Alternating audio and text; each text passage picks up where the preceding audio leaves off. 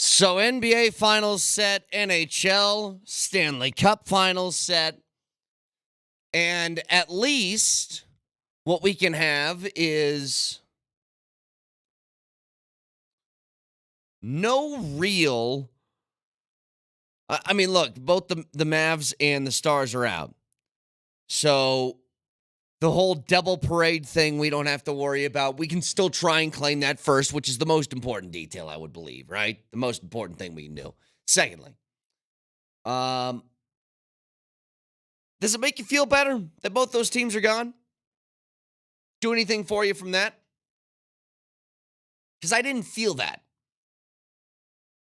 A little bit with the Mavs, almost nothing with the Stars. Now, I have been, because Vic, I think, put this in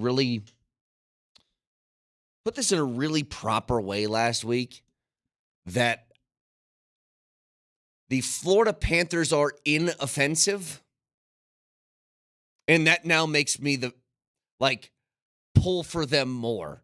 Because I can't think.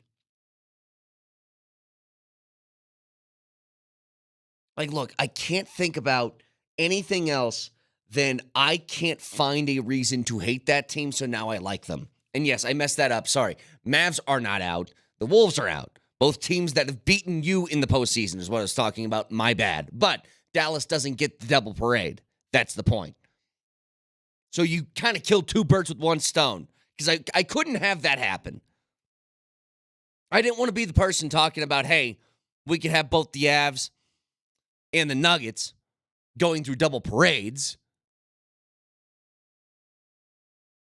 But yes, I was talking about the Wolves. It's Monday. I'm sorry. We'll get it figured out, okay?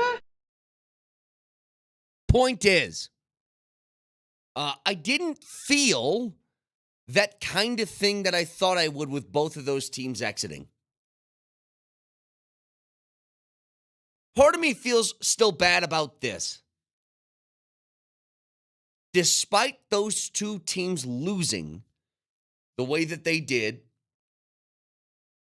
Dallas to Edmonton, Minnesota to Dallas, I can't shake this feeling that if both of those teams got to that point that they might win, and that sounds like, look, if you're outside of Denver and you hear me say that, you probably think I sound like a giant loser. Oh, if you just beat the team that you didn't, then you would. Well, honestly, though, that's how I feel. I think the Nuggets get past Dallas. I think the Avs would have gotten past Edmonton, and it almost makes me more mad this morning. No, I didn't feel this well, you guys are now sad too. I felt like, dude, that's a missed opportunity for you. And maybe I'm wrong. Maybe you get torched by Edmonton. Maybe Dallas and that Kyrie and Luka combo, puts you away. I don't know. But I do feel that way this morning. That if you put the Nuggets or the Avs in both of those situations, I think they both win that series. Now, the Nuggets just faced a team that was built in a super unique way that posed a whole bunch of problems that nobody else in the league could pose. You had on top of that the Jamal calf injury. You had on top of that Michael Porter Jr. having a crappy series. All of that just gets kind of rolled into a ball. You put on top of that the depth of this team, or lack thereof, finally caught up with them. All of that gets put together, and you get, the second half in Game 7 that you got. The Avs, on the other hand, we know what their issue was. I mean, one of their best players just disappears before a really crucial game that threw them all out of whack, and then it was the most uphill of uphill climbs to try and get back into the series, and they couldn't do it. But I'm not sitting here this morning pointing and laughing and going, ha ha. I'm more like, damn. I think you could have taken both of those teams. Now, Edmonton, really good. Obviously, incredibly talented. That goal by McDavid to start things off, my God. But we've seen what happens when you play Edmonton and all that talent. They are very talented, but so are you. and you're able to keep up in that department. Just sucks. Because we can look back at 2024, 10 years from now and say, both teams really had a missed opportunity. The nice thing about the last couple of years, when one team had something go wrong, so 2 years ago, you had no Jamal in the lineup. You're trying to figure out a way to navigate that. You knew it wasn't going to happen. If you go back 2 years ago for the Nuggets and they played, that was Golden State. Before that series started, we all knew what was going to happen. I remember my tone, Nelly, when that series started, and I go, yeah, like if Joker has a really good series, maybe they could make this like it was that tone of we all know that this is not going to go well. But what's the point of having a playoff series that you know you're going to lose and you just go in going, oh, well, they're just going to get their, you know what I mean? There's no point to that. That's not fun. You have to kind of convince yourself you got a shot, even though you know it's not possible. But even in the middle of that, what you had on the other side was a very good Avs team. And you're like, well, even if the Nuggets get toasted in that first round like we thought they would, the Avs had a real shot. And they took advantage of it, and they took that to a Stanley Cup championship. The following year, the Avs draw Seattle in the first round. And you felt really good about your chances. And then what happens? Val disappears, throws everything out of whack. You lose in 7 games. But on the other side, what did you have? A fully healthy Nuggets roster that looked like they could be legit championship contenders. And they rode that to the NBA Finals and winning a championship. This year, you felt pretty good about both. Outside of the first, 2 games of that Winnipeg series where you were just trying to figure out, is Georgiev going to be good enough to make this work? Well, it turns out that he was good enough. You just didn't have the right things afterwards. Disappearances, injuries, all that stuff mounted, and they get bounced. And you ran into a tough team. Dallas is good. And the Nuggets, it was just, can you beat Minnesota? Because if you can, that's what happens when I pound the table when I talk. I sometimes hit the off button. If you got past Minnesota, you felt like there was a possible championship in front of you. Now, is that a pretty healthy assumption that I'm making right there? Yes. But I think you beat Dallas. Dallas is not built to stop what the Nuggets do. Nobody, no Derek Lively or Daniel Gafford was going to stop Jokic. And for as good as Kyrie and Luka are on offense, they are not that on defense. The Nuggets would have been able to outscore them. Now, Boston's a different story. Healthy Porzingis, maybe it's a good series. Maybe they don't win. I don't know. But they would have made the finals, is my point. We're going to look back in a few years and say, man, 2024 is a missed opportunity. But isn't it weird how the narrative and our perception of everything changes? Because for weeks, right, everybody on this station was saying whoever wins between the Nuggets and Minnesota series is going to go on and take it all. And then Minnesota wins 1 game against Dallas. Well, what's interesting about Minnesota is they are... How would I do... You know what? I'll put it to you this way. Minnesota feels almost like a really good NFL team that relies a lot on defense. And, if I take you to, hell, the last Broncos Super Bowl team, or I take you to that, was it the 2000 Ravens with Trent Dilfer? If their defense plays up to the standard that you're used to, they're probably going to win. But if they just give up a little bit more than maybe what's expected out of them, it's going to be really difficult for them. For example,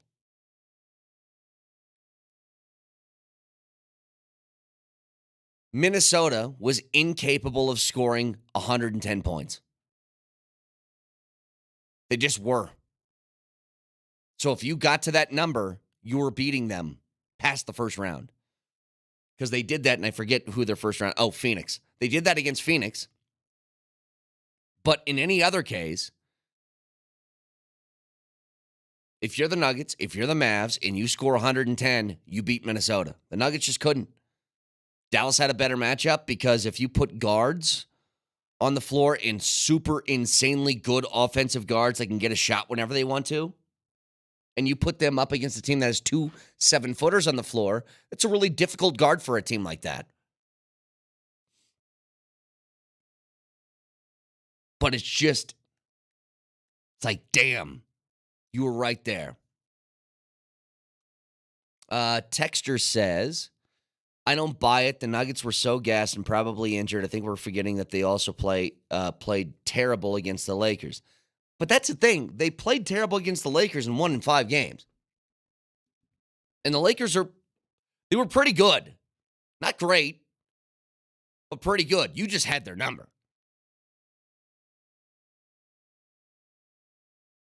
Were they gassed? Yeah, they were. But that series was different. That series was physical. It was full court press the entire time. You had somebody guarding you on Minnesota the second you inbounded the ball after a made basket. Dallas wasn't doing that. It was a different level of stress that was put on that team that didn't happen the previous year or wouldn't have happened in any other series. The reason the Nuggets were gassed is because Minnesota made them feel that. Dallas wouldn't have. So 303-504-0925.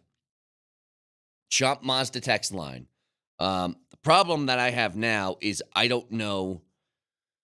The NHL is easy because the inoffensive Florida Panthers are there. And so I'm like, all right, go Panthers. I want this Canadian streak of them not winning a Stanley Cup to last for like 1,000 years. If I had a say in it, the fact that Canada can't win at a sport that they claim is the funniest thing in the world. It would be like if the U.S. ever won the World Cup, I would be insufferable to anybody from any other country. Like, this is the one thing that you can hold over our heads, and we just beat you in it. Kilometers, not a thing anymore. Exactly. We won in soccer. It's soccer now. Well, it's not football. I feel the same way about these Canadian teams never winning the Stanley Cup. I just want it to continue. I wasn't even born the last time a Stanley Cup champion was in Canada. Because when was it, 93? Yeah, Montreal won it in 93. Yeah, keep that streak going. Like, I'm all about the Florida Panthers. I'll start, you know what? I'll go full GTA 6. I'll get some Gators in my backyard if I have to. Like, I'll be Florida man, full Florida man for that. Now, in the NBA, I don't know who to root for. Because I don't want Dallas to win. But I certainly don't want Boston to win. So I can't even, like, truly hate watch it. Why don't you want the Mavs to win? Is it just because of the city they play in? No, I just don't like Western Conference teams winning it. That's what I want. I just don't want that. Now, if you're forcing me to choose, I cannot root for Boston, so it's probably going to be the Mavs. There you go. That's the kicker. You can't root for a Boston team. Do you really want all those wicked pisses getting another championship? They're like 30th championship in 20 years for that city. Come on. I want Dallas to look really bad in winning. How about that? I want them to win that, and then we're like, God, both teams were really bad. That would be my ideal world. And speaking of really bad, we talked to James Palmer last Friday. He said something about a position group for the Broncos, tight end. He said, it's the worst in the NFL. I followed that up. Next question to him was, how many worst position groups in the NFL would you say the Broncos potentially have? As of right now. We don't know, but as of right now. And so I did some digging. And I think there's a few of them. And I would like to explain this to you next.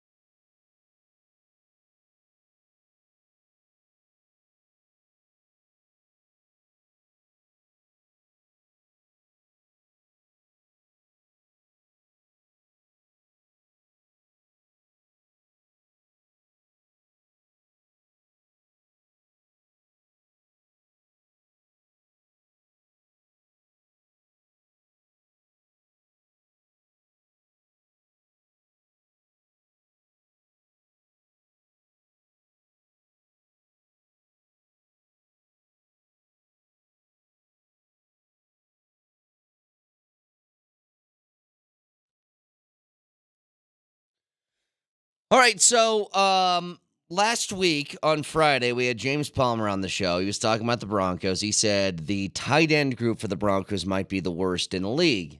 And I got to thinking, well, how many of those could you say are at least possible? So I went to Pro Football Focus, and right now what they're doing is they're ranking the top 32 players at each position in the NFL. They've gotten through almost all of them. And I'd like to give this to you. So the only position that they did by group was quarterback, and they ranked the Broncos as dead last as far as quarterback groups in the NFL, which is probably accurate for the moment. I guess we don't really know because we don't know what Bo Nix is going to look like, but just on the surface right now, Nix, Zach Wilson, Jarrett Stidham. Sounds like the worst in the league. Top 32 running backs in the NFL. The Broncos have none, according to Pro Football Focus. Top 32 wide receivers in the NFL. The Broncos have none, according to Pro Football Focus. Top 32 tight ends in the NFL. The Broncos have none, according to Pro Football Focus. They have the 19th ranked offensive tackle in Garrett Bowles.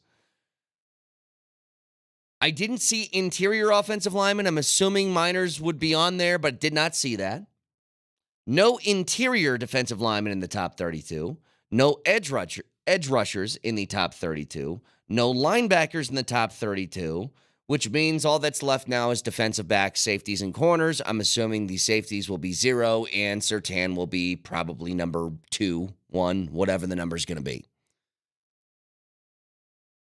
They are so unbelievably untalented. And that is exactly why this year is so important for Sean Payton. Because here's what Sean Payton's going to have to do. And I think for this offseason, they've kind of recognized that either out of necessity because they didn't have money, or just through recognition of where their roster's at and what it looks like. He needs to totally go against the grain of what his entire coaching career has been, which is his philosophy is to win the most football games, you play veterans. And you do that maybe at the expense of developing younger talent.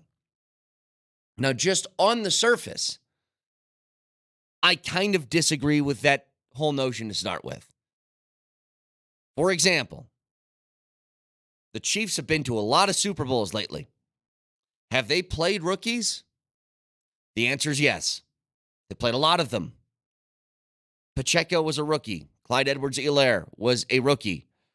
Rashee Rice last year was a rookie. Defensively, L'Jarius Sneed was a rookie. Juan Thornhill, and they had him a few years ago, was a rookie. Like, they played young guys. It doesn't mean that you're sacrificing wins in the meantime. Now, the Niners have played rookies before. The Lions last year made the NFC Championship game, played like 4 rookies, a ton of minutes, ton of snaps. So I disagree with the philosophy to start with that if you play young guys, then it's going to risk a chance of you winning. But that's his MO. He does not do that. He has to this season. Because what's the point? You're going to play the 65th best player at a position in the NFL as opposed to the 80th best player because he's a veteran? That doesn't make sense to me. Recognizing your situation is important. And if you recognize where the Broncos are at, you recognize that they're going to lose a whole bunch of games. But this year, as opposed to others, you can lose games with a purpose.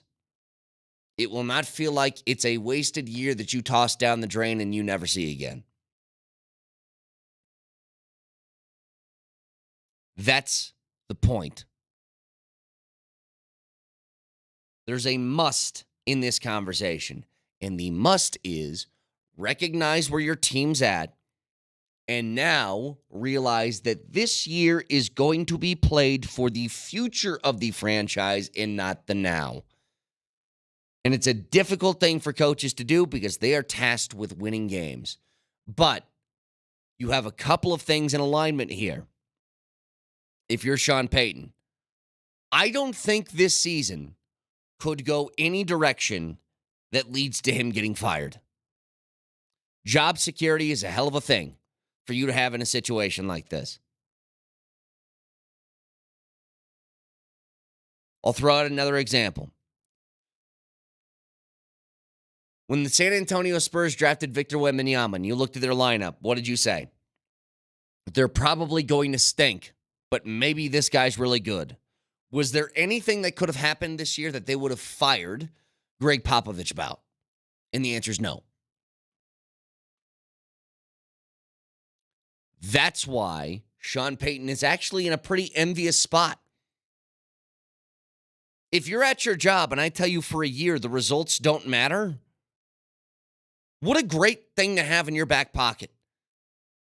Like, if you do well and you surprise people, you get all the praise. And if everything looks bad, then you get none of the blame. It's a great thing. Now, the only exception to this is if Bo Nix looks like trash. If that happens, then throw everything out the window. Like, he's still not going to get fired, but it's going to feel like another waste. You know, there's some quarterbacks that they can play poorly their first year, but you still kind of recognize there's something there and you can work with it. And then there's some guys who are like Josh Rosen in Arizona, where he gets there and almost immediately you're like, oh boy, this is bad. Not going to work. Hey, man, the 9 teams that drafted somebody else ahead of him are going to regret it. Remember, that's going to be the biggest mistake they made. I hope so. I really do. Well, in the case of Bo Nix. Yeah, they said that about, or Josh Rosen said that about the 9 teams before him, and the 9 teams said, no, I think we're pretty good on that one. In fact, I think our scouting department deserves a raise for telling us not to draft you. But the point is, go out and use this season as a springboard for next year and the year afterwards. You play Knicks, you play Mims, you play anybody under the age of 24 that you think is going to be on this team serving a bigger role in a year or two. You get seasoning under them.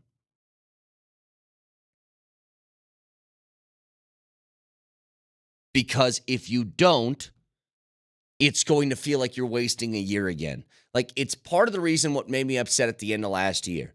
So the Russ stuff didn't work out. Do I think some things could have been done differently to help alleviate that situation so you didn't have to eat $85 million in cap space? Yeah, but maybe he just wasn't good enough. Maybe that was the bottom line, and they said, no matter what we do, this isn't going to work. We got to cut bait right now. Okay, I'm at peace with that. But why didn't you play Mims? But why didn't you go out and give Drew Sanders some time? Why didn't you find moments for Riley Moss to play? Why didn't you know what I mean? Like, all these young guys on the roster who got no playing time, they're now facing the same situation as the incoming rookies, which is we've never really played in a game before. Like, that to me is bothersome. You know, the Drew Sanders one, I know I've discussed this before, but I mean, damn, dude, he's going to be going on year 3 now after this injury, and we have never seen him play. Why? Especially the last couple of weeks of the year when look, you had the nail in the coffin on the season. The second that you put in Jarrett Stidham, you're admitting that the season's over.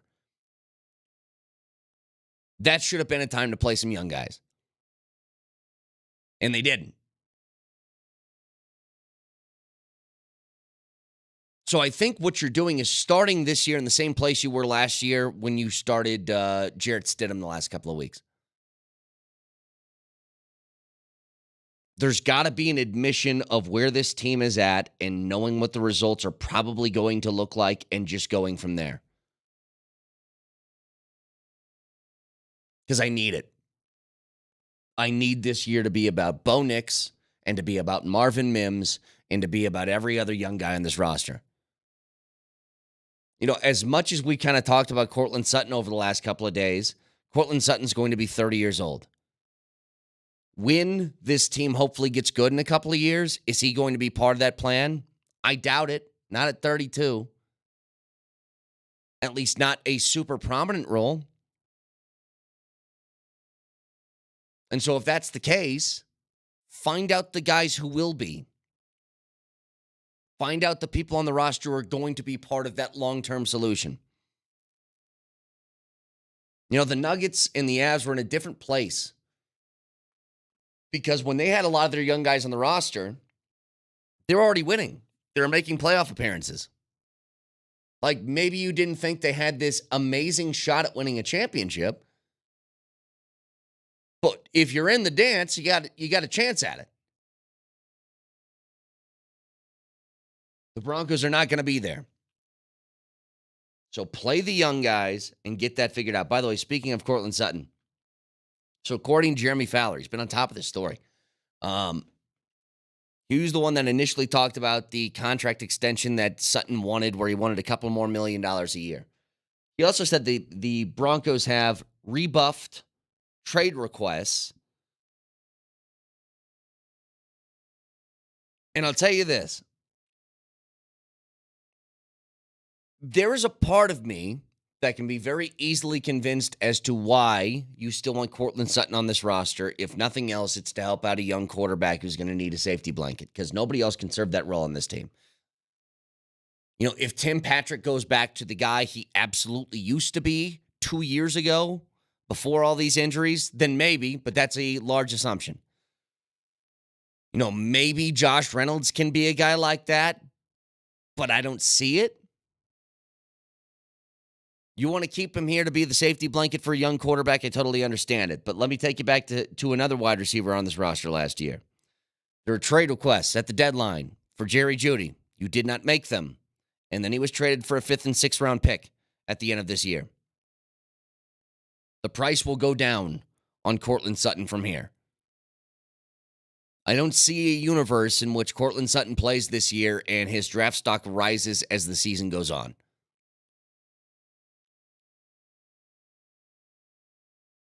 So I don't know what the offers were. Obviously, they didn't think that they were good enough. But if we're talking like 4th rounder territory, I would be really hard pressed not to pull the trigger on that. Because I don't think it's going to get any better. Certainly not at the end of this year as he just continues to age. Texture says this: I want nothing more than for to have a Houston Texans turn around and everyone eats crow. I would love it too. Look, I don't say this hoping to be right. I'm telling you what I think is going to happen. If Sean Payton can come in here with a rookie quarterback and have a Houston Texans season, then sign me the hell up and put a statue of that guy outside the stadium because I don't know how it can happen that way. You know, you want to use the Houston Texans as an example. I guess that's kind of fair because when we went into last season, we said, who the hell is the talented players on Houston?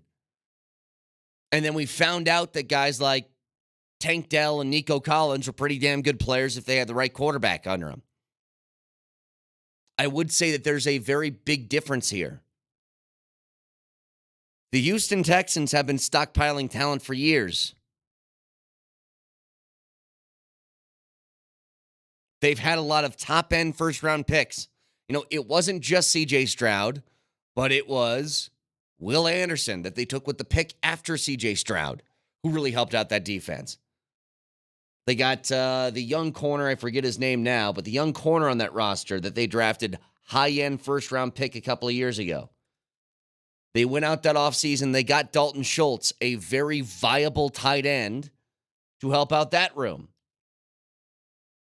They weren't necessarily devoid of talent. I think that we just assumed because they were the Texans, they were going to stink. At least I did. You know, their offensive line had Laramie Tunsil and Shaq Mason. Derek Stingley was the cornerback I was thinking of. They did a really good job of getting talented players on that roster, but a little bit under the radar. I don't think the Broncos have done that. No, and the tight end thing, it's a big deal. I mean, James Palmer laid it out. He goes, one of the reasons why it helped the Texans last year and C.J. Stroud looked really good was because they had Dalton Schultz. Here he is. I don't know how that position is going to shake out for the Broncos. And I think that's a big question mark, and I think it's a great question to ask because that's a huge part for a rookie quarterback. It's the dump down, it's the check down, it's the easy play in the middle of the field. That's the other part that's hurt Cortland Sutton is like they haven't been able to attack the middle of the field. And if you're an outside receiver with no threat to the middle of the field, it's a little bit hard on you. You need to have somebody. And I don't know how you guys feel about this. I can't rely on Greg Dulcich, man. I can't do it. From the very, very, very limited amount of time that he spent on the field, he looks like he could be somebody who's a weapon. But that very, very limited time on the field is the bothersome part because that's not something you can just get. You can't just teach somebody to get healthier. You can't teach their body not to break down. So I think that stuff matters. And we'll get back to it in a little bit. 303-504-0925. Broadcasting from the Backus and Shanker studios. Serious lawyers for the seriously injured. When we come back, I've been waiting to see how this is going to play out. Because a lot of people had immediate takes on this. And I said, I'm just going to sit back and give it a few weeks. And then we'll see if something changes. And the thing is, it hasn't changed. And I think this is the most petty thing that's going on in sports right now. We'll get to it next.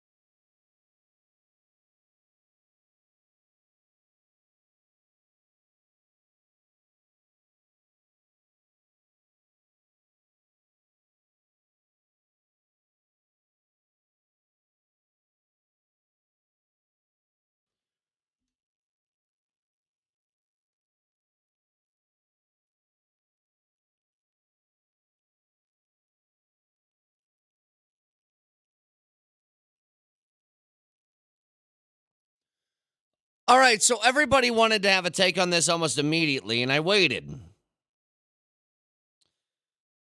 You know, I'm not one of the guys that when Caitlin Clark was dominating the college landscape and then making the jump to the WNBA, I'm not one of the guys that was going to cross over, and I wondered how that was going to go, and it looks like it's gone fairly well for the WNBA.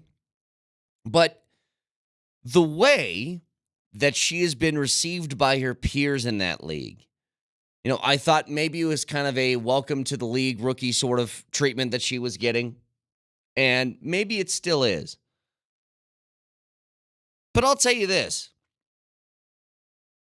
I find it really weird. Really weird. The way that they're reacting to having her in the league. I mean, it is the most blatantly obvious form of jealousy I've ever seen. So they don't like the idea that she walked into their league, which is now hers too, and it's actually more hers than theirs, and maybe that's the bothersome part. But she was already the biggest thing that the league could have asked for. And so now it's, do I think that every video that's been shown has been this cheap shot that needs to be highlighted? No, but this one from, what's her name? Is it Chennedy or is it Kennedy? Kennedy Carter? It's a CH to start it, so I've gotten confused. But this one, I'm just like, let me get something straight. Your league's been hurting for money. It's part of the reason why you guys haven't had chartered flights is because the league just doesn't make enough cash for them to justify it. No, we all know it's a subsidized league from the NBA and all that stuff, but I'm leaving that off to the side for a minute. Somebody has now come into the league that has brought attention to your sport, that has given you a national spotlight, that has allowed the league an opportunity to make some more money, and it just looks like you guys are putting together a cat fight. I'm like, for what? I'll tell you right now, if Nelly was a super famous producer that everybody knew and could bring a new audience to our show and all this different stuff, my reaction when he came on board after Marty left would not be, hey, punk. You know, how stupid could you be? This person's helping you. Brett, serious question. You've been doing this show for how many years now? 5 years? 6 years? 5.5. How many times have you talked about the WNBA in 6 in the morning with Brett Kane? Almost. I honestly, this might be the first time. That's what I'm saying. Caitlin Clark has put this league in a mainstream light that they haven't seen in ages, maybe if ever. And hey, Chennedy Carter, get ready to learn Spirit Airlines, buddy. You know, the only reason you're not flying commercial is because of Caitlin Clark. And you're going to hard foul her and put her on her ass? What are we doing? Well, and then it gets to their post game where she's speaking about this shot that she took on Caitlin Clark. So she's asked about it because it was the biggest thing that happened from the game because you keep making this, and that's what's so funny to me. Their attempt to do this to her only makes the story more about her. Like, it doesn't even fit their purpose. And she says this. Kind of on the play before bumping in with Caitlin, it seemed like she turned to you a little bit after the fever I score. didn't answer no Caitlin Clark questions. Did she say anything to you? I don't know what she said. What'd you say to her? I didn't say anything. That's enough. I'm not answering no Caitlin Clark questions. Guess what? There's your one sound clip, Kennedy Carter, that's going to be on any show ever, okay? The only time they will play a press conference sound from you is answering a question about her. And maybe, and this is just a thought, I don't know. You should have some respect for somebody who's growing your sport. Imagine this, Nelly. I'll give you a perfect example that is analogous. Is there something in the MLS that happened over the past couple of years that was a big deal? I'm trying to jog my memory. Big story in the Oh, that's right. Messi joined the league. You know, the most popular athlete in all of the world. One of the most popular soccer players of all time joined the MLS. Can I ask you something, Nelly? Have you seen any videos or heard any quotes from anybody in the MLS that said that this is bad for their sport and he's a punk who doesn't deserve this attention and this was our league and he just joined it, he thinks he owns it? Have you heard any of those from the MLS? Oh, no, that's right. Because the smart thing to do would be like, thank you for bringing attention and eyeballs to our sport that can garner us more money. That's the smart thing that you do. And a whole bunch of these catty women in the league that are just jealous of the attention. It's like, it's sickening to me. And I swear to God, if I were the commissioner, I'd be like, I tell you what, ladies, how about you start your own league without Caitlin Clark and we'll have it compete side by side and see who wins. If this bothers you that much.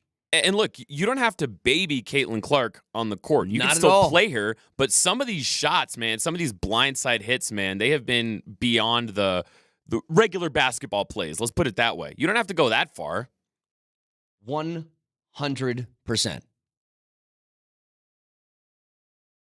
Like, I just don't get it. And look, I don't want to be here to like be this Caitlin Clark defender, because at the end of the day, Nelly, I don't really care. I don't. But I care when people are being stupid. And this is really dumb.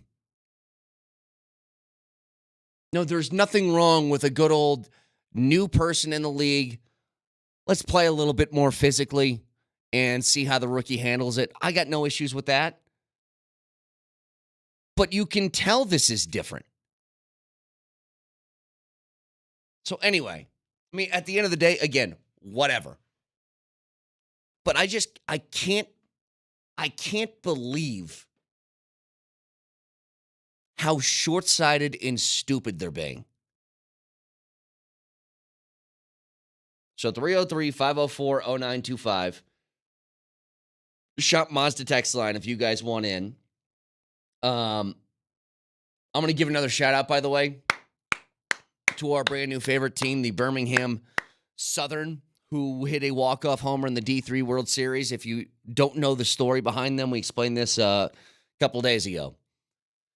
So that team is now a school that does not exist. They have shut down operations after 168 years, Birmingham Southern. But the baseball team is the only thing that is still continuing as far as representation of that school as they are playing in the D3 World Series. They hit a walk-off home run.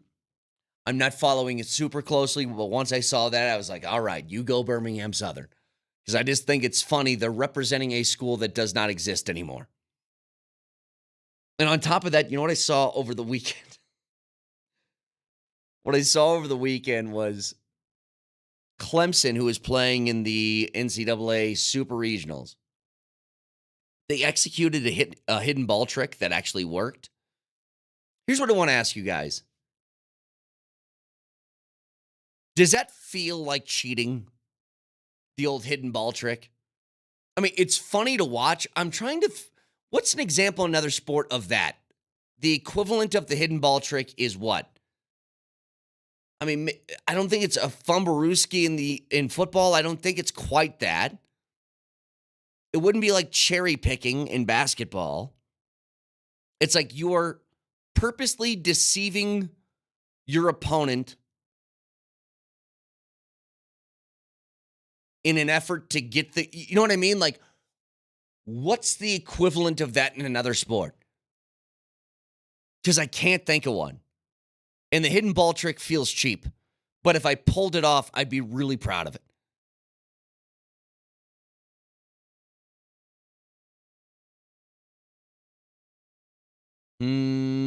Somebody said Jose Alvarado. Like, yeah, maybe him. Where he's like, you ever seen that where Jose Alvarado from the Pelicans, he basically stays out of bounds and then sneaks up behind the guy who gets the ball inbounded to him and takes it away. Like, that's about as close as you can get. It's kind of like a hidden ball trick. Maybe touching a live ball on a kickoff with a foot out of bounds. Yeah, it's more strategic. Hurrying up to get the snap to get another guy offsides or too many men is similar. Yeah, you get the free play. I really don't think that, because that's not deception. That's just acting based on what you're saying and trying to get an advantage. The fake kneel down's a good one. Guys are gassed, you do the fake knee, and then or a fake spike. But I'm telling you, there's almost nothing that I can think of that's as close to the hidden ball trick as far as deceiving your opponent in a legal way. Anyway, keep them coming in. 303-504-0925. Shant Mazda text line, one price, one person, 1 hour. A lot to get to this morning. Again, main question today. Both teams that beat the Avs and the Nuggets are now officially eliminated from the postseason. How does that make you feel? We'll get to that in just a second. Moj Lombardi and Kane next.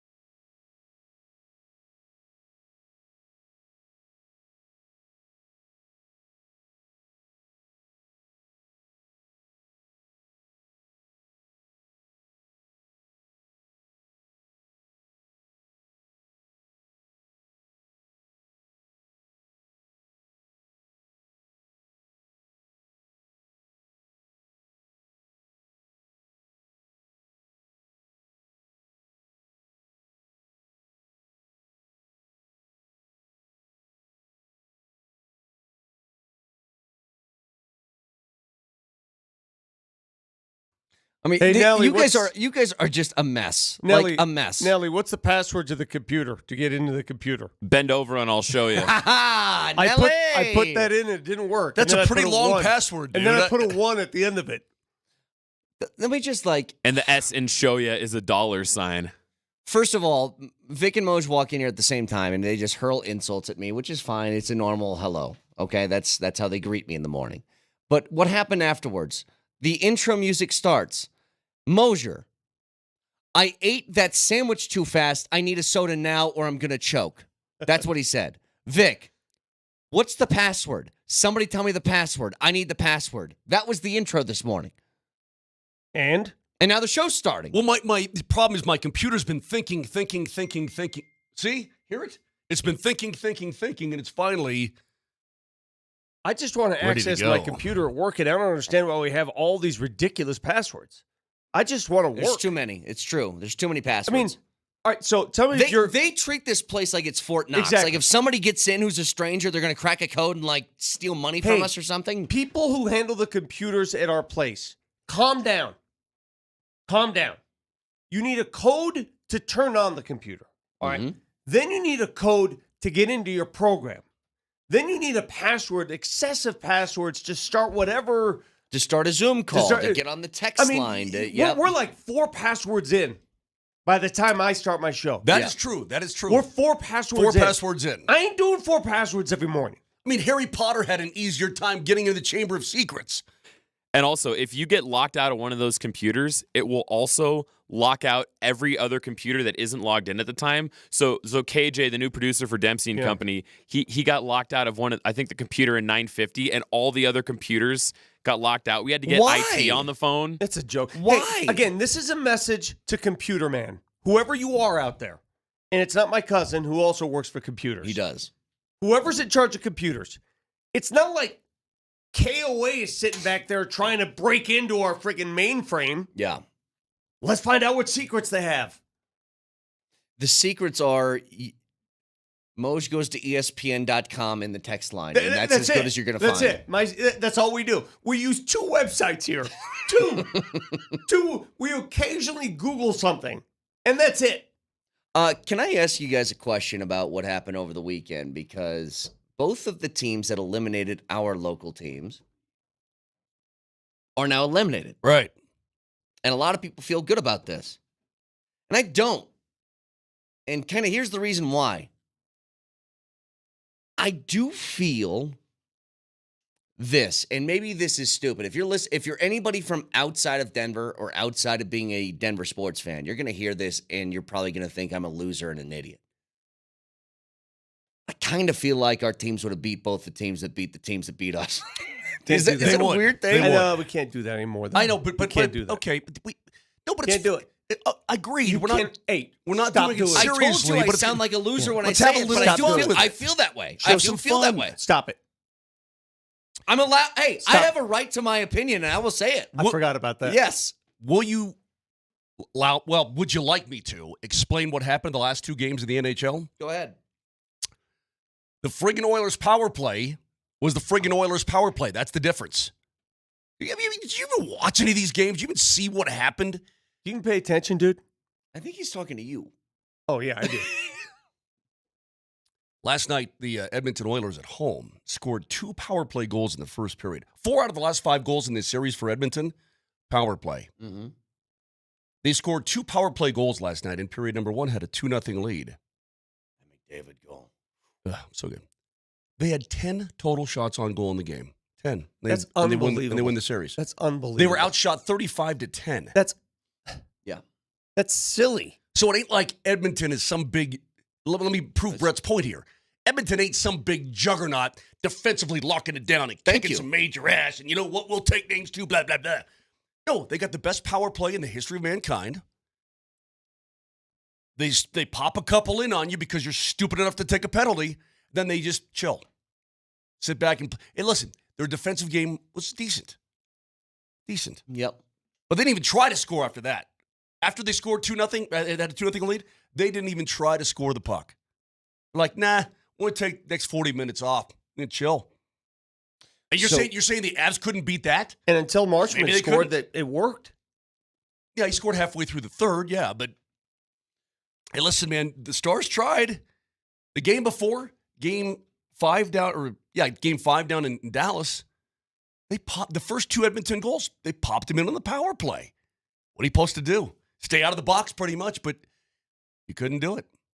Again, I feel like a loser in saying this, but I do think that the teams that beat you would have lost the Nuggets. It sounds like such a ridiculous thing to say. Do you think the Nuggets would have beat the Mavs? Because I do. I think they would have. I don't think they have an answer for anything that Jokic was going to do down low. I completely There's agree. no Lively or Gafford that's going to stop it. I thought that, and I was widely assuming that was the case. But you can't make that leap. You can't. They didn't earn that leap. I'm not going to realistically make the leap. It's just what we feel. It's what we think. Yeah, that's fine. I could think a lot of things. Brett is entitled to his opinion. It's in the Geneva Convention. I have a right. You know, it's funny. I have this notebook that I keep in my briefcase, in my backpack. What does your friend call the backpack? Backsack. And it was turned to a page, and just looking at this page brings me nightmares. This was Game 6 of that second-round NBA playoff against Minnesota. Well, why were there any notes? And these are my notes from that Game 6. Oh, I should start my camera so everybody can see this.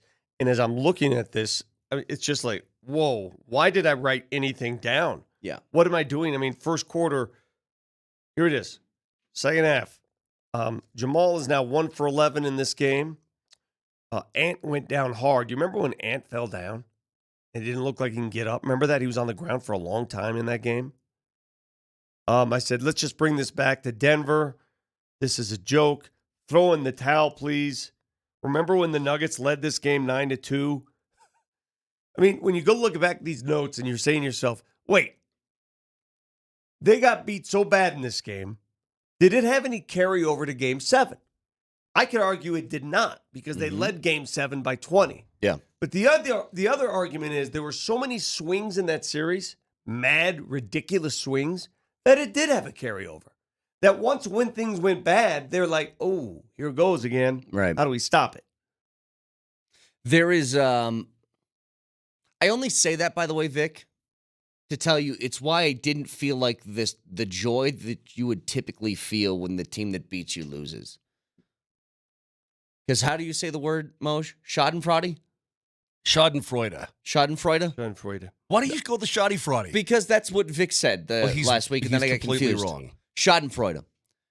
You typically have that when the team that beats you loses, and I didn't feel that way because I more feel like it's just a missed opportunity. Agreed. Now, listen, when it comes to, I think the Florida Panthers are going to smoke the Edmonton Oilers. That's me. God, Maybe what a they won't. series that was. Well, Stuart Skinner played his best ever game as a human being last night. And Edmonton won 2-1. I think that Florida. Can you get your little circa thing out? I don't do that, so tell me what it is. Sure. I'm guessing that the Florida Panthers They have to be favored. are the favorite. They have to be. Not only do they have home ice, but I think they're the better team. And Series price, Florida Panthers minus 132. Yeah. That's not a big favorite. Not huge. Boston was like 220. They better get their penalty kill in order if you're the Florida Well, Panthers. you know why I am happy, though? Why? That Florida has emerged and Edmonton has emerged because it eliminates a possibility of a double parade in Dallas. Correct. And I didn't want to see a double parade. I did like that, yeah. Because I wanted us to be the first double parade, and we didn't have it. So I don't want some other city going double parade. I don't either. You know, the other thing about Florida, and the nice thing is what Vic just mentioned, there's no double parade in Dallas. But secondly, you said about the Panthers, Vic, that they were inoffensive, and I think that's a really good word for the Florida Panthers. There's nothing about them that you can really hate, right? Well, I mean, They're Switzerland.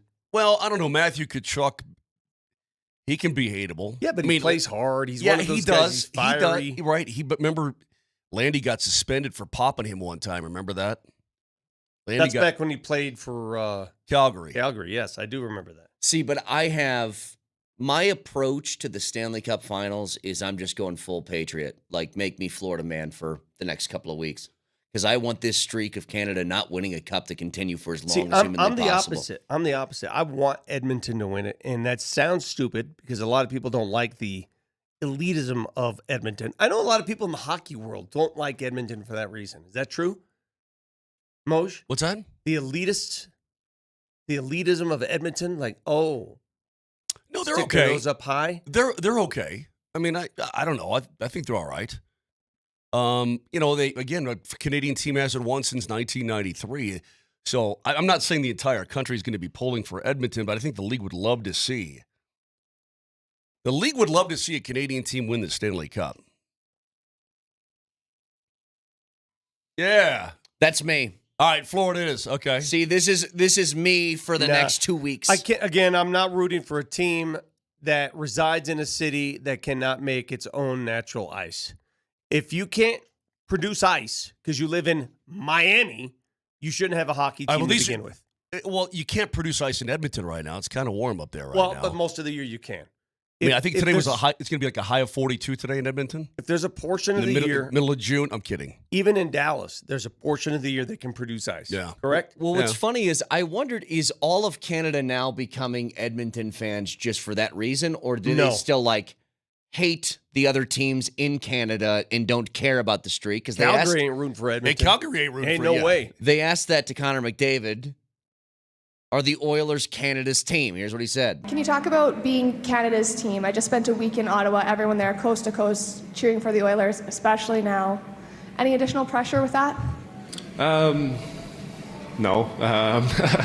There's going to be pressure playing in the Stanley Cup final, no matter where your team's from. So, obviously, we're a Canadian team. We got great Canadian fans, and it feels good to maybe unite the country a little bit and have something to bring people together. That's what sports is all about, is bringing people together, and hopefully we're doing that for Canadians across the country. Well, I thought, sorry, Nelly, I had this messed up.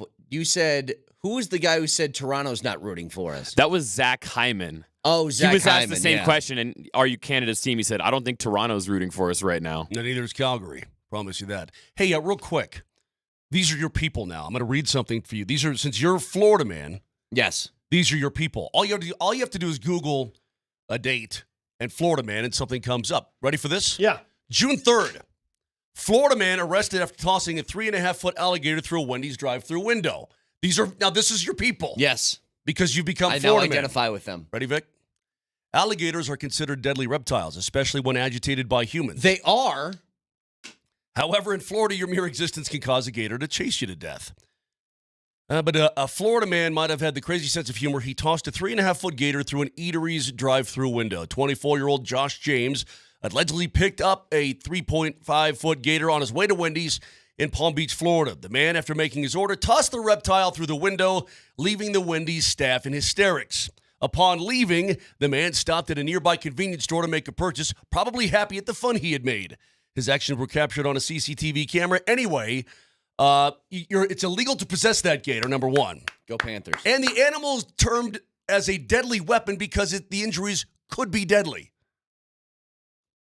So you said the same thing 7 times. Yeah, these are your people, Brett. Go Panthers. Damn right. Gators, all of it.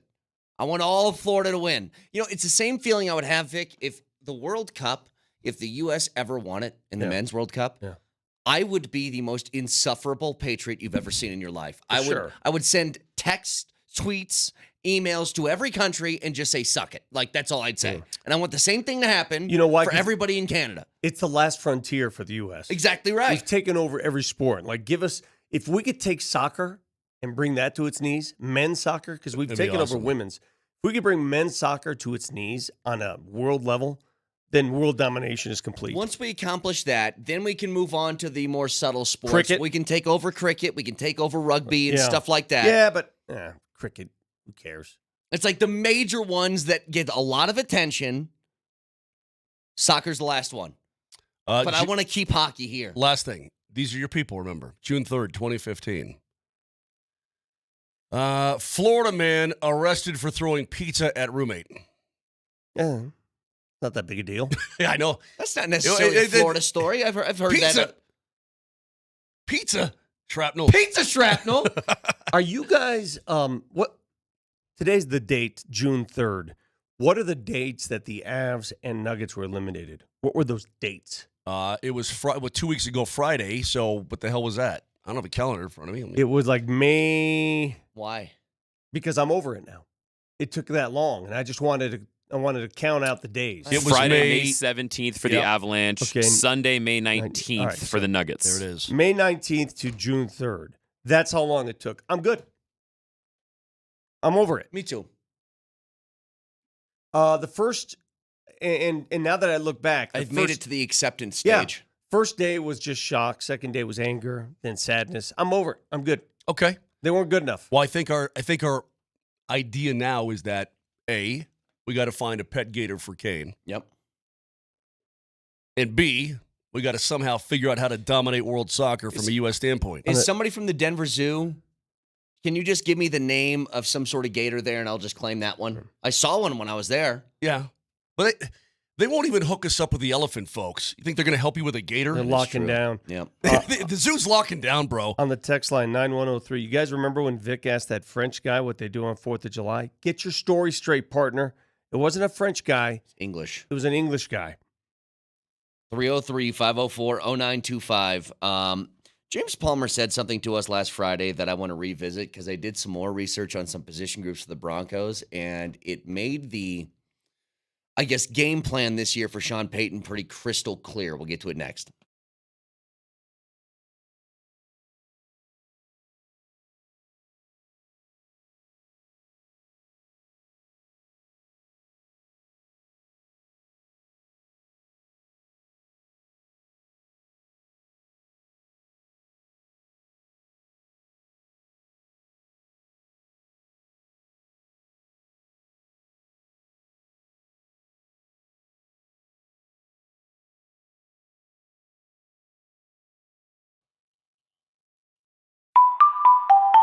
That's the lucky sound of Tulaterra, and why wait in line when you can play online and win big? I'm talking about the lottery, and today, the Powerball, $171 million. And you can do it through the Tulaterra app and make your life so much more convenient. It's a mobile app that allows you to buy official state lotto tickets straight from your phone. So stop waiting in lines and do it on the go. Download Tulaterra, Tulotero, and use the code MAGIC for a free lottery ticket. That's right, a free lotto ticket to try and win $171 million today in the Powerball. Download the app, valid only for new registrations, and give it a try. Wishing you good luck.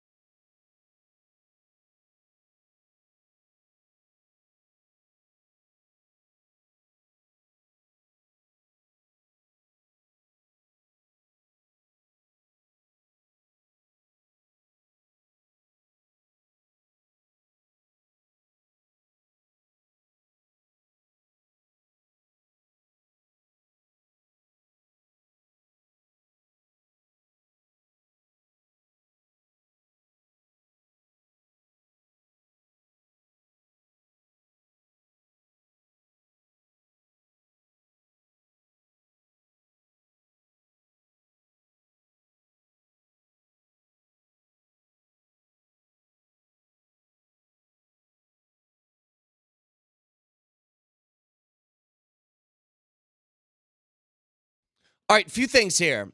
One, just got a text. This is for Brett from Rob Enjoy. It's a picture of a gator. Maybe Rob Enjoy, are you guys at the zoo?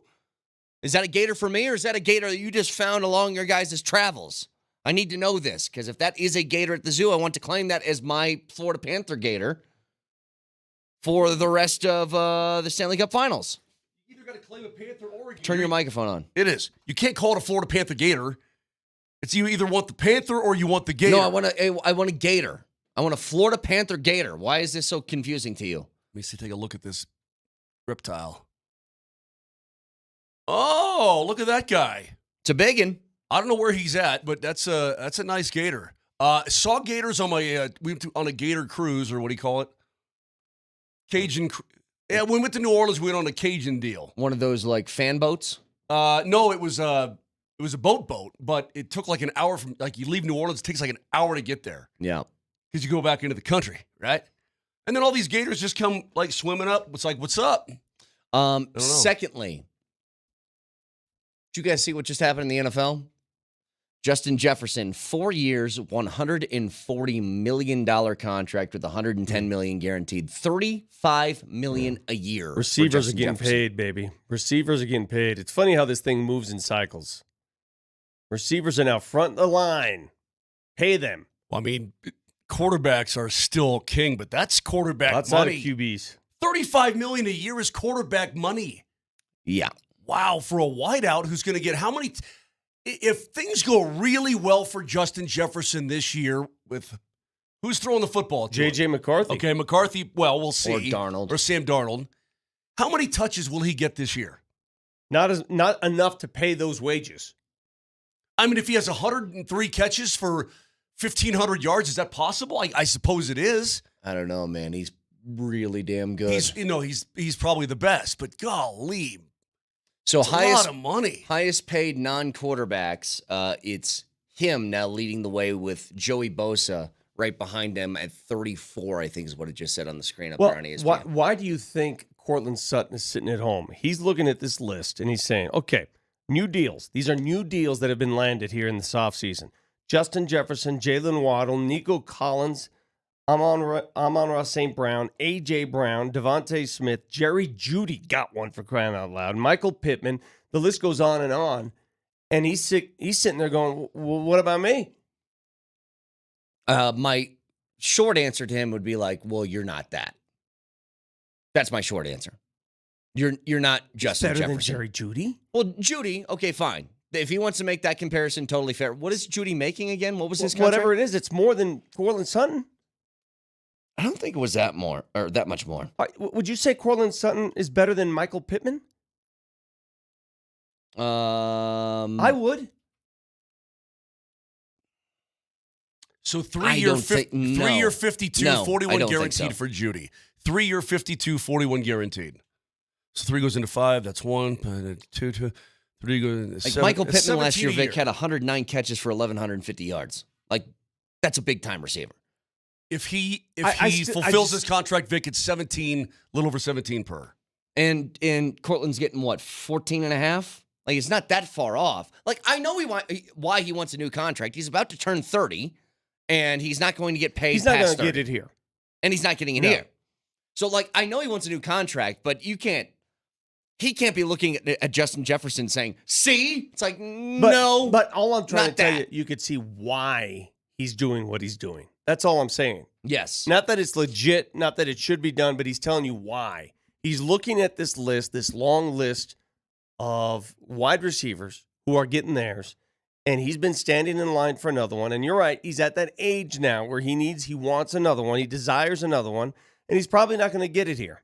When he signed his contract at a weird time because he had a couple of years left already. And I don't, like he said this, a lot of guys don't want to take the deal then because their next contract does come when they're 30 and then they aren't going to get the big one, where his other contract would have ended when he was 28. Maybe he gets a lot bigger contract. Sure.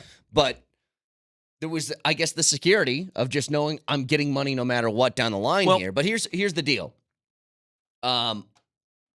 These things work hand in hand. Wide receivers, tight ends work hand in hand. James Palmer said this to us last Friday. Vic, this is the worst tight end room in football. And I don't think it's close, honestly. And that position, as you mentioned, so important to rookie players. I mean, look at what Dalton Schultz did down in Houston for C.J. Stroud. Like, he was phenomenal. And it was great for C.J. And it's so important to offenses in the NFL right now. I mean, you look at Buffalo, they have two dynamic ones in Kincaid and who's the other guy they got from Old Miss that's been there forever. Anyway, they got two really, really good tight ends, and they rely on them. Most teams rely on tight ends.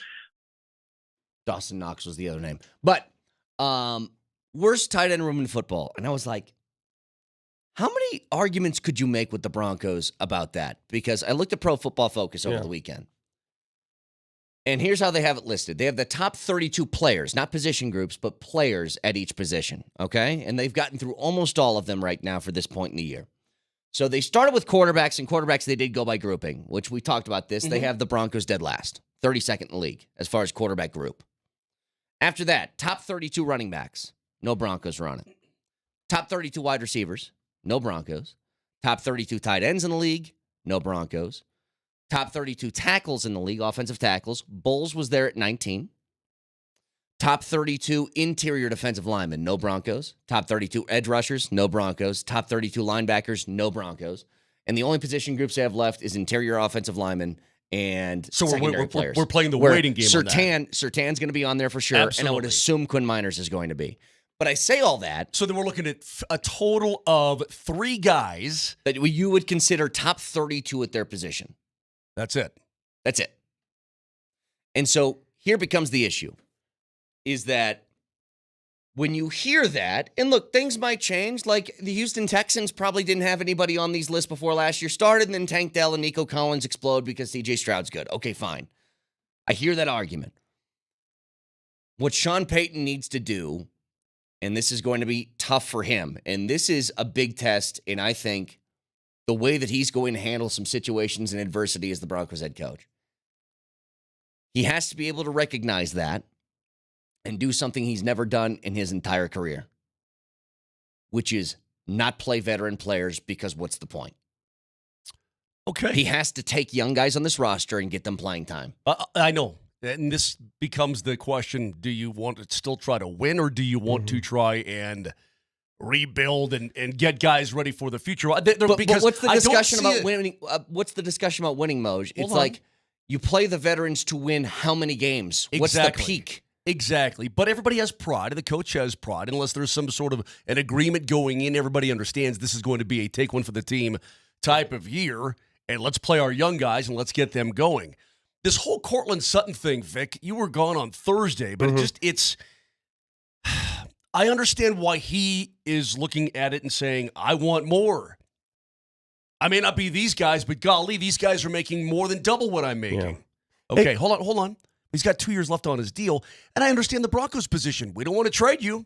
We don't want to trade him because we need a guy to help out our young quarterback. And you're the most reliable guy that's going to be out there. We need you. But boy, oh boy, Vic, if he comes in and is disgruntled in any way, if he's a squeaky wheel all the time, it's going to be a complete distraction. It's going to be a pain in the butt. I'm going to die on this hill no matter what you guys say, because I've got some texts. I think Courtland Sutton is just as good as this Michael Pittman kid. Michael Pittman and Courtland Sutton are the same type of player. Same size, same type of player.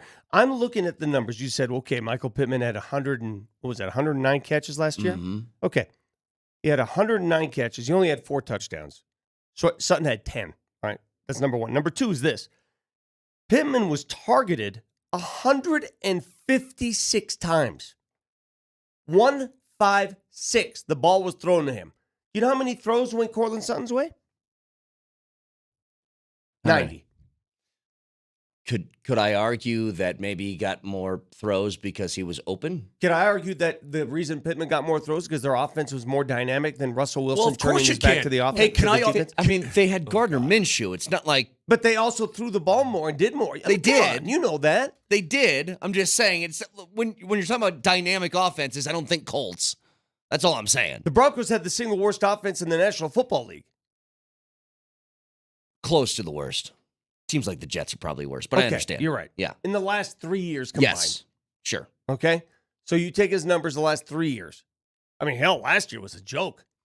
The year before last. The difference here, I guess, is Pittman to me is a number one wideout, and I don't think Courtland Sutton's that. People It keep doesn't mean he's saying- bad. I'm not here to talk trash about Courtland Sutton. He's a good player. People keep saying he's low, he's slow, he can't get open. Okay, well then he also has 10 touchdowns. There's a reason he has 10 touchdowns. Nobody makes bigger catches, better catches. Nobody That's does. true. Like you look. Nobody on that Bronco team can make a catch like Courtland Sutton. So it's easy for everybody to say he doesn't get open. He's too slow after the catch. I get it. Who are you throwing the ball to? I guess if I told you this, Vic, Michael Pittman, Courtland Sutton are on the open market. Who's getting more money? Pittman's younger.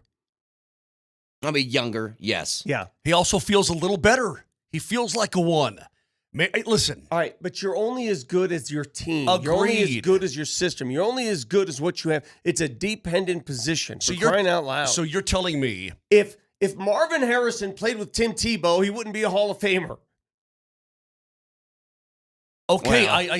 I understand what you're talking about. Well, but what? I mean, there's plenty of really good, like Larry Fitzgerald had nobody Yeah, who the outside hell of was Kurt throwing Warner him for the a couple football years, and he's a forever, Hall of huh? Famer. Oh, I shut him up. I mean, didn't it? Look Some at wide receivers, they'll still make plays. They'll still make things happen, even with bad quarterbacks. Hush, little baby, don't say a word. Brett just tore you a new one, yeah. Who's the best Broncos receiver on this roster right now? Courtland Courtland Sutton, Sutton. and it's not close. All right, you got a young rookie quarterback. Does he need his best weapons on the Absolutely, field? I he think does. he does. Get him on the field. Give him a little I pay agree with raise. you. Give him a little bump, whatever. Let's go. Get him on the field. You don't have time to mess around. They with this already crap. said they're not going to mess with $2 to $3 well, million bucks per year. Well, then you're screwing with him. Well, is by the way, is Jeremy Fowler from here? Because he's all over this story. He's got like every detail on the Courtland Sutton thing. So he was the first one who said what he's looking for is like a couple of $1 million more a year in a new contract. He also said over the weekend that the Broncos have been offered trades for Courtland Sutton, Right. and they've rebuffed all of them. And I think that's the purpose. It's where they're being smart. You know, unless you get an offer that blows you away, it's like having a nice little safety blanket for a rookie quarterback's a good thing, and nobody else in this roster can serve that purpose. But you don't have to pay him more. If he's not part, listen. If you're Sean Payton, you're thinking to yourself, "Well, we're good. Courtland Sutton probably won't be on this team anyway." I know The you Broncos don't have to, but so you're then- trying to develop your quarterback, and you want to give him every opportunity to develop. But the guy's already under contract for another 2 I years. understand I mean, that, but why- you got to why- get him on the field. Hey, by the way, is your boy Josh Reynolds any good? Yeah. I mean, what do you mean by good? I mean, He's not going to be a number one guy for you, but he's a reliable sort of 3 is what I call him. that's what the Broncos have a lot of reliable Yes. threes. But they didn't have the money to go out and do anything better. I will say this, like he's one of those guys I consider him a safety blanket. Everybody remembers Josh Reynolds as the guy who dropped the big third down in the NFC Championship game. He's a sure-handed guy. You know He's a what's good player. interesting about what I just said, though? Going into last season, what did we think about the Houston Texans receiving core? We didn't think it was that great. A bunch of reliable threes. Yeah, They worked out pretty nice. they Yeah. certainly did. Okay, you're telling me. Okay, I Well, see what James Palmer just said, by the I way. see where you're going with this, Vic. What James Palmer just said in that clip that we played was, do you know what really helped out those wide receivers in Houston was a reliable tight end like Dalton Schultz, somebody that can attack the middle of the field. Well, it because also nobody helped can do out. that here. It also helped out the young rookie quarterback. Sure. I mean, Dalton Schultz is a pretty dang fine player. Listen, Tank Dell, is he good? Yes. He is now. Nico Collins, is he Tank good? Dell, wasn't he a rookie last year? And now do you add Stephon Diggs to that mix down there? Mm-hmm. Dude, that's gonna be a pretty wide open offense. Who's the running back they just got? They just got Joe Mixon, right? Yeah. So that's gonna be pretty dang good. It's amazing how quickly that franchise turned things around. That went from the worst franchise in the NFL. All right, let me put you Okay, on the the spot. worst. Mm-hmm. Hush, little baby. Here comes another question. In regards to You have a very soothing voice when you sing that. Thanks, I buddy. could see you Like as a that. father. You put me to sleep. I could Almost see you more as than a you- father. I know you are one, but I could see you as I one. appreciate that. In comparison to C.J. Stroud, where is Bo Nix? I have no idea. How could you begin to guess? We had no idea where C.J. Stroud was. Because So we saw- what Hey, did you- what you were just talking Did you- about? did well, you- did anybody think that the Texans had any ones? But I mean, you're acting okay. So if Nix comes in and pulls a Stroud and becomes an a rookie of the year and is some offensive juggernaut that we didn't see coming, okay, maybe you can turn a Mims into a 1. Maybe some of these guys who are 3s turn into 1s. Well, That's why this entire draft process is a guessing game. We knew nothing about C.J. Stroud. We didn't know he was going to be that. We thought this was a 2 to 3 year project. We didn't think he'd come out and light the NFL on fire his first year. Nobody expected that. Come on. Nobody did. Yeah. Nobody did. When I say nobody did. Legwald did. He didn't think he was going to light the world on fire the way he did. Come on. You can ask. He'd Well, probably not that. Come on. He didn't even think that. Stroud didn't even think it. Oh, yeah, Stroud didn't think it at all. He's like, I'm going to come in here as a rookie. I'm probably going to, I suck. I'll throw But Vic's 15 right. picks. Nobody saw and, the Houston Texans. Oh, come coming last on, year. man. No, We always do this hindsight thing like we should have known this. We don't know crap. Nobody saw We it don't know coming what like Bo Nix is. Agreed. Nobody saw it coming like that. But maybe we should have paid attention that they've got more talent on their roster than they truly do. Or than we thought. Put it that way. Can listen to us anywhere you go on the Altitude Sports Radio app. It's powered by the Wilhite Law Firm. Injury lawyers, go to wilhitewins.com. That's wilhitewins.com. But I don't feel like for the Denver Broncos, I don't feel like they're laying in wait like the Texans were. Where you get a great head coach. Don't you see? Time for break so Vic can pee.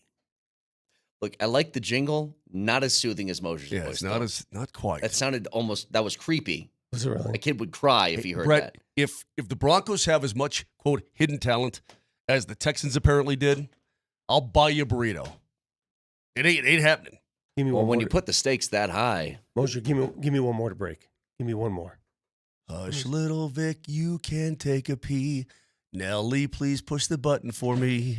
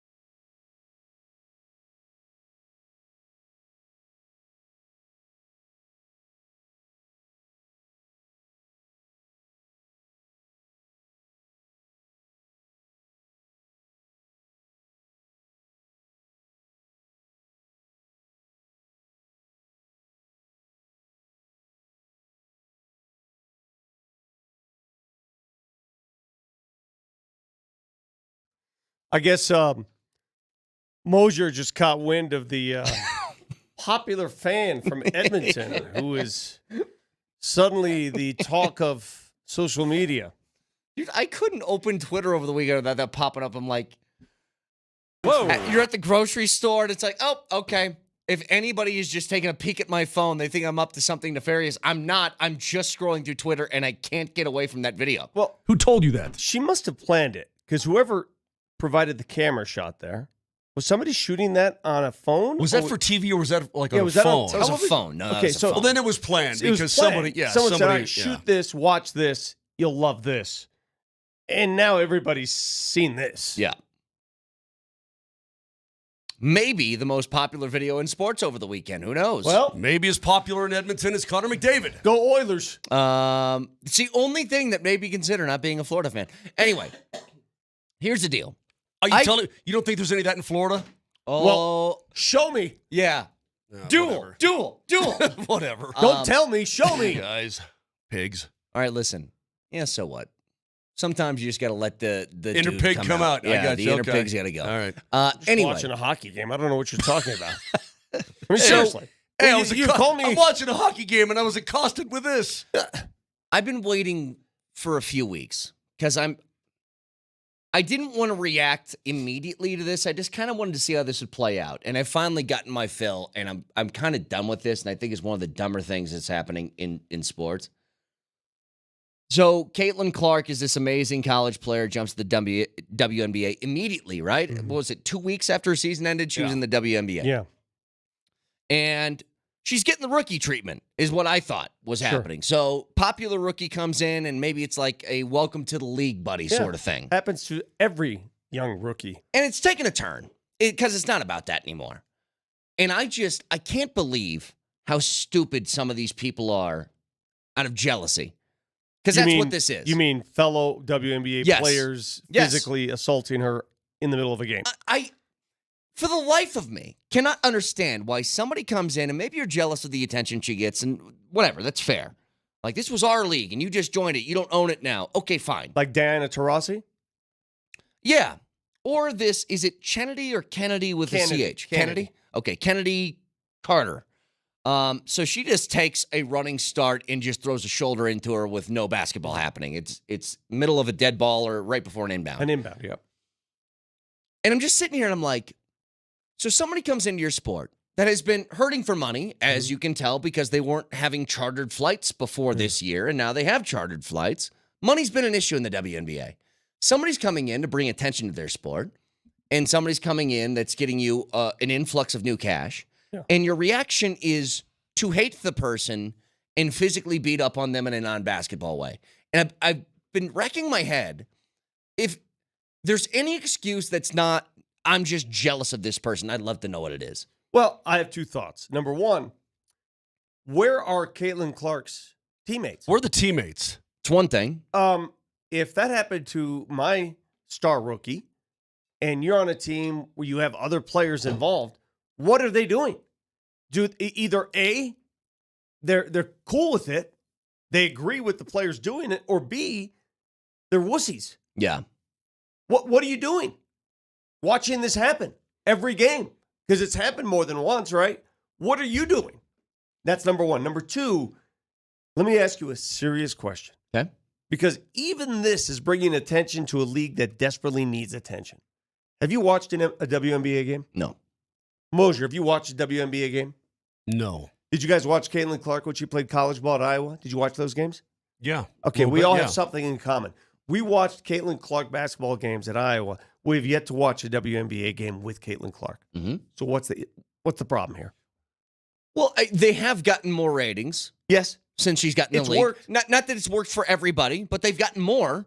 But the stuff that I don't get, though, Vic, is, like, after that happens, Kennedy Clark goes to her press conference after the game and was asked about why did you hit her or shoulder bump her, and she said this. Kennedy, on the play before bumping in with Caitlin, it seemed like she turned to you a little bit after the Fever I score. didn't answer no Caitlin Clark questions. Did she say anything to you? I don't know what she said. What'd you say to her? I didn't say anything. That's enough. Who said that's enough? PR? I don't know. PR or she had a teammate Coach. next to her. Maybe it was her. But No, listen. that whole "that's enough" thing. Well, listen. Here's the thing Kennedy Carter doesn't understand. We played that clip on our show. It's going to be the last time we play a soundbite of Kennedy Carter.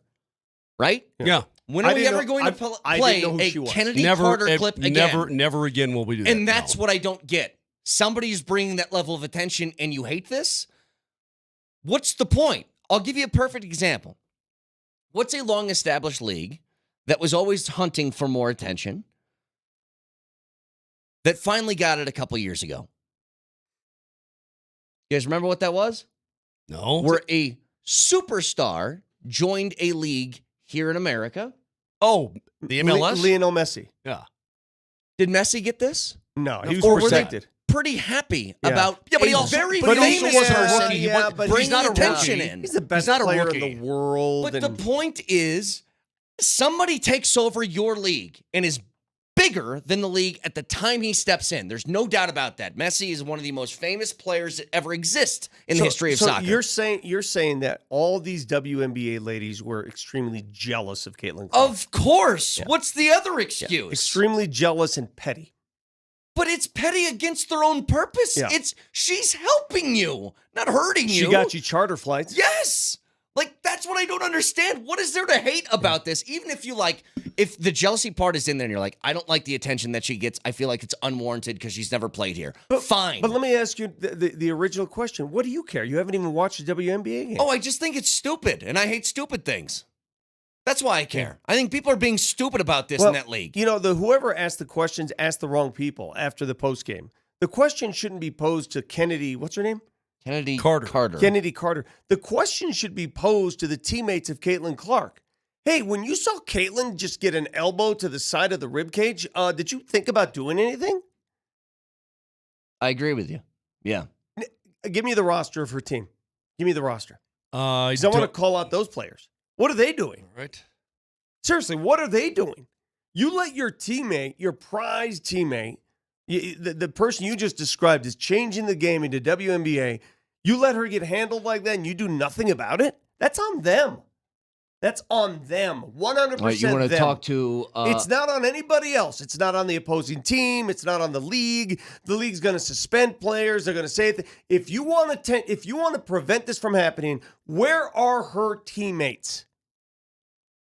You want to talk to Aaliyah Boston? Yes. Or where is Grace she? Berger? Where are or they? Lexi Hull? Yes. Or Kelsey Mitchell? 100%. Kelsey. Katie Lou Samuelson? Katie Lou. Katie Where you Lou. at? Come on, Katie Lou. Where Get you with at, it. Katie Lou? No, I'm Katie dead Lou? serious. You want to prevent this from happening? No, you're right. You're right. It's on them, man. It has nothing to do with other players, other teams, nothing. You want to prevent your star player from getting abused, you make sure she doesn't get abused anymore. That's the old hockey rule, right? Little hockey in Well, who's the the WNBA. Who's the biggest gal on that team? Let me take a. Ooh, they got Aaliyah's 6'5". That's pretty tall. Somebody said, Finish for Card says, Brett, you are being stupid for ignoring Clark's constant jawing. Yeah, so does Luca. People jaw all the time. Talking's all the time. Nobody gets hit like that for talking. Come on. Over Cards. and over again. Over and over again. Now you're being stupid. So talking warrants those kind of shots? I mean, I remember... And if that is your argument that it's just that, the only reason they're doing that is because she's talking, because you're wrong. Yeah. If talking warrants those kind of shots, Patrick Beverly would be dead. Yeah, you would be. Yep. Okay? There are a He'd be lot dead. of dynamics at work Anthony, here. Anthony Edwards would be dead if it's just about talking. That's a good question. If somebody did that to Anthony Edwards, you think other T-Wolves players would respond? Of Yeah. course they would.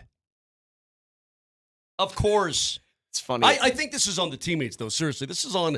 Why wasn't there a full-on brawl? It's funny, as we're talking about Full-on this, hair-pulling brawl craziness. just on my Twitter, this video pops up. Doesn't have anything to do with what we're talking about, but just as we're talking, it's Joker just taking the run at Markieff Morris. Let me go against the grain on one thing because I'm getting a lot of comments that it's racial. Well, I remember watching Iowa in the NCAA tournament, and her biggest hater was Diana Taurasi, who's white. Mm-hmm. It's not just a racial thing. Yeah. It's not. It's bigger than that. It just seems so like I would love for them to explain it to me. I would love for it. Why you would go against your own interests in this, even if you dislike her, she helps. It makes no sense. 303-504-0925. So, Vic, you want to talk about something regarding somebody over at CU, correct? Yeah, I just find this story to be very curious, and it's going to bring on something that buckle your seatbelts now. In the age of NIL and big-time money in college sports, these guys are going to become millionaires right in front of us, some of them.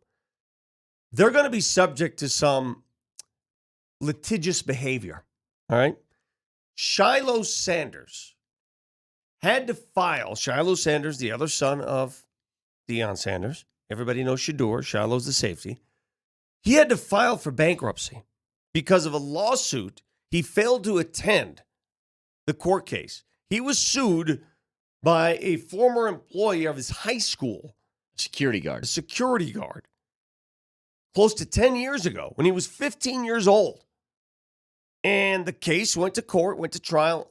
He never made the case. He never showed up. So they awarded damages to the guy, the security guard, over $11 million of damages. I don't know what happened to him. I don't know what $11 million is for. It seems a little fishy to me. Well, can you hang on to this and get to this after the break? Because it is an interesting story, and I'm still trying to figure out how you sue a 15-year-old for over $11 million. And then you get money? I mean, don't you go to the parents for money? Yeah, so we'll get to all this in just a second. Stick around.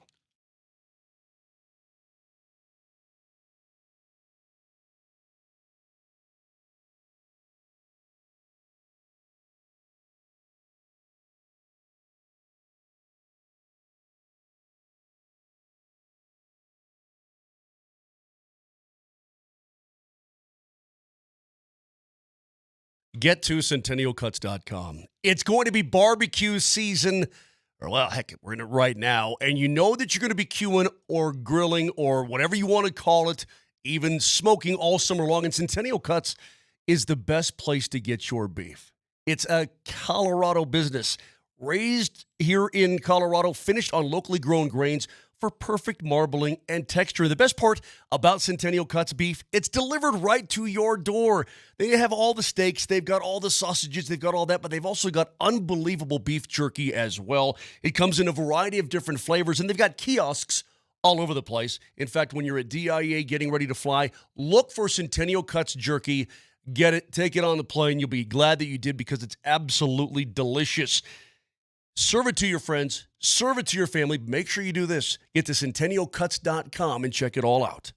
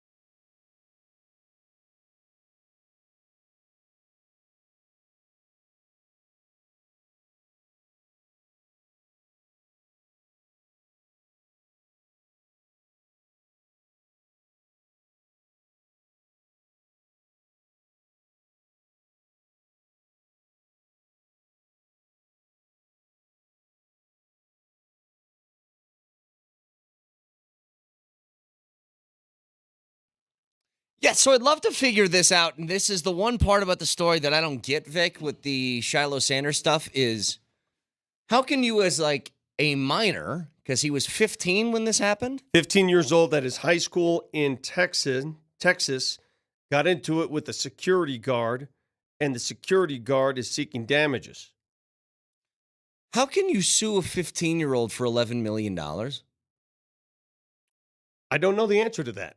Wouldn't you go straight at the parents' assets at that point? Or like the kid would go to juvie or something, right? But I mean, I don't get how that can happen. All right, here it is. Fella's name is John Darjan. I think that's how you pronounce it, Darjean.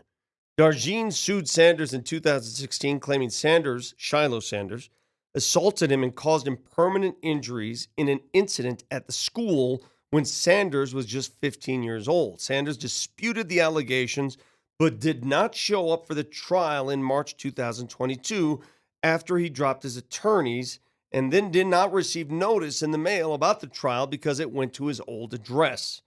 Without Sanders there to contest the allegations in person, the Dallas County Court accepted Darjean's version and awarded him $11.89 million in judgment by default. I don't understand that at all.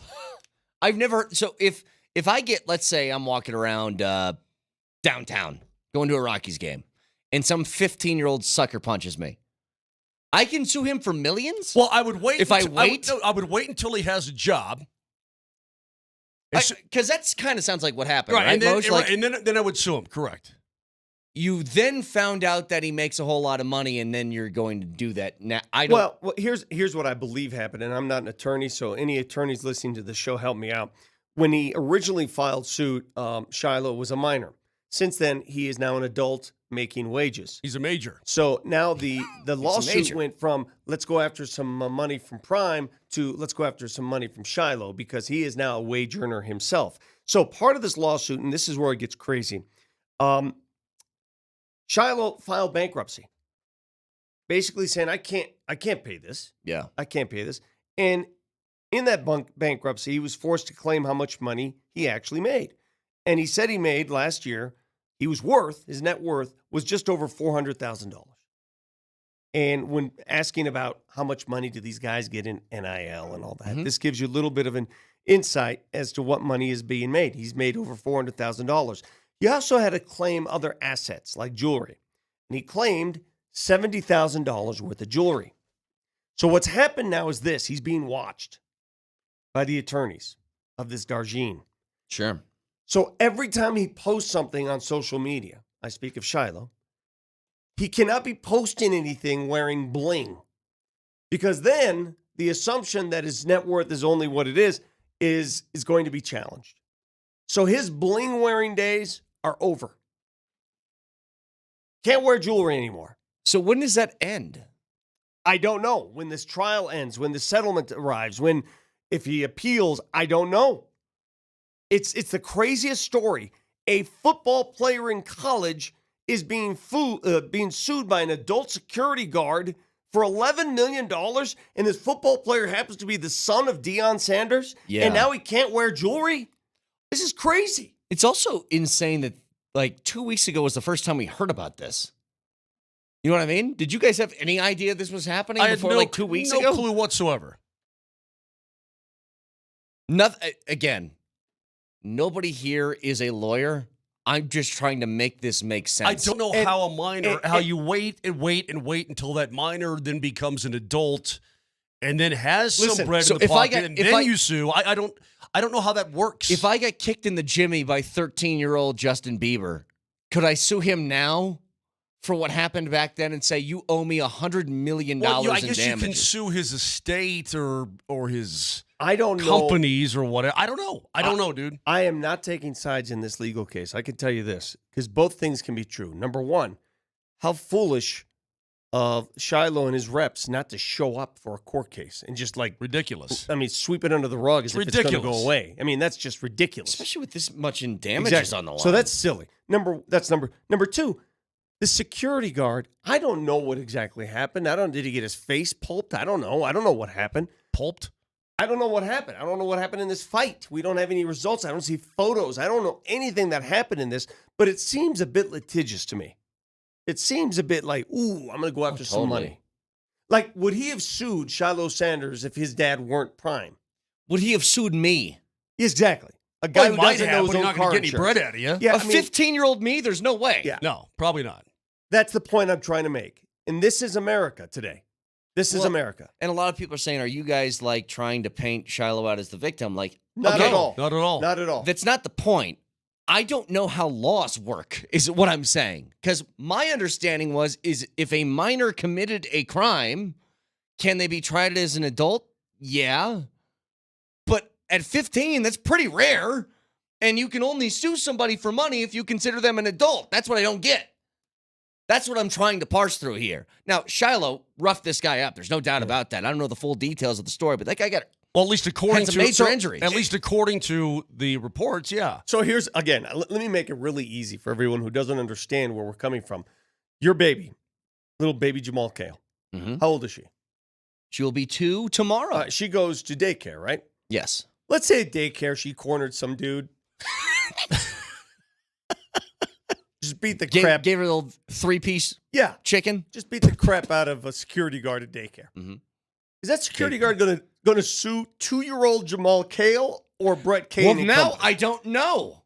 I'm not sure. I didn't think that was possible. Honey, don't beat anybody up to get us sued when you turn 18. What gets me, though, I guess, the lesson to be learned here, and we've seen this in other walks of life, when people get traffic citations or anything, and they fail to go to court, and suddenly there's a warrant out for their arrest. Didn't it happen to a Bronco a couple years ago? Remember that? Was it? Do you remember they failed to go to court, and then all of a sudden, oh my God, they were in trouble for a Yeah. day or two? If you get a judgment against you, what are you doing? What do you think it's just going to go away? Yeah. Now, we've all gotten red light tickets and those speeder, you ignore those sometimes, right? Not to say that I have, but you ignore those. If you get something in the mail that says, show up in court or you're going to be sued for $11 million, wouldn't you show up in I'd court? show up. Yeah, I'd show up. Or I'd have somebody, a proxy, I'd have somebody do it for me. Yeah. Yeah, somebody's got to show, man. Somebody has to. I can't believe that he didn't. Briggsy says the guy sued in 2015. The case did not go to court until 2022. That's a span of 7 years. 6 Why years. is that? Why? Okay, so why would it take 6-7 years to get through the courts? I don't know. But, I mean, Was take somebody care of your postponing business. it, postponing it? Who, I don't know. who was the Bronco that failed to show up in court for a speeding ticket?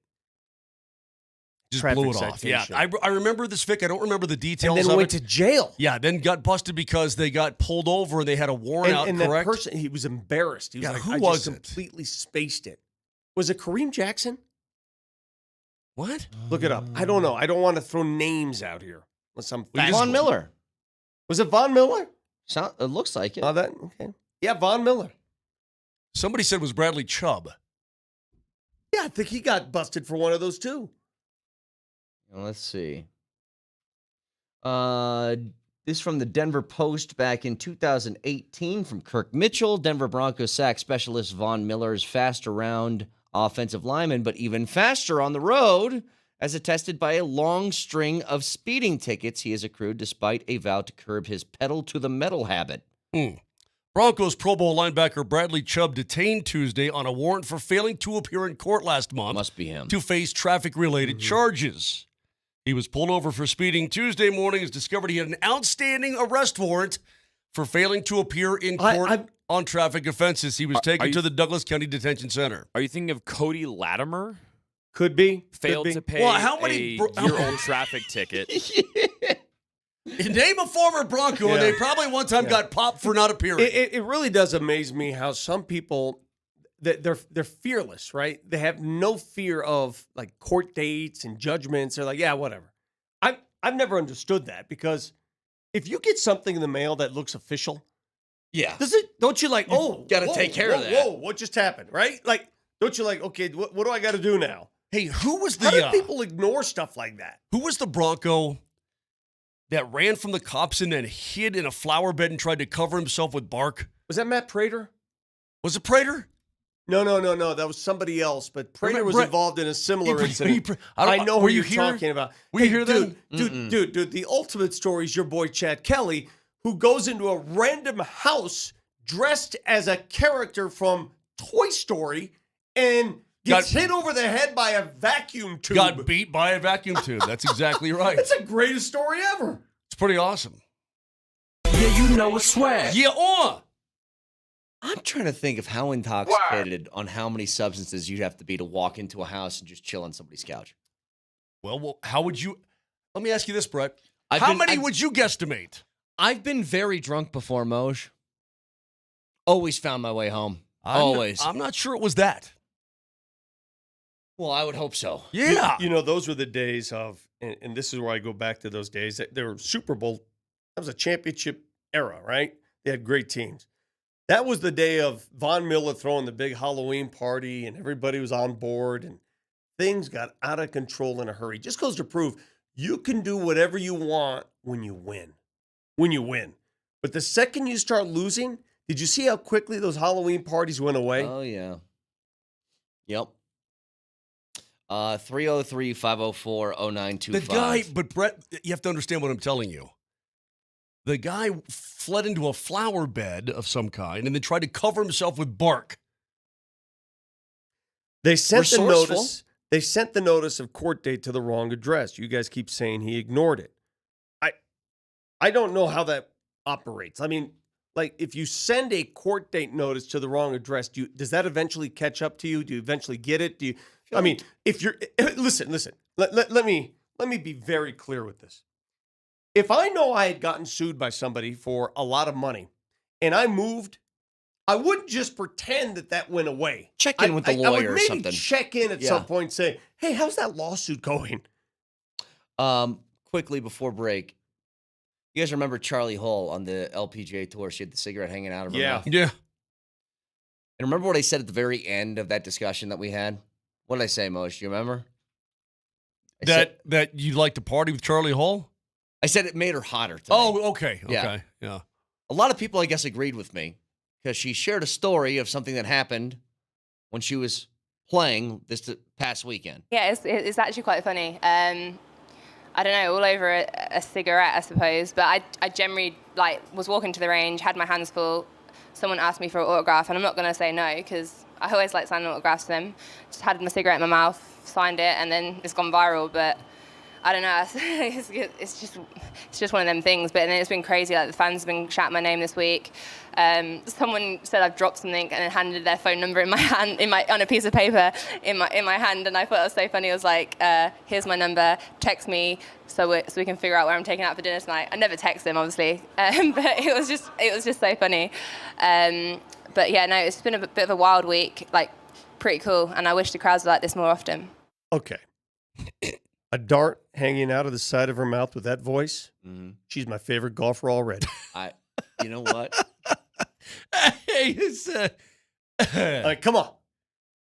Come on, bro. By the second, she's getting hotter. I mean, what else could she Sexiness. do? I know. I mean, the last thing she could do. Look at that. Come around and look at the photo that Moj has of this cigarette just hanging out of her mouth. It's just like, I know you weren't supposed to say this, but this is why all the cigarette ads worked back in the day. Like, it's why it worked. Can you imagine if she finished that sentence by saying, "And now I want to play some dunk hoops"? She'd be top of the list. The voice alone. What if she said? What her if she said? accent and she smokes? Everybody's going. What if nuts she for the said? text line. Oh, by the way, Brett, scoop tea loo. Oh my God. Oh boy. What if she wore Columbia fishing shirts? She's not cool enough for that. Yeah, she's my number one favorite golfer in the world. Did she play in the Women's U.S. Open? I was Does watching it some of matter, that. Vic? Does it matter? I'm just kidding. I don't think she played. Did she play this weekend? Can you look and see if she? Because I know that I played that course. That's my buddy's course in Pennsylvania, Lancaster, Pennsylvania. You are the biggest name dropping son of a gun west of the Mississippi. You mean my buddy? Hey, that's my buddy's course out there. That's a tough course at Lancaster yeah, it's track. tough. That Lancaster track is tough. Corda got a 10 on the par 3 over I the saw creek. that. She finished tied for 19th, 6 over. Go, Charlie. 303-504-0925. Back after this.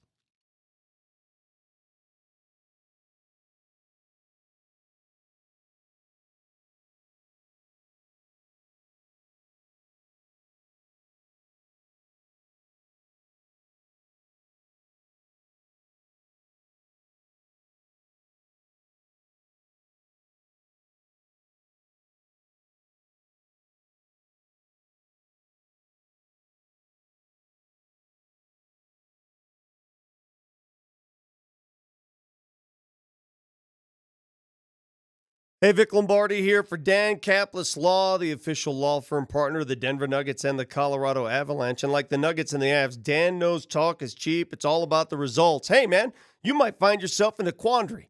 Heck, who knows? You may have been sued by a former security guard. You need some help. Results matter. Dan is the guy with record-setting results, believed to be the only lawyer in Colorado history to win 5 straight multi-million-dollar verdicts in Colorado crash cases. Dan Caplis Law is a serious firm for serious cases. He accepts righteous injury and death cases on a percentage fee basis. And if you need to get a hold of Dan and his crew, give him a call today, 303-770-5551, or hit him up at dancaplislaw.com. That's Dan, C-A-P-L-I-S law.com, the official law firm partner of the Denver Nuggets and the Colorado Avalanche.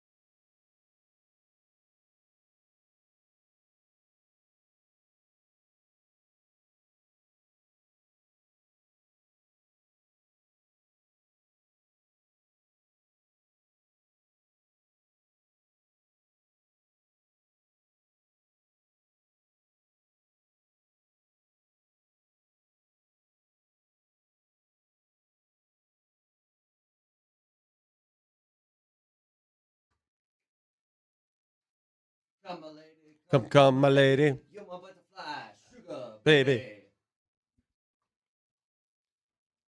All right, so listen. You guys remember that stupid discussion that was being had by NBA and NFL folks about NBA players could play in the NFL, NFL guys couldn't, that whole thing? Did you see what happened this past weekend? What happened this past weekend? Saw that. Olympic wrestler Gabe Stevenson is signing with the Buffalo Bills despite never playing football in his life. And this is where I side with the NBA guys. I'm like, that doesn't happen in any other sport. You can't not play the sport and just get signed to a professional contract. I'm going to get blowback here from people who are in the NFL trenches. Tyler Columbus ain't going to like this. Anybody who played defensive line's not going to like this. Linebacker, not going to like this. Because there's so many nuances to the sport. I get it. But all you have to have is size, athleticism, and a little bit of knowledge to play at that position in the National Football League. If you're genetically gifted, you're going to have a leg up on anybody. You just are.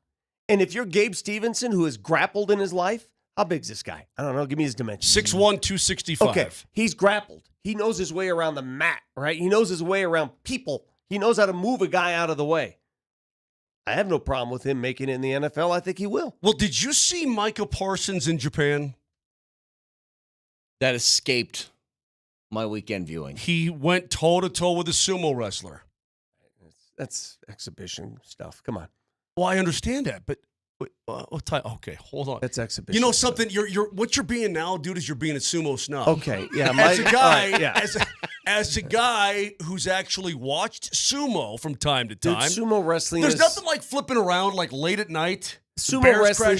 Where do you find sumo wrestling I don't on know, TV? dude. But I just you're scanning around the Ocho. I don't know. You're scamming around with sumos. Are you trying to tell me that sumo wrestling is some sort of athletic greatness? It's a bunch of fat dudes slamming their chests into each other. It's pretty rad. It's pretty stupid. Well, let me explain something.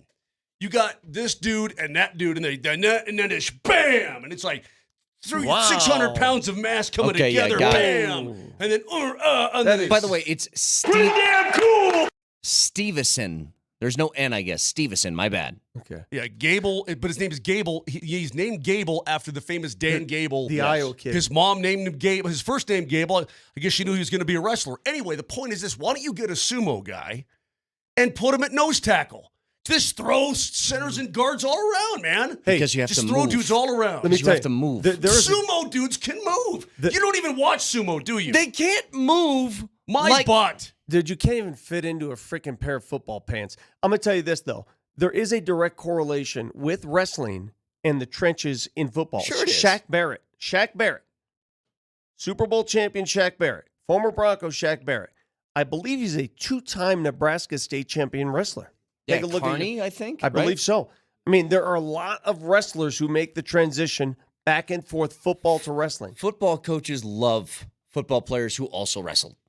They love them for that exact reason. But here's the point that I'm trying to get to is there is no world that exists in which Gabe Stevenson puts on a pair of skates and plays hockey. There's no world. There's no world when Gabe Stevenson or whatever his name is plays professional basketball. It's not possible. Did you guys see? He doesn't play baseball. He doesn't play tennis. He doesn't play anything. That's what I'm saying. Because the only sport he could play is football because that sport, all it requires is a big body and a little know-how. His unique set of skills at and that girth. Position. His unique set of skills and girth allow him to participate in that particular sport. All you big guys that are listening to this show right now who played in the trenches, all of you big guys, and there are a lot of you out there that are not going to like this. If you're genetically gifted, if you're big, brawny, and you have a little know-how, you're going to play football. Here's what I don't think the football guys understand about this discussion. Am I right or wrong on that? No, you're right. But here's what the football guys don't understand about this discussion. It is not minimizing how difficult it is to play in the NFL. That is not the point here. I know there's a whole lot that goes into it. But you cannot argue this. This guy does not play any other sport other than football sight unseen. Like, correct. No work in it. Like there's no way you can do it. Bowling, bass fishing. You know what I'm saying, though. And that's the only point that guys like Austin Rivers were trying to make is that it is possible, not easy, it's possible for guys just to walk into football and figure it out. All right, Nelly. You cannot walk into a baseball diamond and just figure out baseball. I'm on the driving range yesterday. Oh, here we go. gentleman who listens to our show every day. He knows What's who his he name? is. He says to me, "You're so right, Vic." I go, "What am I right about?" He goes, "When you said you can't be friends with somebody that can't throw a ball, you're so right." I go, "Yeah, see? Can't throw a ball. Guarantee sumo wrestlers can't throw a ball. How would you know? I've seen them." Hey, Japan has a lot of very good baseball players. Perhaps they grew up baseballing, and then all of a sudden they got a little too many peanut butter and jelly sandwiches going on, and they turned into sumo. I don't know. Can I give you an example, by the way, of something I saw over the weekend? Well, can I show you Micah Parsons versus sumo? Nobody cares, dude. Everybody cares. I actually would like to see it. Why am I the only one that likes sumo? I would like to see it. Okay, so Micah Parsons going at the sumo guy handling him pretty good. And that's not even a gigantic Yeah, sumo guy. he's not huge. He almost doesn't even look like a sumo guy. He looks like a junior Walter. Hey, he's a baby. Too short, too little. But Micah Parsons gets another chance at Wait, here. was that Stroud? Was that Yeah, C.J. Stroud? They do a podcast together. C.J. Stroud looked really skinny. Look at him. Now you figure to get the arms on the inside, and you got to grab him by the thing, by the yang, and then you got to twist him like that. And then he got him. He got him. Oh, he got him out of the ring. Here's the point, though. You know what video I saw over the weekend? What? We would all agree if you're a number 1 overall draft pick in the NFL, you're probably pretty athletic. You know, Caleb Williams got to be an athlete. Got to be. Did you see him just hitting balls off a tee in a batting cage over the weekend? No. Nelly, pull that one up. Oh, God, that was hard to watch. Like, this is Wait, hard to watch. Couldn't do it. You telling me the guy can't swing a bat? Oh, not only couldn't swing, he missed by 4 or 5 inches every time. Like, he hit every ball, roll over to third base from the tee. Dude, I shouldn't laugh. I did that home run derby at Coors a few years back. I could not hit a ball out of the infield. Why? Hitting a baseball's difficult. I kept hitting over the top of it. I could not get under the ball. Everything, I rolled my hands over the top, and I could not get it out of the infield. See? Dude, Vic, don't you know laugh, what that is? Mosier. Mosier, I admitted my frailties. Don't you think that you could do better? You know what Because that I've is, already Vic? proven that to you. You have the opposite problem what I have with golf. You didn't get your hips through first. That's Exactly got to right. do it in It's all baseball. hands. Hands stay here. You come first like this, and then the bat comes through. Yeah. So what were you doing? Hands same time. You roll the ball over. Exactly. It goes to third. Every time. Every single time. So what's your problem in golf? Hips come too Got my quickly? hips come through, and then the club does, and my ball and your slices ball to the right. slices, yeah. And I can't figure it out. It's also why you hit the ball a long ways. Though, I'll tell you what I'm going gonna do. Hips are through. Are you coming in tomorrow? I don't know yet. All right, here you go. Here you go, Moshe. Take All a right. look-see here at old Caleb Williams taking right. some hacks. All right, so that's not that That's bad. not great though. It's not that bad. I thought it was a lot worse than that. I mean, he's just fouling off beyond the third baseline every time. That's not no. That's old. Yeah, that's not good. He's swaying into it. All right, Yeah, see, but He's hitting the bottom of the tee. yeah, but you know That's what? why the ball's going to the top of That's not that bad. It's not as bad as I thought. That's coming from you're a baseball elitist because you played and you know Well, what yeah. a good swing looks like. So you're gonna measure Look. that against. I'll tell you exactly why I'm like this. Because every time there's some football guy that comes up to me and calls me a wuss because I played baseball, and what, you get a hangnail and go on the IL for Did 10 you ever days? play football? That's why I'm soured by Did you it. ever play Yeah, football? I played until my junior year of high school. Okay, so you played. So at least you Yeah. put on the uniform. You put on a helmet. Uh-huh. Like Mosier probably never played. Did you ever play football, Mosier? Jesus God. Of course, you idiot. Hold on. So you played. Oh yes, and I'm going to tell you this right now. In my garage, when Played in your garage. no, of course I played, Vic. Jeez Louise. Yeah, I just want to make sure. I want to know that you guys actually strapped on a helmet at some point in your lives. Did I play longer than you? What do you mean? Did you play longer than me? I mean, how far did you play? I played since I was 6 years old, all the way through college. No, intramurals do not count. I played full It does not contact count. football at the University of Notre Hey, Dame. Rudy, Does not Rudy, count. Yeah. Rudy, Okay. settle down. True or false? True or false? Just, Nelly, true or false? Here it is. Did I wear a football uniform while attending the University of Notre Dame and played football No. during the school year? No. No. Yes, I did. No. Intramurals don't count, brother. Listen, when I got done in college playing baseball, Did I I did play- not pick up my glove ever again. But if I were to play in a fast pitch league, I do not say I played baseball until I was 34 years old because you would think I played in the pros. Correct. I'm just trying to make a point. So I'm trying to make a point. This is a judgment. Did I strap on a jock strap and a helmet in college at the University of Notre Dame while I was in school in the fall. Did I do that? You may have done it in your dorm Did room. I represent? Yeah, you the probably stood in University front of the Notre mirror in Dame your dorm and and said, in that sport. So right now, Vic, you're a 55-year-old hooper. That's what you are. No, I'm just telling you You're a what basketball I did while player, I was there, are you? While I was there. Nelly, can you hit me with a straw poll, please? Oh, he needs a second. Gotta find a straw. There you go, Nelly. Oh, yeah. Can Vic claim that he played football through college because he played intramurals, despite that there was full contact football? Not that flag stuff. I put wore the qualifier we wore on pads. It was full contact. And we got to the intramural. semifinals. Nobody cares. Can he claim that he played football through college? I'm claiming it.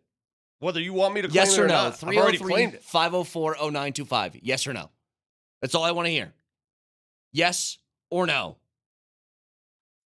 Okay, so in my garage over the weekend, I found a brand new wiffle ball bat Oh, you and the wiffle ball again. and 5 man, wiffle balls. you and your wiffle I'll tell you ball what, right out here in the lobby, glory. I will strike you out tomorrow morning on 3 Okay. pitches.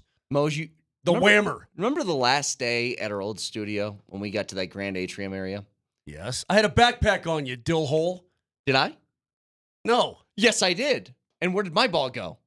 Dude, he played 400 feet the other way. I would not try and get into know your limits, right? Like this guy. I will dominate you Yeah, at this. this guy- I don't have a lot of confidence in a lot of things. Yes. I am fully confident I would dominate you at I'm that. gonna By the give way, you- I wasn't talking to you. I was talking to him. You've been talking to I've me. already beaten you in a pitching contest. Already done that. I beat We've you in already established I beat you in a free throw contest. that. Okay. Do you want to play me in a game of basketball? Did I beat Vic in a free throw Do you want to contest play or me? not? Do you want to play me in a game of basketball? He did. Look. Do you want to Vic, play me in a stop game for of second. basketball? Stop for a second. He did beat you in the free throw contest, though. Oh my God, he we did. shot 2 free throws blindfolded on the court. Completely untrue. You want to know why Vic? I made 4 out of 5. You made 3 out of 5. Hang on. I'll tell you exactly how hurt Vic's pride was by the time Mosier got to the last shot. Because it was just we were watching. Mosier shoots the last one to take the lead, and right as he's shooting, Vic goes, like trying to get in his head. Do you want and then do you what want do to play me in a game And of then you know what happened, Vic? No, after I'd probably lose. After I beat you, you left the show and went into your little locker room area or whatever it is you go do. Now, what I would like to do, Vic, is just palm the ball and hold it like this and just see how long I could have it. I could palm a basketball. I didn't say you couldn't. I said I'm going to take the ball and palm it and hold it And up I here. would just let you hold it and wait for you to shoot, and then I'd go get the rebound. That's true. Yes, that is true. By the way, everybody is saying no. But you know what? You guys could say no all you want. Not anybody else. I don't know many people in the greater Denver area that can say that. Played football. All right, hold on. Full contact. Full contact. Got to the semifinals. It is just like the weirdest flex. I actually would love if you were talking. How about this? Well, the conversation started. If you come across, hang on, Vic. If you come across somebody at training camp this year and you're interviewing a Broncos player that you have not talked to yet, okay? So a new guy. Let's say Bo Nix. Just tell Bo Nix that you also played college football. I will. And I just see played what he college thinks. ball at Notre Dame. Read 3722. Read 3722. Unsolicited text. Read it out loud. All Top right, text. hang on. Read it out loud. That's the point I'm If making. you play organized 11-on-11 in full gear in college, yes, you can claim. No, that's not No, true. you can't. Read the text. Don't summarize it. Read it. Yes, you can say you played football through college. No, you can't, though. Sure you can. Hey, Brett, you remember some of these fighting Irish players from 1991? You ready? Vic Lombardi? How about, hold on, how about Rick Meyer? Sure. Jerome Bettis? Yep. Tony Brooks? Let's see here. Ray Zellers, Derek Brown, Irv Smith. What are you getting at? Here? Craig Hentrick was on that team. Would what's any your of these point? guys, if I talked to any of these guys, I went up to the bus. Hey, bus, Smosh, what's up? Anyway, how good of a player was Vic? What would the bus say? The bus would go, Vic who? Vic Lombardi. Who's Vic Lombardi? So if the bus doesn't know who you are at Notre Dame in 1991, then ain't nobody knows who you are. I have to go to that write-up again. Just send it to you. Jesus. What, from the bookstore? The write-up. Oh, Jesus, here we go. All right, go ahead. Is bookstore clipping? I'm not. Go ahead, read it. The fact that you have saved and highlighted because of this show. intramural Give it to me. newspaper I didn't article. save it. Somebody sent it to me. Give it to me. You saved it. It's I swear to God I didn't save it. Somebody sent it to me. Why is Give it it in to your me. phone right now? One of my friends sent this to me. Give it to me. But why wouldn't you just I'm delete not going to it? give it to you now. Because I'm not going to delete it. You know why I'm not going to delete it? For moments like this. Go ahead. Go ahead. For moments like this. Go ahead, read it. Read it. Lombardi is a first-team wide receiver and honorable mention place kicker. According to Pangborn quarterback safety John Jacobs, what's Pangborn? Is that a dorm? Yes. According to Pangborn quarterback safety John Jacobs, Lombardi was one of the more explosive offensive threats in the talented Soren attack. Explosive. So wait, Soren is a It's a dormitory. It's a dormitory. Okay, so one dormitory is playing another dormitory in football. Did you notice the word explosive? Go ahead. He was exploding from the back end. Go it ahead. says. Go ahead. Read on. He was the deciding factor of our game, said Jacobs. We held him in check for most of the game, but he made one of those catches against us to win the game. He seemed to make the big play all year for them. By the way, Janet and Destiny are planning on visiting July 8th that week. Okay, great. I'm That's glad a the text from Terry came in. Pangburn Dorm thought that you were pretty Pangborn cool. Dorm You thought said you that Soren wanted was evidence. tough. You wanted evidence. You got it. Yeah. Let me see your evidence. I don't have any evidence. What I thought. I didn't fake play football in college. There's nothing fake about it. I just gave you all the evidence you needed. You want my newspaper God, article? it hurts, doesn't it? 4 for 4, 2 dingers? It hurts. It hurts to You know want that? It hurts that you're among an explosive player. It hurts to know that. I get it. You're an explosive something. Mhm. 303-504-0925. You know, that 91 Irish team had some pretty good players. Listen to this text. Just who exactly is honorably mentioning Vic? Guys, they made me do it, man. I didn't want to go here this morning. By the They way, made me do it. You were a toe kicker, weren't you? No, I wasn't. I would never toe kick. That's outrageous. That's like sacrilegious to toe kick. I just want to make fun sure. of toe kickers. Okay, If good. you're a toe kicker. You're not a real kicker. Mose, you're a toe kicker. Absolutely not. Show me the form, Vic. As we go to break, give me the form. I'm not going to get off this chair and give you form. I'll give you. I'm a freak of nature, and Watch mine. Watch Let's mine. see. Like this, I could have went pro. Oh, If I just focused on it. Yeah. You're going to hurt somebody or me, yourself. You're bending back too far. Oh, no. You got to get the lift. You got to get the lift. Oh, yeah. Let's see Moj. Don't hurt yourself, Moj. Moj. Hang on. First of all, Hang you're on. wearing Turn your sandals. turn your camera. Let You're the wearing camera see it. sandals Hang like on. a freak. Hang on. Wait. There you go. Now go, Moj. You Oh look my like God, he looked like an elderly man. you look like Fred Flintstone. He looked like bowling. an elderly man. That was an elderly man trying to play bocce. Breaking news: Mosier's other Achilles is now dusted. Come on, man. Little steps he What takes. was the mini Dude, Fred you're Flintstone pathetic. steps? That's embarrassing. Go to break. Move over. Hold on, one more. Oh, one more. Yeah, it's gonna be better this time. That's horrible. That's horrible. That's getting blocked at the line every single time. I'm gonna hate this show all summer.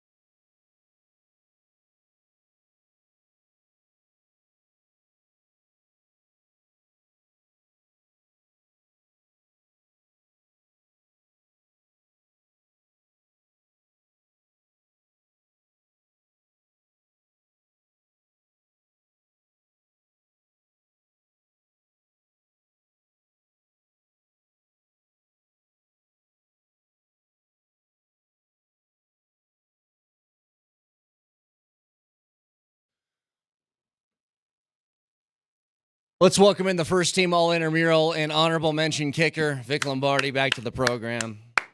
Don't say kicker first. Wide receiver, explosive. Explosive something. Why didn't old Coach Holtz start recruiting out of the dorm league? He did. Vic, you know we who need Reggie? that explosiveness on this team. Why didn't you hear that from him? Do you know who Reggie Ho is? He's a hoe? Do you remember the name Reggie Ho? Do you guys remember that from the No. national championship season in 1988? You said that. I've heard this Reggie name. Ho was the Notre Dame place kicker. Do you know where he came from? The dorm. The dorm intramural league. That's exactly right. Amazing. So where were you? Kicking position was already slotted, and I couldn't make it as a receiver. All right. Few things here. Number one, I want to go back to the discussion we were having earlier. So both the teams that beat the teams that knocked the Nuggets and Avs out of the playoffs, they're both done. No more Minnesota Timberwolves, no more Dallas Stars. Did that make you happy? Watching the last sort of vestige of that and the Dallas Stars getting eliminated? Well, it's funny you bring that up because if I had to watch Minnesota trot all the way to an NBA title, part of me when it happened said, okay, this proves that the Nuggets were, they were going to win another NBA title had they taken care of business in Game 7. And if I had to watch Minnesota win an NBA title, I'm not going to lie, it would have been painful. And that pain would have carried on for another 2, 3, 4 weeks. But now that Minnesota's done, I don't have that pain anymore.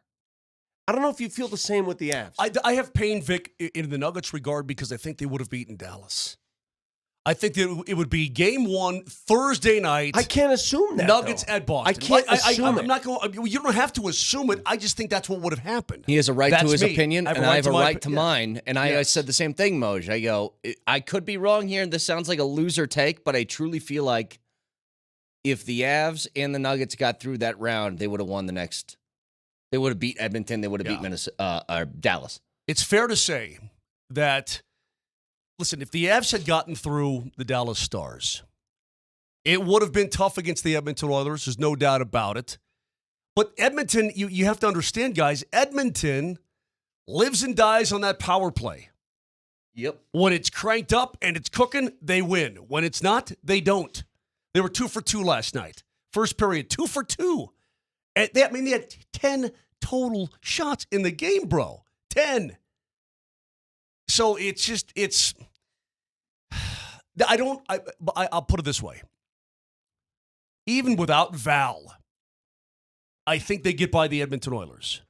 I don't think they get by the Florida Panthers. I think the Panthers are the cat's meow, no pun intended. I think they're the best team. Power play, you realize what the power play was? Hang on a second. Power play this postseason for Edmonton is above 37%. Above 37%. Power play in the regular season, it was at about over 26%, which is still damn good. Best for fourth in the National Hockey League, or good enough for fourth.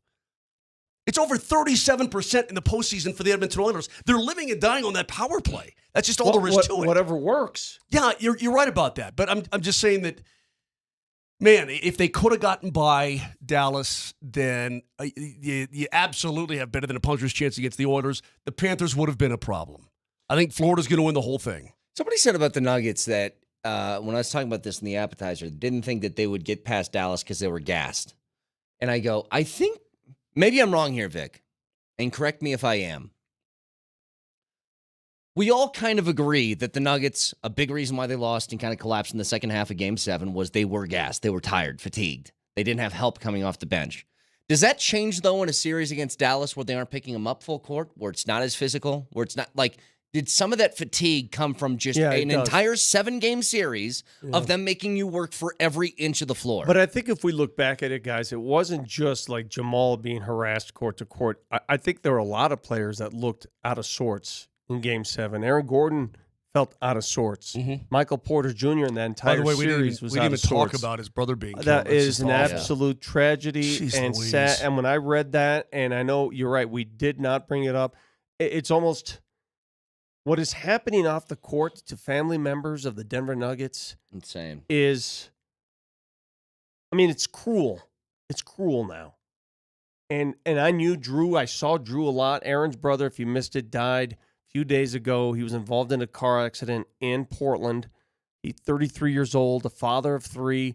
He was very close with Aaron, very close with other Nuggets players. He would show up at a lot of games. Absolute tragedy.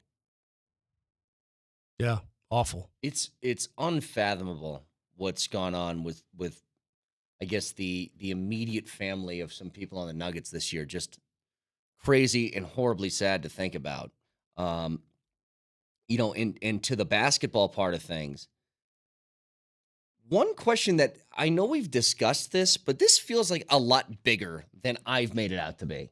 Like I'm ashamed in myself of not making this a bigger deal, and it'll get figured out in when does all this stuff happen? By the way, Vic, people accepting and declining player options and free agency, and I know you have to get past the finals first, but how far away? Do you have any idea? It's got to be late June, doesn't it? Because the NHL free agency, I think, begins on July 1st. Okay, here it is. Vic, yeah, what about the NBA, buddy? NBA free agency occurs after the draft. The draft will occur the last week in June. And so then you're looking into July where NBA free agency commences. July 1. July 1 is free agency. Okay, so I'm not sure why you've got that earmarked because the Nuggets can't do much. No. The point is to see if KCP is going to accept or decline his player option. Like, this is going to be a giant thing. If the Nuggets lose KCP, that's a giant wrench being thrown into a starting 5 that we all consider the best in the NBA. But if he's not there, then what do you do? Because you can't really replace much, as you just said, Vic. So it's like, okay, so Christian Brown's your starting 2 now, and like, is that what we're looking at? The fact of KCP coming back or KCP exiting in free agency is a massive, massive domino. It's a domino that's going to impact what they do in the next month. There's no doubt about it. Because if you lose KCP, then what? Then the dominoes fall. Then do you insert Christian Brown into that starting lineup and then go find another replacement on the bench? If you keep KCP, let me start there. I don't feel like Christian Brown is a starter, Vic. Well, I'm just saying you have to do something. By the way, the last day for that team or player option to be exercised is June 29th. Okay. If you can keep KCP, which I find I would put the chances right now at KCP remaining a Nugget at 40%. And I hate to say that. It's about 40%. Better odds than Bruce Brown, clearly, because the Nuggets have more money that they can offer him than they could ever offer Bruce Brown. Yeah. And they have the Larry Bird rights. Okay? So they can do there. They can do something with KCP. The only thing that would blow it out of the water is if another team with a lot of cap space, of Philadelphia, with a ton of cap space, if they came at him and said, 5 years, $18 million, let's go. Mm-hmm. Then you're screwed. Yeah, you really are. You're screwed. There's nothing you can do. Yeah, I mean, you can't compete with that given the second apron and where they are. We've discussed this already. You're screwed. And now you have to make amends. You have to do other things. Let's make the assumption, let's start here, that they can keep KCP. Something down the line works out, they keep KCP. Then the Nuggets, in my humble opinion, have one move to make in this offseason. One simple move, either via draft or if they can find something on the cheap veteran free agent market. You got to get a backup big. Yep. Got to get a backup big. Well, I'm hoping that some of these young guys take a step, that somebody becomes somebody. Where can Strawther go? Are they ever going to play Zignacci? That's the problem, right? You know what? All these guys. How much of a leap will Peyton Watson make again? He's still a very young guy in terms of age and NBA experience. Strawther has to be, because you saw it this year. Look at what's happening with the Dallas Mavericks. Christian Brown played a prominent role with the Nuggets in their championship. Yeah, he did. Don't displace that. He won a game for them in Miami. Helped win a game for them. I agree. There's a game in Miami they don't win without Christian Brown. Okay? So Christian Brown, you dismiss it. I think Christian Brown, if they lost KCP, would be the other starter. I do. Now, he's got to develop his three-point shot, but he's ready. If he gets that going, I think he's ready. Yeah, and this is no disrespect to him. It just would feel like you're taking it at least a little step down from what you had before. I'm thinking of guys like Derek Lively, who came into Dallas as a rookie and has made an impact. But what does Derek Lively do? What does he do? You watch Dallas games, a few games. What's his role on that team? What he does plays he do? physically. But what does he do? He blocks shots and he dunks. Mm-hmm. Is he a shooter? No. No. He also rebounds pretty well. Yeah, rebounds, block shots, and dunks. He's a rim protector. Yes. That's what he does. Is he 6'11"? He's got to be close to it. Okay. But he and Gafford are the same type of player. They're the same type of player. They finish hoops. And the reason that's important on that team is because they have two guys who get to the rim. Yeah. And when you get guys going to the rim and can do that, it opens up alley-oops left and right. Alley-oop, alley-oop. You got to have those finishers. I'm not sure that's what the Nuggets need. I'm not sure that fits the Nuggets profile. Like Derek Lively on the Nuggets, I'm not sure if he would be as good on this roster as he is on the Dallas roster. You feel me? I get what you're saying. I think he could be just for this reason.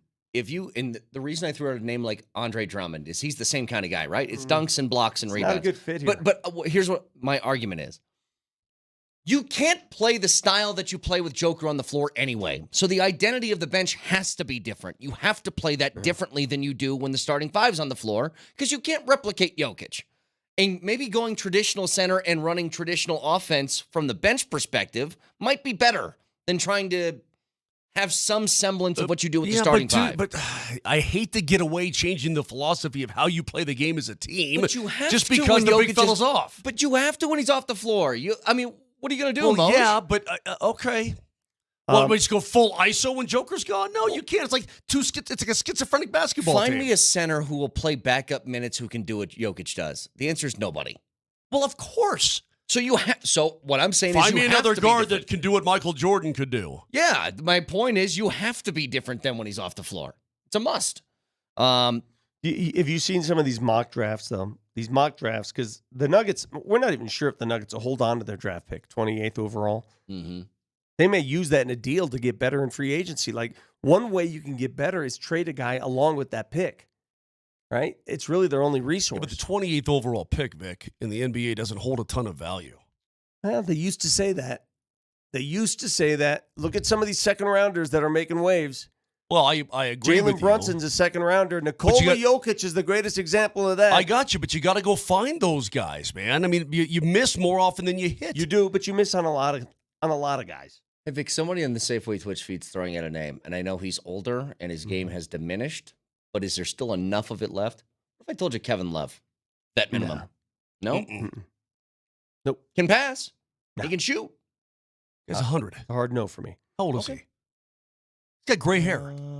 He's had gray hair since he was like 25. He's 35 years So old. ESPN's mock draft has the Nuggets taking Darren Holmes. I don't know if it's pronounced Darren or Darren Holmes from Dayton. He's a big guy, 6'10". He's canceled some workouts, had a very good year at Dayton, shot 38% from three. Really good in the pre-draft process. He can protect the rim. He can do a lot of those things. He can shoot a little bit. But if you're relying on your backup big as a rookie. I'm not doing that. I can't play that game Not again. for a team that has its window open, Vic. We have how many young guys are on this roster that have barely played, that are taking up roster spots because they're hoping on development? I can't do it again. But they do need to get a little more athletic in the front court. What's that? They do need a little more athleticism in the front court, especially off the bench. They do need that. I thought that was going to be P-Watt. I'm talking front court. He's more of a wing. Yeah, he could play a 4 if he could play a 4. Anyway, we can get back to this later. As we roll on, can I speculate with you? I am going to speculate, but I'm going to ask you a question about the Avalanche. How many guys you think are gone from the current roster? Dude, they have so many free agents. How many on the team? Like 14? We'll get to that in just a couple of minutes. Stick around.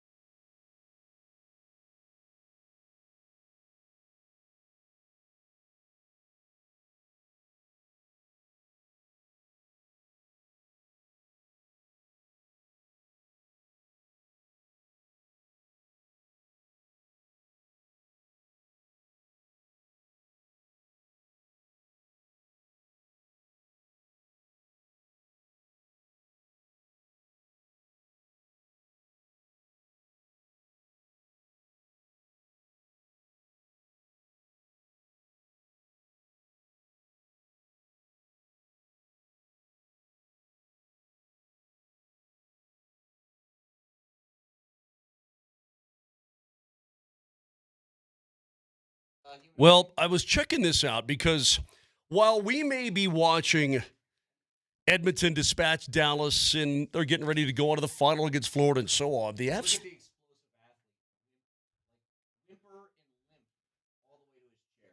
Back hurts carrying the show. You're a limper. You all right? Carry you guys on this show. At some point, shoulders and back starts to hurt. Brett, you're going to reach an age. Actually, you've already been there. Yeah, I've reached that age, Moj, when, tell me if you've reached this age. Moj, I know you're there.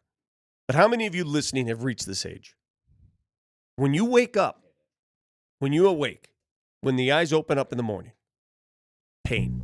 This is a granddad's happy hour. Yeah. The moment the eyes come open. Mix a little Metamucil with my whiskey. All right, shut up, announcer.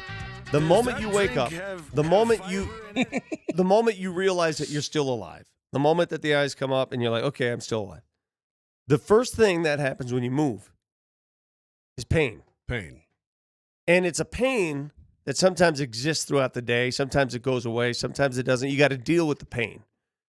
But I'm at that age where every morning I wake up and there's pain. And I want to know how many of you feel that pain. Not emotional pain, not mental pain. Like Anna's here. She doesn't feel. She's too young. You're too young. But you reach an age in your life where pain exists every single day. I'm there. Plus, your bunion is huge. It's not that kind of pain, though. It's just pain everywhere. You got a big old bunion, though, like an old lady. I've never had something that's happened to me that required like really big, strong pain drugs, like Percocets or whatever. You know what the funny part is? All the surgeries I've had, I'm allergic to narcotics, so I can't take pain meds. What? I can't take Perks, What do you Vals. mean you're allergic? They make me throw up. I can't take any. I can't take any pain medication. I won't take it because I'm afraid of what it makes me feel. The worst I can take is Tylenol. Or Tylenol is I have to take. If I had my foot cut off, I'd have to take Tylenol. That's the other thing. If I thing. got a headache, I take Tylenol. It's all I can do. He's my age, in his 30s. And yeah, I don't think it's quite as bad as what Vic's talking about, but we all have some sort of pain at some point. And what he said was he had some major surgery and they gave him, I forget which one of those it was, but really strong meds. And he said, you know what's amazing is I didn't think I was in pain, and then I took that and I realized what a painless body actually feels like. Yeah, I haven't You felt just one. realize you're living with pain all the time that you ignore. And I don't know if it's because I'm too active. Like, you can be overly active. I'm doing things all the time. I'm doing things. So I haven't had a chance to have my body rest. But then when you rest, I still feel pain. So that's not it. So where's this? What is it? What's the pain? Sorry. I read a text that said, the pain is your body telling you it's time to go. Good. See, look at all the people agreeing with me. Everybody's agreeing with me. It's true. Everybody's like, And yeah, yes. The QC Kinetics takes care of it temporarily. It'll take care of the pain, but there's constant pain coming from everywhere. Hold on. Annie, hold on a second. Annie says, Annie here, I'm almost 70, and no morning pain. Well, Annie, you know why you weren't, you never started intramural college football, probably. Yeah. And so because, Annie, you didn't play intramural college football, you don't know what this Vic pain is like. You know what? I propose something. If the police are listening out there, I have a new job for Mosier. Take Mosier into your precinct, and when you have to test whether the drugs are actually drugs, give him the Moj, and if he starts throwing up, then you'll know. He's First of allergic all, to narcotics. I don't believe in these placebos. Like my wife says, take 4 Advil. I could take 80 Advil. It does nothing. Absolutely I'm nothing. the same way. Nothing. She's like, yeah, take some Advil. It does nothing. It's a joke. It's a joke drug. All these little pills. So none of that works. Here's something that somebody always tells me to do. And you people who do it, you're mutants. Somebody told me that they wake up and the first thing they do for 15 minutes is stretch. That's insane. I can't do it. Insane. There's no way I'm doing that. I'm not waking up and going into a freaking stretch routine. It's not going to happen. Imagine this, Vic. You wake up, you get out of bed, and you like this. Not going to do that. Yeah, not doing it. Stretch out the old tricep everybody here. says, first of all, stretching hurts. That hurts more than the pain itself. I was doing a stretch the other day, like a golf stretch. You couldn't do it. And you're half my age. I'm not flexible. Tell you what, though. When you're my age, dude, you think I'm in pain because of your inflexibility? you're going to want to die. The day you fought, this is the day I knew that Brett, he's a dad. He's getting up there. Do you remember the day that you fought with that shower curtain rod? Oh, God, yeah. And you remember, do you remember coming in that you fought with the shower curtain rod? You came in the next day. Yes. And what'd you say? That my hands hurt because here's the thing about my wife. This is when I knew that Brett Vick, this is when I'm like, yeah, buddy. Yeah, you're becoming that guy. I like it. It was the shower curtain rod you have to twist to tighten on the wall, right? Right. And I told my wife, this thing is broken. We just need to buy a new one, which is like $10. But she's mad. No, it's not broken. We're going to make it work. Correct. She'll spend an extra $5 to have pre-cut strawberries as opposed to just buying strawberries. Right, but no, that's a problem. So for like 20 minutes, because this thing will not trap, and I can feel it just a little bit at a time is going. My knuckles for a week hurt. A week. Well, everybody agrees with me on the text line, and I'm glad I'm not alone. Jared writes in, Jared from Nebraska, I'm 43, and this is the first year I wake up every day and walk to the toilet like an 89-year-old. And that's a fact, man. I don't know at what day you arrive. Because of my elite athleticism, for me, it wasn't until I was in my 50s. Because, I have an elite athletic background. So you had a very small stretch between elite athleticism and now you can't move anymore. Well, I mean, again, when I got into my 50, now at 55 is when it's really happening. But in my 40s, I was still in my athletic prime. 30s and 40s, it was fine. But in the 50s, it's a different deal. And I'm glad other people can appeal to that. And that was your update on the Avalanche offseason. Yay, really all right. We got to it. Yes. Nice. Moj, go ahead. We're going to watch the Stanley Cup final, and I'm going to get into this thing, man. I think it's interesting because Edmonton, I did not have them picked to be there. Remember, they fired their coach during the season. Jay Woodcroft gone. Chris Knobloch hired. It would be a wonderful story. The Oil haven't won the Cup in 35 years? Not since Gretzky. No, they won without Gretzky. When Gretzky got traded, they won one more with Messier. They did? With Messier? Yeah. Oh, okay. My only thoughts on Messier is when he went to the Rangers. No, but he won those cups with Gretz as well. Great. But the fact of the matter, Gretz won 4, the Oilers won 5 total. But we're going to be watching them. It's going to be, I think the league would like to see a Canadian team win the damn cup for the first time in 31 years. The league would, or would just Canada league? Well, people in Toronto might have a little pride that a Canadian team won, but they're Leafs fans. And ain't nobody in Calgary, unless you move there from Edmonton, ain't nobody in Calgary hoping the flipping Oilers win the cup. What about the rest of Canada? What about Maple Leafs fans? What about? I don't think so. That reporter gal said, I was in Ottawa and everybody wants the Oilers to win. Well, their team sucks. Yeah. So maybe they do. Maybe it's a Canadian pride thing. I don't know. I don't get that provincial like that in regards. It doesn't matter. But nonetheless, I think Florida's going to win it. But right now, if you're looking at it, Chris McFarland has got a lot of work to do. Of all these guys, who do you think is back? Or you give me back or gone? You ready? Okay. These, first of all, RFA, Casey Middlestat, he's back. Yes. They'll work out a deal. We're just going to say on the front end that we don't know what's going on with the Val contract stuff, so it's going to be hard to parse that through, but go ahead. Okay. Andrew Cogliano. I think he's gone. I think he's gone. Okay. Jonathan Drouin. I think he'll be very expensive. It's going to depend on what other teams offer. I would say I would like to be back, but I don't know if they can afford him. Maybe. You want to say iffy? They got a hell of a deal on him, clearly. Well, they did, but he also got a hell of a deal coming to the Colorado Avalanche, revitalizing his career with the most points he ever had. Well, you know what? Same thing you said for Kadri, and he took the money. Well, yeah, that's true. He did. Drouin did not have an 80-plus point season like Nazem Kadri did, though. That's true. Brandon Duhaime.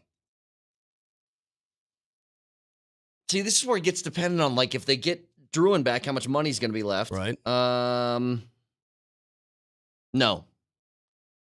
Yoel Kiviranta. Yes. Yakov Trenin. I think yes. Keep him. Okay, well, these guys are UFAs. They're total UFAs. I don't know the market on a Yakov Trenin. How many Yakovs are on the market? It's not significant, but he was only here for a short time. Does he want to come back? I saw a projection of him was like $3 million a year. I'm like, That's a that lot. sounds steep. So what money? for Trent. Let's say the Gabe and Val money are tied up, and you got what money do they have to spend? How much money do they have to spend? They have about 15 mil. Okay, so that helps me set this up a little bit. They got to get a but okay, that's already 5 guys right there. And you had that's one your money, back. and that's it. Well, actually, counting Casey Middlestat, that's 6 guys. Hold on, we're not even at the blue line yet. Hold on to yourself. Sean Walker. I'd like to, but I think he's gone. Actually, I mean, he's good. Somebody's going to pay him. Yeah. Jack Johnson. I think Jack's numbers up here.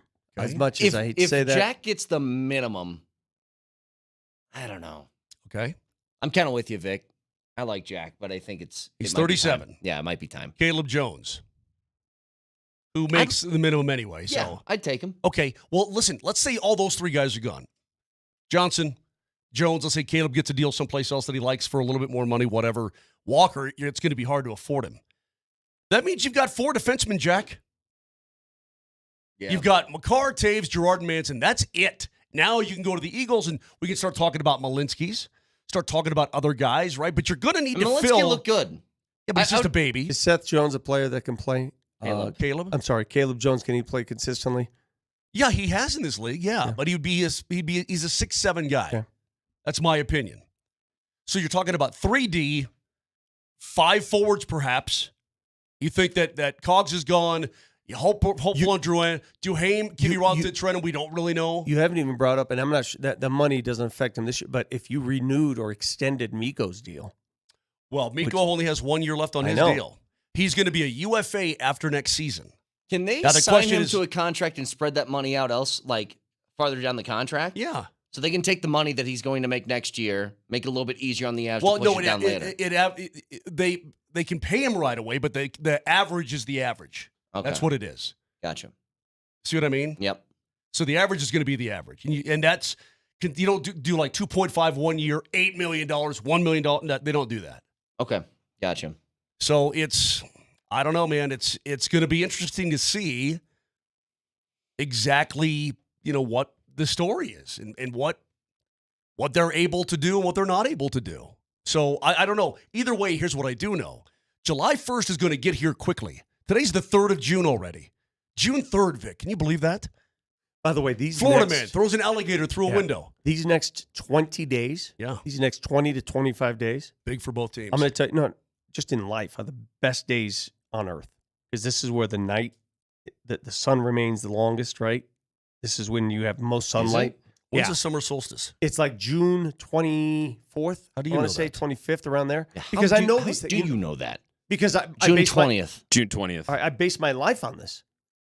The longest day of the year is the greatest day of the year. These days leading up to the longest day of the year. Dude, I was on the golf course last night at 8:32 p.m. 8:32 in the p.m. Why are you doing this with your hand like a gun? I'm just telling you, these are the greatest days. These are the greatest days. Okay. Can we not fall back this year? I just don't want to fall back.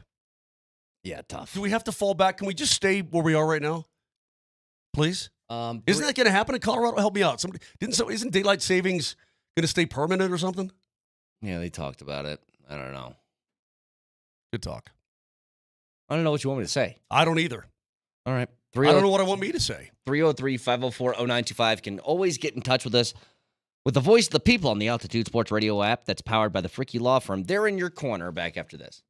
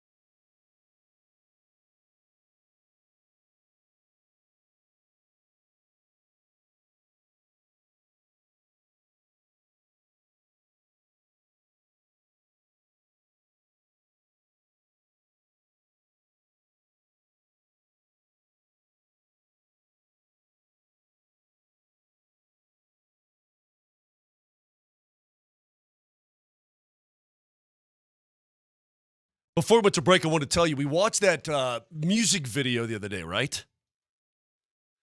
Oh, why'd you do it to me? Yeah. Oh, don't stab me in the back, baby, because I loved you so much. The ode to Kelsey Plum. Right, the don't stab me because I love you.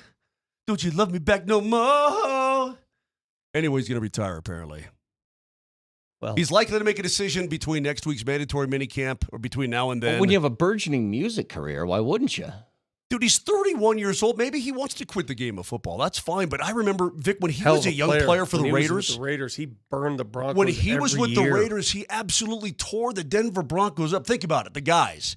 Remember, Kelsey was young. Waller was good. And then was it Hunter Henry with the then San Diego Superchargers? Okay, I'm not... Am I going crazy here? He only had like 2 good years, didn't he? Yeah, but he was still pretty damn good those 2 years. Oh, he was great those 2 years. Would you take one of those Darren Waller years here? What I'm saying is he like, the way that people talk about Josh Gordon's career is always like, oh my God, he was incredible. It's like he had one really good year. That was really good, though. Really good. But it wasn't like he was 6 straight years of 1,500-yard seasons and then, the suspensions came in. It was like, like a good year and a half. What are we going to do at the tight end spot? I mean, Brett, I heard you talking this morning on the appetizer about it. This whole Greg Dulcich thing is so frustrating to me because, Vic, he simply cannot stay healthy.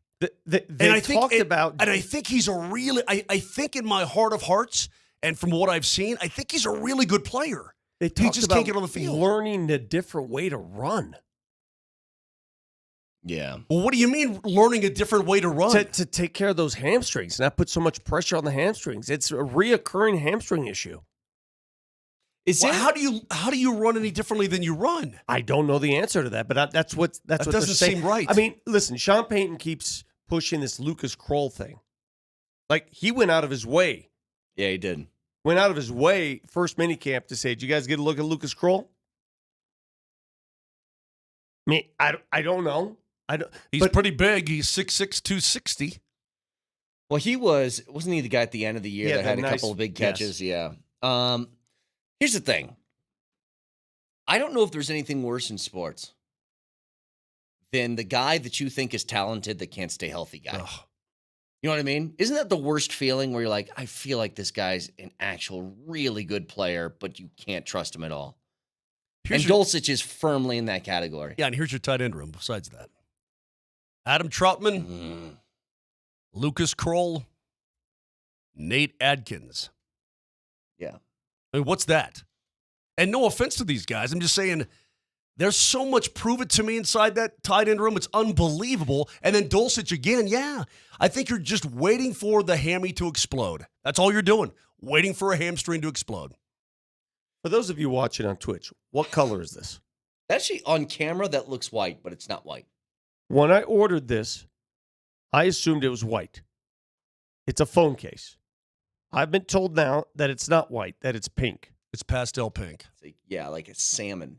Not even that. It's more like a light Easter egg pink. Let me see it. No, don't mess up because I'm sending it back. I just want to see if this side makes it a little bit more clear. Yeah, that's a little better. It's definitely pink. Yeah. Oh. Dude, definitely. I don't see that. I just don't see. It looks the same as this.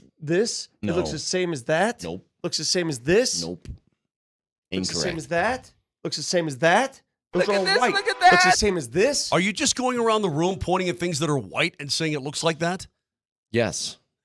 He's Brick It looks from like Anchorman. It looks like that I love charger. lamp. It looks like that bottle cap. It looks like that. I love lamp. Did you see over the weekend the Broncos posted a photo of Patrick Surtain sitting there with the Orange Crush uniform on, just sort of teasing people when they're going to wear that? Mm-hmm. Did you see that the Orange Crush team is going to have a reunion this year at one of the games? Oh, that's cool. Yeah, that is really cool because they've never had a reunion before. To bring back that team and members of that team, the Craig Mortons of that team, Steve Foley's obviously already here. He's in the Ring of Fame. Bring those guys back and honor the very first great Broncos team. I love the way that this current management team, this ownership group, is going back to the days of yesteryear and inviting those days back. That's awesome. Do you know that Craig Morton is now 81 years old? crazy. It just seems so weird. When listen, during the Orange Crush years, though, he was mid-30s. And he was could getting barely move. Yeah, he was getting destroyed then. I hope he's going to I mean, those were great teams though. I mean, great. That's really cool that they're honoring them though. I wonder why, Vic, we haven't had any the Broncos last won the Super Bowl 25 years ago. Why haven't we had any Super Bowl? What are you talking about? I want to Santa Clara. You're right, but I'm thinking about the back-to-back teams. I'm sorry. That team won the Super Bowl 20. Why haven't we had any reunions of they've had those? some stuff with those teams. I've seen many members of those teams here in town. Because the Avalanche at the 20th anniversary invited that 96 team back, and everybody came back for a big celebration. That was really cool. We have 3 Stanley Cup Avalanche teams. If you had to pick one, who is the greatest of those 3 Stanley Cup championship teams? Oh, boy. Well, ain't nobody ever went 16-4 like they did True. 2 years ago. See, like the Nuggets, the argument's done, right? There's only one NBA champion Nuggets team, so that's obviously the greatest team in Nuggets history. There's no debating it. And anybody who wants to debate it, I don't know what the hell you're debating, it's over. But with the Avs, you can debate it because there are 3 champions. And if you took the rosters of each championship team. Well, how about this? I mean, you got to say this, though. The Hall of Famers from that second Cup team, the second one, how many Hall of Famers on that squad? I think if you asked guys who are on both teams, I think the majority would tell you that they think the 96 team would have beaten the 01 team. Really? Mm-hmm. Even with the names on that? Even with Raymond Bourque and Rob Blake on the back end with Adam Foote and Martin Escula, yeah. That 96 team was a really good team. Yeah, but the blue line couldn't compete with that 01 team. The blue lines. I mean, I know it was younger and faster, but that 01 team's blue line, you had Rob Blake on that team. You had Ray Bourque on that team. I agree. I totally agree. But you had some guys. Well, listen, there were guys on both teams that were unbelievable role players and important role players. I think it's 01. Okay. I think 01 is the greatest Avalanche team, and I think. But think about this, Vic. Think about these guys. Oh my gosh, there are some good players. Okay, think about these guys. Val Kamensky. I get it. Claude Lemieux. Yep. Chris Simon, the late Chris Simon for his role. Mm-hmm. Mike Ricci's. Right? All very Mike good role Keane. players. All very good role players. All very, very good role players. They knew their roles. They played their roles. Every player you named. Rene Corbet. Played their role to the fullest. Lauren Reichel Bundy. I mean, yeah. All right, now give me a list of the 2001 roster because I can give you name for name. I think the 2001 roster, up top to bottom, is more talented. Right. I just think. Well, it might be, but I'm telling you what I think the guys would tell you. Not only that. Brett, can I have some looking up chatter, please? The 01 team won a cup without Peter Forsberg. Think about that. That is correct. Yeah. Okay, these guys. Sakic, Forsberg, Hayduk, Tanguay, Drury. Come on, dude. Sean Podine's on that team. Obviously, Raymond, Martin Skula, Ville Niemen, Greg DeVries, a very solid defenseman. Danny Heinold, great role player guy. John Clem. I'm getting to Footer. Stefan Yelwell's on both teams. Of course, yeah, your Rob Blake's. Dave Reed was an older player at that time, but very solid. He was with Dallas dude. for a long time, too. Yeah. Steven Reinprecht came over in the deal that also brought Rob Blake to the Avalanche. Scotty Parker was on that team, obviously tough as nails. I mean, they had some dudes. Rick Barry was on that team. Played a little bit that year. I don't know, man. That's a great question. To me, though, it's hard to even remotely compare them to the 22 team because everything has changed so much. The game has changed so much. But I'll tell you one thing. But again, Brett, here's the thing. There was no salary cap back then, right? Yeah. So none of those teams went 16-4 on their way to a Stanley Cup, but they maybe had harder competition on the way. Like the other best teams were so good too because there was no cap. They could pay all the players. I don't know. I don't know, man. But ain't none of those teams went 16-4 all the way to a Stanley Cup. I just came across something that I would like to give to you guys. Vic, you think it's really important that the Nuggets get a backup big this offseason, right? Paramount. And the Nuggets don't have a lot of money to spend. So it's going to be tough to find that sort of in-between guy who has enough of a impact that he's going to really help your roster, but also that makes him affordable. Isaiah Hartenstein, remember him? Yep. Spent a little bit of time here in Denver. He was okay. He was great in the preseason, I remember. And then as soon as the regular season started, he would make like dumb mistakes, and you'd be like, "Come on, dude." So he goes to New York, and he has like this great year as a Knick. And everybody's going, "Hey, man, why didn't you keep Hartenstein?" Because he wasn't even nearly that guy. What do you think he's projected to make this offseason as a free agent? I would say Isaiah Hartenstein will make $16 to $17 million a year. They said he's in the ballpark of a 4-year deal of $80 to $100 million. Oh, my God. No. 80 to 100 No. million. No. It's too much money being Can thrown we say? around in the Can we NBA. say no? Hey, It's too much money. Vic, I can't. what is I don't even know what when you use those figures. I mean, he's a good player. Yeah, but a $20 million a year player, up to $25 million a year. No. More than Aaron Gordon. Yeah. Nope. Do you remember when the Lakers paid a certain guy named Timofey Mozgov? Mm-hmm. What happened to him, Vic, when he went to the Lakers? It's terrible. He was beyond terrible. Mm-hmm. He won the lottery and did what? Quit his job. And that's the going rate for a player in Isaiah Hartenstein that is a good player and a starting center in this league, but nothing like crazy. It's going to cost you that kind of cash to get a guy like that? What the hell does it cost to get a backup center then? A guy that you think is viable? Like, can they even afford one? You're paying for a starter, though. So that's Understood. starter money. Now, you're looking for somebody in Denver that's a 15-minute-a-night player. So much People different keep pay mentioning scale. Mason Plumlee. And I'm like, I wouldn't mind having Mason back at all. well, how old is the Plum Dog now? That would be about 34, 33. That would be ancient my dog guess. years. That would be my guess. Mason Plumlee is 34. How do you get that so fast? Because I Google Mason Plumlee. Because he Well, I listened to tried me. to do that too, but you jumped the gun on me. Type faster. Did you guys have typing in school? Absolutely. When I was a sophomore in high school, Mrs. Yamamura. Keep track of those WPMs? You know what I mean? Anyway, Mrs. Yamamura was a good typing teacher. That's a cool name. Anyway, I would like that Plumlee back. Like, I think that he served a decent enough role, but Vic's still looking for a shooter. I would prefer Dario Saric, who, when left open, he can hit a 20-footer.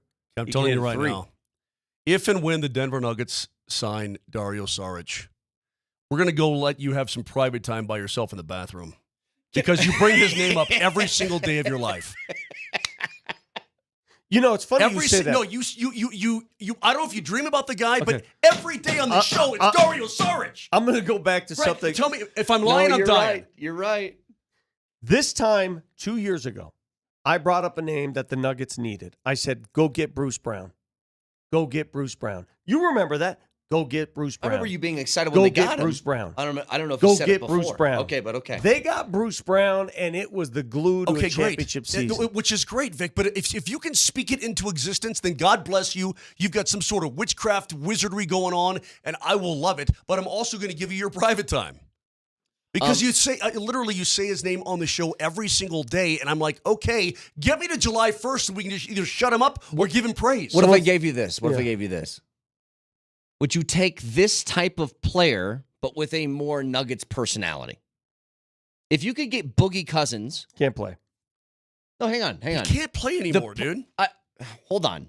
When Boogie played here, if you could get that kind of player with a different mindset is what I'm asking. 100%. You would take that guy. 100% because he could shoot. He actually played well and gave you some offense. I remember he filled in for Joker during that one season. Yeah. He had 25 points in the game. Yep. Made a bunch of threes. He could shoot, but he can't rely on them. Can't do it. I'm not saying him specifically, but a player like him is what you're looking for. Yeah. Got you. Because I would love to have on that the too. text line from 3661. Vic, stretching is fundamental to any successful athletic in Denver. That you don't get it does surprise me a little bit. You should keep your comments to yourself when you could potentially influence young athletes coming up. I'm not telling people not to stretch, bruh. I'm saying it hurts to stretch. I just stretched. I'm the most flexible person in this room. Vic's not your daddy, by the All way. right, so telling me that I shouldn't say stretching, I mean, what are we doing here? Who am I influencing? Stretching hurts. That's all I'm saying. It hurts. I don't like doing it. 303-504-0925. Shop Mazda text line. One price, one person, 1 hour. Back after this.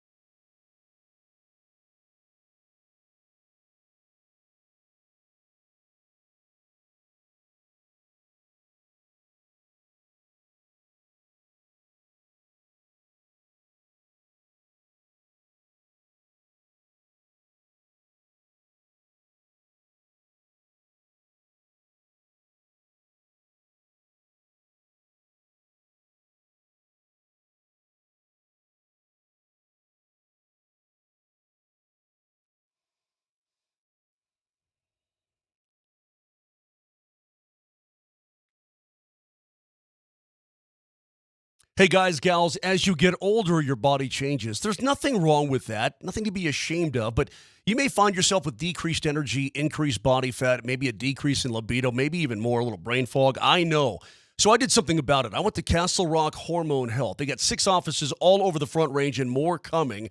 And their doctors are total pros, experienced with hormone replacement, and they're incredibly professional. I'm glad that I've done it. In fact, I just had my last treatment on Friday. Felt great over the weekend, obviously. I'm going in again on Tuesday. And it's just a little tiny bit of your time. And they're going to absolutely take care of you and get you back to feeling like you should. And that's what they're doing for me. And I absolutely love it. I would recommend you do it as well. So get back to being yourself. Book a free evaluation today. Just go to crhormonehealth.com. That's crhormonehealth.com. See what they can do for you, because I guarantee they can do a lot.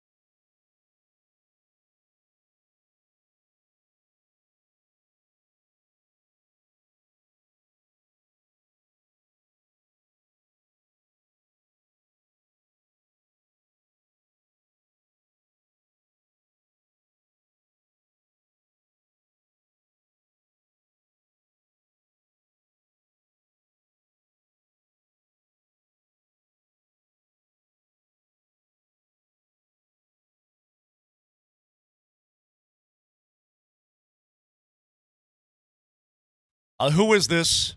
Michael Hatch. Mike. Mailman Mike. Love you, brother.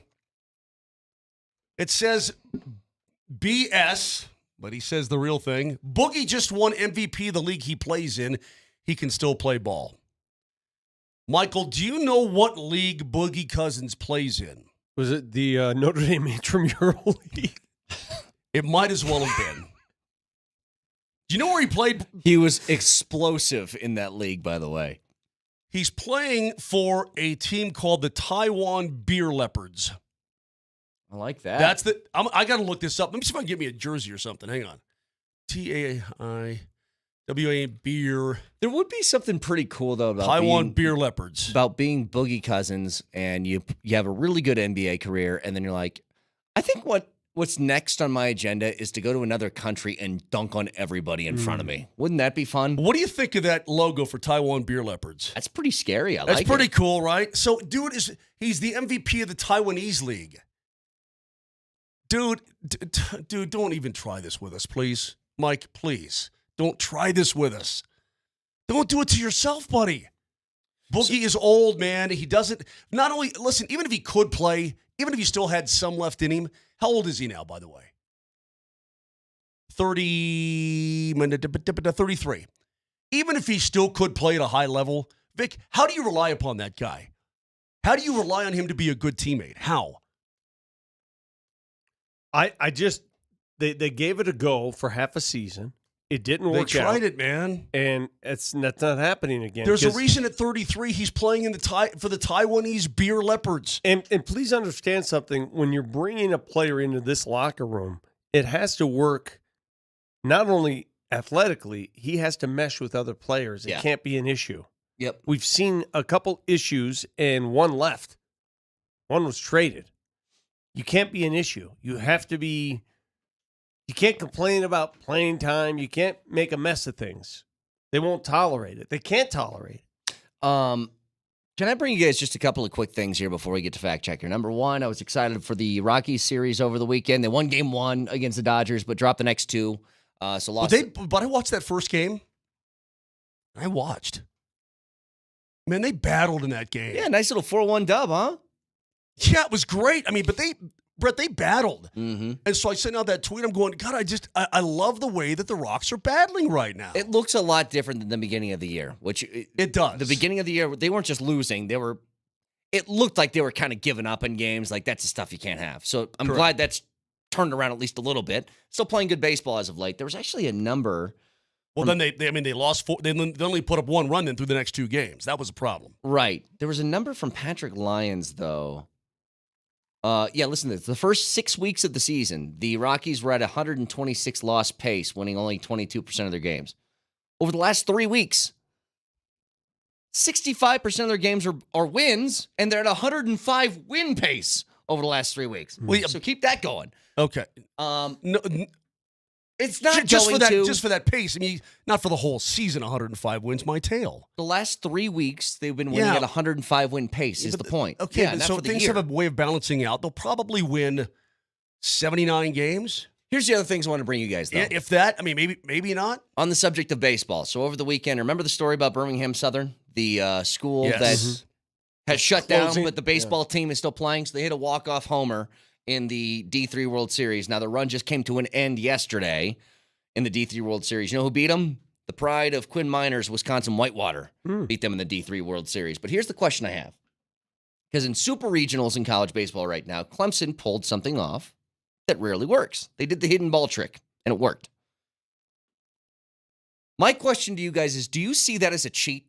Is that lame? I don't like it. I don't like it either. I don't like it. And people are going to say, why? It's within the rules. Because it's petty. It's like so deceiving I asked Nelly and the people in the appetizer, I'm like, is there any equivalent in any other sport to a hidden ball trick in baseball? No. Like, there's flea flickers and stuff, but that isn't pure deception. Vic, what was used to stuff it under the back of the jersey in football? Like, see, 23 skidoo, see? Yeah. Like a fumble-rooski? The fumble-rooski, where you'd hide it. Yeah. You'd hide it next to the center. You know, there's again, deception plays happen all the time in football. There's no deception play in hockey. Like, technically, play action is a deception. But it's everything different. in football's deception. It's different than holding the ball in your glove and waiting for the guy to be an inch off the base and hitting him with a tag. Like, that feels really cheap to me, and I don't like it. I don't disagree. Every time somebody pulls it off, they're like, and then the other team's like, come on, really? Yeah. Really, dude? Do you remember Is this what we're going to do now? Really? You remember years ago, the catcher, because there was nothing against the rules about it, do you remember he hit a potato in his gear? A peeled potato? What? And he threw it to third. What era is this? What? Potato? You can't be throwing potatoes around during a baseball game. Yes, you can. How many years ago? Hang on. Hot potato. There's no way this is true. Zero. Was it a Savannah Bananas game? Come on, Listen, dude. Bresnahan, his name was Kevin Bresnahan, or Dave Bresnahan, sorry, pulled the great potato caper. Bresnahan was a light-hitting backup catcher in 87, playing out the year for the mediocre Williamsport team in the AA Eastern League. He and his teammates had some fun at the expense of the Reading Phillies. Reading, Pennsylvania, whatever. But now he lost his job, never played baseball again. He's a real estate mogul in Arizona. I'm trying to find the exact. Okay. You're telling me he took a peeled potato and threw it like a baseball? Yes, that's stupid. No way. No. See, again, let's go back to the concept of deception. Deception occurs in every sport. I'll give me a sport. Soccer. Free kick. Two guys approach the ball, one takes it. Deception. Basketball. Pick and roll, I'm going to slip the screen. Deception. Every sport has it. Football is full of deception. But when you go to baseball and you play the hidden ball trick, that's beyond deception. That's almost like, I don't even know the word for it. That's almost like, can we just play baseball and not play your little games, your little magic tricks? It's just, it almost says to me, like we're not good enough to beat you. You think you're so much worse than us that you have to resort to tricks. Yes. Reading's Rick Lundblade reached third base with 2 outs in the 5th inning in the opener. So what year? 87. Bresnahan told a home plate umpire, Scott Potter, something was wrong with his glove and he had to go get a new one from the dugout. So this sprung into motion, this entire sequence. The whole team was in on it. He had stashed in his spare glove a potato that would change his life. He trotted back into the field, spun in tow. He called for the requisite low outside pitch, which he knew the batter would take. During the pitch, he moved the potato from his glove to his throwing hand. Upon catching the ball, he sprang up and hurled the potato over the third baseman's head into left field. Lundblade broke for home, but as he got home, Bresnahan smiled and produced the ball and tagged him out at home plate. The mother trucker threw a potato into left field, the catcher, and tagged a dude out. That's dumb. No, you're done. He's banned for life from the game, okay? Well, I can't have that. I started to run to the dugout. I heard the third base umpire yelling that it's a blanking potato. My roommate and close friend, who had an umpire for a close friend, we called him about a week before, see how he'd rule. He said he felt they just sent the runner back to third and kicked me out of the game. I was fine with that, but unbeknownst to me, the home plate umpire had his supervisor in the stands. I guess he was already really anguished about getting graded. He was really mad that he had to make a ruling on the potato. Hang on a second. So, Vic, going back to your question, give me the equivalent of the hidden ball trick in basketball. Like, I don't think any of these apply. There's nothing that's close to this. Yeah, I've got one trick, and it's not that big a deal because it's your fault for turning your back on the play. Chauncey Billups did it to Kobe Bryant in the Western Conference Finals when Kobe had his back to him on the inbound, and he bounced it off his back, grabbed it, and scored. Now, could you say that's a lack of awareness more than anything? That's on the player for not turning his head to the field of action and watch. The hidden ball trick just to me seems beyond the scope of fairness. Yeah, it should be illegal. I agree with you. Should not happen. Like football, I heard people say like the Statue of Liberty is, and I'm like, no, it's really not though. That's just like a pump fake. You got to be aware of that stuff. Who was the quarterback, Moj, that had the best play action? Like, what quarterback, when you think of play action, that can hide the ball, hide it with such guys? God, who was the best play action quarterback of all time? You know what I'm saying? Like, hide it behind. And there would be some plays you're like, where is the football? Oh, my God, the quarterback had it behind him the entire time. There's some great play action quarterbacks in the history of the game that are really magical with their hands. Steve DeBerg has been called He one of was the best really good. play-action pass He was quarterbacks really, of all time. really good with it. You know, Manning, when Manning did that crouch down thing and he'd prop and he pop, Yes. because he would crouch down like he's handing it off, then he'd pop up and hit a guy. You know, And the Mahomes key is today's day and age, Patrick Mahomes is really good at it, dude. He really is really good. As of right now, the quarterback with the most yards off play action in history is Drew Brees, 80,358. Well, No, that's- I'm sorry, I Tom mean- Brady, 89,214. Then Drew Brees. It's just how many play actions have you done? It doesn't mean you're great Right. at it. I mean, it's just a play. All right, got enough time for a fact checker here. Go ahead, Nelly. Nelly monitors the mistakes in today's Fact Checker. Today's Fact Checker. Presented by Rock Plumbing, Heating, and Air Conditioning. Your local home comfort specialists. RockHeating.com. Rock, bringing comfort home and simplifying your life. Before you fact check, Nelly, I got another one that bothers me, and this bothered me since high school when I saw it. For you soccer players, I hate the guy when you throw the ball in who does the gymnastic routine and like flips and throws it in. Like, come on, dude. That's cool. This isn't. You're not Nadia Comaneci here. Calm down. Just throw it in like a normal soccer player. Throw it over your head and throw it in. I don't need you doing like 8 flapjacks to get the ball to the box. Calm down. That's wrong. Go ahead, Nelly. Earlier, we were talking about the possibility of getting rid of daylight savings time. And Colorado is in a group of states that have proposed it in the Mountain Time Zone. They have said they're in support of this, but they need some combination of Idaho, North Dakota, South Dakota, Utah, and Wyoming to also get on board for us to permanently get rid of it. So we need how many of those states? All of them? I think you only need 3 of those. They need 4 or 5 states total. I know how to do it. Get our militia that we're going to go. No. We own the water. You want water? We'll turn your faucet off right now. Dude, I don't think Wyoming needs our water, bro. Yeah, but these others do. Hey, Arizona, you want water? You want it? You want water or Well, not? Arizona they just stay the same time all year. I mean, it's the biggest bargaining chip you can have. If you go to somebody and say, "Do this or you don't get water," Well, damn that they'll water do it right real up. quick. Real quick question. Do you think that we could take South Dakota? Like, if we had to, could we go up there and just kick some major butt? South Dakota's tough, though, man. Yeah, but there's not many of them. That's the Yeah. point. I mean, they may be tough, but we've got numbers. Probably. All right, cool. Well, let's do it. Bring the militia out. iTunes, Spotify, Spreaker, Moshe, Lombardi, and Kane. Have a great day. We'll talk to you tomorrow. Love you. Goodbye.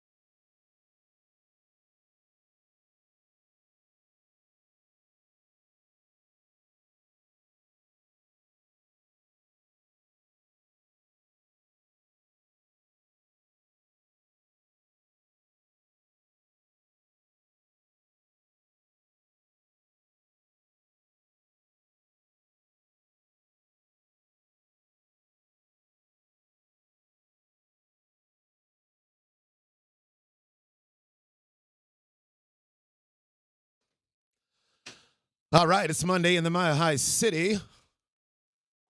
You got Dempsey and Company. Christopher Dempsey, Mike Sanford, KJ, Anna Mills, Josh Grismer. What else do I see back there? Everybody. Cast of thousands, Altitude Sports Radio 92.5. What's going on, everybody? It's a beautiful day.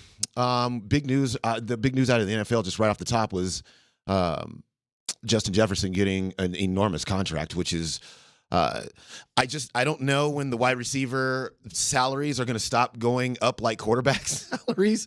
But if you have a kid and he's playing football, maybe he should just be a wide receiver. Better be fast. Better be able to really run. That's gonna be a key for your son out there. I'm thinking probably, say he's 12 years old right now, he probably needs to be running a solid 4.68 40. If you want to make that 33.7 per whatever Justin Jefferson's making. It's a bonkers contract. I think he's got like $110 million guaranteed on that deal. It's the biggest contract for by the way, it's 4 years and $140 million total. The biggest contract for a non-quarterback in the league. And for wide receivers, what a glow up in the last 5-ish years, 5 to 10-ish years.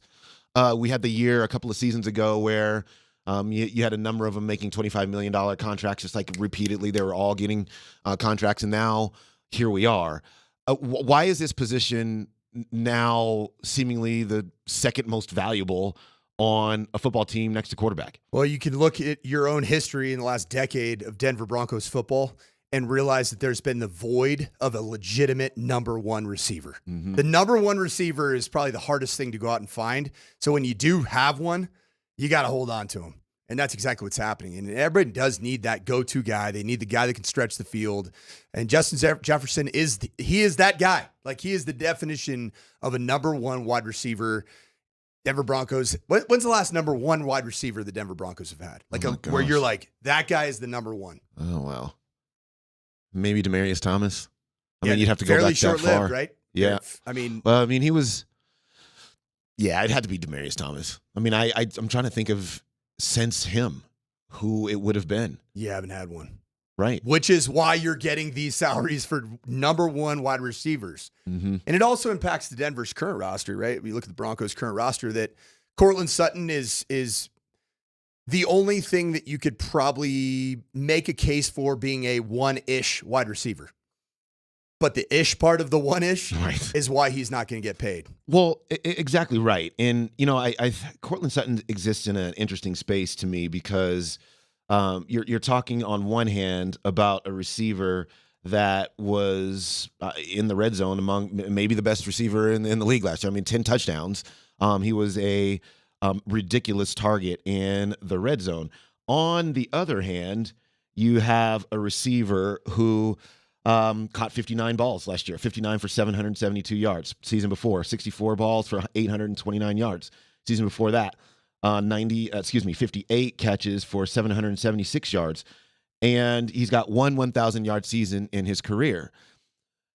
It's the reason why I kind of go back and forth on Courtland Sutton on this current roster. I mean, on one hand, you need a good veteran wide receiver to help out a young quarterback. And on the other, if you're actually trying to find a number one receiver on your roster, then aren't you just delaying that process by keeping him around? I think you are. And I think he's a good two. Like, your number one wide receiver's got to be the guy that can create explosive plays anywhere on the field. And if you look at Courtland Sutton's body of work, his value is in the red zone. That's a niche number two receiver, maybe even a number three receiver in some people's roster situations. So I do think that you probably do move on to so that either it becomes very clear after the 24 season that you just flat out don't have a number one, which is probably going to be the case, Demps. Yeah. I mean, there's some candidates. Is it Troy Franklin? Is it Marvin Mims? Right. Is it Josh Reynolds has an incredible year, a breakout year, and he catches it incredibly well? I still don't think that you have the number one receiver, like the guy that's the the Justin Jefferson, Jamar Chase, feels like you need to draft him. You're going to have to go out and get him. Yeah. And frankly, the Broncos right now, all we know is based off the prognosticators of PFF who study this stuff and the analytics of it, this is the 32nd best roster in the National Football League. Based off that premise, you're probably going to be in pretty good position to go get yourself a number one receiver. Really good position, Debs. It's like, all right, let's take a look at college football and scout. You know what? Actually, this actually leads me to this question, which is I'm getting a little scatterbrained here, but so Travis Hunter, obviously wide receiver and corner. Which one is he better at? I still think he's going to end up being a better corner. I'm a little nervous. I love Travis Hunter as a football player, instincts, does everything incredibly well. I'm a little nervous to see what he's going to run at the combine, or if he's going to run at all, because I don't know if he is a super real fast 4.4, 4.3 guy. Yeah. That's going to be what's going to determine if he's a top 5 pick or if he's just a first round pick. Mm-hmm. I'd say his giftedness is as a corner because elite ball skills. I mean, elite ball skills. And he's got the ability to get inside the head of a quarterback. He did it on the famous play against TCU where he came off the route and picked off it was a swing route to a kind of a mini wheel route by a running back out of the backfield. He wasn't supposed to do that, Demps. Like he probably got a minus on his grade sheet from his defensive coordinator, but guess what? He got the pick. And he won the football game. Right. That play won that game. Yeah. So he's got that type of ability to change a game, and I think he's more likely to do it as a corner in the National Football League. And he's so long. His arms are long. He can jam you. He can stay with you. He's just really, really savvy. Yeah, he is. Let's see. I'm just busily looking up his receiving. So last year, 57 catches, 721 yards, and 5 touchdowns as a receiver. It will be interesting to see. I want to know. I wonder how much they'll even use him on offense. I think they definitely want to use him a significant amount. Now I guess I'll put it in air quotes because I don't know what that looks like because they continue to obviously collect wide receiver talent for this particular football team. But you're going to throw it to Travis Hunter because you want to. But at the same time, do you also want to put him in his position to maybe be injured and not be able to play defense, which is where his biggest need, like your biggest need on that football team, you need him to play defense. Not necessarily offense, I don't think. Not for a wide receiver. If he was a running back or something, that'd be a little different story. But the wide receiver talent seems to be fine. I mean, they seem to just find these guys wherever they live in the portal. Yeah, those the players, receivers just live in the portal. They're there, man. You can go out and get them in the portal. Linemen, tight ends, tougher shopping right there. It is tougher shopping. Yeah, you got to. I mean, there's not a lot on on those shelves. You got to really dig to go find one. Yeah, Colorado trying to rebuild that offense, starting with the offensive line.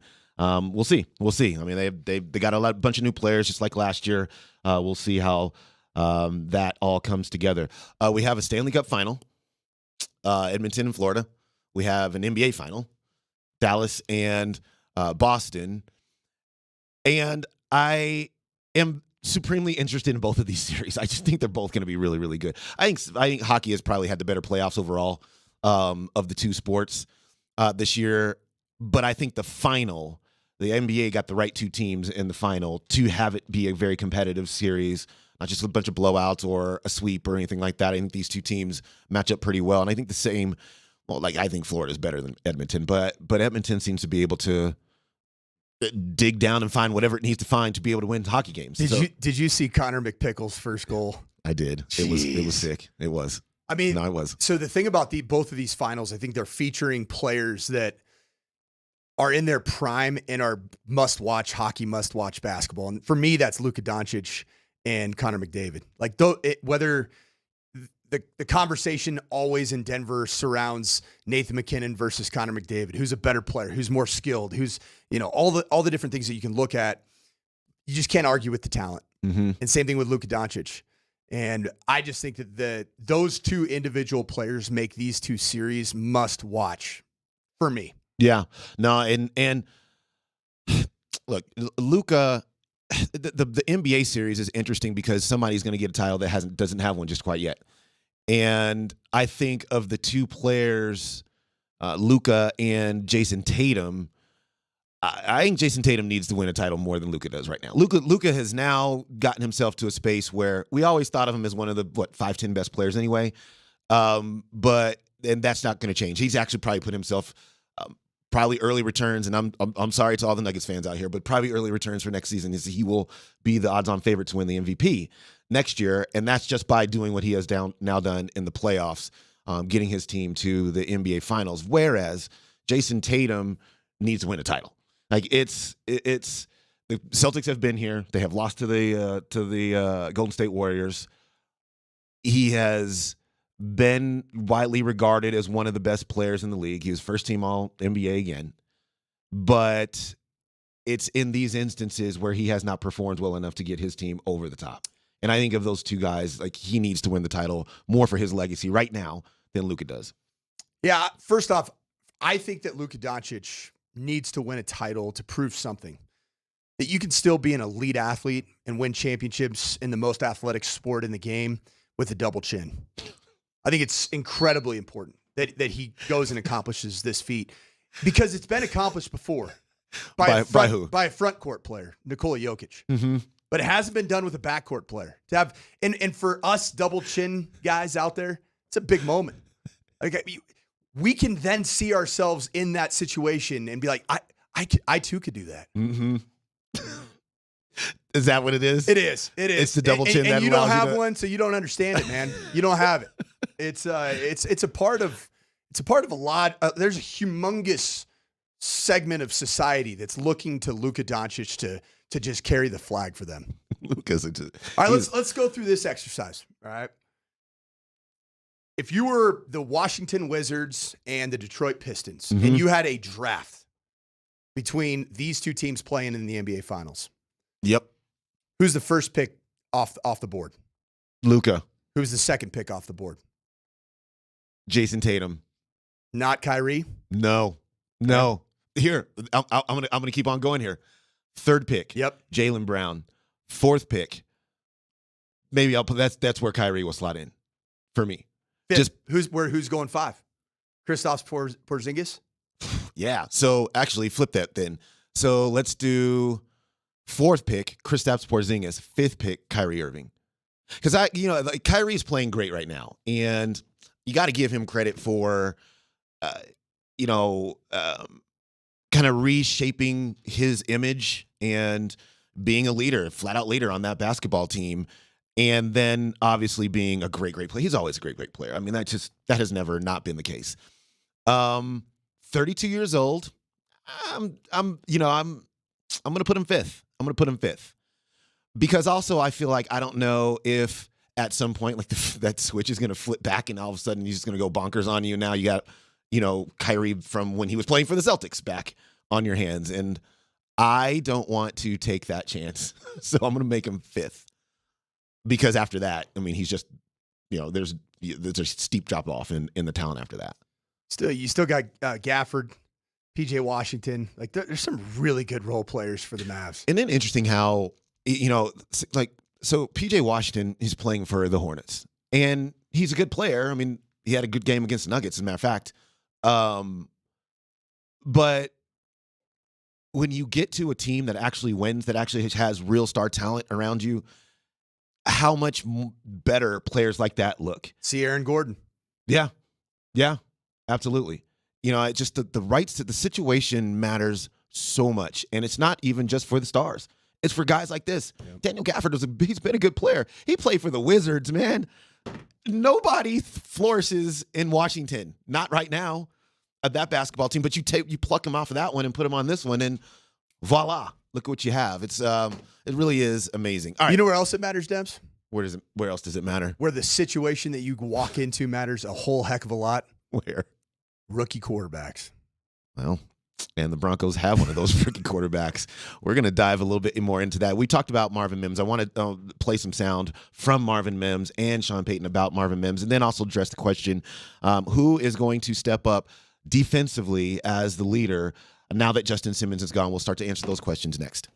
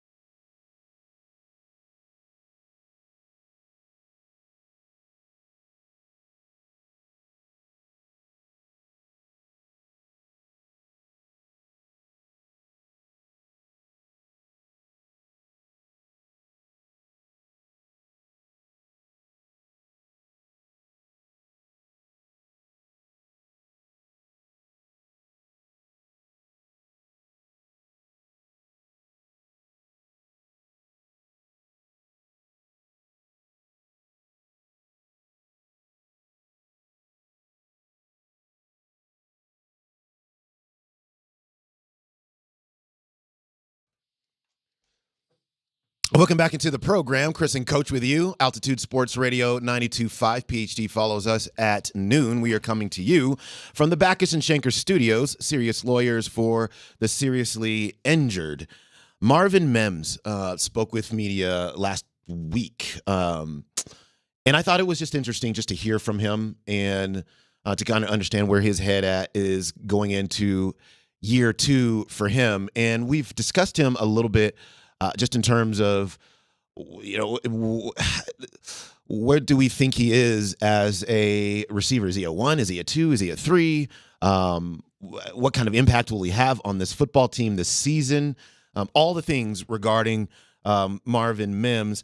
Let's just start by hearing what he had to say about the improving from year 1 to year 2. Yeah, I mean, pretty much for me, everything, just coming in last year, kind of getting used to all of it and also being, pretty important in the return game, so my head was everywhere. But, coming in year 2, knowing what to expect, knowing the routes, knowing what I have to do as a receiver, I feel like this is starting to go a lot smoother for me, especially mentally. Yeah, so interesting right off the top, when he said, he referenced the kick return game and the wide receiver, and I really didn't think about it that way in terms of he had a lot more on his plate to have to try to learn and grasp and then be good at all of these different things.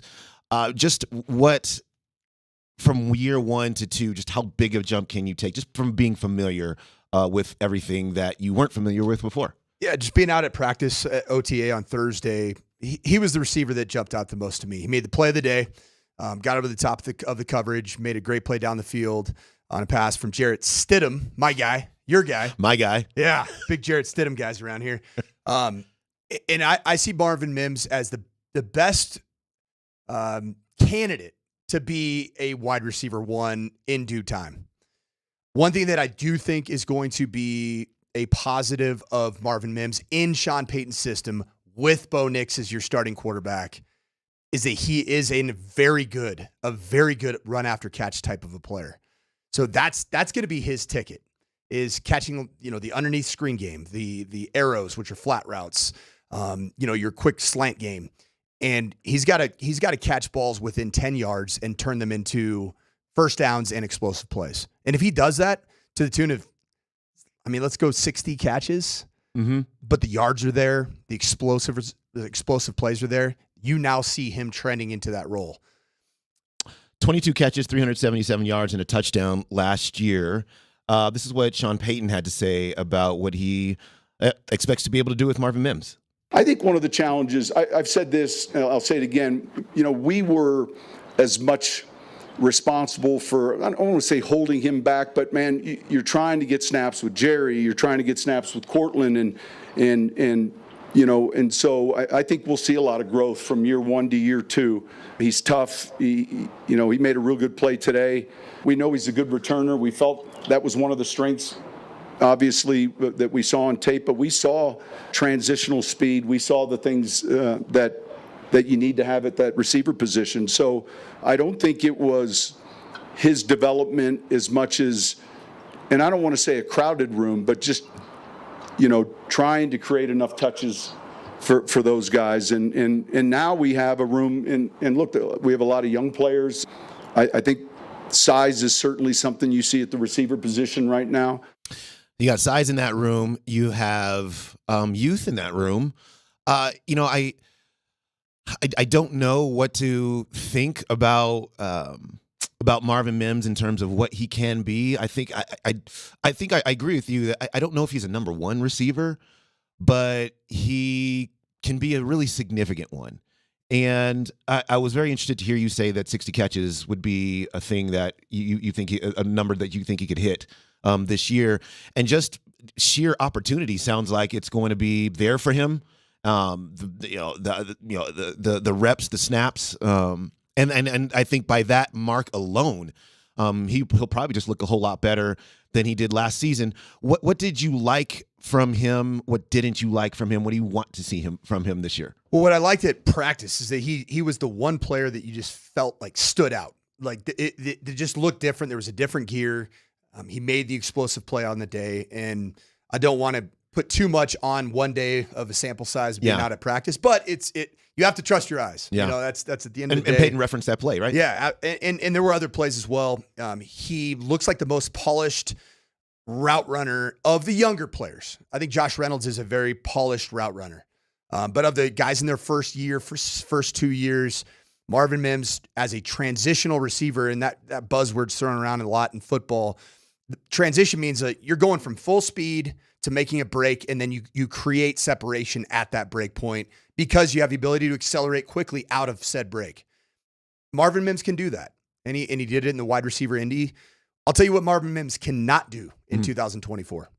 He can't put the ball on the ground. Mm-hmm. And he did do that. He had a problem with that early, and I think that actually led to just not allowing himself to be trusted to the extent that he could have if he just never put the ball on the ground and fumbled it. Yeah. It'd be interesting to see what this is what he says about his increased opportunity. Yeah, for sure. I mean, first and foremost, it starts out here on the practice field. If I take care of my business out here, it'll go to the game. So, for the most part, looking forward to it, but I just know I have to handle my business here. And then, eventually when we get there in the fall, we'll get there.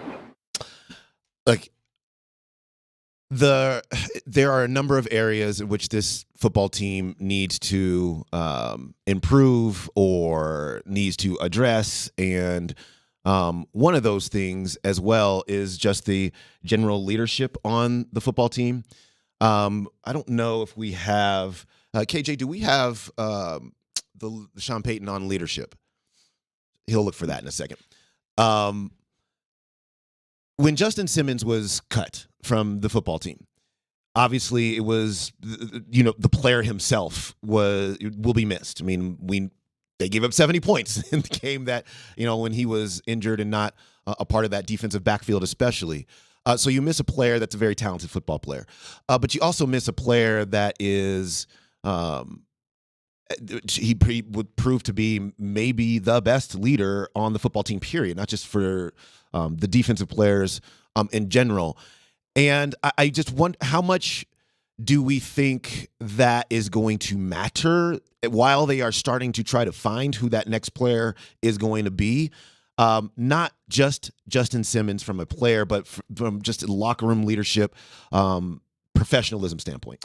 Justin Simmons is going to be hard to replace because he's the community ambassador. Like, you're seeing what he did even this weekend back in the Denver Metro. Like, he is a galvanizer of people, and he always has been. Justin Simmons still doesn't have a team, which is crazy. It just shows you the market for safeties isn't quite the market for wide receivers. Right. They were being cut left and right. And it is, a lot of them haven't found jobs. And it's shown to be a fairly replaceable position. Yeah. PJ Locke shows, signs at practice on Thursday of being that leader. I even saw over the weekend, he and I don't know if you saw on X, there was a good back and forth about, there's these tight end retreats that go on where all the tight ends in the National Football League get together. Yeah. PJ Locke was demanding, hey, let's get a DB retreat and you see PS2 jump into the conversation. Hey, I've been saying that. Mm-hmm. So I think there are some positive things that are happening. I think that PJ Locke has the ability to be an on-field leader with a vocal presence in that back end. And then you already have an established leader in PS2 that does it more kind of, this is who I am. Right. I'm that not guy. super vocal. I'm not super from him. vocal, but I know exactly how to keep this thing moving in the right direction. Watch me. Mm-hmm. Alex Singleton to me is the undisputed verbal vocal leader of the front seven. I don't think that there's going to be a problem with leadership on that side of the ball. I think there's enough. I think PJ Locke played himself into a lot of value. I do too. You and I were all on PJ Locke, especially when we saw the difference when was it Delaware and Turner Yale started that game against Miami, right? In Justin Simmons' absence, and then all of a sudden, PJ Locke starts getting more and more reps. I'm like, I like that guy. Yeah, that guy needs to be on the field, no doubt about it. Okay, so we have it here. This is what Sean Payton had to say about leadership.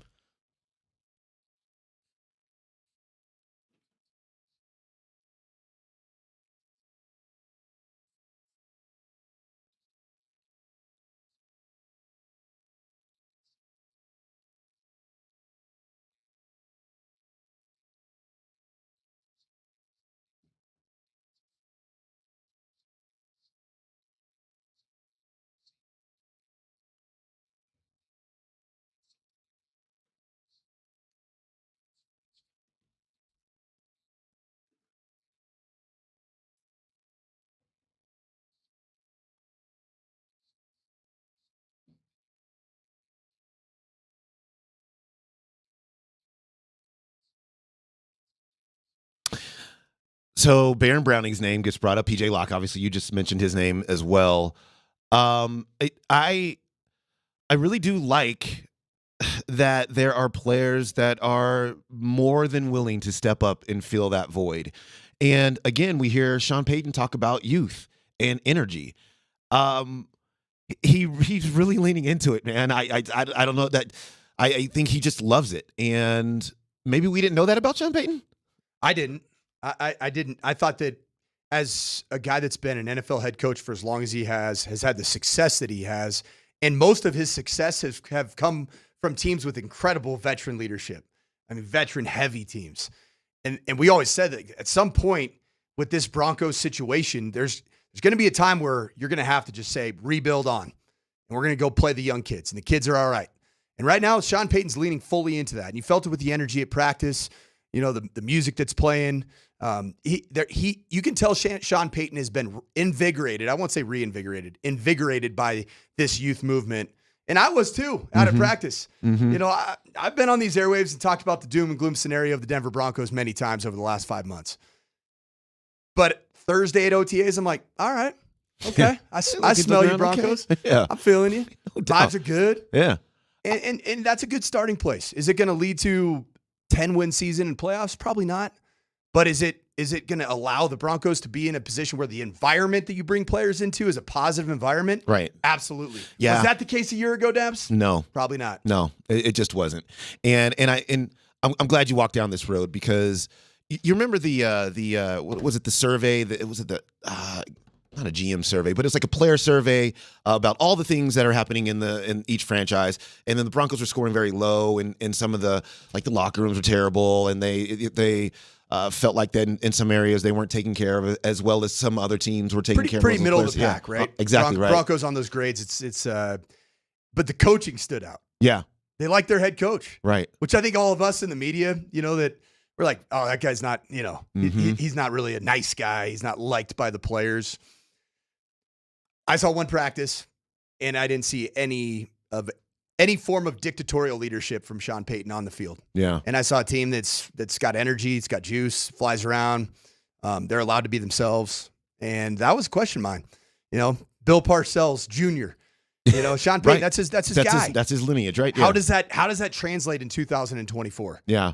I do think that he is I think he wants to change with the times. I do. I think it's a good I questioned, because you got rid of Russell Wilson and all the things, I questioned how much of a foundation was even really laid last season, because it feels like you just have to start all the way over this season. But I mean, I guess in the areas of day to day, this is how we do things. The players that are carrying over from last year's team to this year's team understand day to day that foundation is a thing. But for what you are as a football team on the field week to week, that foundation is being built this year. I mean, that's to me, it's starting over, and this is a good place to start, man. With vibes and practice and players that want to work hard for you, and he's still going to be very demanding about how you play and the precision with which you do things and the attention to detail. I think those will all be very present. It kind of reminds me of Tom Thibodeau in New York with the Knicks. He has had to evolve, especially offensively. Like, this is how you're going to have to expand and evolve with the times. But because he did that, and because he's his players love him, he can also still demand that they play very hard and defense the way he wants defense to be played. And I think Sean Payton is kind of the example of that in the NFL, where we know who you were, but who are you evolving to be? And the players seem to really like this version. Yeah, I remember a few pressers last season where the question was asked along the lines of this very topic. Like, can you relate to this generation of players? Is the old, like, my way or the highway mentality going to work with this generation of players? And Sean Payton's, to give a very Cliff's Notes version, Sean Payton's responses were very much along the lines of, "Hey man, I'm cool too. I can do the gritty." And I say that very loosely because he didn't actually say I could do the gritty. But you see some of that. I mean, in the very first impression, when I walked out to practice, Sean Payton's out there He's got his Jordans. What Jordans are the ones with the patent leather? My favorite pair of Jordans of all time. You know, I know nothing about Jordans. Yeah, I can tell, man. Your drip games, it lacks. It lacks. I just you lean more to the I walk in Lululemon a than you do the t-shirt. Jays. I'm leaning into the Jays for the Twitchers right here. You are. Yeah, I'm leaning hard into some Jays. But he had the Jays on with it was orange patent leather and white shoes. I'm like, all right, Sean, I see you. Yeah. And I know that's an external thing. It doesn't really matter, but where it's going to be important for the build of this team is how bad, if you think about it, back 8 years, over the course of the last 8 years, how many times have there been energy problems on game days at Empower Field? Mm-hmm. Like, you can see it. It's tangible. Mm-hmm. I don't think you're going to see that this year. You might see a team that's not good enough. You might see a team that's just not old enough, not established enough. You might not have enough team speed. That's a huge concern for this Broncos team. Yeah. But you're not going to have a team that just has horrible energy when it takes the field. Yeah. And there's a split camp. And I think last year the split camp there was a Russell Wilson camp, there was a Sean Payton camp. Mm-hmm. And it was interesting to see the players that you can kind of see which side are you choosing. Cortland Sutton, which camp do you think he chose? Russell. Okay. Jerry Jeudy, which side do you think he chose? He chose Sean Payton. Sean Payton, yeah. Absolutely did. Yeah. He was backing him up in the media. Right. Like, that's my guy. Yeah. And so Sean Payton gave him every possible opportunity to go out and prove that Jerry Jeudy, I think that you are who you say you are. Well, guess what? He didn't. Right. And he's not here anymore. Fine. Mm-hmm. And I think that'll be really fun to watch is who become the receivers, the skill players that can create touchdowns, but also can be Sean Payton's guy. Like, I'm going to put this guy in position. When you're a game planner, an offensive game planner, there's certain guys that you over time develop trust for, and then you design plays for.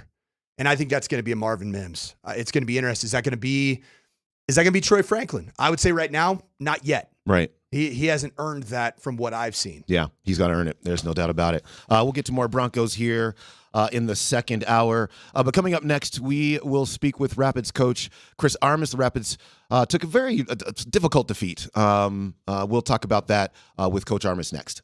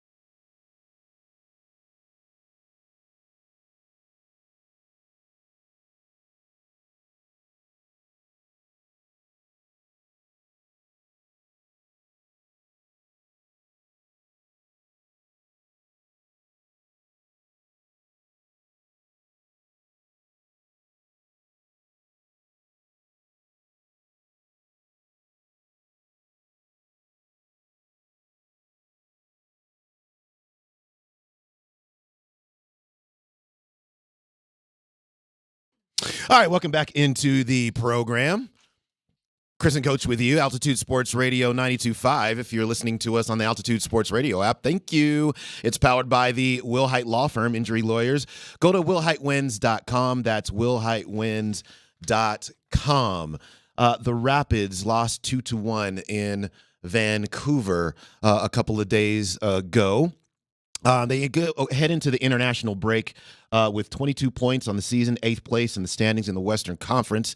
Let's go to the Ramos Law hotline. Car accident, you need Ramos Law, medical doctor and attorney, ramoslaw.com.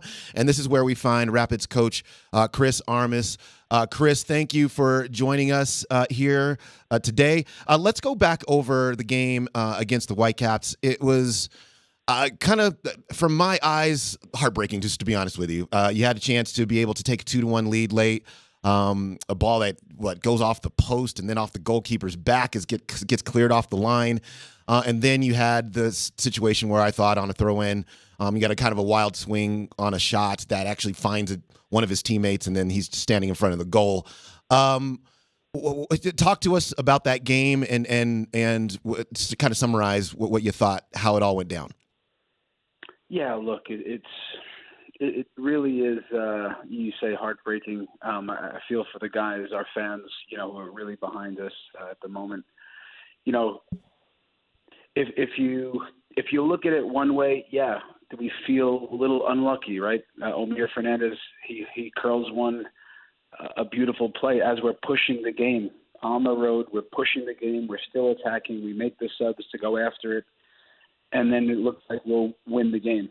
And then it minutes later comes down on again, like you say, it's off a throw-in. It's a miss hit of a shot, but it goes right to their guy who scores. Now, again, in our locker room, we don't talk of it that way. We have to say we have to be better. We have to find ways the marginal gains all the time and sway these games into draws and wins. And that's the way we have to approach it. Coach, just looking at this game, just seemed like the run of play again. The Rapids outperform on the road, back-to-back games. I feel like the run of play in Houston on Wednesday night, run of play against Vancouver in Vancouver. Just the quality is there for this Rapids team. You're seeing so much, so many positive signs on both sides of the pitch. What do you make of the timing of this international break? Is it a good time to get some fresh legs? I think two players, Moise Bombito will be to play for Canada, and Cole Bassett is in the training camp for the U.S. men's national team. How important is this break going to be for your side to go into this stretch run of the second half of the season? Yeah, look, these breaks are always welcome. We're a really healthy squad in terms of injuries. We don't need to recover that way, but emotionally and mentally and even physically, a reset. We've played in so many games that have required massive physical outputs. We've never been outrun, out-sprinted in a game this year. We have the data that shows that. Emotionally and mentally, we're putting a lot on the guys to be focused and tuned in, lots of tactics and details. And it's a lot on a young team. The one positive, and it's a big one, well, two, probably that we are home and away. We're attacking teams, and we're putting things on our terms in many ways. And we do have to learn how to finish games off. But the other positive is that we're above the playoff line, where many people had us in last place this year. We are a different team. We're a good team. We're just still a work in progress, and we're on our way. Okay, so now that we're here, and you touched on a couple of things there, but in this whole process of getting a young team up to speed, to being able to play and do all the things it needs to do to be successful, how do you evaluate things so far? And then coming off of this international break, where do you want to see the biggest evolution in your squad the remainder of the season? Yeah, but in a nutshell, we've made real progress.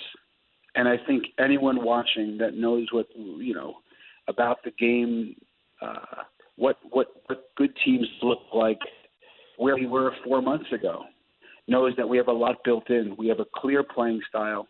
We play front foot, attacking, entertaining soccer home and away. We run and fight for each other. Every game we put teams in real games, and you can see even when we lose the ball that the mentality of the team to run and chase. This is not common, I promise you, and we have a lot built in a brief 4.5 months. But moving forward, we have to individually, collectively, it's my job to help the team get better, and we're going to do that and take unit work, individual work, how to gain advantages, how to manage leads, and how to finish off games. And this is in every team that's coming together. It's part of the team's development, and we're still coming together, and we have to fast track that, which is not always easy, but we do know what we're looking at. We're going to have a real targeted approach right after the break. We're talking with Chris Armas on the Ramos Law Hotline, medical doctor in eternity. Coach, just looking at Zach Steffen's performance throughout the course of this season, there's been some incredible moments over the course of the last 3-4 games. There's been some challenges. Certainly, anytime the keeper's giving up 2-3 goals, it's not solely on the keeper. What do you make of Zach Steffen at the latter half of this this first part of the season, and where's he at from a confidence perspective? He's confident. His process is top notch. The way he shows up every day. I've not been around many professionals better than that. I've been around some good ones. He along with Georgie, Sam Vines, these guys have changed the look of our team this year.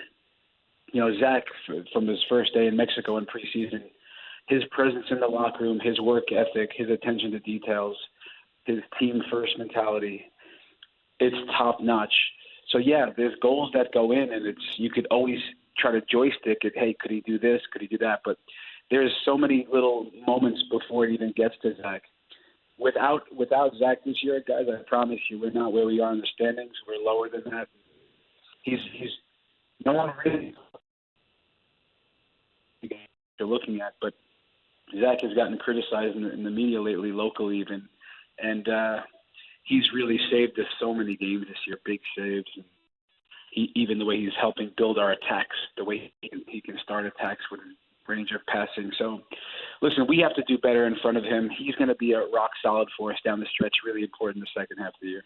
Coach, to transition to a lighter note, with the international window and the break coming up for you, I've coached the college football for 2 decades. I know the life of a coach. Every once in a while, it is nice to take a breath of fresh air, and you're here in Colorado for really your first, year. Will you have any chance to get out and enjoy the beautiful weather and any of the surroundings here in Colorado in this international break, or is it just straight back to work for you? Listen, I have a couple of things to attend to this week. I just got done cutting the game video. I always oftentimes do that myself. I go through the game and cut the footage and the fine details that I know are important. My wife just looked at me and says, "Chris, you got to shut it down a little bit." So, and she's right. We might even take a ride to Breckenridge today, and was just looking on the computer at some things to do over there. But I'll definitely try to enjoy Colorado. I've been here now 4.5 months. I've been to Boulder, Estes Park, a few places. So I got to see more this week for sure.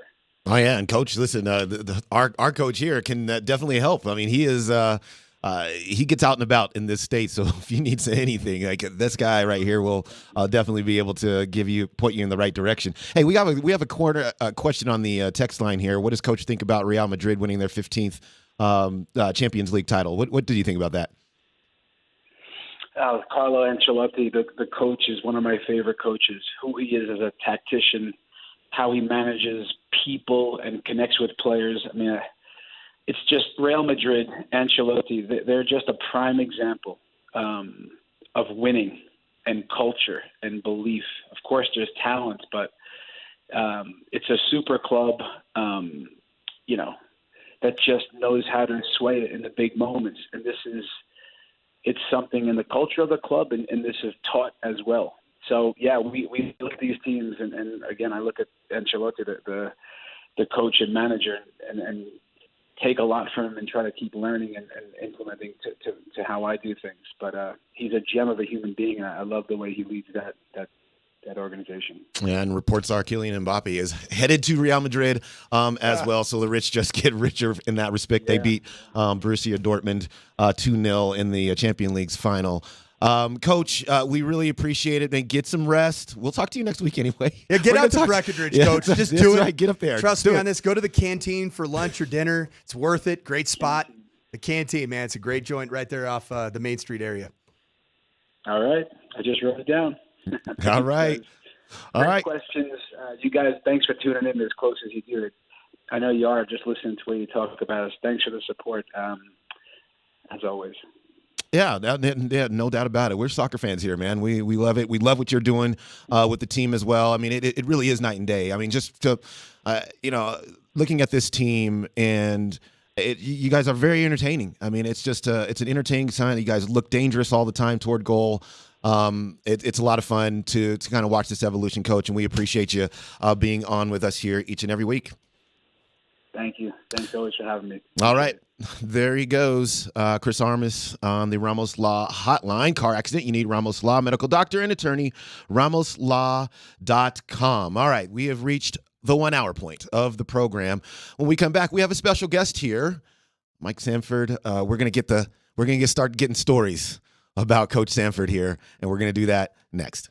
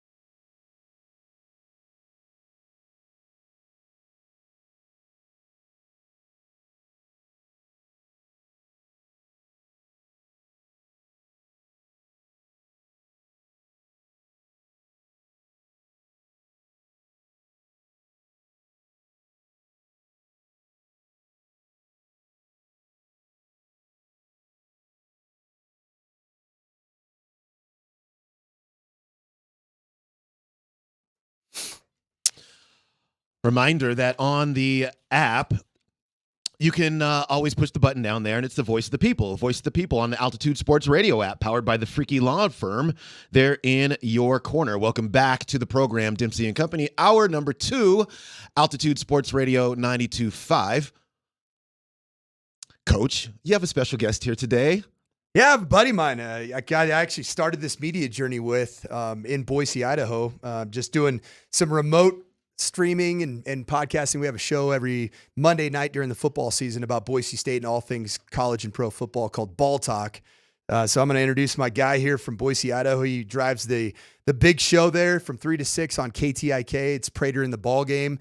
Welcome to the studio, Johnny Ball Game, Johnny Mallory. Dude, a nice setup. Dempsey and Co., you got the Sandman in studio too. Monday? What day is it? Monday and Wednesday? I'm on vacation. It is a Monday. You didn't think that you were going to be going tonight. right back to work, did you? No, man. I was just, like Mike said, we got to know him over the last couple years pretty well. Followed him when he was a player at Boise and his coaching journey, and I wanted to take a couple of days off, check out Colorado. He took me to Red Rocks last night. Oh, well, that's a good place to go. James Taylor. He's taking me to my Coors Field tonight to see the Rockies. I recommend anybody hit up Mike Sanford if you want a good, fun trip throughout Denver. If you haven't spent a ton of time here, and I haven't, but James Taylor, Red Rocks. It was so big that people even showed up hurt, Chris Dempsey. I'm going to let the Sandman talk about it, but, dude, I mean, it's James Taylor at Red Rocks. I don't care what the injury is, right? Yeah, it just means more. It's like the SEC. James Taylor. I mean, it was a geriatric crowd, to say the least. I'm not going to lie. And, I woke up this morning feeling fairly geriatric myself. But, yeah, we're perched out. I'm not going to give out my Red Rocks hacks because I have quite a few of them. Please don't. But where we were sitting, we had a perfect view of everybody trying to make the way up the stairs, and there were some crutches, there were some people in boots, there were some walkers, and we were just blown away the effort that people were putting in just to see James Taylor at 76 years old, probably his last tour, a Rock and Roll Hall of Famer. Yeah, it just means more, Dempsey. It just means more. There's no doubt. It's funny, like. Mike has only been here in Colorado for just a couple of years, right? 2.5. 2.5. And I mean, I swear he knows more about this city and state than I do.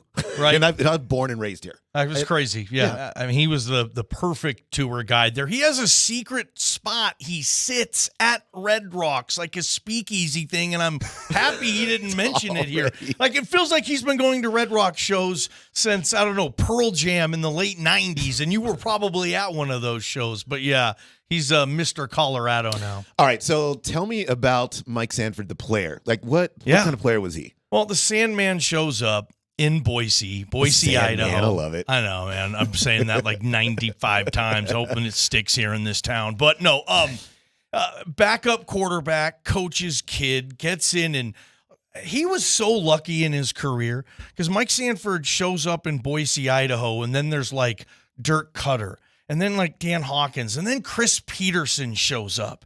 You had brilliant football minds on the cutting edge, and nobody in Denver cares, and they shouldn't. But Boise was playing on these random nights on this blue field, leading the nation in scoring 3 consecutive years. The holder on extra points, Mike Sanford Jr. He's got tough hands on a hold, but that's where his football journey, I think, started, and lost a really tough quarterback competition to Jared Zabransky. Yeah. Z was the young, sexy sophomore. Sanford was the 5th-year senior, hoping he gets the 1 year to be a starter. They went with Z. Obviously, history ran its course, and we all know what happened, but it started the career of a really terrific coaching career with Coach Sanford. I mean, to get to learn. Think about that. He's just a kid, and he's learning football at a Harvard-level quarterbacking education from Dirk Cutter and Chris Peterson, and I think that's why he was such a good young coach in the beginning, too, because Boise State was running stuff that no one else in the country was running with the shifts and the motions. People thought it was a gimmick. Then 8 years later, everybody's running it in the NFL, too. Right. And we picked his brain, and that's kind of where Sanford was as a player, now as a coach, and you guys are lucky to have him in altitude. Yeah, that is a fact. He has brought so much to this station overall, not just to this show. I mean, every show uses him. He's gone to the we steal him. He was on our show last Friday. Every show steals him. I have these moments sometimes where I'm like, but he's my guy. You can't just steal him. Like, he's my guy. He's just our show. Coach, he talked about that. What was it kind of like playing for all those coaches, and how much did you take from them? Well, when I reported as a redshirt freshman, my quarterback room, which was about a quarter of the size of this little on-air studio that we're in right now. Yeah. There were two coaches in that. It was the head coach was in there every day, and that was Dirk Cutter. Goes on to coach in a Super Bowl as an offensive coordinator for the Atlanta Falcons. Goes on to be the head coach of the Jacksonville Jaguars, Tampa Bay Buccaneers, excuse me. Yep. He was the OC at the Jaguars at one point. And then the other coach that was there was like a 26-year-old young quarterback coach named Mark Helfrich. Yeah. And Mark Helfrich ends up going to the Oregon Ducks to go to a national championship himself. So I just look back and I'm like, and that was my first year. Like, I look back and I'm like, I got so much, I was a sponge and I got so much information from those guys. And then the second year, those guys left. That whole staff leaves and Chris Peterson comes in. And I think Chris Peterson has always been the guy of the Boise State success. Like, he was the offensive innovator. He was the guy that continued it on to the point where it broke through on a national level, of course, with the win against Oklahoma. Were you on the field? Wait, when were you at Boise? 2000 to 2004 as a player. So Johnny mentioned that I lost the quarterback competition in 2004 to Jared Zabransky. So, of course, with the hot topic of NCAA football 2025 coming back up, right? Jared Zabransky ended up on the cover in 2007. Yes, he did. He was the cover athlete. That's right. Is a legend in Boise. Z hasn't paid for a beer since 2006. And that's a lot of beers. Yeah, in that town. Yeah, I mean, he's just the life of, he's Z in Boise. I mean, Boise, Idaho, you don't have the pro teams like Denver does. So the Boise State football players kind of assume that identity. And then Sanford comes back in 2014 when Pete leaves for UW. He was on Brian Harson's staff, and talk about a tough situation replacing Chris Peterson in Boise. I think he lost 8 games in a decade. Yeah. And Sanford comes in with Harson, and then they go to and win the program's 3rd Fiesta Bowl in their first year. And it was this big thing. Oh, Boise State's back. They're going to go to Fiesta Bowls all the time now. What happens? Brian Kelly, Notre Dame head coach, is like, who's that hotshot, young, good-looking OC? Oh, his name's Mike Sanford. And Boise State had Sanford 1 year as OC. They won the Fiesta Bowl. A couple months later, he's in South Bend coordinating the Notre Dame offense. So, talk about fast track. Yeah. He was on there. But they treat him in Boise like he was a starting quarterback of the town. Yeah. Even though I don't think he ever started a game. Did throw, one teater in your career? 53-yard teater. Yeah. Nice little touchdown. Yeah. Was Against it dime? Idaho State. Because Idaho the State. Bengals. That's right. The vaunted defense. But no, they they were dynamic still, that year. They still treat Coach Sanford and all those guys like they're the starting quarterback of the town. So Yeah. What's it like working with Brian Kelly? He was a great boss. It sounds like a lot of people just judge him based off the 12 Saturdays in the fall and what he looks like and acts like on the sidelines. The other 353 days, the guy was awesome. He's hilarious. He's very bright. To this day, I think he's the most intelligent, just human being that I've worked under as a head coach. Just he sees situations really well. He knows how to manage a program, and there's a reason why he's had the success. And now he's an SEC head coach that just coached the Heisman Trophy winner in Jaden Daniels. Yeah, man, your coaching lineage, or the people that you have either played under or coached for. I mean, it's a who's who list.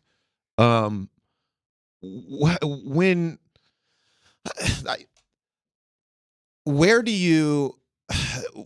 Your philosophy comes from who?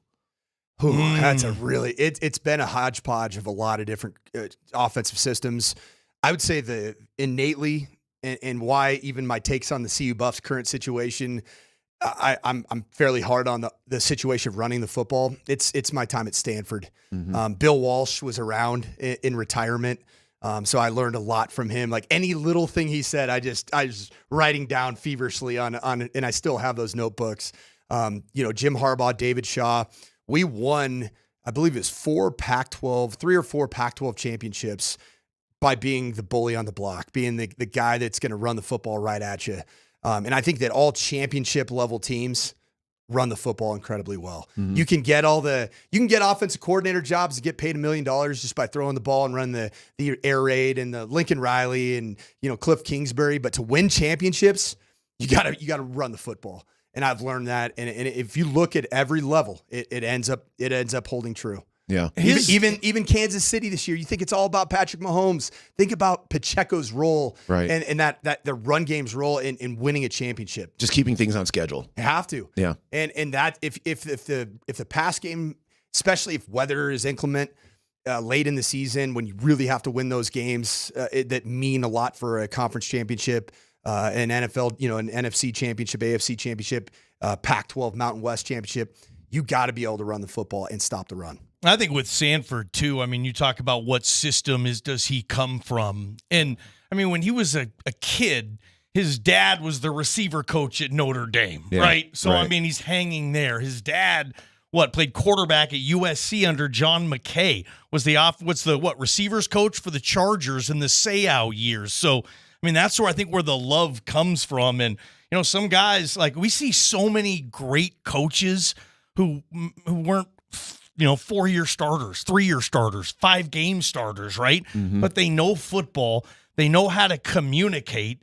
And those two things, if you know football, if you're good at knowing football and you're good at communicating about football, I mean, you can do a lot of things in the sport of football, right, Chris? Yeah. I mean, and it seems like their family gets that. But he's been from such a young age, man, and he's told me a lot of those stories just being in the building. You're in radio. You know what it's like just to be in the building. Right. You got a shot. And I think that's where we see it here. And you get great coverage on Altitude, no question. Tell us about the podcast. Ball Talk, YouTube, right? BNN, Bronco Nation News is the site. BJ's going to love that. And during football season, every week we go Ball Talk. He breaks down tape.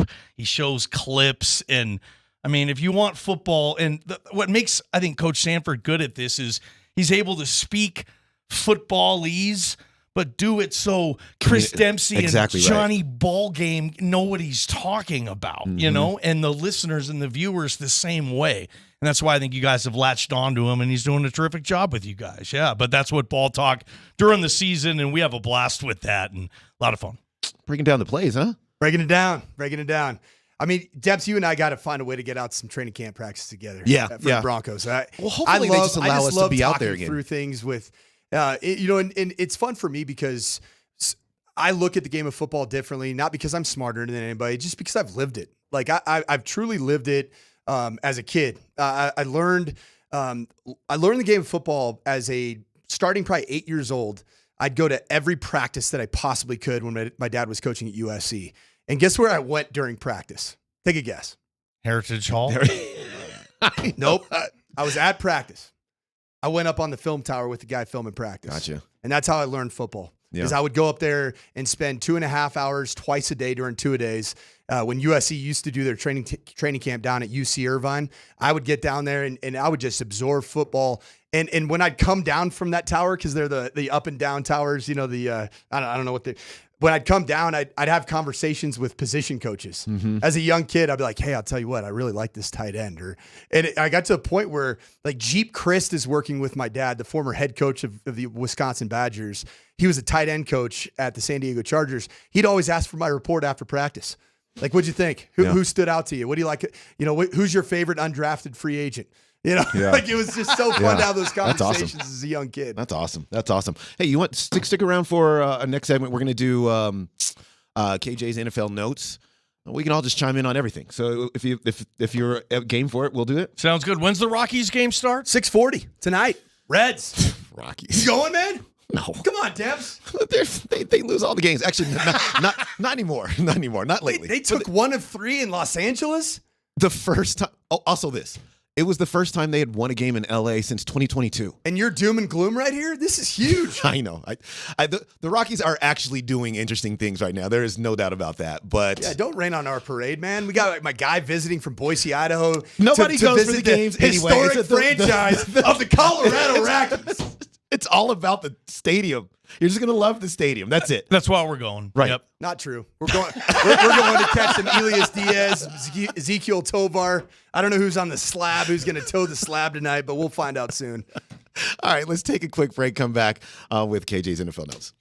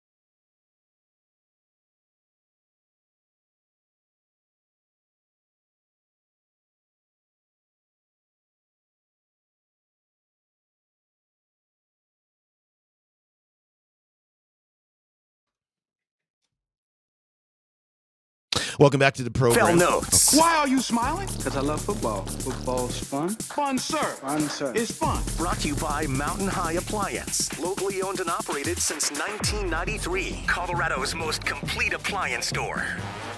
All right, Monday morning in Denver. It's time for KJ's NFL Notes. KJ, what is story number 1? Well, we start with something that unfortunately leads us down more of a somber path. Dallas Cowboys legend Larry Allen passed away at the age of 52. And obviously he was a Super Bowl champion, Cowboys Ring of Honor member. He's a Pro Football Hall of Famer, of course. Unfortunately, he passed away while on vacation in Mexico. And this one, this is a little different from the perspective of Larry Allen. I think is regarded as one of the best offensive linemen in Cowboys history. Yeah, sorry about that, KJ. I didn't mean to steal your thunder No, you're good. Go ahead. Larry Allen, just not only one of the best offensive linemen, but probably one of the strongest football players to play the game. I mean, like an 800-pound squatter, bencher. Like, the dude was an absolute unit of human.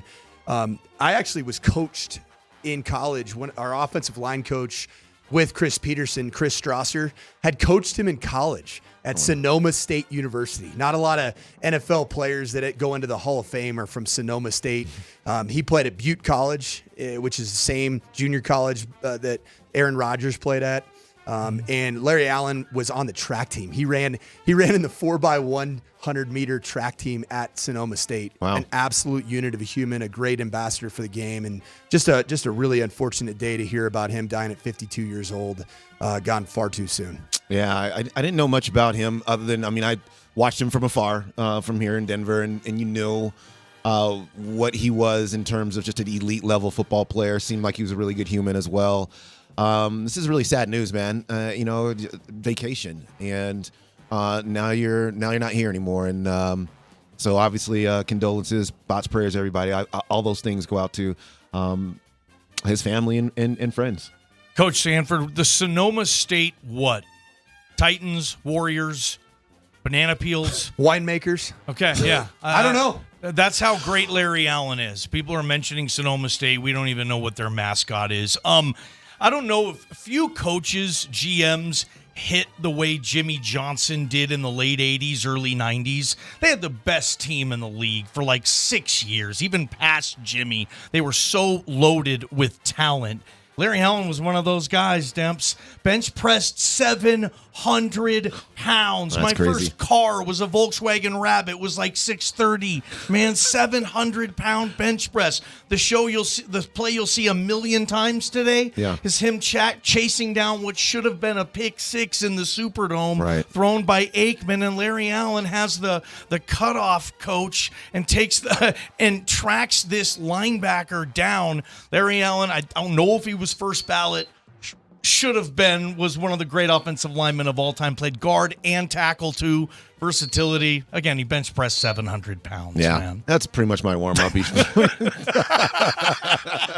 Yeah, we have an ongoing joke that Chris Dempsey has never skipped arm day. Never. He's got guns. He's piped up, man. He is ready to roll. He's piped up. KJ, what's next?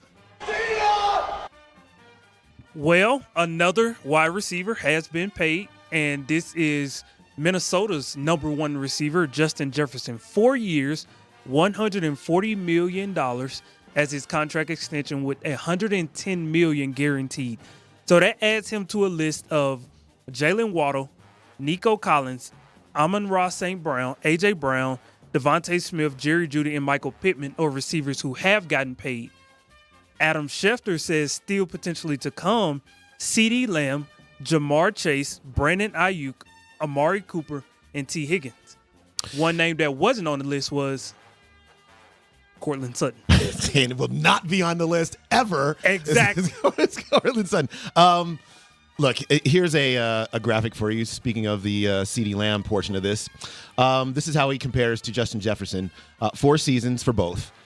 3 All-Pros for Justin Jefferson, 2 for CeeDee Lamb, 3 Pro Bowls for both of them, 392 catches for Justin Jefferson, 395 for CeeDee Lamb, 5,899 yards for Justin Jefferson, 5,145 for CeeDee Lamb, and total touchdowns, 31 for Justin Jefferson, 35 for CeeDee Lamb.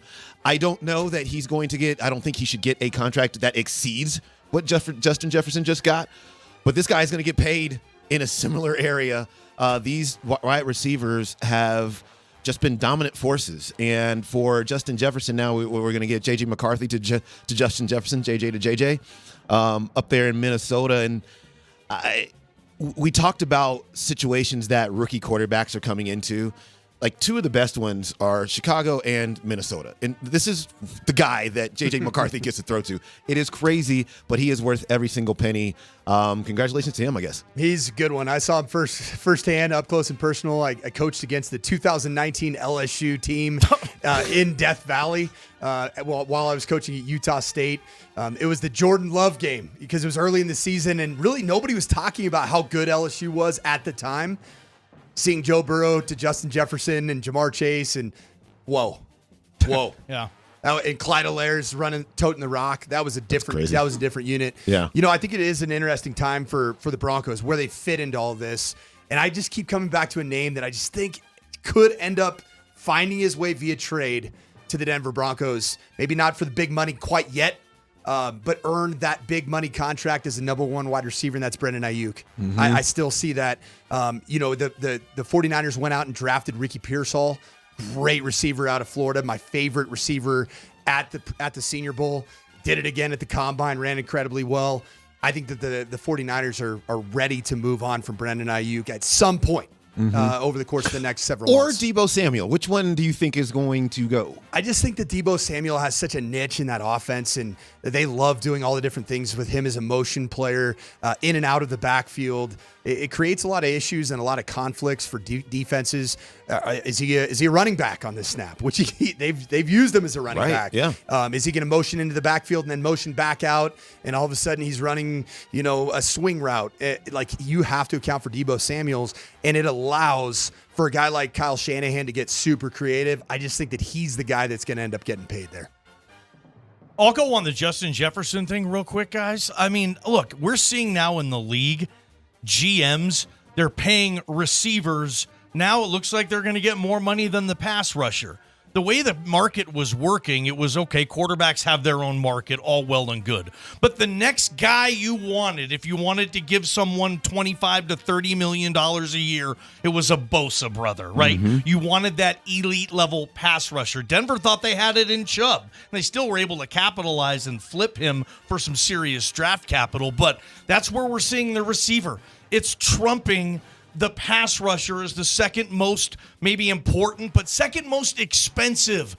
Coach, you know this. Certain positions are just more expensive than the other. Doesn't mean they're more important. They just cost more. And receivers, man, that's where we're looking at, and there's more coming, too. Look at these drafts. Look at all the kids coming. A receiver. So you know how much fun running backs have in 7-on-7 camp, Coach Sanford? It's miserable. You all want to play receiver now. You're seeing the most talented guys on a team. They're playing whiteout, and that wasn't always the case, and I think it is now, guys. Yeah, I'd say that this year, my first real year breaking down a draft, like I'm talking going to Senior Bowl, going to the Combine, the position that I was most excited about out of this draft class in 2024 was wide receiver. Yeah. And you look at these names, man, Malik Neighbors, Rome Odunze, you got Marvin Harrison Jr., and then beyond that, Xavier Legette in Carolina, the South Carolina wide receiver, Ricky Pearsall. Like this was a really deep group of receivers.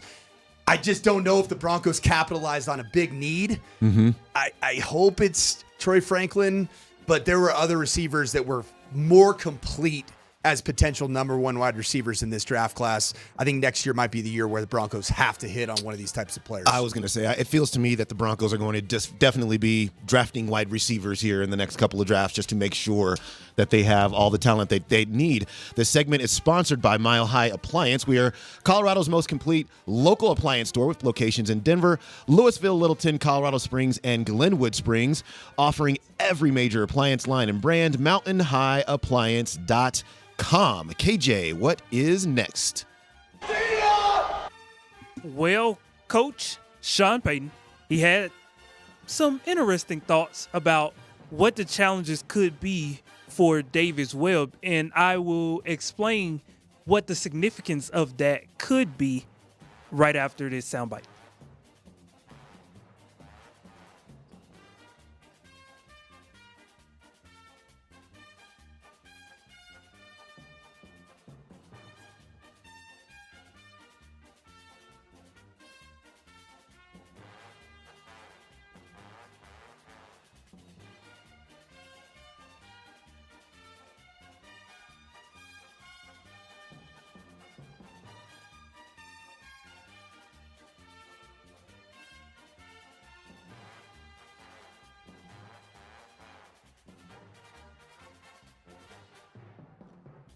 So right there towards the end, Coach Payton talked about the importance of having a younger QB coach in the room.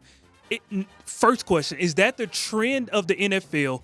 And second question, what's the importance of having a QB coach in the room with a young quarterback like Bo Nix when it comes to his development, knowing that Sean Payton will be in his ear, but he can't be in his ear 24/7?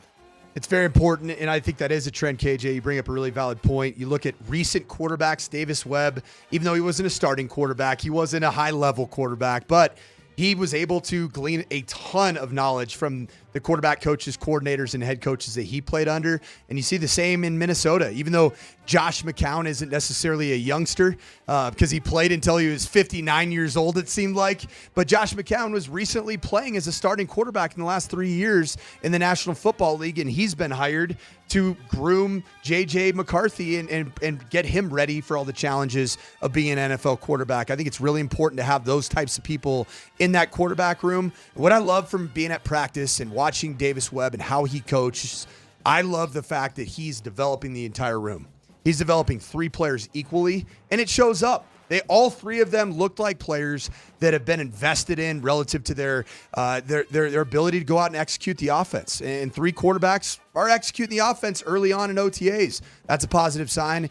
And I did love that Sean Payton just gushed about Davis Webb as a coach in his presser after the OTA practice. I think Davis Webb's going to be a very successful coordinator and eventually a head coach in the National Football League. As a matter of fact, he said that when they interviewed him and then he was allowed to leave the facility, he was driving to the airport. They had a driver. That basically Sean Payton said, "What are we doing? We should just hire him." So they called the driver, tell him to turn around and bring him back to the facility, which they do, and then they hire him right there on the spot to be their quarterback coach. And he thinks a whole lot of Davis Webb, and he talks about how organized his practice plans are, going all the way back. He says he's got practice plans going all the way back to, I don't know, almost high school. And just the organization with which he works, with which he holds meetings in that quarterback room has been very impressive to him. And then you heard him once again talk about youth and energy. And Sean Payton is quite clearly sold on that and really wants more of that. And Davis Webb quite clearly fits the bill. Sean Payton's intense. We know that, right? You guys cover him. He's an intense guy. And maybe sometimes the intense guy needs to realize, I don't want another intense guy in my quarterback room. And I want a guy, I mean, this sounds silly, who maybe knows what TikTok is and maybe can relate with these young quarterbacks through football, but using tools like TikTok or social media in the way, and obviously Coach can speak to this more than we can, Dems, because he was that young hot shot coach who has all these tricks and schemes. And we like a lot of things in sports, right, guys?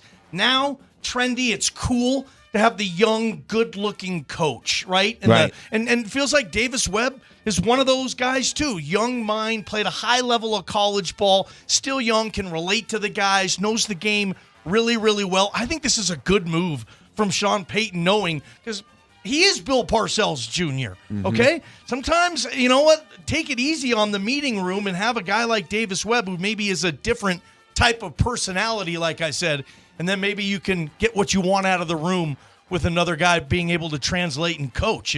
As you know, Coach, oh my God. Davis Webb, I learned a lot about him being at the Combine. He was the guy running all the quarterback workouts on the Combine floor at the Indianapolis Stadium, the Lucas Oil Field.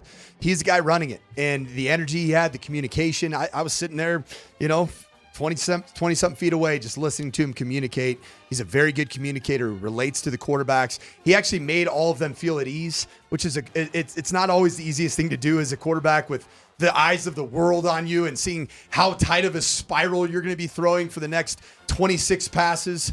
But I thought Davis Webb did an incredible job, and he continues to do a really good job. I think Davis Webb's a great asset to the Denver Broncos and their growth and what needs to be a year of growth in the quarterback room. All right, let's get one more, KJ.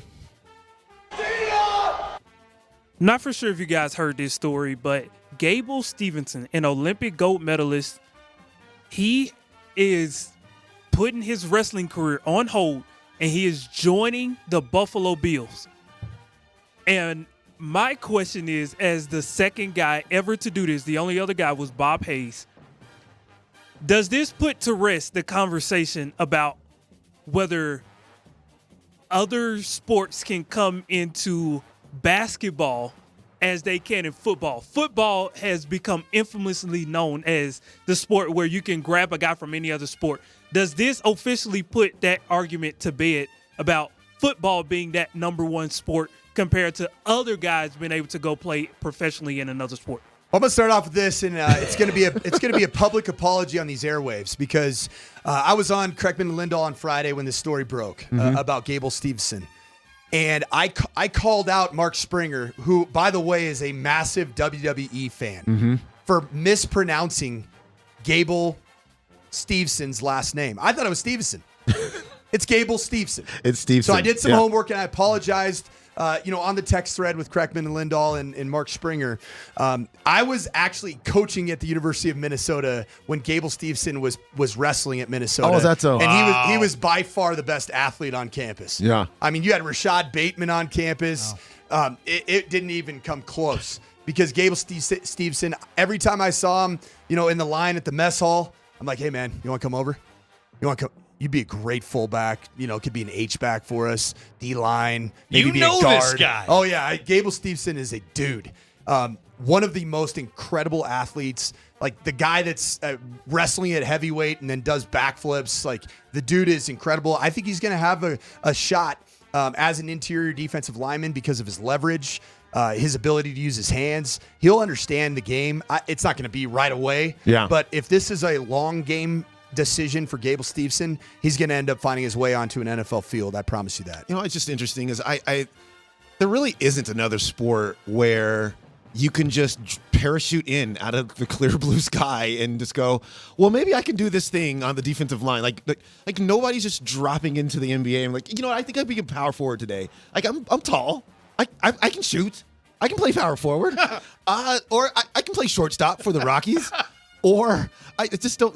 The defensive line, especially, is Bo Jackson, Deion Sanders with baseball. But they played. Yeah, they played. Yeah. Bo Jackson. Oh my gosh. So let's talk. Who are some of the most famous other sport to football and found success? Antonio Gates. Yeah. I mean, the Tony Gonzalez, who was probably better at football than basketball the entire time, though. It feels like I'm not going to buy the. Is he named after Dan Gable? The biggest name in wrestling, Gable Stevenson. I bet he is. Okay, there you go. See, we know wrestling around here. I don't buy it. It feels like the football wants the shiny new toy. Remember Johnny Lamb Jones? God, he was fast, man. Ask Jets fans about him, drafting him in the first round back in the day. Wasn't there a guy named Jared Payne?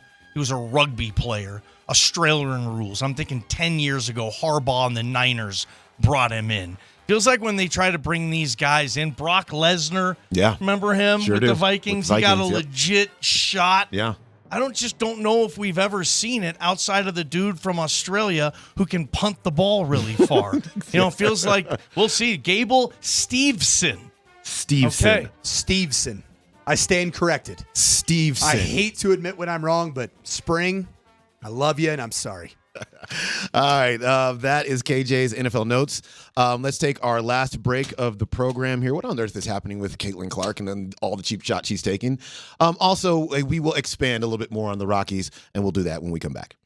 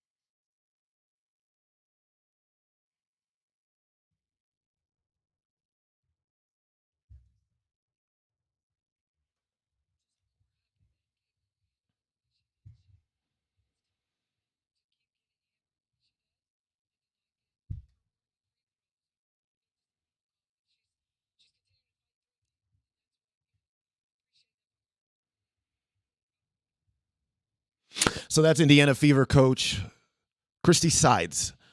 It's been interesting to watch this go by with the Caitlin Clark experience in the WNBA, which on one hand obviously has really raised the profile of that league, all the way down to the fact that they now have chartered flights to their games, which they should always have had. But now they have those kinds of things, selling out a lot of arenas, all the arenas, TV viewership up, all the things, right? And then you have what is happening on the actual court. And it is, it's head shaking to me because on one hand, look, she came in with so much fanfare that you obviously are going to be played really tough. Like they're not going to let you just roll in and do what you want on the WNBA level. You're going to have to earn that. On the other hand, there is the stupid antics that we are seeing take place almost on a nightly basis in games involving Caitlin Clark. So over the weekend, there was one where she took a cheap shot. The WNBA had to go back and assess the flagrant foul to the young lady who just basically body blocked her into the ground. There was an instance in the game earlier this year where one of the young ladies was so bent on going back to get in her face, forgot the fact that she was at the free throw line. She makes a free throw.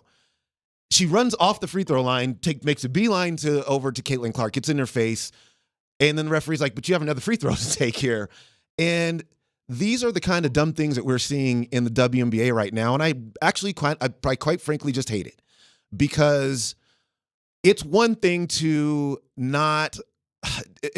play hard. It's a total another to play jealous basketball. And what we are seeing out here is a lot of what I think is just a lot of jealousy. And for what reason, I don't know. If you are of the opinion that I need to have my shine too, there are other great players in this league. Well, okay, that's fine. That's fine.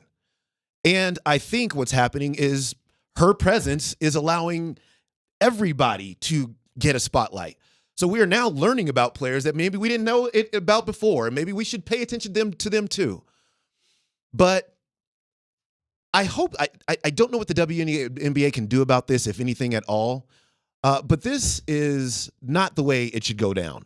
When a player comes in and raises the entire profile of your league, let's talk about Tiger Woods in golf. When he got to golf, and then all of a sudden purses got enormous, everybody started living the life. That is a good thing for your league. This should be a great thing for your league. But there are players here that are making it look. We'll just see what happens. I don't love what I'm seeing out of some players. Play hard, play with a lot of physicality and intensity. Cut the cheap shots and then lose the jealousy because she is raising your profile as a whole, and it is a good thing, not a bad thing. I'm going to talk from my perspective of this subject, and you have to think about what does the WNBA desperately need to further their product? They need eyeballs. Yep. Correct? And as a sports viewer, as a sports consumer, which I am now, and I haven't been for a long time, I am a sports consumer, and I have a choice on a daily basis of what I'm going to tune to. I love the college game of women's basketball. Right now, I don't want to watch the WNBA. I don't. Period, point blank. Why? Because this stuff's ridiculous. It's small time attitudes in what is trying to be a big time league. And that to me makes it unwatchable. So guess what I did? I was tuned in for a little bit of the WNBA, watched a little bit of Caitlin Clark, saw these antics. I'm going over and watching a little bit of softball College World Series because that's a better sport for me to watch and consume. There's less shenanigans going on and people that are very good at their craft doing it at the pinnacle of the sport. Frankly, is College World Series is where it's the biggest that it'll ever get. And frankly, I think that's going to be the case for the WNBA. And as it relates to the women's game, I think the NCAA tournament's going to be a bigger deal.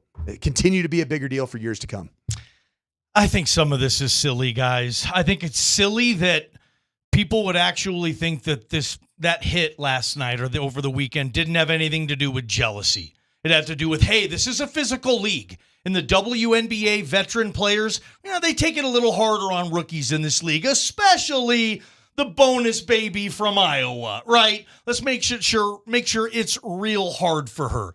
I honestly don't have a problem if the WNBA and the veteran players want to do that. Like, even though you are bringing chartered flights, you are bringing a new television revenue deal. I don't even know when this WNBA contract is up, but when it is, guys, it's going to go from like 20 or 30 million to probably a couple $100 million if Caitlin Clark really pops on this. So I think I'm cool with the players saying, we're not just going to roll the red carpet out. We're going to make it hard for her. But I'm not cool with cheap shots. That crap was weak, man. And I think it came because that particular player or other players are jealous and maybe they want to go about, announcing their presence with authority. I'll steal a Bull Durham line and do that when it's not in play. I mean, that wasn't really in play. I know she was waiting for a pass or whatnot, but I thought that was a cheap shot. I'm against that, but I'm not necessarily against it. The veterans of that league, I talk to guys like Bill Walton, rest in peace. Talk to guys like Kareem. When Magic and Bird came into the league, they didn't get the red carpet rolled out for them. Ask Michael Jordan about Larry Bird being an a-hole to him because he knew, I'm going to have to really deal with this guy in a couple of years, so I'm going to keep him down as long as I can. I think maybe we're seeing a little bit of that from the WNBA, and we're all male sports geeks. I don't watch the WNBA much either. We don't know how to process this. We don't know what's going on, and we're all talking about it today. And I think it's a good subject. I really do. Well, at the end of the day, it's just basketball, right? So it's, and that's why, to my eye, it's head shaking to me. And I see somebody on a text line, well, the NBA does this all the time. Victor Wembanyama didn't go through this. I didn't see it. I didn't see that, not one little bit. And he was a massive storyline in the offseason. That's fair. Absolutely right. And, last year, I don't know, did Aaliyah Boston go through this last year? Probably not. No. Is Angel Reese going through it this year? Probably not. But they didn't bring what Caitlin brought, Demps, right? That's exactly right. Yeah, exactly right. Yeah. You see what I'm saying? And so the uniqueness of this situation is what is making it, you look at it and you just go, all right. On one hand, to your point, Johnny, you most certainly are going to play hard, and you're not going to let a rookie just run roughshod through your entire league. That's not going to happen. I am not saying that that's what they should do. But let's not just cross these lines. Don't be a cheap shot artist, right? Don't be a punk, MC. Right. Don't be a punk. Right. I thought that was a punk move. Yeah, exactly right. I just think it's small time. It is as small time of a mentality to have in a professional sporting organization. The problem is that I think the WNBA is a very sensitive topic for them to get to the notoriety and viewership they want to get to. There's a lot of people that are just constantly on the fence. I'm going to watch for 15, 20 minutes. And if I like what I'm seeing, I'm keeping it here. And then I might continue to come back. I mean, every viewer has their choice. And nowadays in sport, there's so many things that are available for you to watch and consume on any given day. This is going to continue to be a problem for the WNBA unless they do something about it. Johnny, we appreciate your presence here. Thank you for joining us today. You guys are going to the Rockies and Reds. And by the way, that game tonight, 6:40, Ryan Feltner, Andrew Abbott are your pitchers for the game tonight. The Rockies won 2 of their last 3 series is what they have done. They went and won 1 time in Los Angeles, coming off a series loss, but 2 games to 1 in that situation. So Rockies playing better. We'll chat about it all throughout the week. Johnny, thank you for joining us here today. This has been awesome, man. Appreciate you guys for having me on, and looking forward to seeing what you guys do on this show moving forward. Appreciate you guys. Altitude Radio, you guys are the best. Yeah, we try. Thank you. Coach, thank you. KJ, thank you. And with that, we are out of here. PhD is next.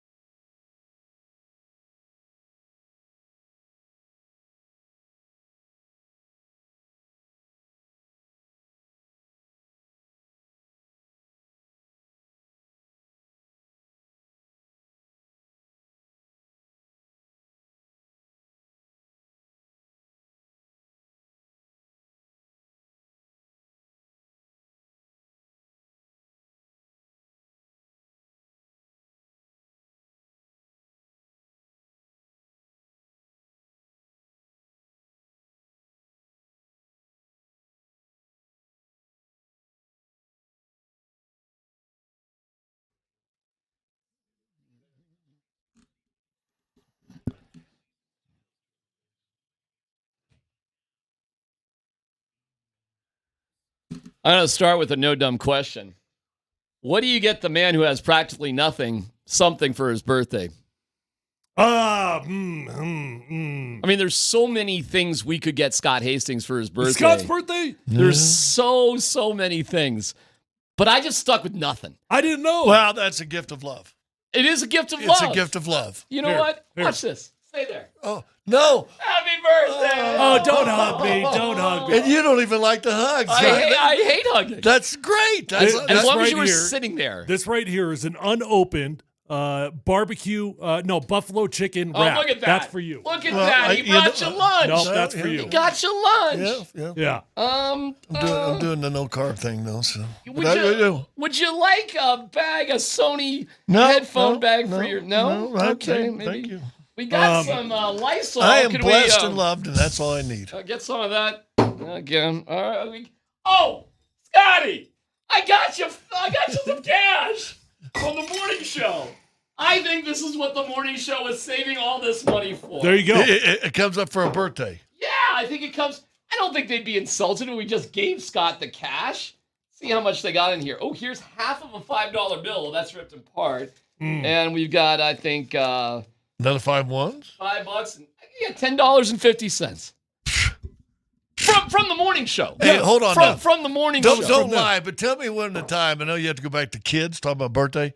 The $10.50 wasn't like a lot of $1 money. million dollars right there. $10.50. Dude, right? $10 means nothing to my children. I remember when I was a kid, and I think they even did that on the movie The Sandlot, where you'd like sell pop bottle stuff so you could get like 50 cents so you can go buy a baseball down at the store. Those are the days. Nothing like sounding old right in the first 5 minutes of the show. That was fantastic. Thanks for saying it was my birthday. Well, you know what? You wanted to bring it up. So happy birthday to you, buddy. I'm the official Beatles song age.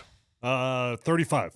Yeah, the Beatles had that famous "I'm That 35" song. Yeah, will you Good still love reference, me? Tyler. Will you still need me when I'm 35? Yeah, it was a giant hit for them. Well, you're outing yourself as 64 years 64. of age. So, what would you like to say about being 64? My man? Deep thought? Sure, why not? In our lives, there are walls built between us and our siblings, us and our friends, us and our parents, us and God. Sometimes step back and say, who actually built that wall? Tear down walls today. That's what you did with that hug. Oh, there you go. Tearing down walls. Tear down some walls today. I'm about to cry. I like it. A little bit. Happy birthday, brother. No, that's your end. That wasn't a tear. Oh, that's right. Just some sweat because I was on my bike a little bit earlier today. Oh, that hard ride down? Did you have a big hard ride? I extended it. I was hunting some hills today. Did you? It was too easy. Whoa. It was too easy on the way down. Yeah. So you hunted some hills? I was hunting some hills. Congratulations. Yeah. Found a couple. Yeah. Well, I brought in some donuts for you to have as a reward. I know. I saw that. That is awful tempting. You know, if you get on that Robbie one loves path that. that goes all the way up 470, that's kind of all the way uphill, heading south and east. Scotty, I was here at work and I said I'll go down to Quebec and come back and I'm hunting. I'm doing a little hunting today. So I'm doing a little sweating because I'm hunting. Head to Wadsworth someday and see if I can, because I come off of Wadsworth. Yeah. And maybe if I get a bike for my birthday. Oh, I brought those donuts for your birthday. I could strike the. Anybody got a candle we could put in the donut? Hey, real quick before we get to Caitlin Clark and her being physically abused in the WNBA. Smart, real smart. I went over Daniels Park Road, and it's so funny to live in Colorado for 25 Beautiful. years. Dude, wow. Sanctuary Golf Course. See the buffaloes? Unbelievable. Yes, I did. On my bike, I you got to stay focused on the road.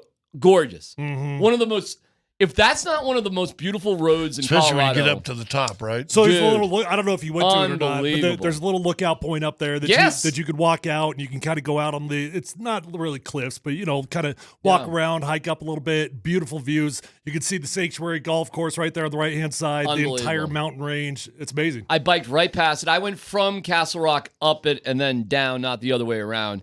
But seriously, one of the most gorgeous, every once in a while, you gotta, to your point, you gotta look around to where we live, fellas, and appreciate what the hell we are part of. And man, oh man, I saw the bison out there. And it's a hard road, so you get a good, nice little workout just going up, but you get a nice reward going down. It was just awesome. I seem to remember the day, and it was before the sanctuary was out there. Part of that Daniels Park Road was a dirt road. Oh, I yeah. totally It's believe still, it. There still is a dirt road up there. Is there still dirt road out there? Yeah. I think just as a drive, it's absolutely gorgeous. Never mind how beautiful Sanctuary Golf Course actually is in that Castle Pines area. Just It's crazy when Great you're, part when of the you're up state. there. There was a fire years ago. They came up literally like right to What? the edge of Sanctuary Golf Course. Really? And you used to go up on that viewpoint right there. Oh, my and God. Everything is burnt. And then like literally at the boundary of Sanctuary Golf Course, they got that thing stopped before it got onto the golf course. It's the wildest thing you've ever seen. Well, what a state we live in, and happy 64th birthday to There you you. go. And you're just a kid at heart because your youngest Should I daughter. bring my kids in to sing happy birthday to them? If they want to. Yeah.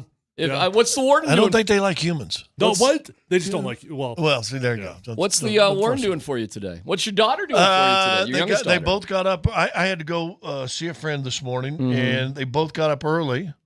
Here's the funny thing. So they both got up 7:30, something like that, and went and cooked me breakfast. So I had a little breakfast in bed. What was the treat? And then when I was leaving, after I text you guys, I'm leaving my buddy, seeing him. Yeah. 11:30, I woke them up. They're back asleep. Oh, they did make you breakfast. Yeah.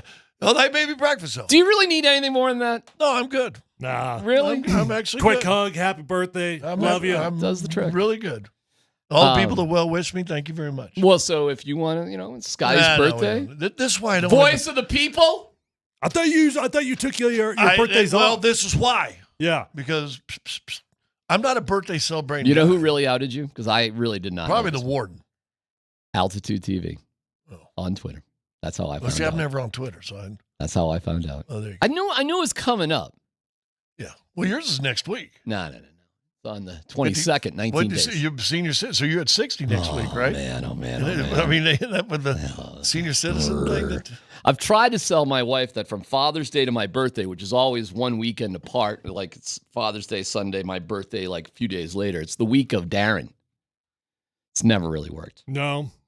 well, the warden has hers in May. She has the month of the warden. The month of the warden. Month. Oh, yeah, She gets the whole month. This year was only like 3 weeks, and she was PO'd at me for forever. Yeah, it's a warden. It's a month. We have a little board in our garage, new garage, and like you can put letters and phrases up there. And I go, June 22nd matters. And my son goes, what's on June 22nd? My dad's birthday's 21st. Well, it's summer solstice, longest day of the year. There you go.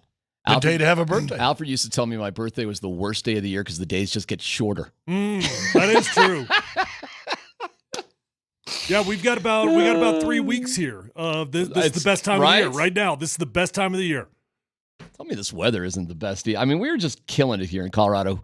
Went out and played a little catch in the backyard. Went to the park at like 8:30 last night. Little catch? Yeah, but had a little catch. Baseball or football? Had a catch, football. Football catch. Yeah, had a All football catch. Girls went to the pool at 7:45 p.m. last night. Oh yeah, pretty awesome. You're constantly entertained. Yeah, we don't have a pool, but I try to run the hose on Ellie every. How'd that go? Yeah. Oh, good. Just hose her down. Her and the raccoons are getting in the backyard. Just hose them down, get them out of the yard. Yeah, spraying each other. Yeah. Caitlin Clark. How dumb is the WNBA right now? How stupid do they look? Well, I'm going to start there. And we'll see where I go. And we're going to get in all this. Let me just tell you how big Caitlin Clark is. This thing is blown up on social media and national, even the national broadcast. Your buddy on the Herd right now is talking all about it. They've exposed the WNBA. Once again, Caitlin Clark has something to do with more exposure for the WNBA. Mm-hmm.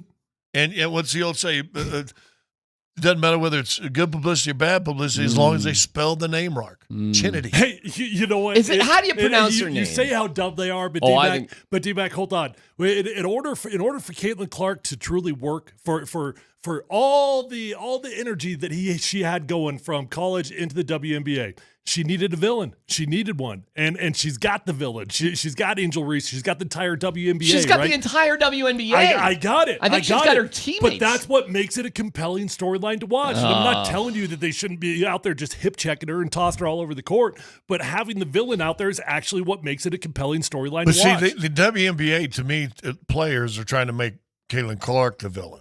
Right. Yes. Right. And I think that's going against what the public wants. Sure. I think they're making themselves look stupid. And is it Kennedy or Chenedy? It's Carter. CHENNDY. I think it's pronounced Kennedy, but I don't know. I think it is pronounced that, but it looks like Kennedy. Anyway, her. So it's pronounced Kennedy with the CH? Dude. Yeah. Come on. Somewhere there's what's our two guys that Ron. What was that bit? Key and Peele. We need a Key and Peele. Well, we could dig into it more, but if you cannot see that she is the high tide rising boats, you are stupid. And there are a lot of great players, not good players, great players in the WNBA. Great players. That just need for people to see them. But you want to go around, the stupidest thing you could do is hurt on purpose Caitlin Clark. It's the dumbest thing you could do. And I get it. Her team is terrible, and they lost by, I think, 36 points to Well, New they York. end up winning the game. She got cheap shotted. I'm telling you, D-back, though, it's giving it more attention. It is. And obviously there's a line that they've crossed, and there's not just one person. Many people have crossed the line already. But the fact that they are turning her into a villain, that's what they're trying to do, it is creating more attention for the league. We can put a poll question. Is this a good thing or bad thing for the WNBA? What's going on? I know what you're saying. I just think it's stupid because you could get her hurt, and as soon as she's hurt and she's not playing, nobody's watching. It's done. And it sucks that she's on such a bad team too. And it's bad that the animosity runs for whatever reason. It seems so ridiculously petty. For even the ones that what's Taurasi, who's I think one of the greatest players I've ever seen play. Yep. She's phenomenal. Still playing. So she'll get hers. She'll have to earn it. I get you. Don't be mad because you've been doing this for 14 years and no one knows who the WNBA is. This kid comes in and now everybody's paying attention to you. Embrace it. Don't come on now. We've been doing it 14 years. Yeah, and no one knows who you are. Well, and for the record, Caitlin's literally breaking records. She is. She was the fastest player in WNBA history to get to 100 points and 50 assists. She's already got a 35-5. I mean, she's got all kinds of stats going on right now that she's breaking records. Yeah, well, she won't be breaking any records if she's got broken bones. But, I guess they're going to figure it out. We'll dig into it more. Shiloh Sanders' story took a really interesting twist. Fascinating deal there. And if Justin Jefferson is worth $35 million a year, what's Cortland Sutton worth? All that and more on PhD on 92.5.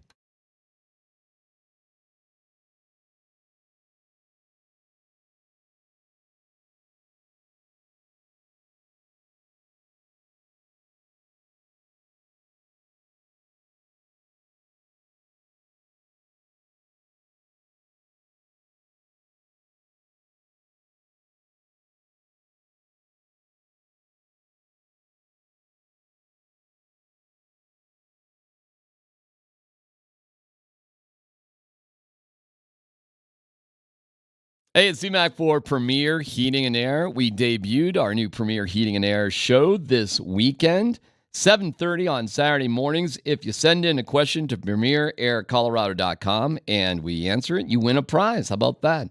It's a combination of sports and home comfort. It's unique. It's cool. It's fun. We hope that you can watch it and listen to it as well. Yeah, there's a way to watch it too. And remember about Premier. Premier, the name says it all. Denver's premier heating and air professionals on the Front Range. Get a free furnace when you buy AC. 0% interest financing for 60 months. $49 AC tune-up. That's normally $89, now just $49.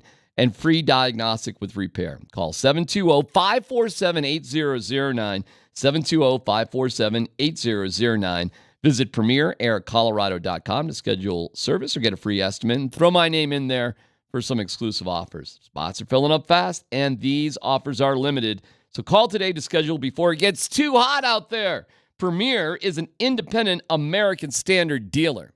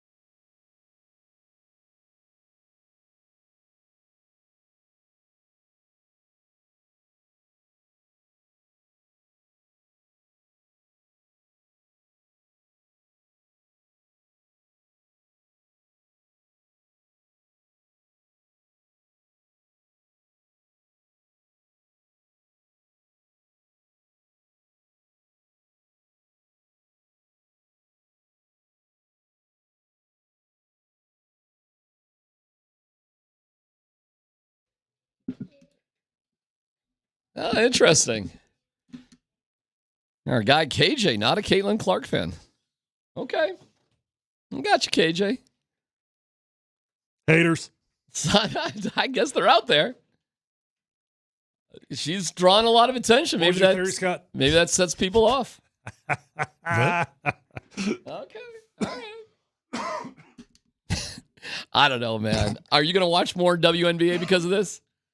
When it's on, I won't turn it off. I haven't gone out and searched for it, but I will say this. You know, the one girl that hit her said, what has she brought?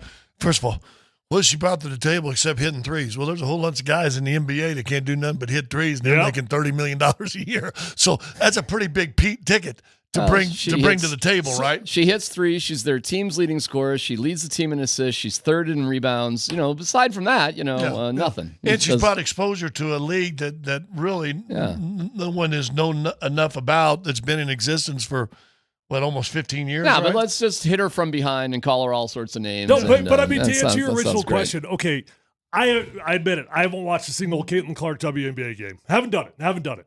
But to your question, will this make you more curious to watch a game? Yeah, it does. It 100% makes it more interesting to me. Am I going to go out of my way to find the next Caitlin Clark game? I don't know. Probably not. But if I come across it and I happen to see them on TV, I do think that this makes it a more compelling reason to watch the game. It's so funny, man, but whatever, man. If the WNBA was really smart, this is going to sound ridiculous, but they would just let her score and average about 25 points a game, and the ratings would shoot way up, and it would be must-watch basketball. If they really wanted the WNBA and for all of them to succeed, they'd go easy on her, not hard on her. But here's the funny thing, too, and I don't know if you guys saw this. So the girl comes to do that, wasn't involved with the play, which I know the NBA, when they talk about flagrants, unnecessary, non-basketball play, and all the different stuff they have to describe what a flagrant is. The guy that was refereeing there just called a foul. The league today just upgraded to a flagrant one. You think? For the kid. Okay. Well, what does that say about that referee? Exactly. First of all, and if anything, if I'm the referees association that has those, and not even to protect Caitlin, that should have been anybody. If that would have been Luka Doncic and somebody came and blasted him, which I'm sure they have done in the past, guess what? It's still flagrant. It already happened. Jokic did it to Morris. He got thrown out of the game. You can't do it. You know, I mean, I think it was a cheap shot on Jokic in the first place, but he can't go do what he did. Yeah. And he got tossed, rightfully so. And, you saw what happened to Morris. He really was hurt. I thought it was all a big thing, but he didn't play for a long time after that. Or you think there's something else going on there? All right. Okay. Got an extra year in the league, didn't it? Okay. All right. Helps on the pension. There you go. All right. Well, sure. I mean, if Caitlin Clark's out with a back injury, you know what? I think it was stupid. I know what you're saying. I'm not even disagreeing with you because it brings attention. We're all sitting here talking about it today. Is there ever a world in which you thought we would lead a show with a WNBA story? Well, it's the biggest story in sports today, so I guess I don't know. And every rookie, here's the funny thing: every rookie has to go through it, or young player has to go through it a little bit in the league. We told you, or we weren't working together, but I said it then. When Lonzo Ball got into the league and he had so much pub because of his dad and everything else, I said, dude, league's going to tear him up. Yep. No one wants you coming into a league thinking you're bigger in the league. So I understand coming off a screen, you put a hip into somebody, okay. But when you're standing underneath the basket by yourself, you just want to blast it. Probably a little too much.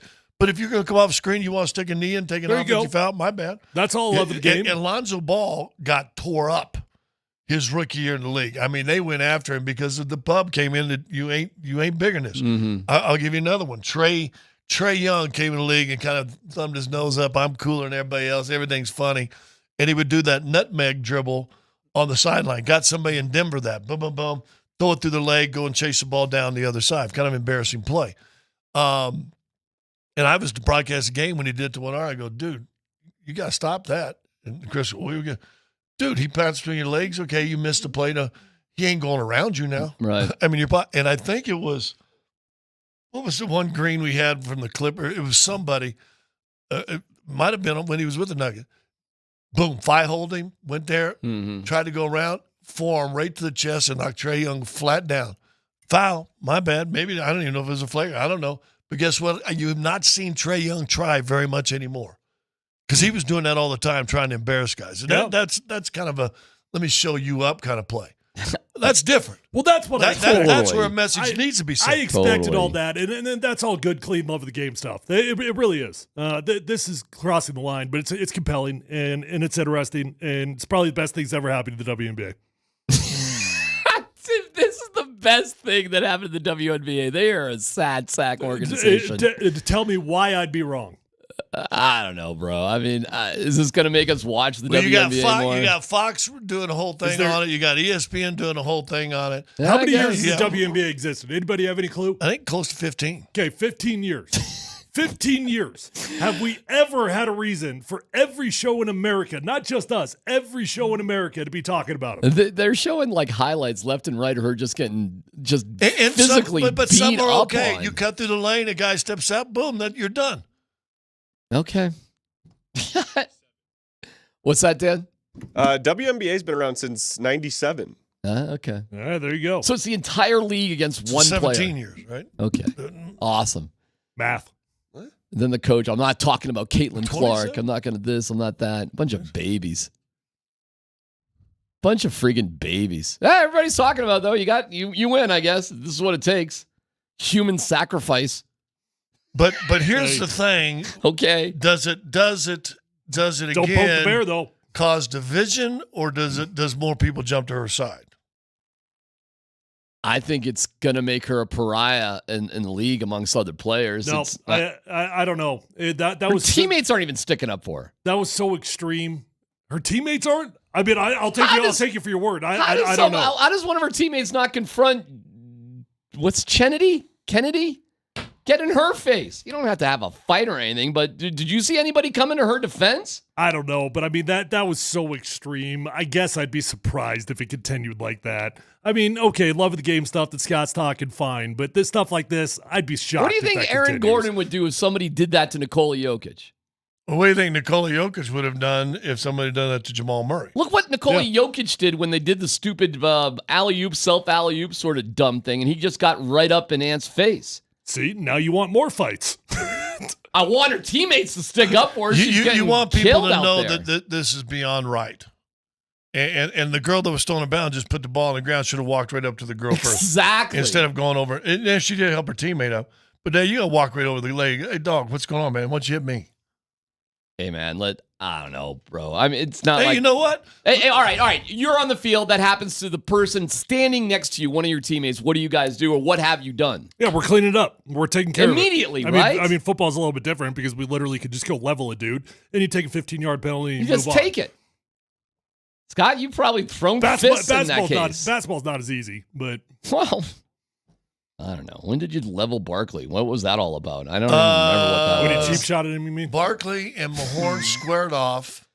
Barkley came over and cheap shotted Lambeer and started getting a fight. So I got over the bench, and then I popped Barkley. Because that's To what this you day, do. I'd like to punch him in the face. It's not comparable to you guys. Maybe for sure. the WNBA has to go through their little rough fighting period. See, that's what I'm saying. And then they blow up. All right. Maybe you're right. I am right. Maybe I you're know right. I'm right on this one. I just think it's so risky. It's ridiculous because she could get hurt. And if she's hurt and she's out, the ship sinks. If she ain't playing, if she's not on TV, nobody will care at all. True. So And yet be that still careful. doesn't mean play with kid gloves. I mean, it still doesn't mean you give her layups. Play physical. Keep it in the game. She comes down the lane and is not watching anything. Yeah. Boom, you lay her out. That's fine. That's within the confines of the play. But if she just stand by herself and you just want to cheap shot somebody, then I wonder if her teammates have animosity as well, because it is interesting. I mean, if they don't step up, and I get it, man, it's different. It's not as simple, and there's never, this sort of thing's never happened in the WNBA that we're aware of, at least. So there's not precedent for it. But if her own teammates aren't stepping up for her, there's animosity in the league. Is there animosity on her own team about her?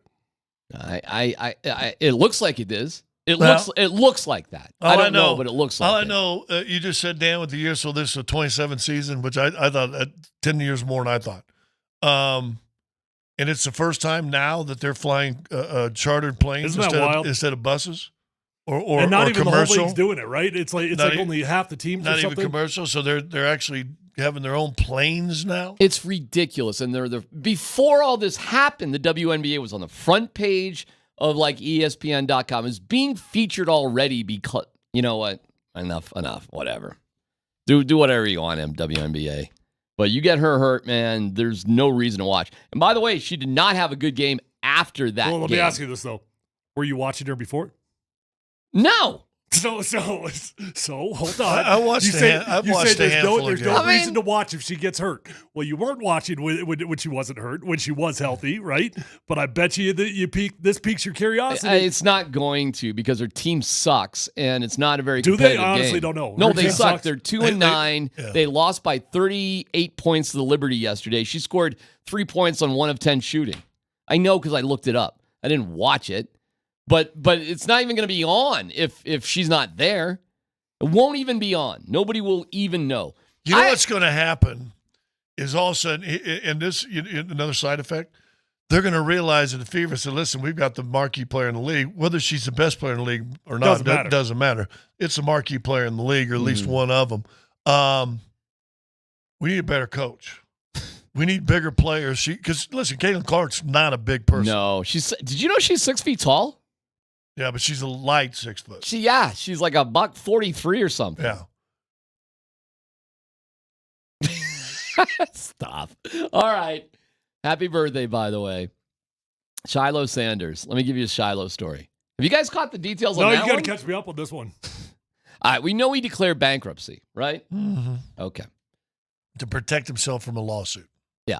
The verdict, the guilty verdict here with this, the judgment happened in 2022. Why? Because he didn't show up in court, nor did his lawyers. Why?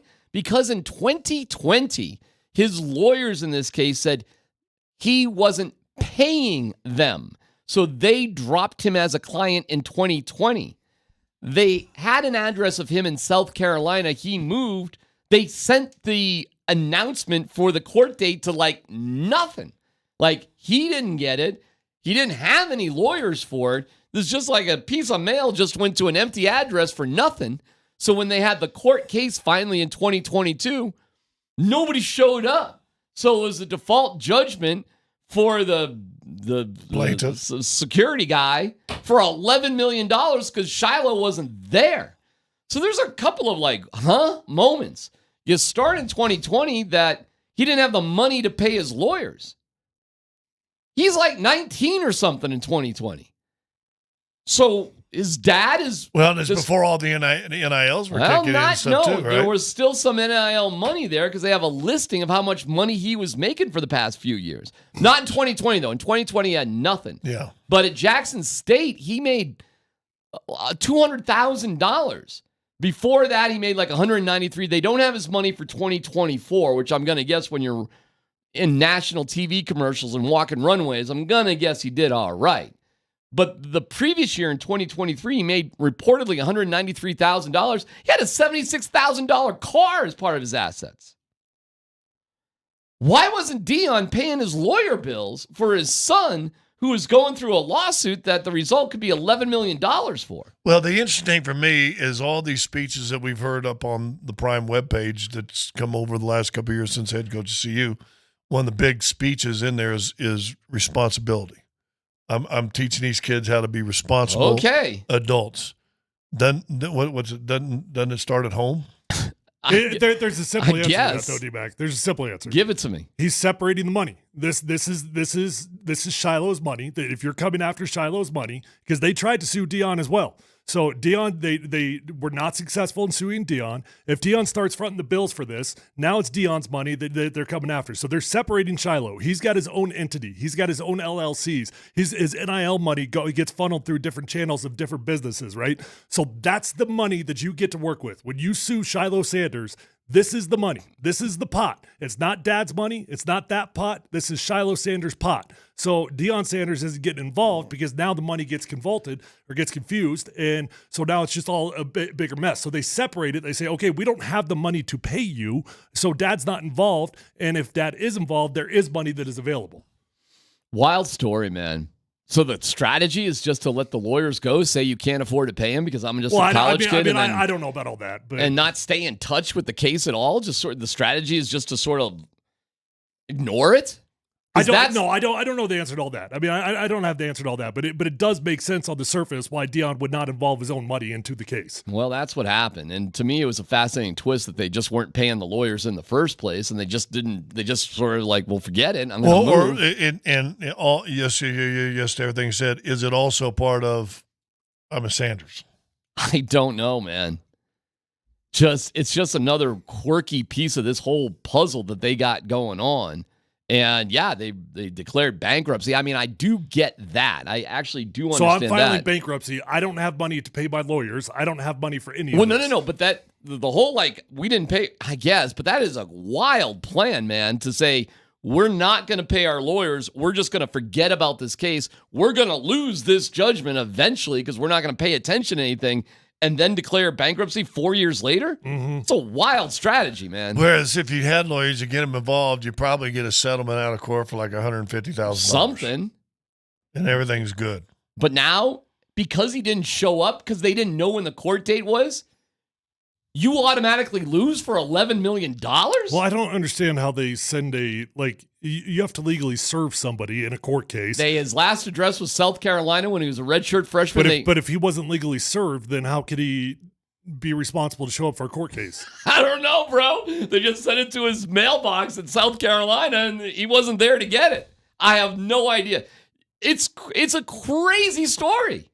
It's a crazy story, but it's not the first time because Von Miller. Where does South Carolina fit into this? That was his residence when he was being sued. When he stopped paying his lawyers, he was living in South Carolina as a redshirt freshman on the football team. Okay, and he's 19 or whatever. He's of legal age, so that's his residence. But then he leaves, and his lawyers drop him because he's not paying his lawyers. But the case keeps going. The case doesn't stop. But it took 2 years later for it to actually get to court because they couldn't track him down. So they must have been just like, oh, well, we're doing it anyways. They have a court date. Nobody's there for the other side. There's no argument on the other side. So there's you no win. evidence. Here's my. So you really don't even hear my side of the story. You know, there's nobody's there. Okay, you win $11 million. That's how he won the $11 million. Nobody was there from the other side. What the hell? Wild. Beyond wild. And it raises all sorts of other wacky questions. And I don't know really where it's going to go from here, but what that's type of how distraction decided. does it put on him as a football player getting ready for fall football? You have a legal thing that could cost you $11 million? You cut the heck out of your beard, by the way. No, I didn't. You trimmed it. I shaped it up a little bit today. Yeah. Sorry. No, that's all right. Squirrel. Yeah. Moment. Well, that's the latest with him. Meanwhile, Justin Jefferson signs a deal to reset the wide receiver market. What does Cortland Sutton do now? This is wild what Justin Jefferson is getting paid. The NFL has changed massively. Details on that story next.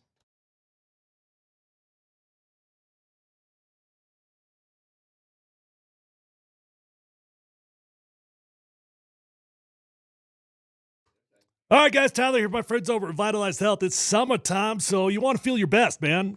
Go over to Revitalize Health. They're going to help you look better, feel better, sleep better, all of those things.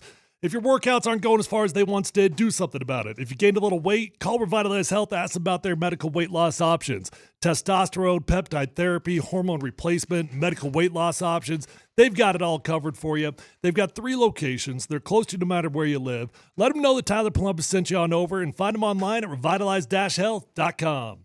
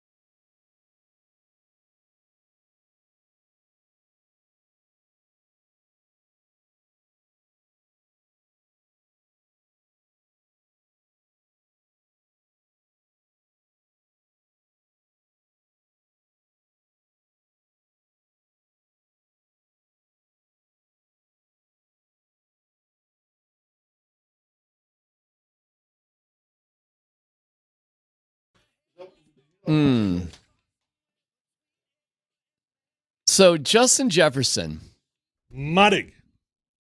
If I'm reading this right, got a check today for $88.743 million. Chump change. So, again, let me spell that out for you. The deal is 4 years, 140 with 110 guaranteed. The check today was 88.743. Wowza.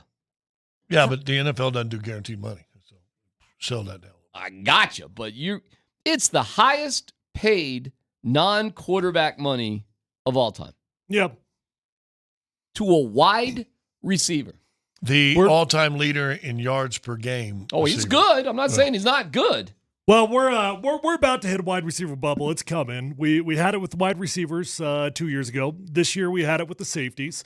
And I believe within the next year and a half, you're going to hit a wide receiver bubble. We're going to see about half these guys get cut. They're going to reset the market, and they're going to try to get these numbers to come down because, if you want to give a new contract to a guy, and Justin does deserve it. I mean, he absolutely deserves it. But the way this thing works, it doesn't matter whether you're the best wide receiver. You're going to become the highest paid wide receiver because you're the next up. That's the way it goes with almost every single position. As long as you're in that category, right? Like if you're a top 30 wide receiver, you won't become the highest. But if you're a top 10, you will. You'll become the highest paid. Well, is Mahomes the highest paid quarterback? I don't think he is he? No, I don't think he is either. Is he the best quarterback? Yep. He's up there, though. I forget who exactly is. Yeah, so Dan, maybe help us out there. So I mean, these numbers are getting so outrageous. If you want to give a new contract to a wide receiver, you're giving over $30 billion per year. That's the way it's going to go. I mean, just a couple of years ago, $30 billion was a lot of money for a quarterback. Now $30 billion is the baseline for a wide receiver. What does it mean for Courtland? But here's the thing, though. Here's the bad thing for Jefferson. Who's your quarterback? It's Sam Darnold and J.J. McCarthy. Thank you. I mean, who? And you've been saying how long? Who was his quarterback? Kirk. Pretty good. Damn good. Efficient quarterback, good numbers throughout the years, and this guy rose to a star. That's great, but it's still a position dependent on a guy throwing in the rock, right? Here in Denver, Courtland loved me to death, but and let's hope both Knicks is great, but we don't know. You think he's going to shine as one of the best receivers in football with a C quarterback? Well, then how good is Courtland Sutton? Courtland Sutton is a legit number 2 on just about every team in the NFL, and probably not a number 1 on more than 1 or 2 teams in the NFL. I'd say he's a number 2 on legit contenders. Okay. Right? I Is mean, that fair? that's a compliment, right? Yeah. Although if he was in San Francisco, he wouldn't be 2. Well, that's true. That's true. But Courtland Sutton's got to be sitting there today and like, where's mine?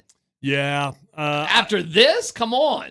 I don't know what it means. Well, it doesn't mean anything for Courtland. I do know what it means. It doesn't mean anything. It doesn't for mean Courtland. anything, does it? No. I mean, he's in a weird position right now.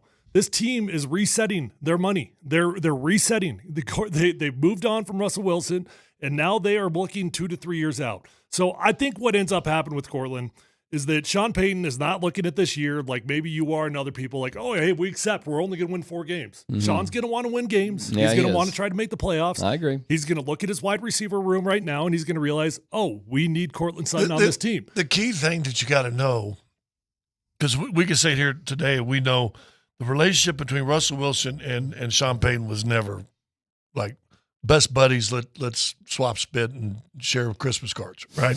Okay. But we gotta try to figure out, okay, what's the relationship with Courtland Sutton and Sean Payton? Mm-hmm. Is he guilty by association because he was buddies with Russ, or is Sean Payton going, oh no, listen, we get him in the right environment, Courtland's going to be good for us? I think he is. So we don't know guilty. that relationship. I think he is guilty by association, but he's also needed. So sometimes those two things can kind of balance each other out. My official prediction with Courtland Sutton, I think he gets a Chris Harris type of deal from a couple years back. You think so? Yeah, I do. Without a contract extension? I think he gets just a little bump. Just free money? Yeah, probably something along those lines. No way. I don't think that they're going to give him a new deal, but I do think that they're going to want him back in the building sooner than later, and they probably just give him a small little bump that is escalator driven. I will be that Chris Harris deal. Good for Chris. Was one of the dumbest things I've ever seen in terms of contract negotiation of all time. Well, did you get the player back? You were gonna get him back no matter what. He wasn't gonna sit out. You were gonna get him back. They just gave him free money without a new contract. But it's all a game they all play. You got to when you're a player, in my opinion, you got to play the game when you can, and when you can't, you take. Yes, sir. Castor oil. Oh yeah, I'll take that first. Okay, thank you, sir. Thank you for the castor oil. Here's what I think with Cortland. He'll come back. He'll probably be back for the mandatory minicamp in a week and a half, I would guess. I don't think he'll come back. He may be here but not participate. I could see something like that. That's happened in the past. Just kind of refuse. Oh, my toe, my this, my that, whatever.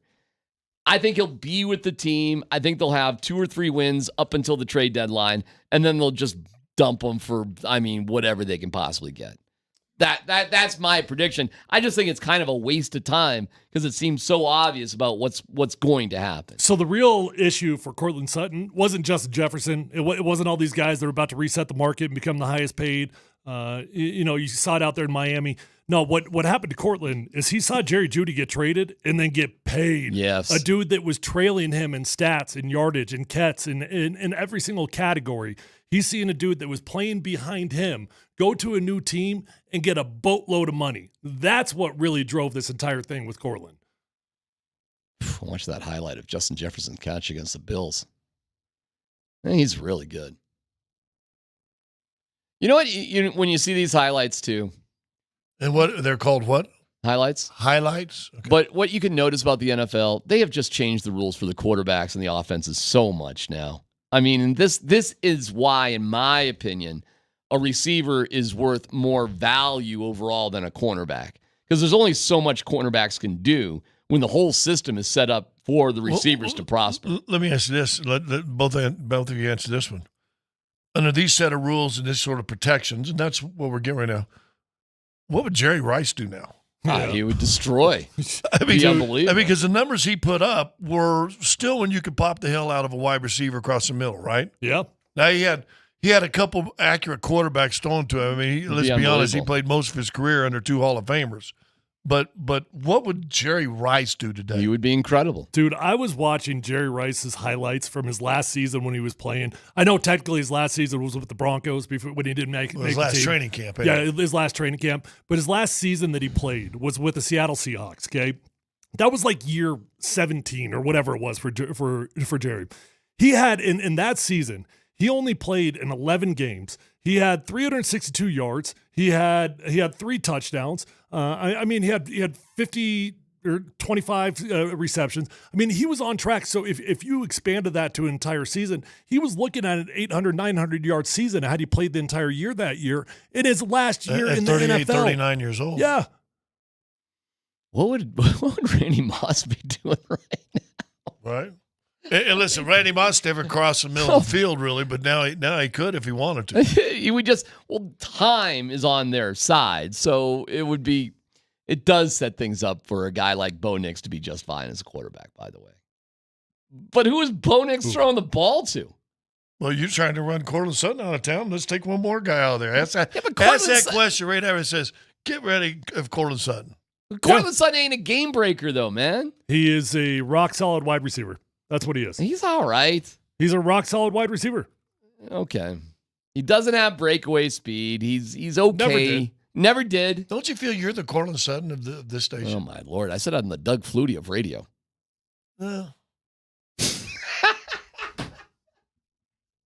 Wait a second. I got to think about that. I'm the Cortland Sutton. Not really needed? No. But kind of a nice piece of the puzzle? He just said rock solid. That needed no game-changing speed. Yeah, maybe not game-changing speed. Rock solid, but not a game changer. No, not game-changing speed. You're probably right, Scott. Well, you're kind of a game changer. You can be. Well, Cortland can be, right? Listen, it's your birthday. I already gave you one hug. Don't make me take it back. It's PhD on 92.5.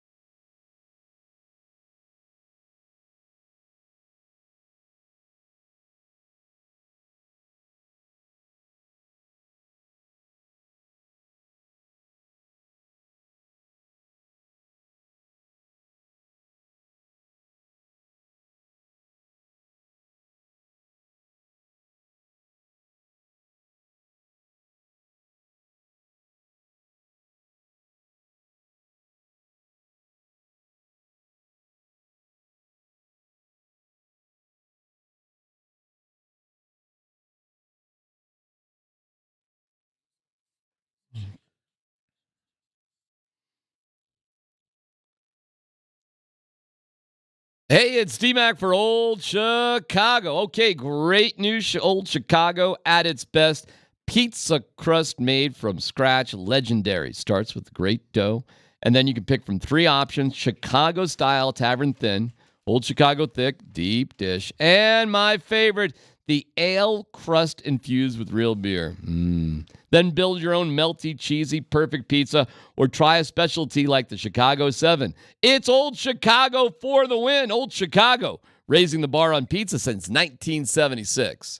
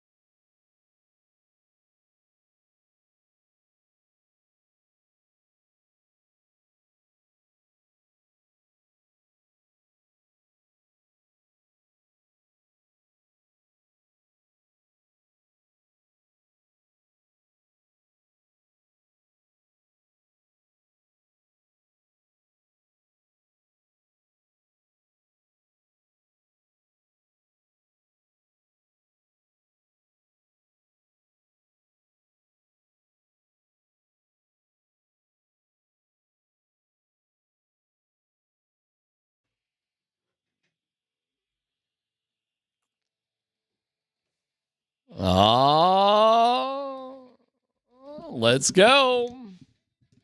Just a word of advice, not to be. I know you're a soda guy. What's that? Chances are, if you're one of those guys out there right now trying to lose weight, Cinnabon for lunch isn't. No? Tyler brought in some donuts. Although tasty. I didn't bring box. You want donut, by the way? No, I'm kind of off though. I know you you're didn't trying. eat my Carbs sandwich stuff. I gave No, you. I know I want you to have. He's trying to. No, that's for you. No, but he's I not. bought that he's not specifically doing. because I knew it was your birthday driving in. I bought that Well, I'm for you. regifting it. Yeah. He's not eating carbs. Give it to the kids. Okay. How's that going? The no carb thing. It's easy. Okay. It's the best way to do it, man. Yeah. Go straight meat. Eat as much as you want. No calorie counting. It was tough last night. Had some people over, had birthday cake, and I'm like, Do you have a party? You had a birthday party? it was supposed to be a surprise. Then you pull up. You had a surprise Why party. are there 100 cars in our driveway? Yeah, exactly. So let me tell you. Here's yesterday. So Sunday, and the warden and Ellie had to go to a baby shower for a friend of theirs. Their mom was going, and I'm thinking, boom, they're leaving like at 1. Thing starts at 1:30. I'm probably going to have until 4. Mm-hmm. This is going to be heaven. Yeah. Warden goes, hey, what are you going to do today? And I said, well, there's this movie I've been trying to finish. I think I'll finish that movie. I need to mow the backyard. I said I may take the power wash out because I finally found the tip. Oh, you got some things to do. And wash the truck down a little Is bit. that not the most satisfying feeling in the world, power washing? Yeah. And I said, if I wanted to fall asleep for 20 minutes, whatever. She goes, would you want to play golf with a buddy of ours, her dad and her brother? That sounds like work. I go, no, not really. No. I said, no, not really. I mean, because I was really counting on it like an afternoon quiet in the house, all good. Because I don't like birthdays. I don't need people around. She goes, well, I've already made you a tea time. You're playing with, and I went, Like, can I just play by myself? That's what I really like to do that right was, now. I'd have been on the docket. So anyway, I had to do that. And then came back, and of course her dad is like the unkeeper of secrets. So we're loading up after we're getting done playing. Mm-hmm. He goes, oh, so he's Dan Tanner? oh, yeah. Well, okay, so imagine. Still bitter. So we're sitting there, and we're talking to him, and he goes, okay, well, I'll see you over at your house. Oh my God. And I gave him one of these looks. You got to be kidding me. I went like this. Huh? And I said to him, why? Why? I just spent 4 hours with you. I don't want you in my house. I just spent 4 hours with you.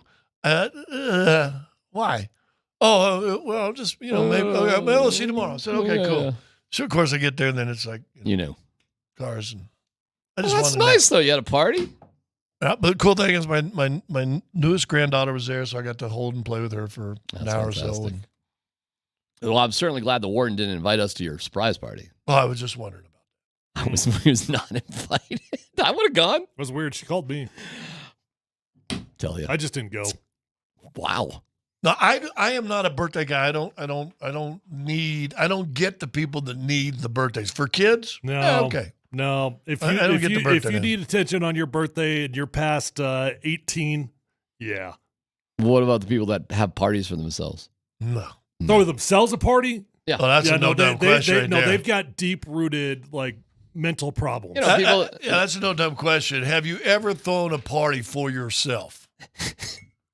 Well, have you ever, like, hinted at your wife, though? Like, that you want her to throw you a party? No. You know what I usually do? I take the day off and I disappear. Boom. Go away, maybe catch a movie, go up in the mountains. Yeah, the thing I like about your birthday, theoretically, it's the one holiday, theoretically, you don't have to do anything for anybody else.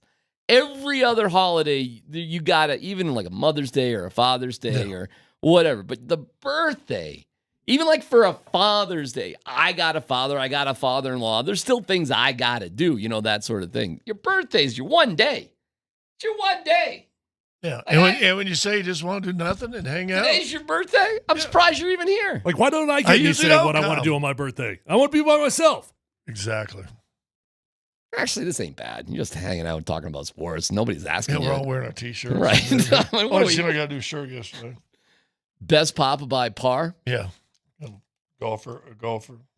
That's what I am to my Is that a my gift? grandkid. I'm a papa. Yeah, it's my birthday present. That's a nice birthday present. For my daughter and granddaughter. Did you choose Papa? No, but it kind of runs in the family. Okay, that's just that's what everybody calls everybody. It just kind of runs in the family. Yeah, I don't want to be called a grandfather name at all.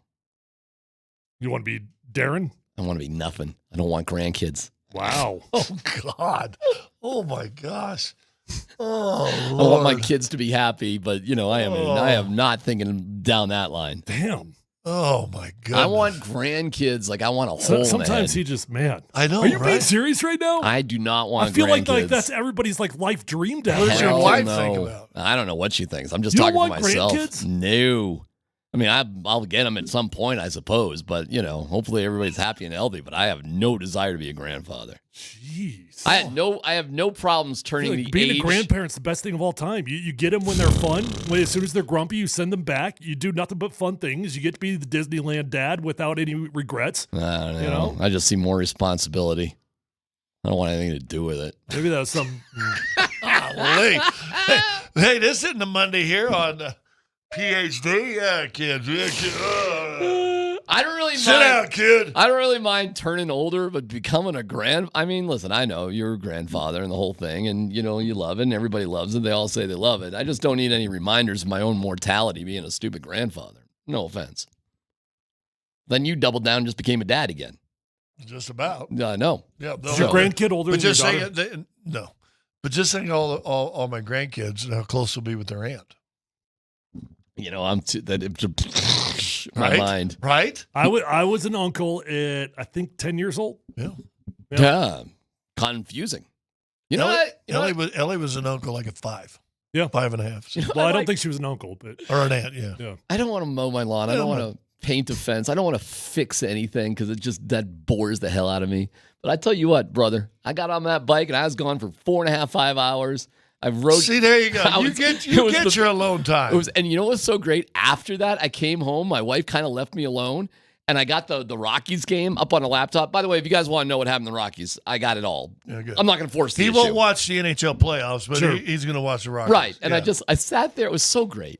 After my ride, I got a good shower, just hanging out on the couch. It was nice and cool. Had the Rockies on the laptop. Just fell asleep with the Rockies game right on my yeah, belly. because that's what baseball's for. That Just- is it was literally great. why baseball exists. Took like an hour-long nap. Woke up. Rockies still hadn't scored any Computers runs. What'd I miss? pieces Nothing. down below. Oh, it's still scoreless? Still scoreless. They scored one run in 18 innings over the weekend. Again, I'm not going to bore you guys with details, but I got them for you. And so you watched those two games, and you wouldn't Watch watch them both. You wouldn't watch the Stars in Edmonton. I'd rather, again, the hammer to the head than watch hockey and basketball right now. I can't do it. Oh. Can't do it. Grandkids are hockey and basketball. Hockey and basketball. I'm pretty sure D-Mac 'Cause just the told game, us. the game will end. Are you guys? I'm pretty sure D-Mac just told us he never wanted his own kids. Oh, no, I love my kids. Are you sure? Now, hell yeah. You just don't trust them to have their own kids. That is right.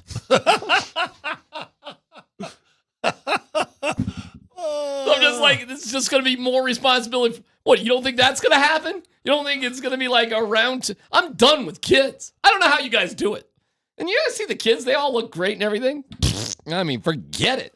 I'm sure it's the best, most rewarding thing of your lives, but I'm just done with it. I can't imagine what I'd do without kids. It's awesome. Can't imagine. You take 5 hours for yourself and do whatever you please. I will say this. That's what I did When's this the last weekend. time you were able to take 4.5, 5 hours to just be on your own? Gone. Well, I mean, know. every other week. But I mean, for me, for me, I don't get that choice. Oh, my Lord. Anyways, what are we doing here? Are you guys enjoying the basketball and hockey? I tell you what, I love the hockey game last night. The Stars advanced to the finals. You really found that entertaining to watch? Well, I just find it all intriguing, yeah, especially as it gets down. You're counting the clock. It's a 2-1 game. What do you say? It was Oilers, right? Yeah, okay. It's 2-1 game. It's getting tight. Everything's flying around. It's kind of crazy. And then you realize that Edmonton won. They won 2-1. Guess how many shots on goal they had? 10. The lowest. That's crazy. Like a playoff winning team ever to advance with only 10 shots on goal. But there is a move. Help me out here, Dan. McDavid's Dan, move. did you watch it all? I saw the highlight of McDavid. I saw the highlights. All right, so you do know I saw hockey. the highlight of it. Yes. What about that move McDavid It was made? unbelievable. He's incredible. That was unbelievable. I'll give you this, too, because I was in Edmonton a couple years ago when they were swept by the Avalanche. Okay, you got me. They love hockey. Okay, it's a cool place for hockey. One thing and one thing only. The arena's Edmonton. cool. The arena is unbelievable. It's probably the nicest hockey facility in the world. It's incredible. Rogers Place, which is generally speaking, hockey has the worst facilities of all the sports. Well, they're usually playing basketball. Yeah. Well, no basketball's happening here, and they have 3 different rinks in the same facility, and it's connected to the JW by a walk, so you don't even have to go outside. And you could have every. That's because you'll get frostbite by stepping outside. It's absurd. The room, like where they do the media stuff, is like a museum to things. It's incredible. And the fans there were actually pretty amazing. And they've got a great outdoor, like, here's where we watch the game thing. People watch it too. Dude, like everything. If you just love hockey and you want a bucket list places to go to Edmonton to see an Oilers game. It's incredible. So I'm happy for them. Because why do I care about Florida? Who gives a crap about Florida? Well, they lost 4-1 last year to Vegas. I just sit here, and the Avs didn't. They lost to the team that lost to a team that is likely to lose to the team, which will be Florida. So I'm sitting here. That's a lot of teams. It's a lot of teams, which means the Avalanche weren't really that close this year. Well, again, and that's frustrating. To me. That's a heck of a calculation, and one that kind of makes sense. I do not disagree with that. But I don't think people expected Edmonton to go through Dallas as easy as they went through Dallas. They did, didn't they? Yeah. And the sad part about that is you could really say that about both these teams right now. You could say it about the Nuggets. I mean, I personally think it'd be different if you got to prolong. Like if you would have won the San Antonio game, I think it would have been different. You don't. Okay, that's fine. But I think at the end of the day, we're looking at both these teams like, man, we went into the playoffs like almost blindly hopeful about both these teams, and man, they got some problems. They got some things they got to figure out. Do you think the Nuggets, had they been the first seed and they end up playing Dallas in the second round? I think it would have been different. I think they would have lost to Dallas. Maybe. Based on how Dallas is playing. Well, that maybe. But all I know is they didn't win. They didn't beat Minnesota. So that's a moot point. The Avs weren't that close. And I heard the morning show talking about it. You're going to see a gargantuan. There's 1 million free agents on the team. That's the Avs are going to be a completely different team next year. It's just frustrating, okay? It's just frustrating as an Avs and Nuggets fan. I don't know how you're doing it. It's frustrating the crap out of me to watch basketball and hockey. I'm still stung that we're not playing, that we don't have Avs and Nuggets right now. I am. It's bugging me. I can't get over it. Well, the thing that got me with the Nugs, when all of a sudden the finals schedule comes out and there's basically 3 days in between every game, and you're like, boy, for a team that was beat up, coming into the playoffs, that'd have given Denver a chance. Do you think they would have got past Dallas? Healthy, yes. I think they're a better team than Dallas healthy. I mean, Dallas beat them one time. They had the new roster, and it was basically a fluke shot by Kyrie, left-handed from the top of the key. So I think they could have. But Dallas just sort of they caught lightning in a bottle. I agree. They did, but I know that the Nuggets look like a whole lot better matchup for them than Minnesota did. They don't. I mean, Minnesota didn't have anybody. At least Aaron Gordon could have a prayer of defending Luka. At least he could have a prayer of defending him. And I think it's actually a halfway decent matchup. They just didn't have anybody that was physical enough to guard that dude. The problem with the Minnesota series, they weren't physical. It's bottom line. The teams that won each game were the more physical teams in that game. In game 6 and 7, Denver just tried to cruise to a win with as minimal effort as possible. And they had it going up 20. I mean, it was good until that point, and then all of a sudden they decided, we got this. This is okay.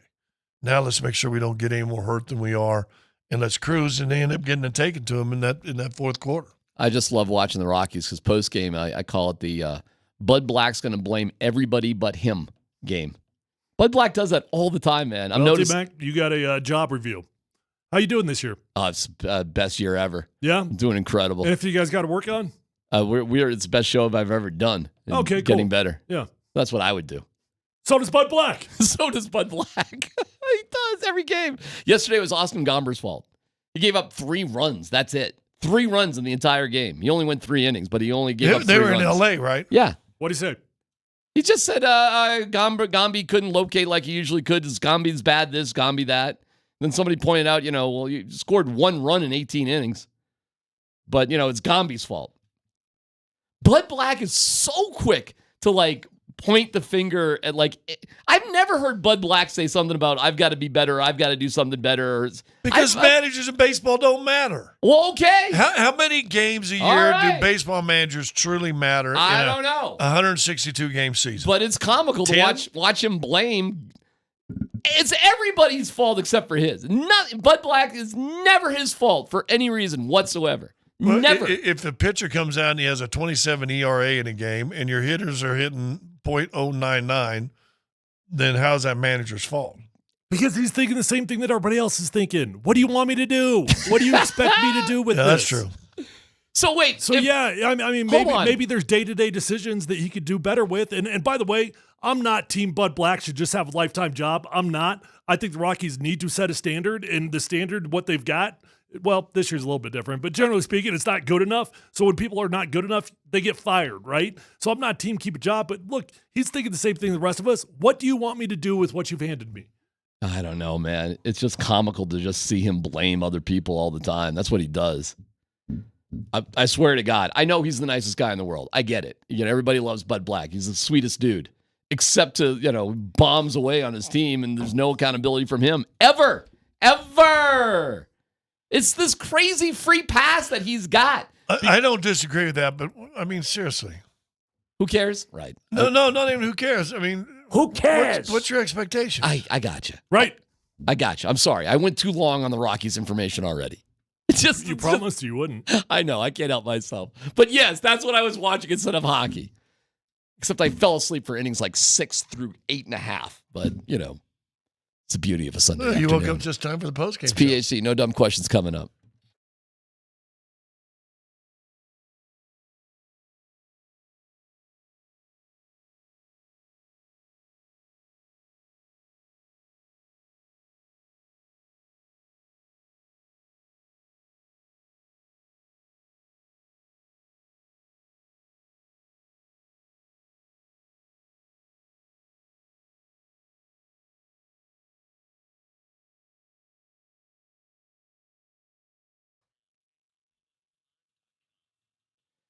Hey, it's C-Mac for the Rocky Mountain Men's Clinic. When dealing with the issue of erectile dysfunction, you want the right treatments for your specific medical situation, and every case is just a little bit different.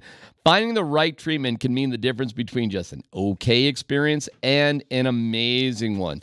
ED, it stinks. It causes stress in relationships, anxiety, and undue hardships on, your partner as well as yourself. Many men suffer for years without seeking treatment. Here's the answer. The Rocky Mountain Men's Clinic. They have treatments with success rates well over 90%.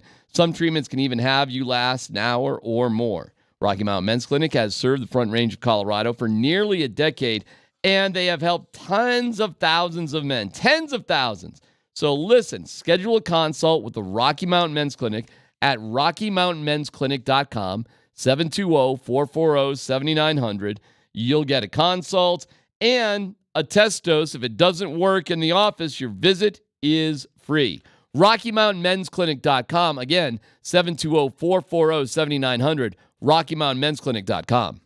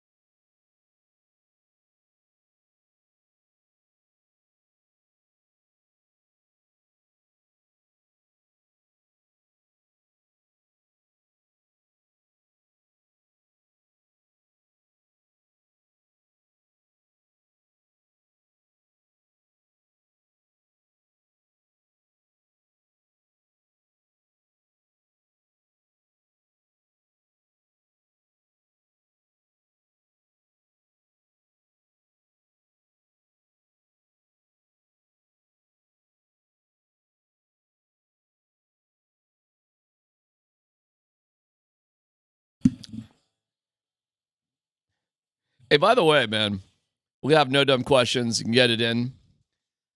Shop Mazda text line, one price, one person, 1 hour. 303-504-0925. Who's the geniuses that decide the NBA and NHL finals should like wait a week before they start playing?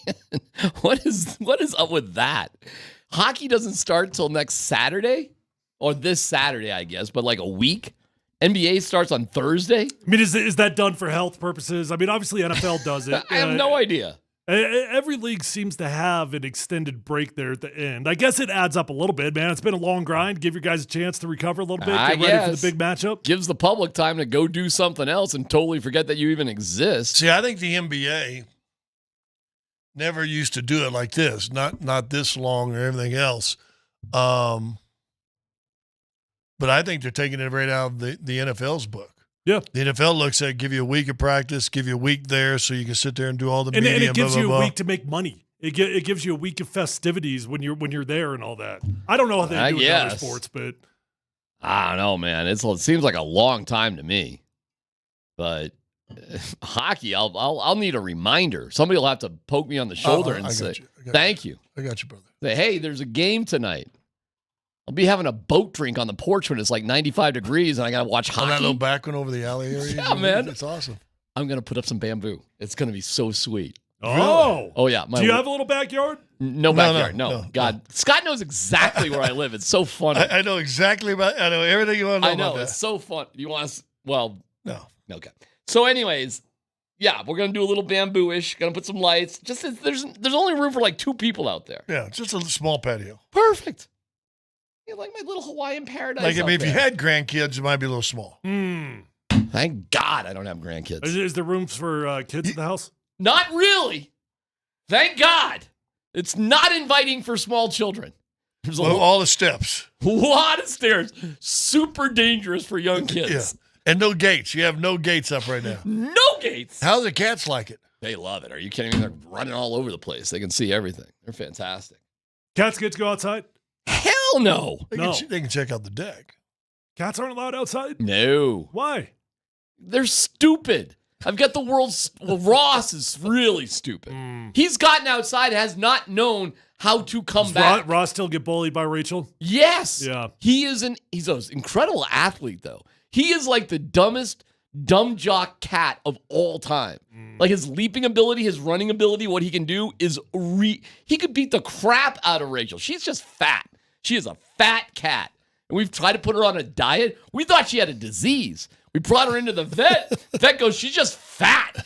So we have to watch her. Ross is a garbage disposal. He's burning off 1 million calories a day. He's lean and mean and a fast machine, but he's so stupid. He lets the fat cat boss him around. It's crazy. You guys ever wondered if cats really land on their feet? Yeah. You ever tested it? Yeah. Me too. Yeah. Maybe I should save that for no dumb questions. Yeah, maybe. I'll save that for no dumb questions. I'm not embarrassed. I'll tell the story. We're going to play the fifth grader? Yeah. Or so my girls are here today, for anybody that doesn't know. My girls are hanging out, doing a little daddy daycare at work. We'll do Are You Smarter Than a Fifth Grader? And we'll do it with a real fifth grader, although she's going to 6th grade next year. So I don't know if that counts anymore. We can ask her how the clap off went. Yeah, Scott. What? Man. See, she doesn't know. Right now, she thinks I just didn't come. Well, she's right. Oh, she's not wrong about that. Should we bring her in for a no dumb questions? People could ask her about things I do to her. I do have a no dumb question for you guys. Are we ready? You want to just get to it? Let's get to it. All right, go ahead, Dan. And we're a couple minutes early. But Columbus, Hastings, and DMAC present No Dumb Questions. This is your safe space. Send us your not dumb question now. You're a smart guy. Tweet it, text it, or Twitch it. It's No Dumb Questions. Hey, I know this segment is called No Dumb Questions, but sometimes there are. On Altitude Sports Radio 92.5. No dumb question. And I just want to ask you guys, because I fell into it, and I didn't go super deep, but it is a rabbit hole. Well, have you ever fell down the rabbit hole of who Jaylen Brown really is? No. Nope. The Boston Celtics forward? Yeah, well, beyond that, not really, no. Do you realize he lectures or has lectured during the season at MIT? On what topic? Oh, I don't know, biochemical engineering or something. No way. Here, I'll just give you the particulars. Look down the rabbit hole. Well, I'll start this way. He comes out of college, high draft pick, right? KU offered him, Kentucky offered him. One of the other big blood blue. Chose Cal for academics. Okay. Start there, I guess. So got a degree there, may have got a master's there. He's taught and studied at Harvard. He took an internship at Harvard's right there in Boston. That's right there, So sure I don't is. know if he's taking classes. He may have even lectured at Harvard. And I think he has a he's got what do they call them, fellowships? Yeah. He's got like a fellowship or Good something for like that at either MIT or Harvard. Well, Harvard and MIT are right next to each other. Do you ever have any teammates that like you found out after a couple of years, like, dude, you're like an astrophysicist, like you could be working at NASA. I had like 2 or 3 teammates over the years. Ben Hamilton was one. Rick Dennison, my offensive line coach. Like these are like brilliant. He was a beings. smart guy that was stupid though. Yeah. Something was bugging Rick. Nobody knew how to absolutely destroy somebody without a curse word more than Rick Dennison. Oh, the greatest was when he goes, what did they have at Memphis? 8 plays? Like, wow. Was that Rico or was that? Wait, that wasn't Rico. It wasn't. That was, Shoot, who was it? It was Moose, Billy Musgrave. Yeah. It was Moose. Yeah. Sorry. Yeah. I'm sure Rico would have said that too. Yeah. So what's your question, though? What's By your the dumb way, question? oh yeah, he speaks 3 languages. Wow. Jeez. Well, but okay. The dumb question is, did you realize how smart Jaylen Brown is? I don't know much about him, frankly. Well, he's an all-pro, all-star. I was going to say, besides being a great basketball player, that's as much as I know about him. That's impressive. Yeah, he's given speeches at Harvard and MIT. Okay. When you were a kid, That's crazy. Yeah. Did you ever do something to an animal that you regret? No. Never? Mm-mm. Never. Never. Scott, I thought you said you tested if a cat could land on Yeah, its but feet. you do it for like 2-3 feet. You just do it and they flip around real fast. You know who else do that? You know who else does that? Who? What animal? Squirrels. Yeah. Squirrels? Yeah. Squirrels do. Yeah. And they're crazy athletes. And it's supposed to be cats and squirrels. There's almost like a gyro. What's the thing? The gyro thing? I just want to hear you try to say it. Gyro compass type thing. What is that thing? Gyro compass thing. Mm-hmm. Okay, but there's supposedly a gyroscope? Like a gyroscope. They have like internal gyroscopes. Okay. And that's why they're able to, squirrels, and why they can fall from greater distance, not hurt themselves, because they can turn real fast and they make themselves like this, and it slows their fall down. Oh, fascinating. As a kid, not proud of it, not super proud of it, but we did test the cat theory off the stairs. Dropped a cat, holding the cat by its feet, Dude, that's upside down. That's terrible. Upside down. How big of a drop? Probably, I don't know, 10 feet or so. Up the stairs. Cat landed on that feet, ran off, and came straight back up to us and wanted to do it again. Cat liked it. It was a game. It was fun. It was a fun little game. Are you trying to justify it? It was a fun game. The cat liked it. How many times did the cat come up like a Like dog to be dropped like 3 or 4 off? times. Drop me off again? Yeah. Drop the cat, land on feet, come straight back to you, dropped it off again. I feel like we should it's just a true move on story. at this point. Why? I was a kid. I don't think we're going to win this one. I did save a cat for my brothers one time. How's that? They wanted to see where a stick could go, how Oh, far my in the back, and they had one. Lord. Yeah. My God. That's Yeah, they were doing it to baby kitty, and Dude, what the hell? You living on a farm? Did you live on a farm? it was a small town, but we weren't on the farm yet. Oh, okay. It was before the farm. Pre-farm. Pre-farm. Yeah. I mean, how do you know that things are true unless you experiment to find out? Dan, you got a no dumb question? It's kind of a moral quandary that I'm wrestling with. So when I used to live at home, I frequent a lot of burrito shops around the city, okay? Pot shops? No, burrito shops. Chiba Huts? It's called Bud Tender Dan for a reason. And when I used to live at home, sometimes, not every time, but sometimes I would take one of the bottles of a certain hot sauce from said burrito shop. And my mom accused me of stealing. But I just viewed it as like part of my payment towards the burrito. Okay. The entire bottle? Well, sometimes, yeah. Sometimes it's like so half Cholula, empty. when they used to have all that Yeah. Cholula and stuff from They like, still do that. Yeah. So is that stealing? Yes. Yeah. It's a bottle of hot sauce, it's just Yeah. not a packet. Yeah, it's a bottle. Yeah, no, that's stealing. But I've spent thousands of dollars at these burrito establishments. So what? And all you're doing is raising the overhead for everybody else. Good job, buddy. So your theory is you spend X amount of dollars on burritos, you get a free bottle of hot sauce. Yeah. Have you ever looked up the word entitlement? No, that and actually looked at the definition. That would be a nice little promo for the store, which is actually a good idea. Yeah. You buy 12 Chipotle. burritos, we'll give you a bottle of hot sauce, right? Yeah. But there was no promo, Dan. No. I think it's like So when you went to Chipotle and they used to have all that different flavored Tabasco sauce out there, you would just take a whole bottle. What home. if it's down to like the bottom third? Like there's just a third left. They got them little cups. Ask for a little cup, squirt some in there, and take the little can I plastic tell you cup something? home. I don't have any problem with Dan doing that whatsoever. No, you don't like grandkids I either. feel like I've earned it. I've earned the hot sauce by the amount of money I've spent at these burrito I'm establishments. kind of with you. It's like when you go into like a grocery store or something, or one of these other stores, you just walk out with stuff. They're not going to stop you. And both of you, it sounds like being stupid. You've earned a punch from me in the head. So, I mean, what, do I have a right to punch you? It is your birthday. What if when I'm checking out at King Soopers or Safeway, fresh foods, local flavors? Yeah. What if when you're checking out and they ask you how many bags you got? Yeah. And you had 12, but you told them 10. Stealing? Yeah, I mean you're totally stealing, but they're not going to. What if it's only 10 cents? They're not going to run after you. Oh, you're talking about the bags? Yeah. Like the actual bags that we have to pay for now in Colorado? Because it angers me that I have to pay for bags. Yeah, it is stupid, but it's so like the rule. if I had 12, what if I said 10? Well, you're stealing. But it's no big deal. No big deal stealing. It's no big deal stealing. Stealing. No, it's not. Stealing. There's no big deal stealing, and then there's real stealing. That's no big deal stealing. So it's stealing. no big deal stealing. Is it stealing? It's no big deal stealing. There's Stealing. degrees of stealing. It does not say thou shalt not, no big deal All stealing. right, ask me if it's the right thing to do. Is it the right thing to do? No. But do you care? There you go. No, I don't care either. Okay. It's no big Well, I deal don't care stealing. either. But it's not the right thing to do. But what if you're just doing it out of principle because you're angry that you have to pay for them? Bring your own bag and not have to pay for any of it. Exactly. That's giving them what they want. What? I'm not. That's giving them what I'm they want. Scott. I'm falling into your logic, and I don't like it. Wait. You see, yeah. now you're feeling me. I had a bag Now in my you're feeling me. pickup truck. All the pickup truck owners in the world probably have shunned me because for a while I had a grocery bag thing in my Exactly. truck. And do you feel like you should not have to bring your own bag in there? I haven't. Oh, so you're not bringing bags in on principle? Because No, you're too good to bring in a bag to the grocery store? No, that ain't my job. You gotta be kidding me, man.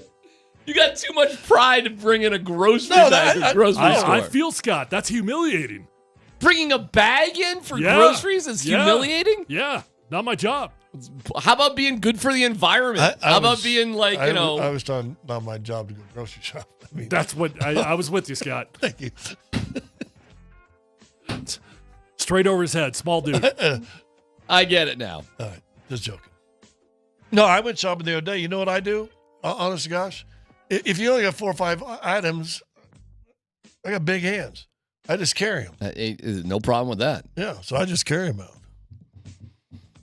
Yeah, I just half the time What I if go I to the double grocery bag store, it it's just like, to- oh, I've got to get a prescription of this thing, or I did it. Hey, I'm there. Let me get the new Guns and Ammo magazine. Okay, and then hey, I want a Diet Coke too. I got to have me a soda. Maybe next thing I know, do you want a bag with this? I go, bag? What? Oh, Guns, ammo, and tobacco. Scott Hastings. Sounds like a great weekend. Yeah. Guns, ammo, tobacco. I think we should all stick I never with said man. tobacco. Some I didn't. bananas. I don't buy my tobacco at the grocery store. Take an extra bag. All right, you ready for the fifth grader game? You're gonna have to coach me up on this a little bit. Are you smarter than a fifth grader? Have you ever seen that? You show? haven't played this? Mm-mm. Really? No. Oh, we used to play this all the time. I thought you played with us. No. You'll figure it out. You'll I be will? okay. All right, we'll do that coming up next.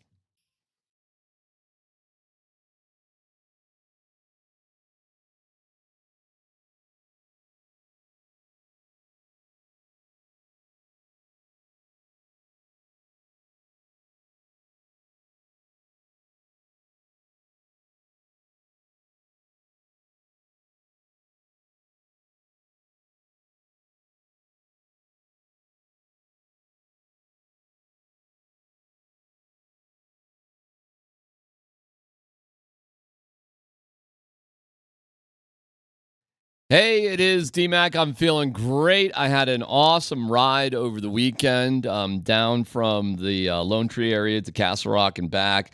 Beautiful landscapes, just fantastic. And the reason I did the Boulder for the first time in years, have a lot of other events planned, and I've lost 40 pounds. I've kept it off. I'm in the maintenance portion. I'm eating some veggies right now, as a matter of fact. Soda's been the best. Soda has been the best for me. It's all at home. It's available wherever you are. Nutritionist coaching. And now I got to the point where you lose the weight, you go on the maintenance program, and then you live your life. So it's pretty spectacular, top to bottom. The reviews are in, and they are incredible. From Ross, I wanted to lose weight, but didn't have the knowledge or discipline to do it without help. I was the same way. So I started working with Soda's nutritionists, and they put a plan together for me. I lost 3.12 pounds a week, and you'll do the same. Soto Weight Loss. That's SOTA weightloss.com. It's sotaweightloss.com. This really, really works. So if you're thinking about getting in better shape and losing that fat, Soto Weight Loss. SOTA weightloss.com. Say it with me. Soto Weight Loss, state of the art.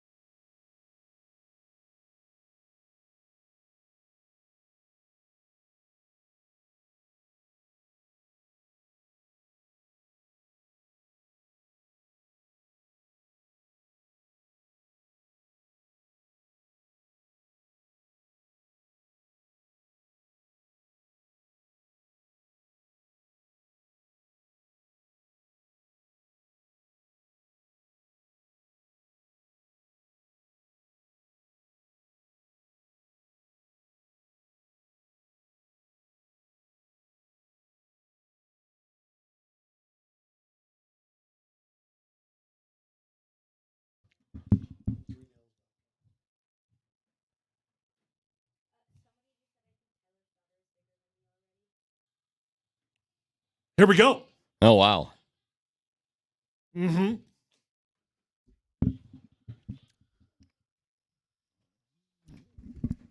All right. Well, Tyler, I think you should pick it up from here. I can just hang back here a little Well, bit. I don't lead it.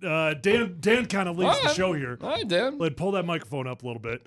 So we've got my daughter Lydia Sue Columbus on today. Hey, why does my middle name have to be known? Oh, you don't want your middle name out there? No, why does that have to be known? I'm sorry.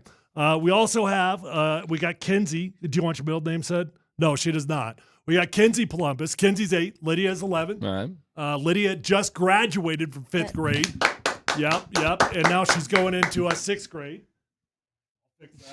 I'm not going to say it, brother. I can't do it. There we go, guys. Okay, good. They want. Never mind, Scott. Don't do it. Don't do it, Scott. Don't put us in that position, Scott. All right, Dan, you want to lead the game? All right, Lydia, should we start with your questions or the ones I have? What do you want to do? You tell me. Start with yours and then just randomly throw in one of hers. And you can tell us which one was hers. Question number 1. Who's it for? We'll give this one to DMAC. Oh, okay. DMAC, Yes. your question. Yeah. What is the capital of Russia? I would say Stalingrad. What? Wow. Moscow. No, is it Moscow? So what? It's too obvious. All right. What was Stalingrad's name before it was Stalingrad? Bolshevik. Wasn't it Leningrad first? I don't know. I thought Moscow was too obvious. I overthought it. It was. That's great. what. All right. So 0 for me. Lydia, would you got that one? Would you got Moscow? You know what? If I think about it, probably. Okay. Well, Yeah. so Okay, so one that's a her, no. 0 us. 1-0 for me. I We'll go overthought me and it. you, Is so- it Moscow? Moscow's It's the real. Moscow. Oh, It's okay. Moscow. Shoot. Yeah, it's Moscow. All right. All right, Scott, this one's for you, buddy. True. Oh. What is the process of water turning into vapor called? Well, when the plants get sun, it's photosynthesis. Oh, come on. Oh my God, Scott, are you dumb? Oh my gosh, first off. Whatever. I was right there with you. I was thinking the same thing. You talking about the process of evaporation, or am I Yeah. looking for something? Condensation. Well, condensation is. Wait, no, it's evaporation. But that for her or me? For you. Both of us. Whoever can get it right.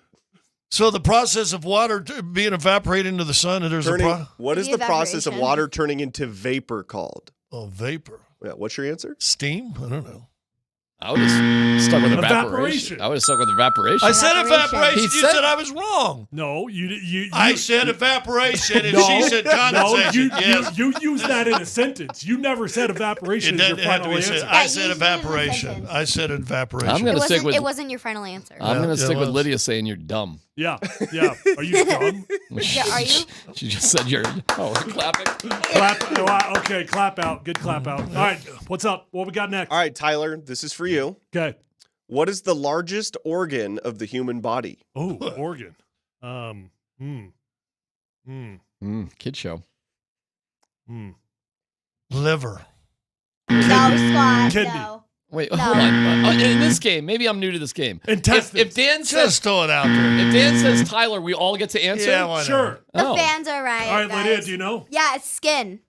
Oh. What? Wow. That's not an organ. Skin is the largest organ Hold of the on, human skin body. is not an organ. Skin is an organ. No, it is Yep. not. Yes, it is. No, hold on. Skin is In an what organ world is skin an organ? of this world. Unbelievable. All right. All right, well, Lydia, this question will be for you. okay? So does this mean we can all jump in if Lydia doesn't? If she doesn't know it, you guys can jump okay. in. All right. All right, Lydia, what is the tallest mammal on Earth? Oh, come on, easy. Giraffe. Got to be giraffe. Nice. Way to go. Well done. Way to go. Unless a whale stood on its tail. So unfortunately, Lydia actually is in the lead right now. Yeah. Okay. All right. What's All right, next? D-Mac, this one's Me. for you. This All one's going to be controversial. What is the smallest planet in our solar Pluto. system? No, D-Mac. Did you not listen to the news? Yeah, Pluto's no longer a planet. Yeah, D-Mac. Pluto isn't a planet. I consider it a planet, not just a gas. Me too, but still. I know it's not just a gas giant. I know people think it's just a gas giant. That's Scott after a burrito, but with a bottle of Tabasco. gas giant. Good clap out. Good Thank clap you. out. Is it what is it? Is it what is it? Hold What- on, Lydia. Mercury. Mercury. Wow. Okay. You really knew that? Yeah, but that's the controversy. Is it Pluto Right. or Okay. You know, I wasn't going to go with the obvious one because it's a kid's show. All right, so D-Mac's got 0 right now. yeah. D-Mac's over. Yeah. Okay. Scott. Mercury. No, you can say it with the kids. It's fine. Okay. I'm not going to say You it. can say it. Kenzie can't hear you. It's fine, D-Mac. I'm not saying it. It's a dirty joke, and I'm not saying it. So everybody's laughing and yelling at it in their car, and that's good enough for me. All right, Dan. All right, Scott, this one's for you. What is the process of a caterpillar turning into a butterfly called? Well, metamorphosis. Good job, Scott. Way to go. I would not have gotten that one. I don't think I would have got that either. Are you kidding me, guys? Yeah. It's not that hard. Okay. All right, Tyler, this is for you. Okay. Who wrote the famous play Romeo and Juliet? Is this like an ultimate trick? That's an easy one. No. Shakespeare. So easy. Yeah. Okay. Okay. Wait, Lydia, you knew that? Yeah. Name one other writing, any other writing by William Shakespeare. Well, let me think about this. Not Guys, that I got easy. this. No, I got this. Not You that got easy. 2 seconds. One. Name anything else Shakespeare ever No, wrote. I was looking up questions for Hamlet. you guys, and yes, You're not Lydia. Hamlet. You're not Hamlet. I got 3. No, that's what I was going to say. That's what I was going to say. That's what I was thinking of. Thank you. Thank you. Yeah. All right, as you like it. All Go right, ahead, all Dan. right, What's fine. next? All right, Tyler. Wait, that was just me. Oh, wait, who's up next? Lydia. I think it's All right, Lydia. We'll do Lydia. We'll do We're all Lydia. going to jump in and answer quicker than her. Yeah. All right, No. Lydia. What is the hardest mineral? Dad's head. Yes. Good job. Do you have an answer, or do you not know? I'm trying to think of it. Quartz? Diamond. What? I got Diamond. Scott Guys, is they smarter don't than go a fifth over grader. rocks in school. Okay. Public school sucks. Hey, when They you get don't to go over- college, Wow. take geology. Geology's really cool. Yeah, well, they don't go over geology. Hey, public school sucks. What school do you want to go to? I wanted- Private school. Yeah, Say it. no, yeah. I wanted to go to Cimarron instead of Sagewood. Yeah. Uh-huh. What That's high better. school? It's What high better. school do you want to eventually go to? What? What high school? Valor. Of course they've you do. They've got a better Of course. swim team than Regis. Uh-huh. Of course. Oh, better than Regis. Yeah, they do. They do. Valor or Regis. Yeah. One of those No. two, of course. No, Valor's got a better swim team. Sure than you don't Regis, want to go to Kent or Colorado Academy? You sure it's Valor or Regis? No. Kent's pretty good. It's Yeah. Valor. Yeah. Yeah, never mind Chaparral. They suck. All right, No, go ahead. Dan, All right, what's all right. next? Who's up next? Who's up It next? doesn't matter. Just run it there. Me or D-Mac. We'll do D-Mac has yet to get one right. Yeah, So we got to get D-Mac. Get him in Clearly the not books. smarter than Yeah. fifth grade. But hey, but D-Mac's the best GM in the world. I can figure that out. All right, D-Mac. Yeah. Who invented the light bulb? Thomas Edison. I'm just trying to be common sense now. There you go. There you go. You got Good- it. What? yeah.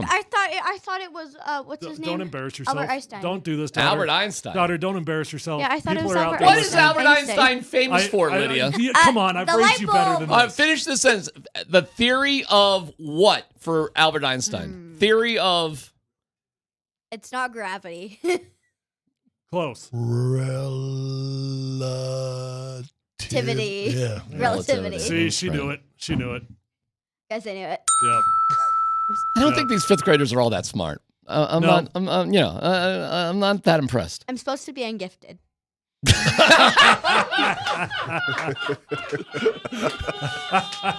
Except I kicked myself out of it from math because She my kicked teacher herself sucked. out. Yeah. I kicked yeah. myself out of it Easy, in math. Easy. My She's teacher sucked. listening. She easy. I'll easy. tell you that you're funny. Brad, You're funny. That's Brad what counts. 1022. You fix your iPhone by taking it to Ubreak iFix. Okay. All right. How does it feel to be so much funnier than your dad? Wow. Oh, it feels pretty good. It feels pretty good. Hold on. Clap out. Clap out. Clap out. All right, who's next? All I right, don't even D-Mac. know. Or me? no, it's Scott. that It's one, Scott. hey. It's Scott. It's Scott. Scott, what is the chemical symbol for gold? Ooh, I know that one. You know, I do know that one. I dropped Say chemistry it, 3 D-Mac, times. If you know it. I dropped chemistry 3 times because I couldn't get through the periodical table. I can't believe I even know this, but I do know this. Though, do we just blurt things out, or Lydia? Sure, you want- go ahead. D-Mac, I want to hear it because I know AU. it. Good job. ADU? AU. Oh, AU. AU. I have no idea how I know that. Yeah, that's crazy. I don't know why. Seriously, I I know dropped guys. chemistry in college 3 times because I could never get to the periodical table. that. You knew that though, Lydia, right? AU? Yeah. Okay. No. Name any other chemical equation at all. H2O. Yeah, H2O. Thank you. Wait, no. CO2. Lydia, CO2. not CO2. CO2. CO2. There you go. CO2. Good. I got it, guys. Yeah. You got That's it. the only thing they went over. What is CO2? It's It's carbon dioxide. What is wrong with you? What is No, carbon she had that. oxygen? Carbon She did have oxygen- that. Carbon oxygen. Oxygen. Try it again. Boy, you sound just like Scott now. Oxygen isn't a thing. That's not a thing. Mile wide. It's carbon dioxide. Like I said. 3 inches deep. Yeah, yeah. I said carbon dioxide. All right, man. what's next, Dan? All right, Lydia, this is for you. I think Lydia's winning, though. Yeah. During World War II, on the day known as D-Day, at what location did Allied troops invade France. Europe? What part of France? I think that counts. Paris. No. No, it counts. It counts. I got it. She got France. I give her France. She got it Not partly France, right. guys. It's the 80th anniversary of the landing on Normandy. Normandy Beach. Normandy beaches. Well, they don't go over beaches. The only beach I know of is Dowses Beach, guys. So, Hey, D-Mac knows Dowses. Yeah, I do. Yeah. That'd be a funny invasion, though. You know That's where for Dowses sure. is? that would Yeah, be it's down Cape tragic Cod. if they invaded my childhood beach. I love Dowses Beach. Yeah. Well, I do too. As a matter of fact, got that in common. Dowses They do Beach. need to I fix got the bit by a seaweed issue, crab. though. You got bit by a crab On my foot. on He Cape. did. Yeah, I've He been did. bit by crabs too. What do you think of Nantucket? I've never been. Yeah, it sucks. Don't worry about it. No, All I right. want to go to. Go ahead. What's the last question? Last there, Dan? one for Tyler. Tyler. Tyler, what is the plural form of the word deer? Deer. Good job. That was easy. I think we should get one more for Lydia. I got one more I for got Lydia. one for Lydia. Ready? Oh, okay.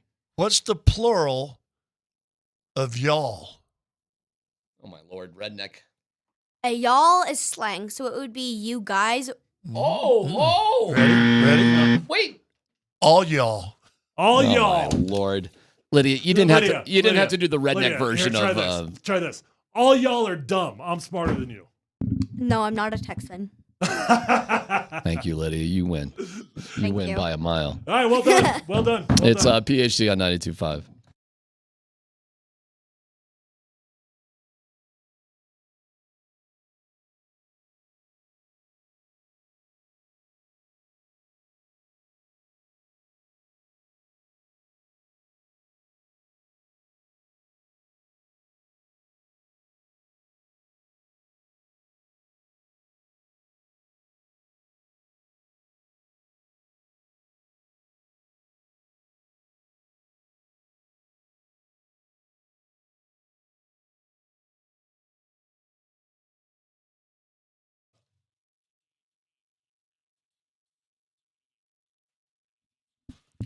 Hey, it's C-Mac for Mike Maroney, Chevy GMC. If you're in the market for a new car, truck, or SUV, check this out. Everything on sale at the new Mike Maroney Chevrolet GMC in Longmont. These are incredible deals. Depending on the model you select, qualified buyers will save in one of so many ways. Save up to $10,000 on a new 2024 model. Buy with 0 down, 0% APR financing and get a $5,000 discount and make no payments for 90 days. Got a trade? Well, bring it on in. Even if you owe more than it's worth it at Mike Maroney Chevy GMC. Every new vehicle they sell includes a money-back guarantee and free delivery anywhere in Colorado. So what are you waiting for? Check it out. It's Mike Maroney Chevrolet GMC, proud partner of CU Athletics, conveniently located at 1415 Vista View Drive in Longmont. Find them at Mike Maroney Chevrolet Buick GMC.com. That's Mike Maroney Chevrolet Buick GMC.com.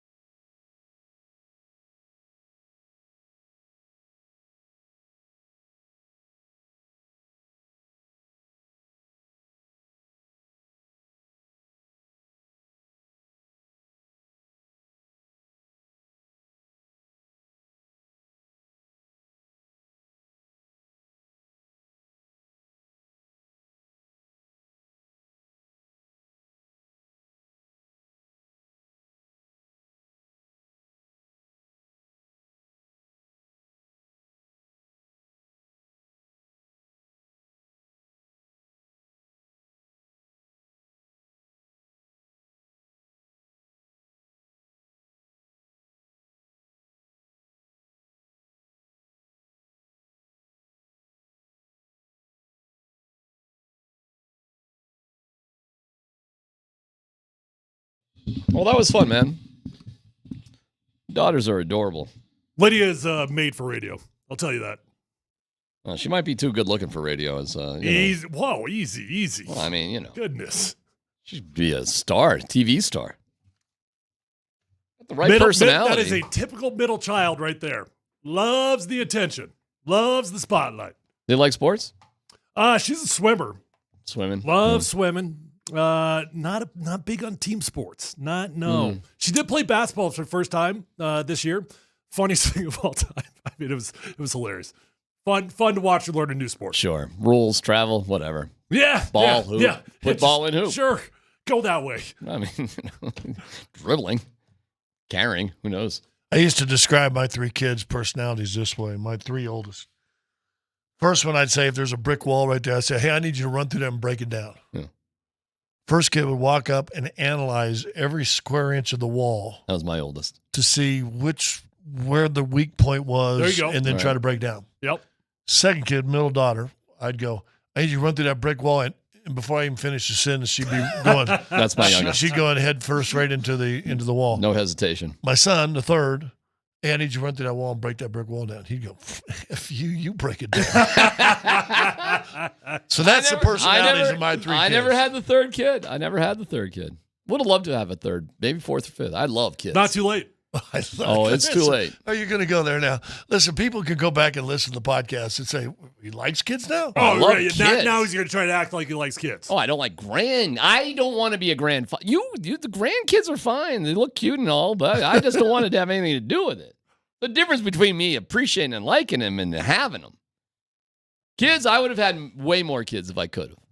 But we figured that out. We blew the dam. My description of Lydia Or Scott. plug the dam. Did you blow the dam or plug the dam? Well, I say you it's like Saving Private Ryan when you gotta defend the bridge and then you gotta just blow it up. The bridge. Yeah. But you gotta make sure that there's not a couple of Nazis that crossed over. At least for you. 29 days, You need gotta to guard that bridge. You still gotta scout the villages because there may be a couple hiding. Snipers in there. Exactly. Yeah. Exactly. Yeah. So So you went full Saving Private Ryan. We went Saving Private Ryan, but it doesn't mean you're out of the clear just because. Yeah. And you might leave, private, the Tom Hanks just, with the pistol until the planes come over, and then I'll take care. What am I even saying here? I can't have kids. I don't know. I'm done with kids. I have my kids. We made the choice about a year after. I described Lydia as 58 seconds of terror and 2 seconds of total redemption every minute. I mean, but when she redeems herself, man, does she love. She loves. Look at this. Tyler's daughter had more personality than you 3 wingnecks combined. There you go. Good reviews on the text line. She did call Scott dumb. She did call Scott dumb. And I had more points than she did. I think that's a lie. 5-3. Big smack talker too. She gets that from Dad.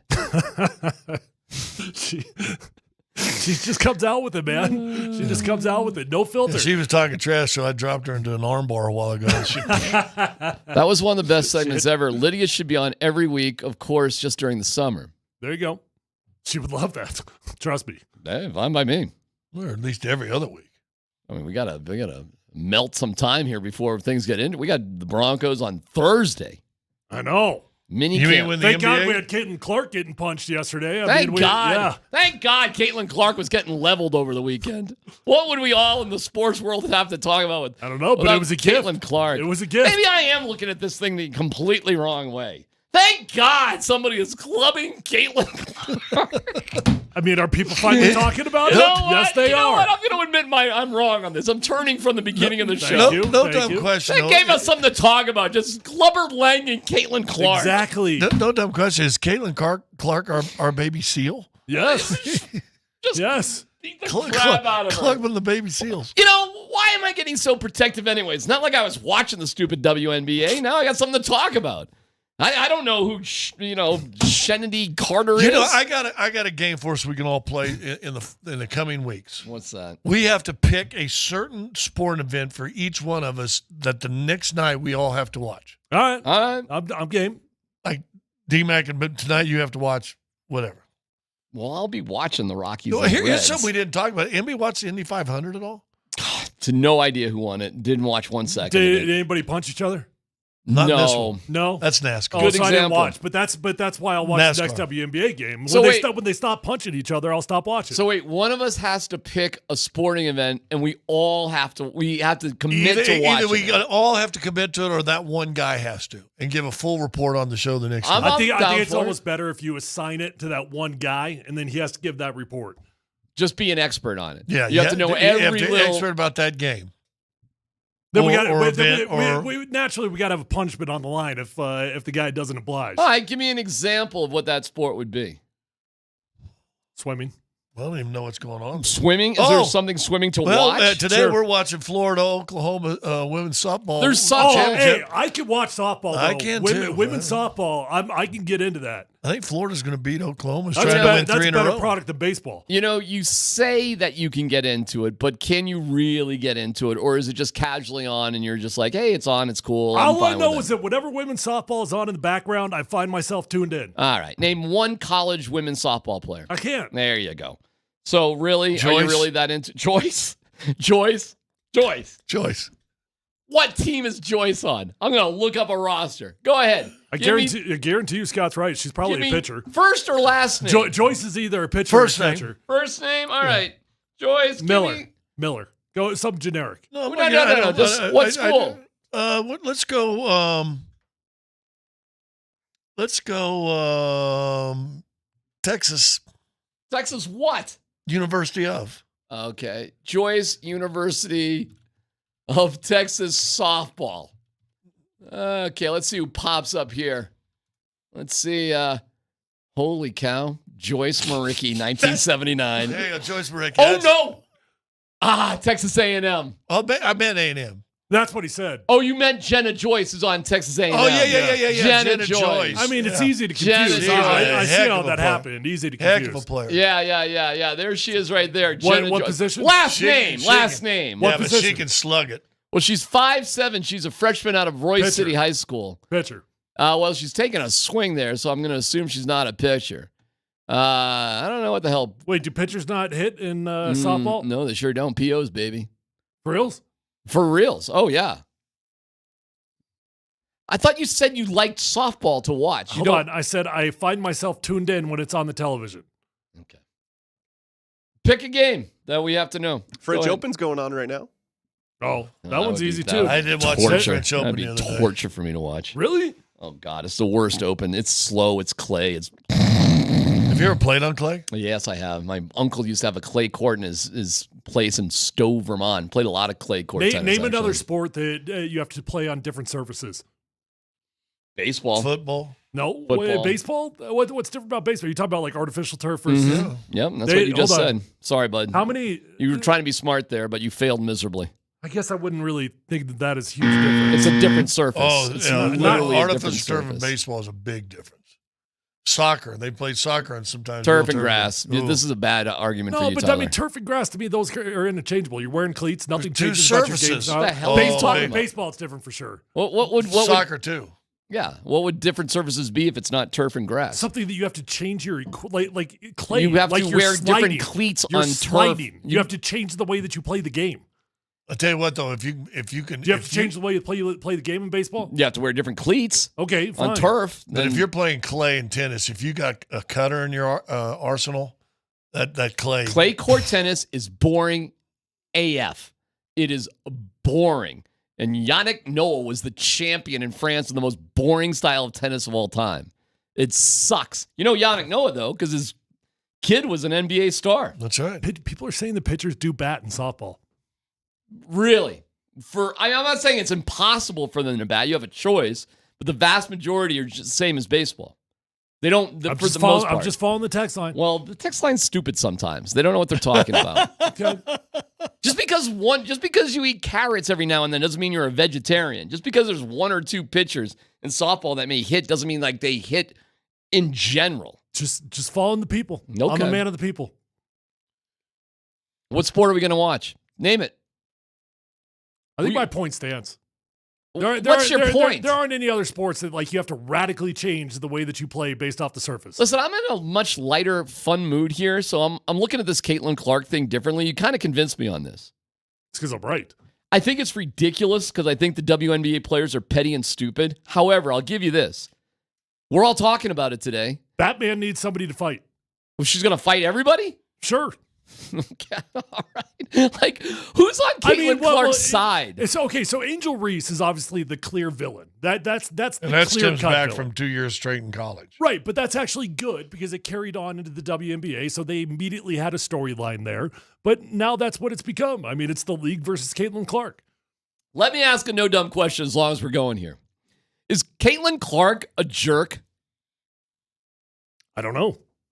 Does she deserve it? Is she like a basketball Scott jerk? Or has she just gotten so famous that everybody else hates her fame? All right, so it's is it jealousy or is she a jerk? Right, exactly. Well, Dude, I mean, she's confident. Does that make her a jerk? I'm asking the question because I mean, she certainly had moments in college that she got accused of being a jerk many times. I'm seeing it. Is she in such a stratosphere compared to everybody else that she's kind of a jerk? I wouldn't. Okay, but if I were comparing and contrasting her to Angel Reese, I certainly would not consider Caitlin Clark a jerk.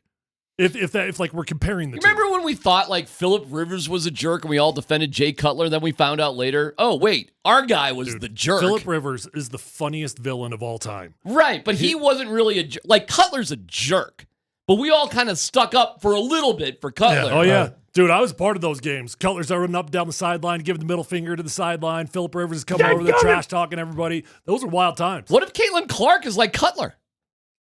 And she's What really... if Caitlin Clark's like Phillip Rivers? Just talks a lot of trash, but really a pretty good person. I don't know. Why do her teammates not stick up for her? I think because she's come in making $3 or $4 million and hadn't played a So her second of pro sports. teammates are jealous of her? Maybe they just don't know. Sounds like a pretty lonely existence if I'm Caitlin Clark right about now. Sounds. It's always lonely on top. It is. I mean, name a superstar that's not lonely on top. No, I mean, obviously you have fun with it. Tiger kept himself But you will always be separated from your peers. I hate that we think so much alike. I don't know, man. Were you saying Michael Jordan was lonely? I think he's separated.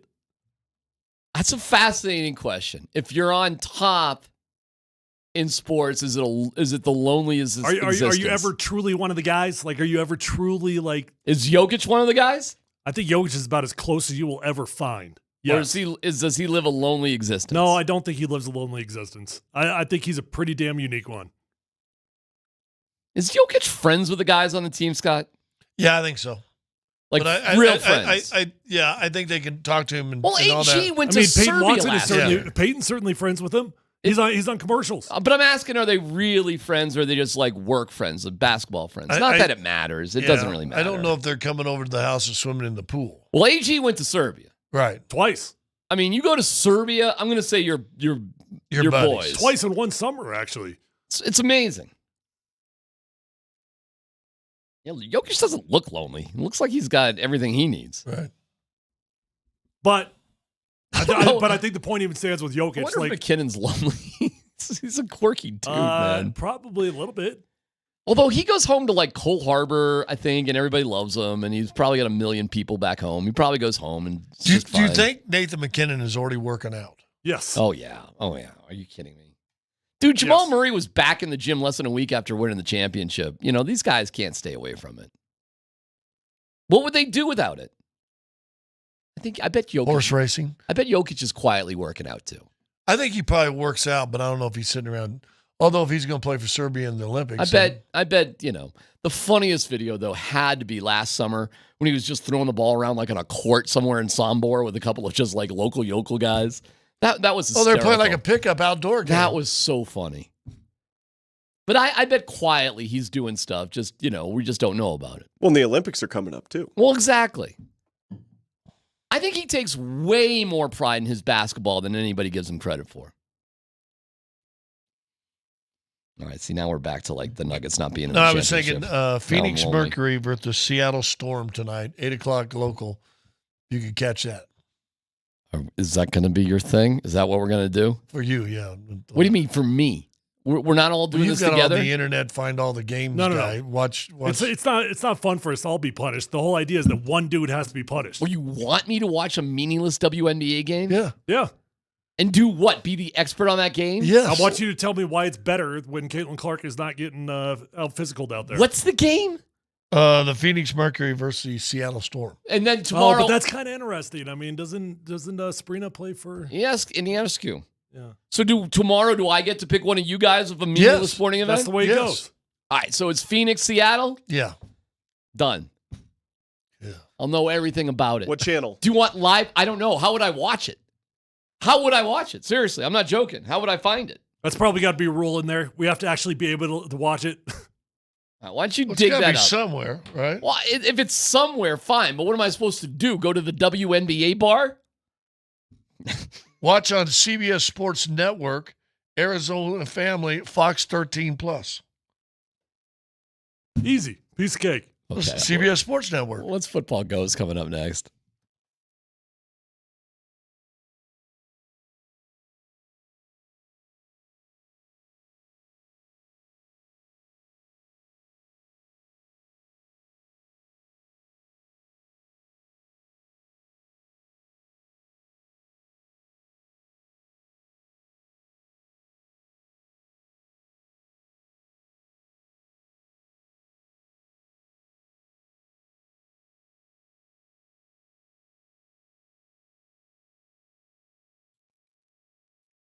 So my wife and I are lucky enough to move into a new place, and we need some home improvement. And we've already had my guy Bob from AAA Home Improvements over. Of course, Toby Hurdle founded this company, 20-plus years of doing home renovation, custom home building. And Bob came over. We looked, hey, this, that, the sink, the this, the that, the other thing. We're going to get it done. We're using AAA Home Improvements, and the reviews are in, and they are spectacular. Terry and Aurora, I was most impressed with the quality of work done by your organization. I got exactly what I wanted, and it looks great. Everyone who worked on the remodel was professional, knowledgeable, and polite from start to finish. I plan on having my lower level remodeled sometime next year. You'll be the first I'll call. Can't wait to tell you about what's going on. And if you want to see amazing before and afters, just go to AAAHomeImprovements.com. AAAHomeImprovements.com for room additions, custom home remodels, finished basements, whatever you can think of, but their schedule fills up quickly. So call them today for a free, no-obligation estimate at AAAHomeImprovements.com. Go to AAAHomeImprovements.com. Quality at a fair price.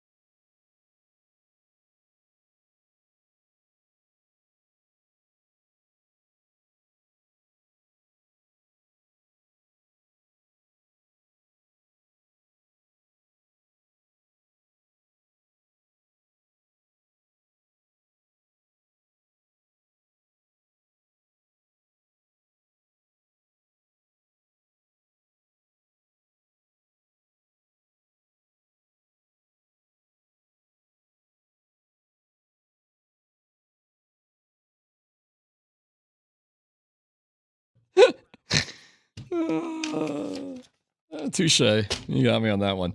All right. Mountain High Appliance. Fantastic. Love them. MountainHighAppliance.com. Glenwood Springs, Colorado Springs, Littleton, Louisville, Denver. They're the best. Find them at MountainHighAppliance.com. Dan Bud Tanner, I bet we're leading with Justin Jefferson. Just a wild guess. Maybe not. Maybe some of the Broncos. Who knows? Maybe you did some work. I don't know. What's going on? No, we're going to lead with Marvin Mims today, what's fellas. going on with him? Jeff Legwald has an interesting article out on ESPN.com talking about the expanded role upcoming for Marvin Mims. In fact, last week, Marvin was asked about the potential increased opportunities in year 2 of him being with Sean Payton.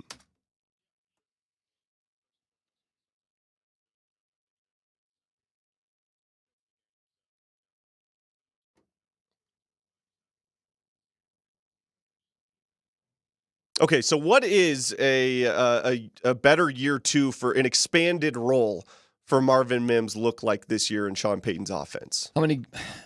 He's got to have at least 60 catches, I'd say, this year. Ooh, that's a lot, actually. I know, but what's the point of Marvin Mims if he's not being more productive with that? Let's break it down. Let's break it down in tenths or 20ths or whatever you want to do this.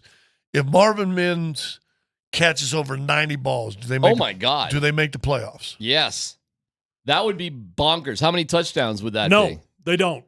90 catches? No, they're trailing the entire season if he catches 90 balls. That's not a good thing. Oh, you're saying he would get those numbers out of desperation? Yeah, you don't want him catching 90 balls. Oh, because he's not a primary target. That means you're in no huddle offense from about the. Well, how many catches did Jefferson have last year? Oh shoot, I have no idea. idea. They're a playoff team.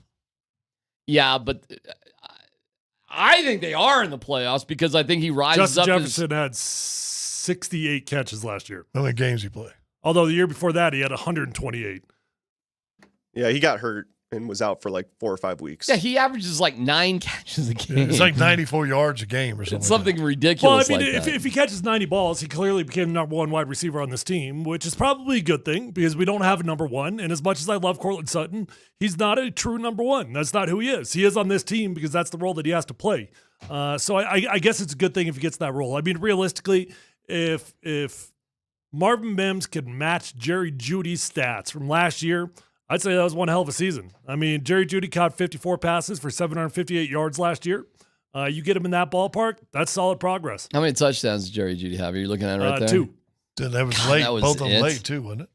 You know how many Jerry had in 4 years with the Broncos? Well, he had like 5. 0 forever. He didn't have anything there for a minute. He had 11 in 4 years. That's terrible. So if Mims catches 90-plus balls, has 1,000-plus yards. Oh, my God. They're in the playoffs. And 10-plus touchdowns. That means he's emerged as the #1 receiver in their ball. But I think he has that ability to be. I think they need him to be. I think you guys are way too optimistic about Mims. I really do. I mean, could he be a good wide receiver? I had him at 60. Sure. I had him at 60 catches. Anointing Marvin Mims as like a #1 wide receiver, or even in the conversation of becoming, dude.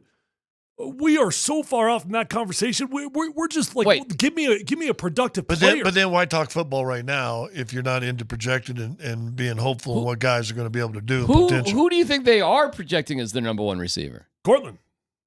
Marvin Mims. Oh, who do I think they want it to be? I think they want it to be Marvin, yes.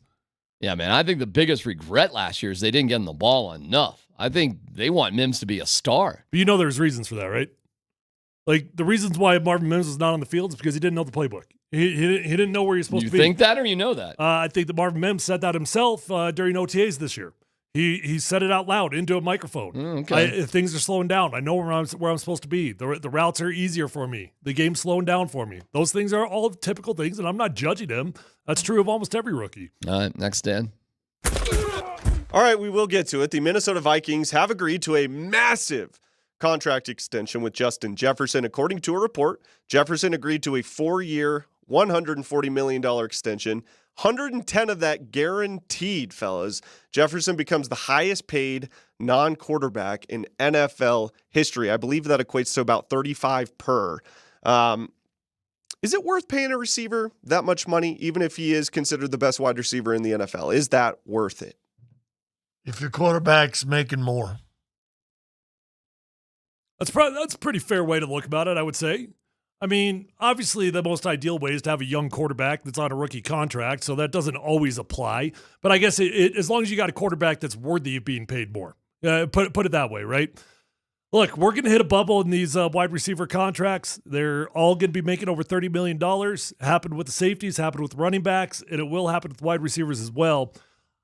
Generally speaking, I have a hard time giving that amount of money to such a dependent position. It is the most dependent position in all of football. Why are receivers receiving so much more money than the top corners? Top receivers, more money than top corners. Why? Almost by $10 million.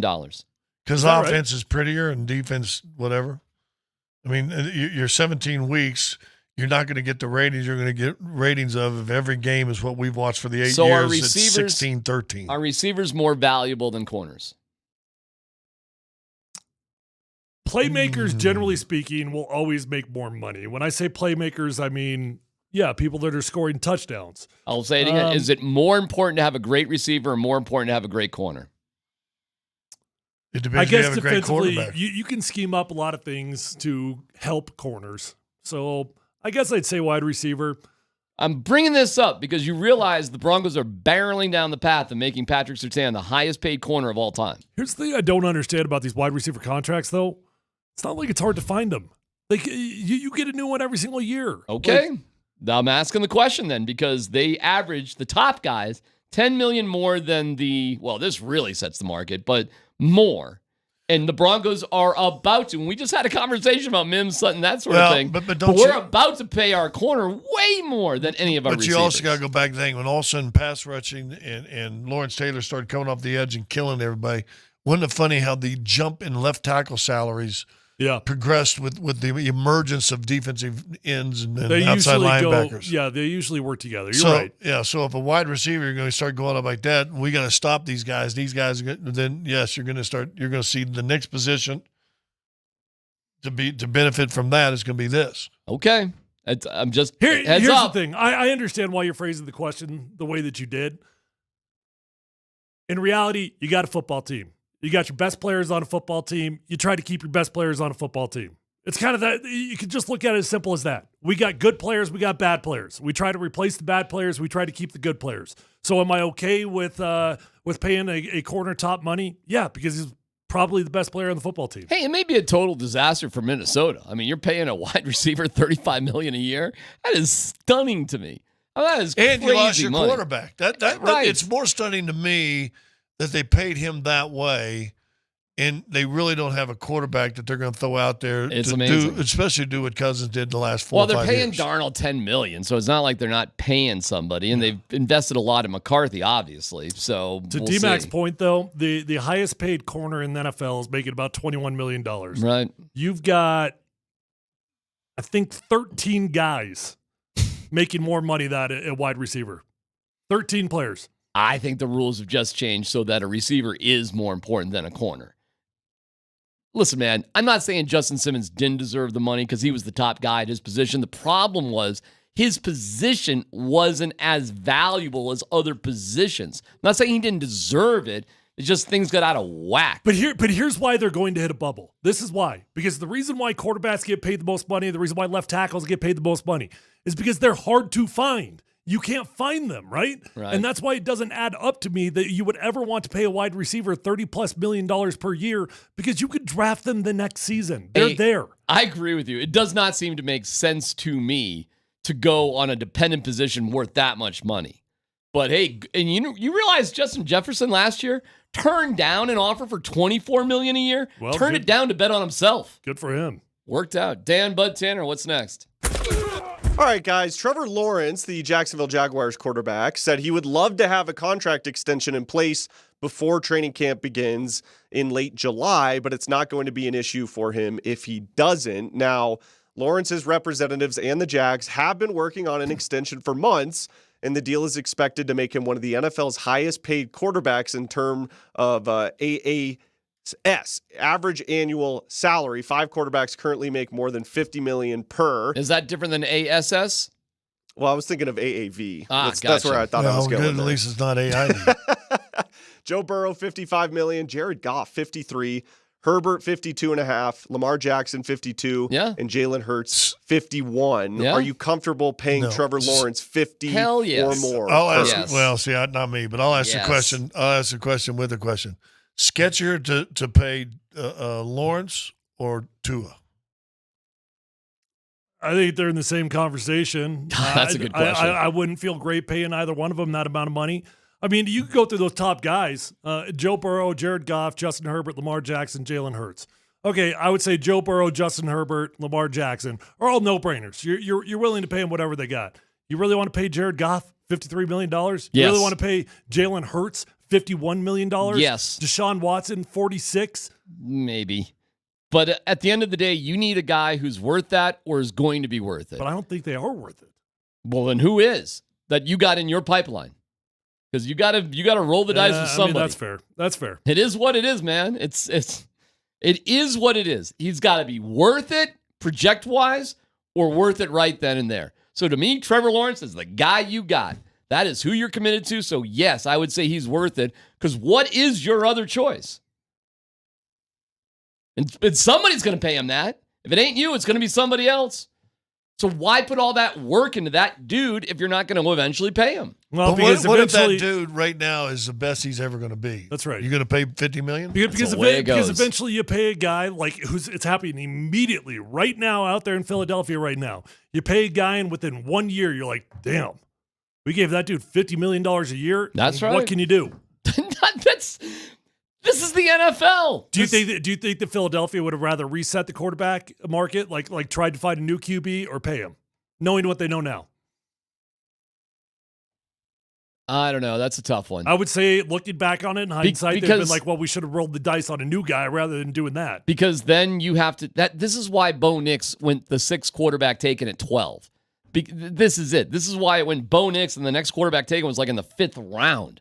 You know, it's hard to find these guys. So if you got somebody who's even close, you're probably going to keep them. So it probably is worth it, but it's hard to find. Can you? You never see it done, but can you not tag quarterbacks? You sure can. Yeah, you can. You can. But the top 5 and the top 3, Happened that's to Kirk what you 2 years get. in a row. Yeah, I mean, you can bet on yourself, but what's the average of the top 5 quarterbacks right now, Tyler? You're looking at it. What are they? Probably 40-something. Top 4, you'd be paying $53 million a year. So you can. But you could do that, give him 53 for this year and You say, can. oh, that guy sucked. We're not going to do that You next can. year. That is exactly what you can do. You can, and you can do it the next year. That's what Kurt did. What Cousins did was so crazy. He's turning down $100 million deals to bet on himself. It's unbelievable. He cashed out. I don't know if there's been a smarter economic player in NFL history than Kirk Cousins, but he had to take some crazy chances on He himself. took crazy chances, and then production-wise was solid. Yep. Or if not better than solid. So he'll go another one. I wonder if he's going to get. How old is Kurt? He's got to be 33. 35. So he might get another contract. Probably Yeah, not. I bet it's this one. I mean, probably not. How many years is this one for? 4 years? 3, I thought. 3 years? I don't know. He may get this full contract and then just bump around in the NFL for, 10 to 14 million spare change for 3 or 4 years. 4-year deal. 4 year. So it was a 4-year, $180 million with my $100 million God. guaranteed. Oh my Lord. So really, that's only a 2-year guarantee. How That's about- really how only a about this? 2-year deal because if the annual average is $50 million, they basically guaranteed him 2 seasons. 35 years old, and his birthday is August 19. So they He'll may be 36 start of the season. So right. So they may cut him at 38. Yeah. Because you got to play your guy at some point. I'm forgetting his name. Help me. Who they just drafted. Oh, no, there's a guy in front of him. Penix. So Kirk, here's what might happen to Kirk. He picks up the $100 million. Mm-hmm. He gets cut, right? Or they're not going to pick it up. Whatever, he gets let go. He's 38 years old. He probably has another 3 to 4 years of backup quarterback ability where he'll make between 10 and 14 million a year for the next 4 years. Yeah, I mean, if he wants to go the Joe Flacco route, sure. So he could pick up $100 million and then maybe for the next 4 years another $40 million. Easy. On top of how much money is Kirk Cousins going to make? Well, Lord Almighty. I mean, Kirk's net earnings already. What? Take a guess. I'm going to guess it's somebody's birthday. Holy Happy cow. birthday to you. Happy birthday to you. There you go. Happy birthday, dear Scott. Happy birthday to you. Hey. Wow. Oh, we'll give Scott a clap out. Wow. We got. Well, what you want to introduce us here, Scott? Yeah, that's the warden and Miss Ellie. The warden and Miss Ellie. Look at this. Come over here and get on TV. Hi, Miss Ellie. Wow, it's Daughter Palooza That here is a today. lot of balloons right there. Yeah, here, you take that. No, come on. Whoa. You don't get to come in here and not talk. Happy birthday. Thank you. Happy birthday, Dad.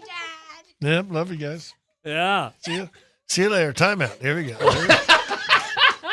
want to go to commercial now? It's not, well, Those are cute princess glasses, though. You look beautiful. Would you like to say anything to your dad? Okay. Well, now I feel like we got to do another Are You Smarter Than Fifth Grader? Let Lydia and Ellie just battle. she hadn't had a clap out yet, though. She didn't get clap to be in out. fifth grade next year. Well, you guys look awesome. Oh, That was so nice of you guys. There you go. Oh, we all got glasses. Hold on. I'll put mine on. Yeah. Oh, I got to put the princess ones on. But his daughter's in there. Yeah, my girls are in there. I mean, they got cupcakes.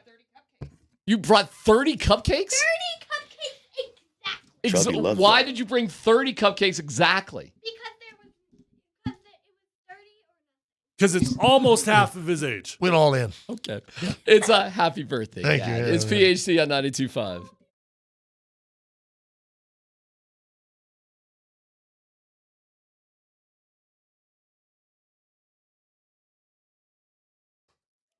Hey guys, Tyler Plumbers here, my friends over at Phil Long Ford of Denver. If you are in the market for a new vehicle, you got to do what I've done basically my entire life. Go over to my friends over at Phil Long. They're going to take care of you. They're going to get you in. They're going to get you out. They're going to give you the best deal. They're not going to waste your time, and they're going to have the car or truck or vehicle that you want. Like, guys, every car that I bought since my rookie year has been from Phil Long, and I keep going back because it's such an easy experience. The inventory over at Phil Long is as strong as it's ever been right now. Cars, trucks, vans, electric cars, electric vans, electric pickups. They've got it all. You got to check out these electric vehicles right now. I'm telling you, the inventory is incredibly strong. They've got award winners over the service department. So after you purchase your car, keep getting it serviced over there. They're going to keep it in tip-top shape. And this weekend on Saturday, June 8th, is the 60th birthday of the Ford Mustang. Randy Gradishar is going to be out there. I think Andy Lindahl's going to be out there. Go check out Phil Long. Check out some awesome Mustangs. And check out a new car for yourself this weekend, Saturday, June 8th at Phil Long Ford of Denver.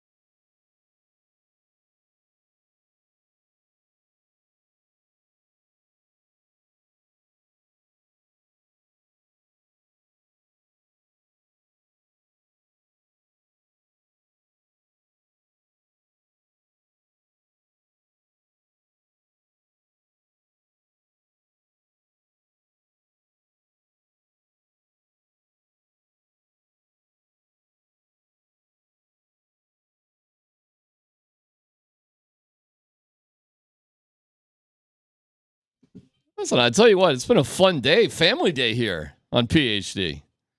Nobody wants to listen to us anyways. Hey, everybody's They having want a good to time. know the kids. Tell you, man, like maybe I missed out not being a girl dad. It's the best. It looks awesome. It is so You mean different. your sons didn't want to come in here with balloons and princess Hell eyewear? no. Are you kidding me? They didn't want anything to do with stuff like that. Yeah, well, I understand from where they I come. listen. I just said I got it right twice, but maybe I should have tried for a third. I got a handmade birthday card from Rob. Rob Trujillo? Yeah, and it says happy birthday, Scott. Oh. Thanks for not dying. All right, so he's rooting for you. Yeah, got a cheering for me, exactly. Man, this is a fun day around here. It has been fun. Yeah. I think everybody just a little. I don't know if everybody's out to listen. Look at their best friends already. Run, I know run, they are. They're best friends already. Run and go get cupcakes because Andy will be in shortly. Oh, wow. Good point. That is Shots a fair point. fired. Yeah. Boy, it's funny here at the station. You don't see anybody around here. You bring in 30 cupcakes, and all of a sudden I saw like 100 I had people. no idea this many people were in the ants, building. right? It was like ants at a picnic. Did you know there was that many people No. here until they brought the cupcakes in? Absolutely not.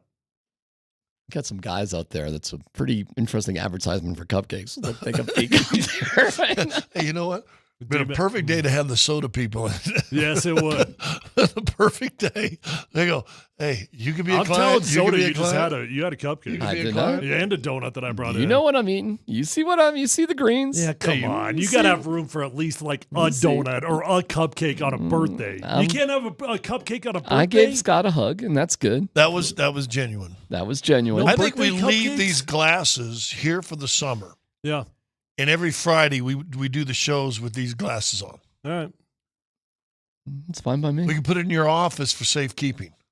You want to store things in my office? You're more than welcome. Well, don't you think this would be a I'll say good this. I'll say Friday this. show I'll prop? say this to you now. That is not mine. That's the PhD office right there. Boom, There you go. boom. Because Dan's got his broken bike in there. Yeah, doctors only. And doctors only.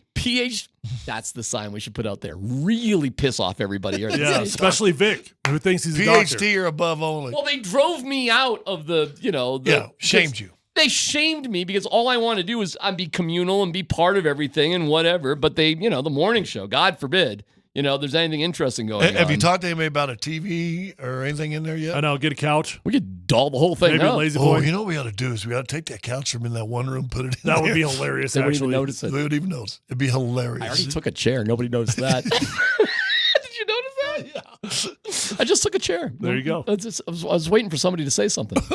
No. Nothing. PhD. Take the coat rack.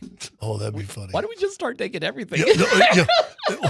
Here's what we do. One piece at a time. One Take piece, the at, TV. one piece at a time. Today we do Yeah. the coat rack. We'll bring the coat rack in there. Yeah, got to start small.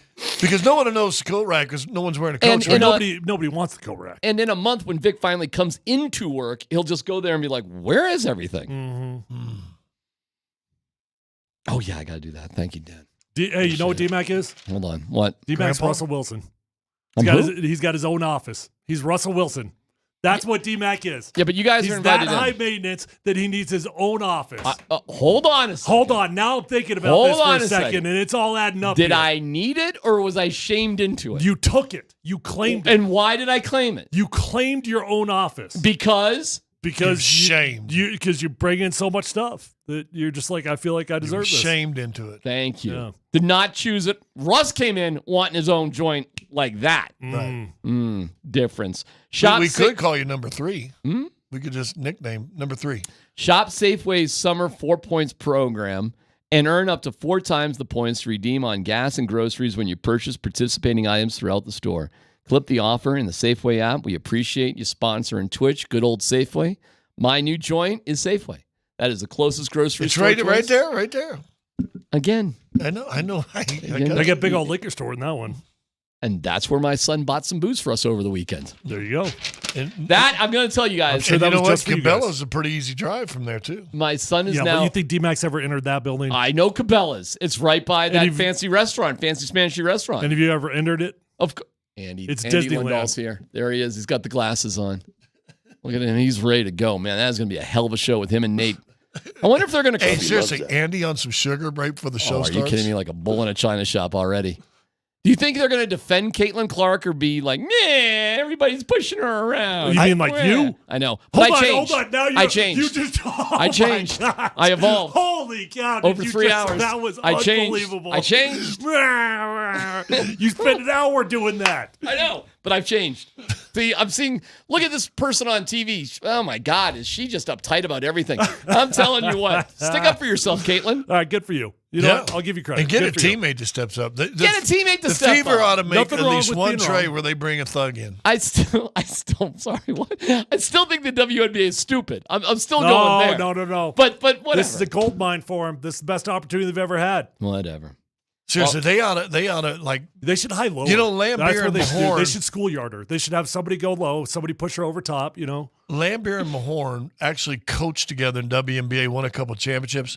They ought to bring them into the Fever. I just had our buddy Brock Heward reach out to me. He was listening. Thanks, Brock. And he goes, is Caitlin Clark equal Peyton Manning? Meaning the way he came into the league wasn't because he was the golden boy, right? Right. He wasn't real popular right when he came in and had a sort of, and he had a little attitude too. Is Caitlin Clark Peyton Manning? That's a good one. It's a good one, And, Brock. and listen, what Peyton, we just heard I his don't own remember- words last week. He won 3 games that first year. That's right. I don't remember. Was Peyton hated like that in his rookie year? That's what Brock says. Yeah, they thought he was a golden boy. Yeah, Yep. Mr. Perfect. Well, he certainly had the royalty hype. for the royalty family. Correct. Hyped. Yeah. Correct. Saving everything. And everybody loved to point the finger and laugh when it went bad. Yeah, He had the worst rookie season, still holds up to this Yep. day.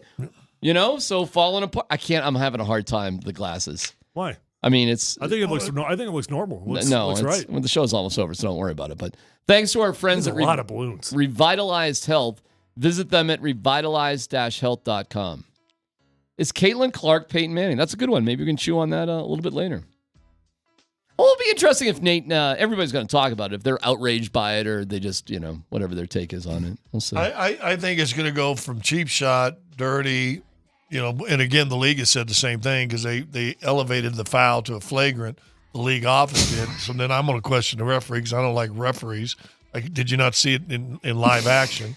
Yeah. It's a bad look for the league that doesn't need it because everything that's popular for her is good.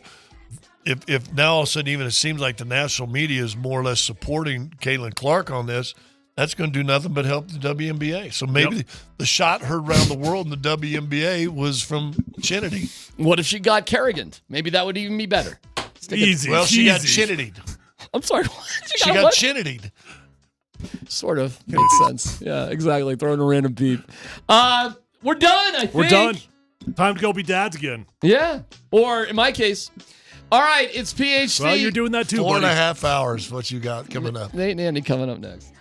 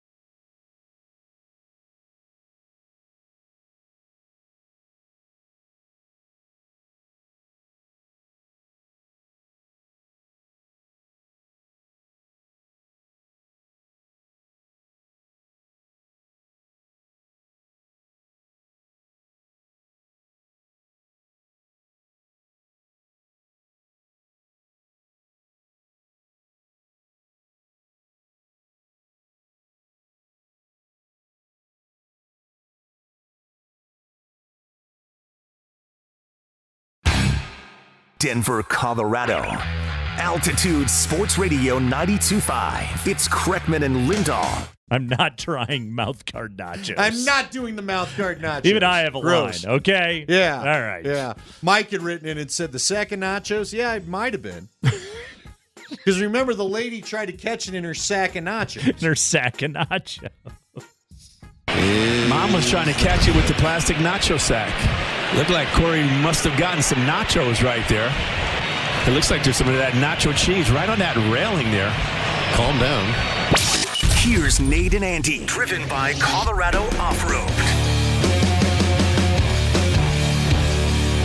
Oh, it is Kreckman and Lindahl. Our guy Nate, back to the camera, like he was about ready to do some sort of comedy bit.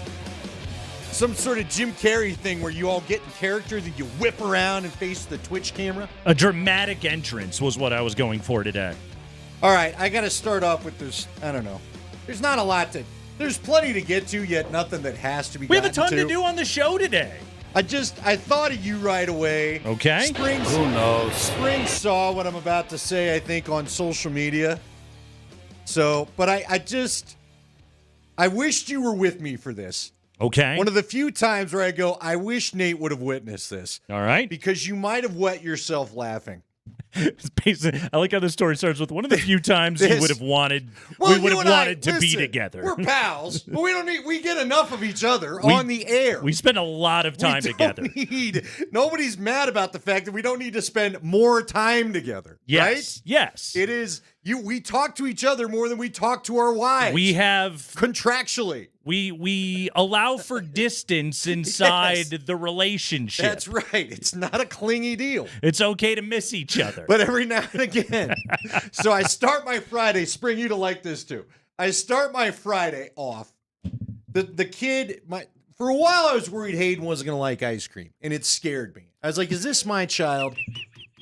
There's no way, because my daughter can't get enough of it. But Hayden had to come around to it, right? I like how for a lot of parents, their concerns are like drugs. Yeah, not me. The dangers of society. Yours are like, I don't know if this kid likes ice cream enough. Yeah. Look, pal, I don't know how I'll relate to him. Listen, it's in the genes there, Nate. You start to question some things when one of the things that seems to spot the whole family, he doesn't have. It's in the genes, and then it leads to bigger genes. Sometimes it falls on the genes. That's right. You don't want that. Yes. So anyway, we're at a Freddy's. We're at a Freddy's by my house. Okay. To kick off the old Friday night. We're getting nutty. Old Friday Freddy's. Old Friday Freddy's. Let's say hello to Summer. And I'm in this Freddy's. It's 10 o'clock at night, okay? 10 p.m. Freddy's. Yeah. What's the crowd like at a Freddy's at 10 p.m.? That leads to the story. It's what you think. Okay. Nobody. A group of teenagers at a booth yonder. That's about it. I walk in. I ordered a couple of items and then one for my daughter to have when she got home from the job she was working, right? Okay. Did you finish it before she got home? Oh, yeah. So we're in there. It's me and him. And I go, just go find a seat. It touches my heart. Hey, Dad, let's just go get it and eat there. I could have went and picked it up and brought it home. He goes, I want to sit in the booth. Let's like old times, as he says. In the old Bennigan's booth. In the old times. Let's sit down. In the Bennigan's booth with Joe Montana and John Elway. I am not going to deny my kid a chance to hang out, right? A little I'm booth all time. about it. This Sure. is cool. He's 15. I'm glad he still cares that his old man seen with him in public. So I go up. I ordered 3 items. All right? 3 stupid ice cream. They're concretes. Their blizzards are basically called concretes. They're very delicious. So I'm waiting for them. I'm literally in the front of the lobby. You're the guy behind the counter. This is how far we are from each other, okay? Okay. The order comes up. The guy goes to the mic, looks dead ass in my eye. Order 100. I got order 100 up here. Order 100. Your order is ready. I'm not kidding you. I stood there for a second. I was like, that can't be mine. You can't be looking straight at me and reading the number. So I stood there for a second, right? I continued to look at my phone. Order 100. We got order 100. He did it twice. He hit the PA for an empty restaurant. There's nobody there. I'm it, dude. It's me. The kids are, if they're doing anything back there, they're thinking about vandalizing your bathroom. It's just me and you and whoever made the thing. And he went full. Someone sent me the GIF.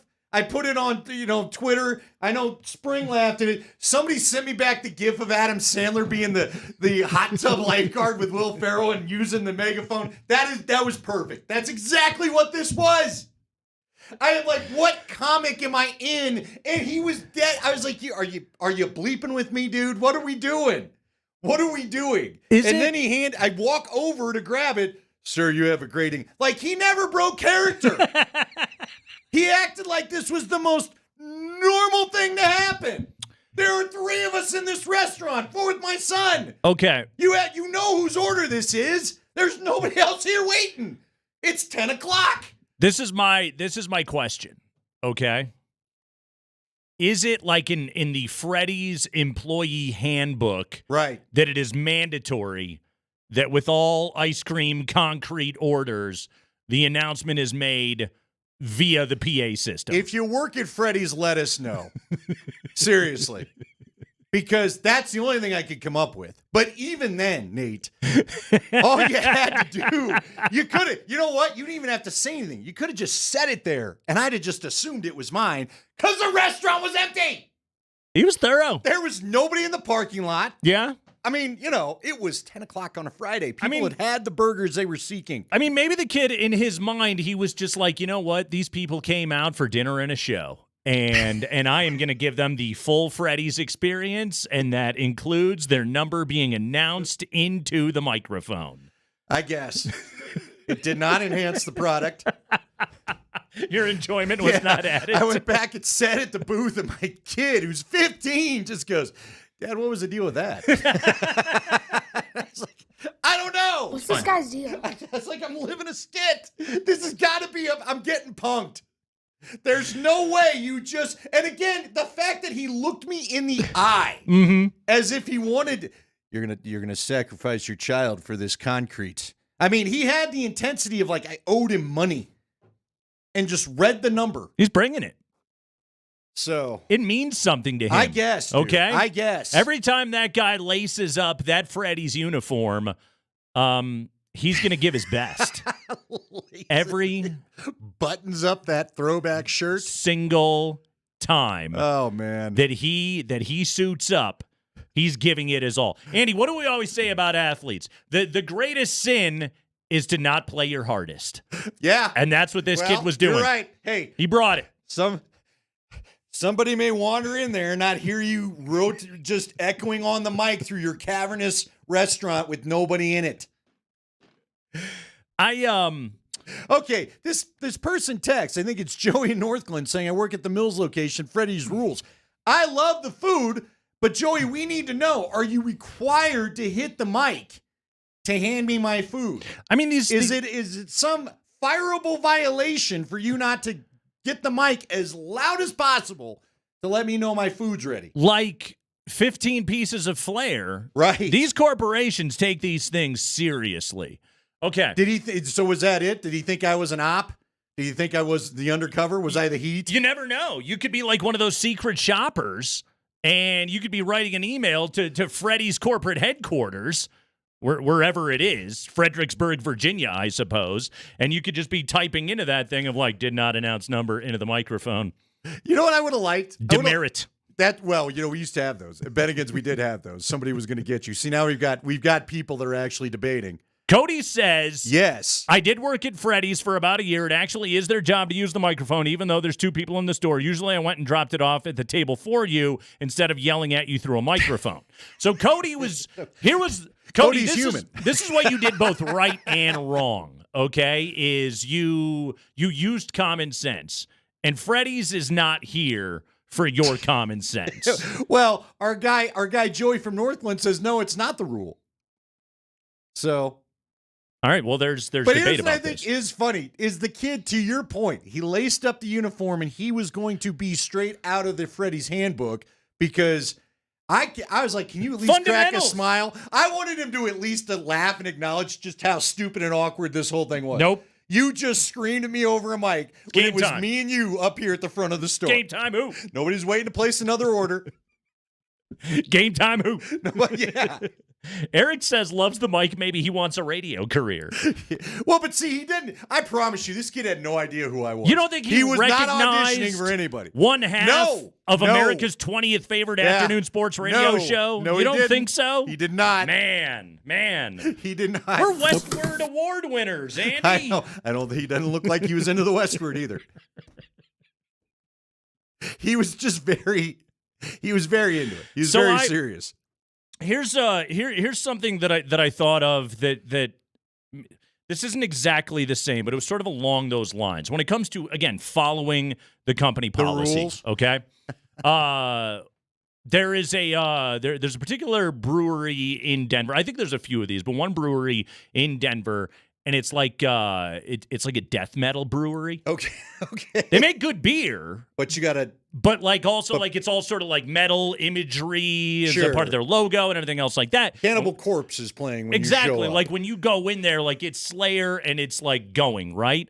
So on a particular weeknight when I was in there with a couple of buddies and we were sitting at the bar and we were chatting with the bartender, and I asked him, I was like, so do you have to play the death metal all the time? I was like, if there's like, for example, and I just asked him, I was like, if there's a night where just like the place just happened to be a little bit slow, maybe nobody is in here, can you just like throw on some Tony Bennett?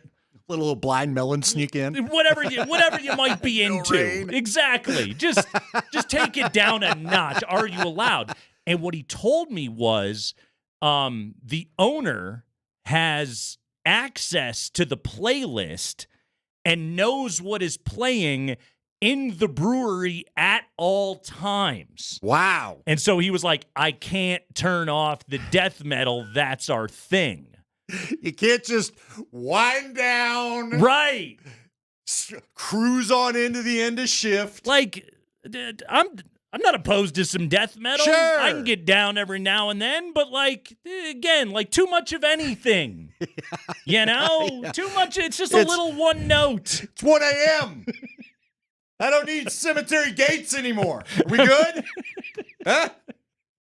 I don't need Far Beyond Driven still pounding in my head. Exactly. So, but That's probably not even hard enough for your guy. But again, when you're talking corporate policy, kid on the microphone, death metal brewery, you got to stick to that stuff. Oh, hey, why wasn't Gorgoroth playing? I don't know. Sorry. I don't know these things, but people, they've got their policies. Here's what I like. Somebody wrote in, Freddie was a World War II vet from Wichita, you ungrateful SOBs. I'm grateful to the man for his chain and his service. It has nothing to do with the 15-year-old or the 18-year-old screaming at me through a mic. Thank you for your service, Freddie. We salute you, Freddie. Yes. And I said, I love your concretes. But the kid can just hand them to me. Take it easy on the PA system, okay? Guy, it's you and me. We are literally making eye contact, and you know. And again, what I thought was brash was the follow-up when I didn't move. Because that means you know I'm the guy who this is for. But you hit the mic again. All right. This is See, now Steve's jumping. I knew this would happen. Pantera's thrash, not death. No. My fault. Calm down, metal guy. I love it. There's nothing in this world you can't bring up that's not going to fire somebody up. Well, actually. Let's talk about Pokemon. You're going to get all hacked off about Pikachu. Also, just so everybody knows, we have a corporate policy that we talk about sports, and yet Andy and I sometimes manage to not do that. So if anybody knows. Did you just catch what happened before us? Welcome to summer, baby. I was talking to Jeff Legwall because we're going to bump him till tomorrow because I'm going to go watch practice. We'll chat about that. We bumped him. But I told him, I go, man, we're in a different time, dude. Yeah. We're all of a sudden, we're back to the dark times where the Nuggets and Avs don't carry us through June. These things are dark. Maybe it is a death metal Monday now that we think about it. We'll talk to Parker Gabriel today on the show. Yeah. He's going to join us, covers the Broncos for the Denver Post.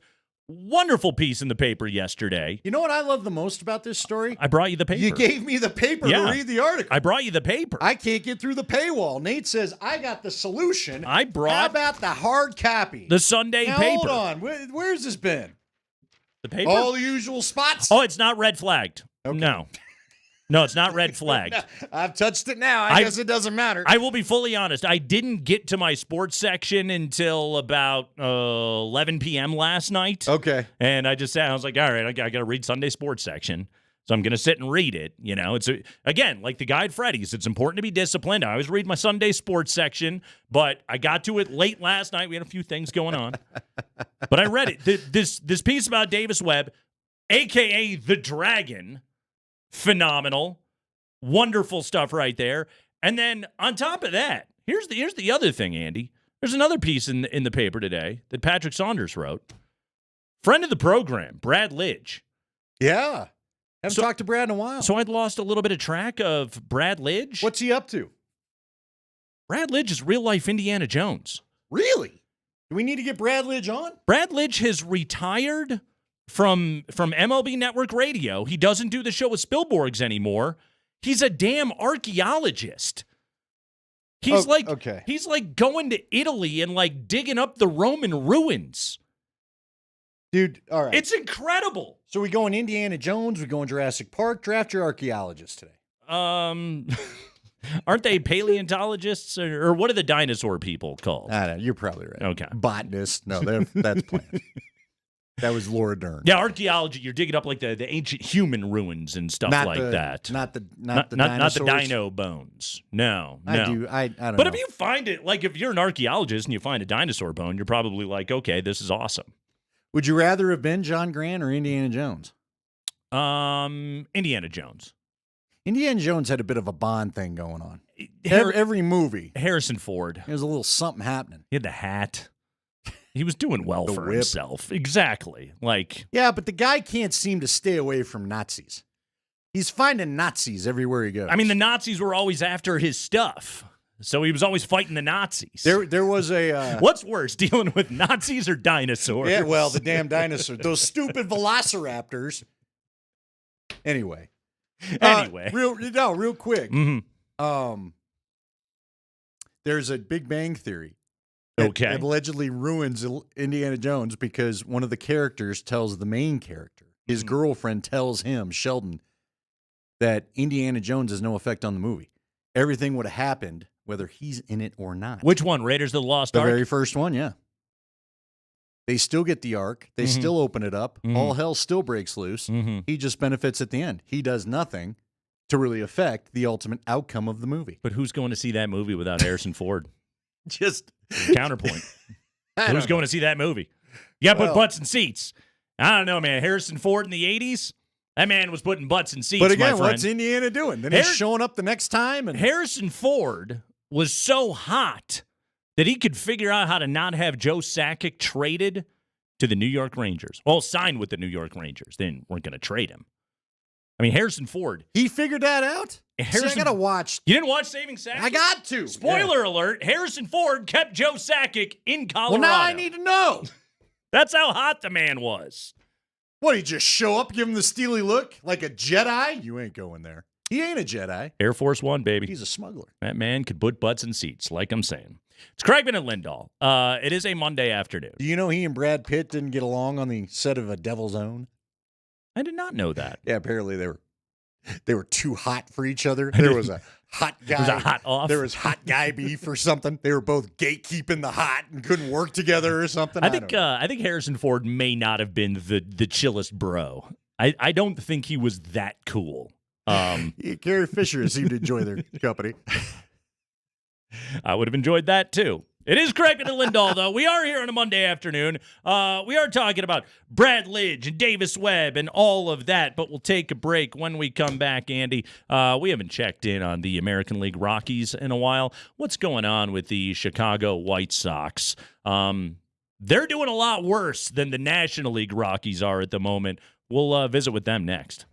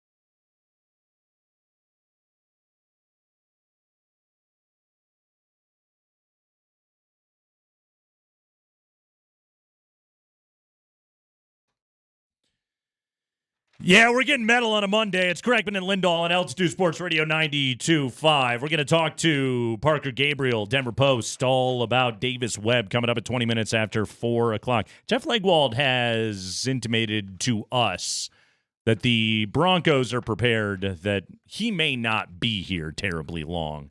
Davis Webb is a rising star in the coaching industry, and especially if Bo Nix has success as a member of the Broncos, well then that's the kind of thing that's like, okay, you're on path to be an OC, and if you're a good offensive coordinator, you're a former quarterback, turned quarterback coach, turned OC. I mean, Andy, that is, you can't possibly be on a better track to get a head coaching job. Oh, no, this kid, he's not a kid. This guy will be a head coach. I think he's 29, He's going to be a head coach. Kind of You is a watch. kid. He'll be, well, in a way, he's younger than you and I. Yeah.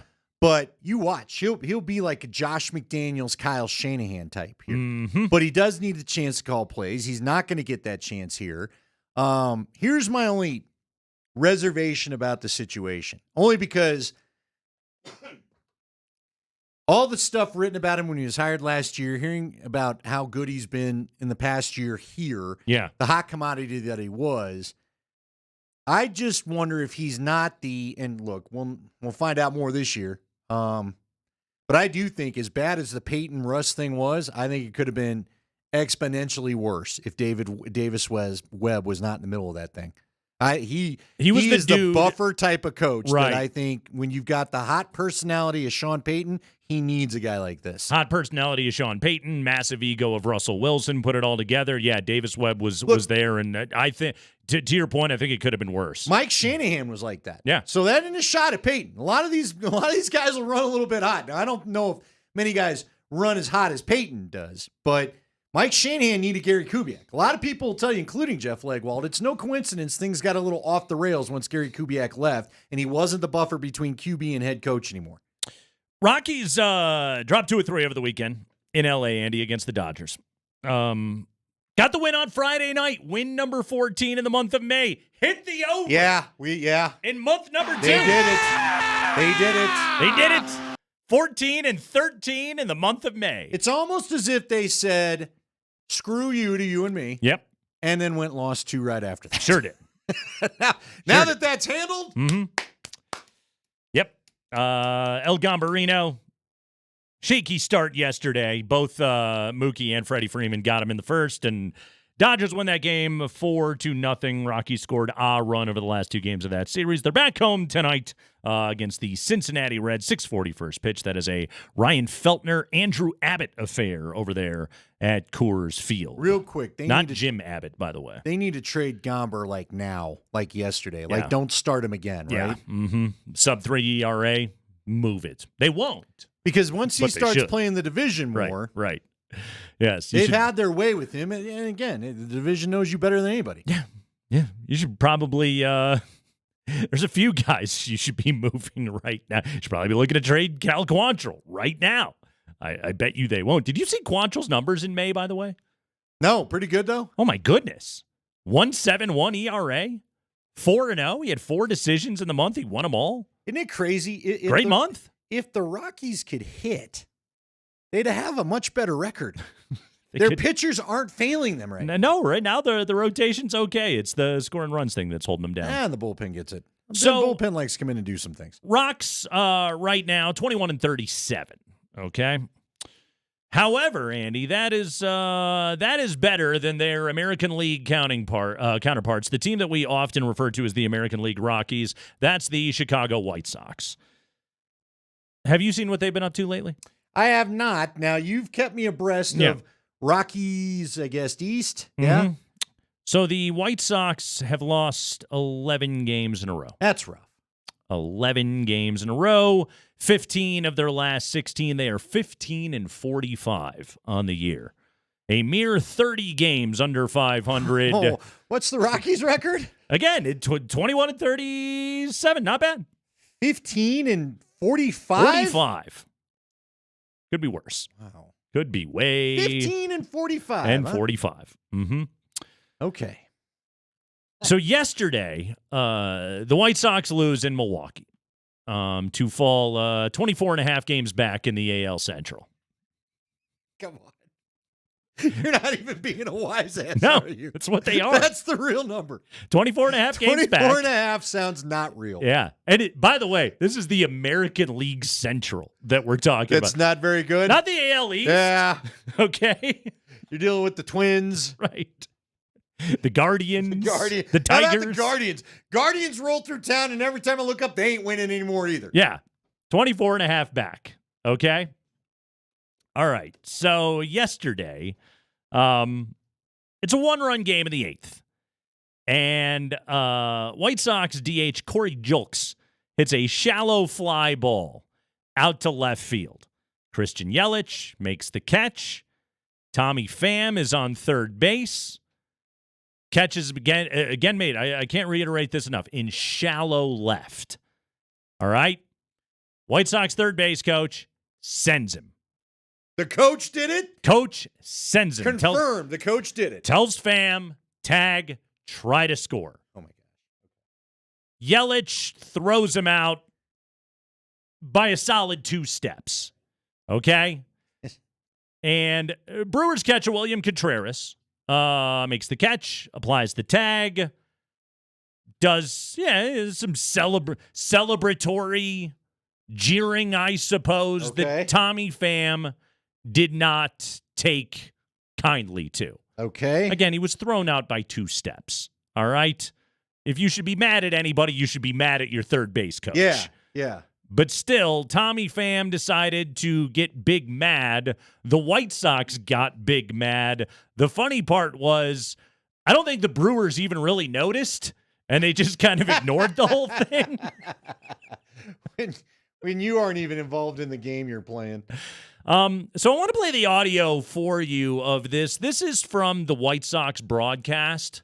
Okay. All right. Now, one of the things that we always talked about when we would talk about the American League Rockies was that prior to this season, their play-by-play broadcaster was Jason Benetti, who is the best broadcaster in baseball. The White Sox, being terrible, let his contract run out, did not re-sign him. He is now the play-by-play voice of the Detroit Tigers. Okay. Benetti went and got a better, higher-paying job because he's awesome. And the White Sox hired this guy, John Schifrin, who you're about to hear on this call. I get it. You got to be a homer. I get it, man. But this is overdoing it. Here we go. This is the audio. Tommy Pham thrown out by several steps at home plate on a misguided tag-up attempt from third base, and then the White Sox play-by-play guy decides to get big mad for Tommy Pham, who is also big mad, even though the Brewers didn't really care. Just enjoy the artwork that is all of this. Here's the throw to the plate, and he's out. And Contreras is barking at him. Tommy Pham barking back. He's not backing down. He doesn't like that.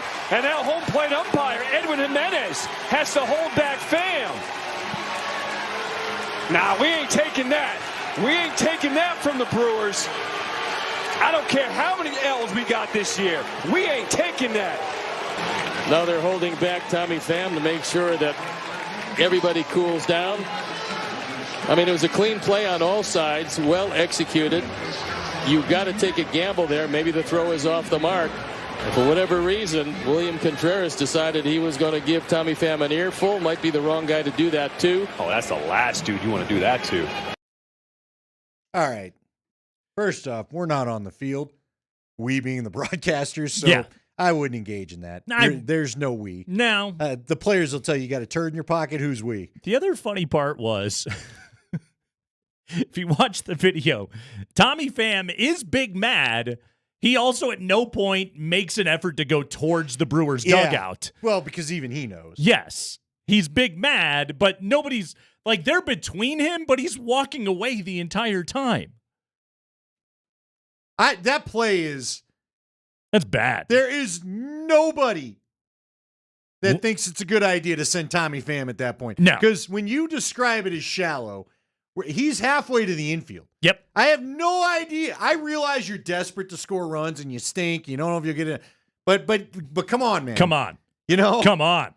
And it goes exactly like you figure for any major league player. I don't care if you have a minus arm. You're getting that ball in there plenty of time You're getting to that tag him out at home plate. Yep. That's a routine major league play that 99 out of 100 major league outfielders make. That guy was dead to rights the whole way. And Eddie's big mad at the Brewers. Okay. So now let's hear Tommy Pham spoke on this after the game. He was big mad at Contreras, the catcher, for the Brewers. Let's have it, Spring. 1-run ball game, close play at the plate. And actually, it wasn't even close. It was a shallow fly ball to left field. You would expect the left fielder to throw the base runner out on that play, but the situation of the game, third base coach sends you, you got to go. I'm nailed out at home by a mile. I'm going to the dugout, and then I hear the tough guy with all the hoorah, so I'll never start anything, but I'll be prepared to finish it. There's a reason why I do all kinds of fighting in the off season, because I'm prepared to somebody up. So you can take it as what it is. The guy with all the hoorah stuff was coming from your broadcast booth, my friend. Yeah. Mm-hmm. Pham, you could tell the season's going poorly. Pham said it right there. He's running down the line knowing I got no shot. Right. Like, you just hung me out. I guess he can't tell the coach no. Although, you know what I think I probably would have done if I were him? I'd have done one of those run home, watch the throw, and just stop halfway and go back. Mm-hmm. You know what I mean? Mm-hmm. Like, I listened to you, I'm but gone. no way, bro. No way is this going to work. Yeah.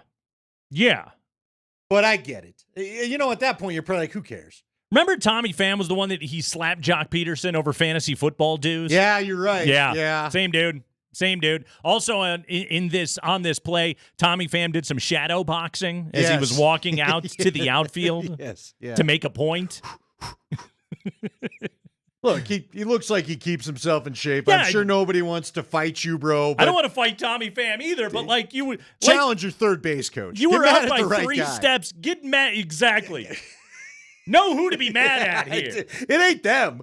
3 steps. That was ridiculous. Yelich probably was going, "Oh, you got to be kidding me." I want to know what Yelich thought when he saw Pham actually think there's no way he probably thought he even was going to go the whole way. He probably thought he was going to do what I described, right? You're stopping halfway, bro. You're not really trying to take this on me. Are you? You have got to. You have got to just stop and go back. You can't send him. And if you're big mad, get mad at your coach. Meanwhile, boy, if that had been an old school play where the catcher and just had to sit there and take the freight train, that would have been ugly. That might have been ugly. That would have been ugly. Mm-hmm. Mm-hmm. That's the only generation you send him in that, where he can go full Walter Payton on a guy and just try to blast the ball out of his glove. I don't care how many L's we got this year. We ain't taking that. Come on. You ain't taking what? Come on, dude. You took an L right there. Were you going to go to the other booth and fight Bob Uecker? Yeah, let's go. What were you going to do? Man, you sucked in Major League. Let's go. Nah, we ain't taking that. Yeah, okay. What are you doing? I guess we do have another drop cool, now, Carl. don't we? There's a drop of the year. Who knows? See, that's why I appreciate the Mets broadcasters way more, because they're just resignated to defeat. And what? That was a former player that said it. Exactly. I don't know, man. I just... So anyway, moral of the story is, it could always be worse. There it is, everybody. The Chicago White Sox, the American League Do you want to hear Rockies. Drew Goodman go all full? Not on my watch. Drew and Huey are going to go fight the Padres crew.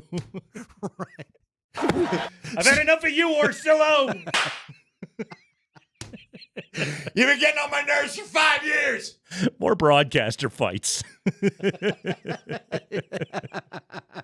This is the Kreckman and Lindahl Show.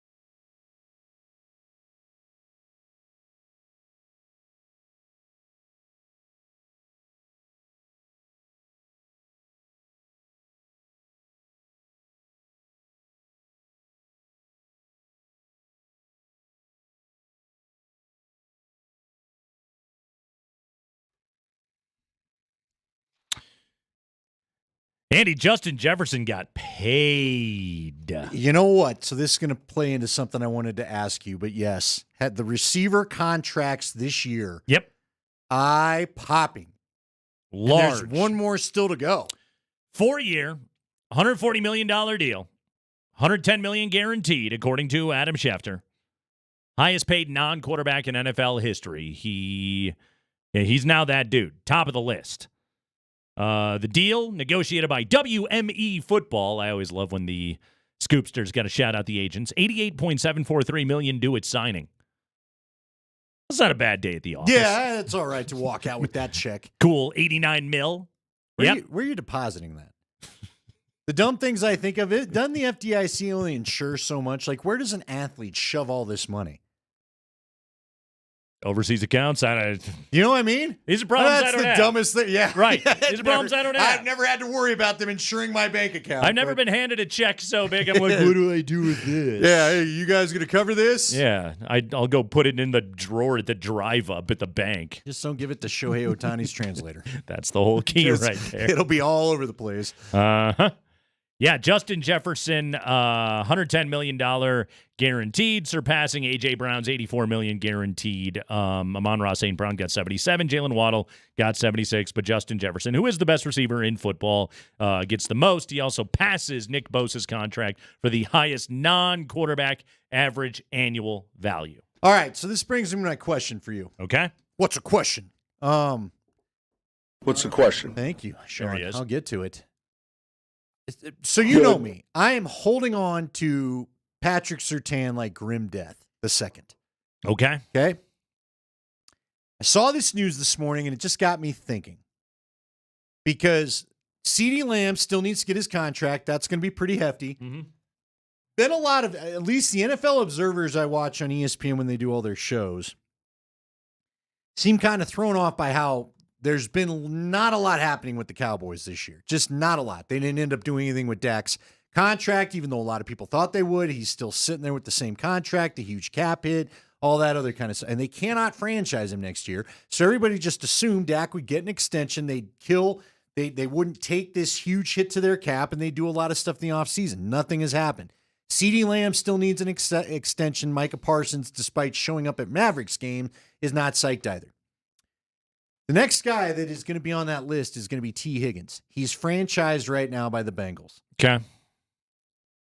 We got this can I get you into during the draft pick time. I feel like this should be can I get you into a Bronco offseason move? Maybe that's the new bit here. But I feel like this will be an easy sell for you. Okay. Both T. Higgins and Surtain are going to need it. Like, Surtain will get his contract next year when the Russ hit is done. Would you trade Patrick Surtain for T. Higgins to give who you think the future of your franchise is? I think Higgins would be more number one than anybody else. Cortland, even when he returns on the roster, I think Higgins is more number one receiver than anybody else you got right now.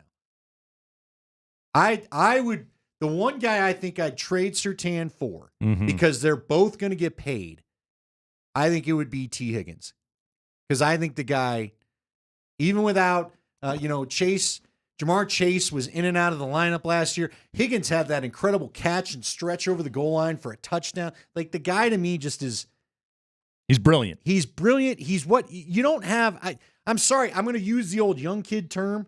He's a dog. I don't think you have a dog at receiver. Now, maybe Mims is about to show us that he's one of those. But to me, the compete level I've seen out of Higgins, now he's playing for a good team, and that helps, and he hasn't been paid yet. So those are things that people always wonder about. But I think I'd take Higgins right now and trade him for Surtain, even though I love Surtain. Surtain, to me, isn't untouchable. But this offense, from what you and I have watched in a couple of practices already, is in need of some got a game plan for him kind of weapons. The defense is too. I'm with you. It's not a particularly talented defense either. Which, it's a bad defense without Surtain. Why don't we just say it? Right. But right now, I think you're set up for a bad offense. Oh, you are. You know what I mean? You are. No matter how good the QB is, I Sure. don't know who's special you're throwing to. I'm going to need, if I'm considering this trade, I'm going to need a high draft pick with T. Higgins coming back for Patrick Surtain. All right. And I say that because Surtain is a certifiable top 3, if not number 1 corner in the entire NFL. And, T. Higgins, I think he's debatable top 10 at wide receiver. Texter said what I was thinking. Here's the risk in this to me. So there's 2 negatives to doing this. William writes in, wide receivers are a dime a dozen. Just draft a good one. It's a no-go for me. Hold on, real quick. We tried that with Jerry Jeudy. Everybody in the NFL seems to be able to do that except for the Broncos. You're right. I just want that noted, is that, like, we say that every year, and the Broncos still manage to not draft good wide receivers. Now, maybe Mims, but he was a Pro Bowler as a special teamer, not as a wide receiver. Maybe he's going to be the end of that. But he doesn't feel like a number 1 to me. I think he's about to be a really quality number 2. I'm not sure I see Mims as a true number 1. Mm-hmm. So I just think, love a quality number 2. well, makes It's a everybody number feel 2. better. Mm-hmm. What Williams is saying in his text should be right. They should be able to find this. But No, again, he's the right. Jerry Jeudy thing didn't go so well. How did KJ Hamler turn out? Do we need to go through the litany of receivers that they've tried to draft for this team that have just been kind of fine? Who was this team's best receiver once upon a time? Tim Patrick, dude, wasn't even drafted. So, yes, they seem to struggle with what they want at receiver. Maybe that will change this upcoming year. Cortland Sutton. He's been a very good number 2. 54th or 50 whatever in receptions in the NFL. Now you have great quarterbacks throwing him the ball. There's no doubt, but also yeah, but Russ liked him, man. When Russ wanted something, he went to Cortland. the guy he he threw gave to. Cortland all the chances. That was the guy to be threw it great. So, if you wanna give me T. Higgins and a third. I was gonna get greedy and take a first, but I don't think you're getting that. That might be tough. Here's the other thing, though. Let me tell you the other negative. Quite honestly, go look at the AAV, average annual value, for a corner contract versus what these receivers have turned into. Yeah, you will be paying way more for Higgins than they would be paying for Surtain. Yeah, there's no doubt about that. I mean, okay, are we considering Patrick Surtain to be like? Are we putting him at the level of Jalen Ramsey? Because didn't Jalen Ramsey fetch 2 number 1s when he got traded? You're right. Yes, you're right. That's what I'm now talking about here. Tell me what other young corners you'd rather have. Sauce Gardner, I guess. Yeah, Sauce Gardner. At some point, they start calling all his holding. It'll get interesting. Yeah, Sauce is pretty special. Obviously, Stingley in Houston. Stingley, good, yeah. Probably a little bit behind that, but he's pretty damn good. Yeah, there's good young corners in the league, but Surtain is very well could be right there at number 1. If we want to take Surtain out of the conversation, with frankly, I'm fine with people. I love Surtain. Don't Just trade know him. that. Don't trade him. He's the only good player. I still would call. I would dial up and see what it would take to get Higgins out of there. I would, because they can't pay both of them. I don't see how they can pay both of them. Yeah. They've already paid Jamar Chase, right? You're not paying both Higgins and Chase. Can't do it. And Burrow can't do it. But if you want T. Higgins out of there, Cincinnati's just going to come back and be like, send me a first-round pick. Okay, you just said it. They can't seem to draft one. But see, here'd be my concern there. Do you pull the Russ where all of a sudden you're handing them the 5th pick for T. Higgins, which I would not want to do. I'm more of a coffee than a tea guy anyway, so I'll pass. Somehow, I like that. Thank you.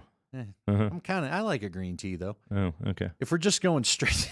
Wow, very judgy. Sorry. Yeah. Say sorry, Earl Grey, that one I'm of- not in your same category. One of those guys, Mr. huh? Sleepy Time. No, they need to do something, though, don't they? What you and I are watching, look, it'll get a little bit better, but again, I don't care if it's Bo Nix, Zach Wilson, or Jared Stidham. There is nothing explosive about this, at least not to the rate we need it to It's be. a ways away. away. I think it'll be a functional offense. I don't think it's going to be terrible. I think when they run the plays the right way, they'll be fine. But I think this is going to be like a 14-play drive offense. And what does that usually mean for Broncos? Field goals, not touchdowns. It's a rebuilding offense. I'm okay with letting it be a rebuilding offense. Just let this be a thing where young players play and develop, and Marvin Mims gets good, and who knows, maybe Troy Franklin is going to be something, and maybe you can rediscover a healthy Tim Patrick, and let's let it happen. Well, let's dude, let it happen. See, Norm, I want to. This team can't skip steps. I get you, Nate, but They I tried. don't know that I want to watch this thing try to survive 17 games without something explosive. Now, maybe that, look, at Lucas But Kroll, you and here's I the both thing. watched it. Lucas Kroll is fine. You have been watching it. I know, been. but now that we're here, I don't want to watch it anymore. I'm done. I think Sean Payton can drop some great plays. He needs some better players to run them. He does. Period. He does. And it ain't just the quarterback. But why It isn't going to just be the quarterback. But why don't they have good players? Because they traded all their draft picks for Russell Wilson, then they traded all their draft picks for Sean I'm with Payton. you. No, I'm not giving you the first pick for T. Higgins. I'm with you. I get what you're saying. They've got to quote Jeff Legwall, they've got to eat their vegetables. God, it's but that we all time. got to eat it with them. Yes. And I feel like I've had a lot of salads, baby. You do. Not even kale salads some year. You are wasting away to nothing I over can't there. even get some ranch dressing with this salad. No, it is just straight salad. It's olive oil and lemon It's juice. losing weight salad. It's DMAC at the beginning of soda salad. I don't want it. I've had enough of it. Is getting a cupcake frosting smashed all over your face, is that a part of the soda program? Yeah, I don't know, man. I walked in there. I don't think it's any coincidence DMAC's in the boss's office. It's Craigman and Lindahl.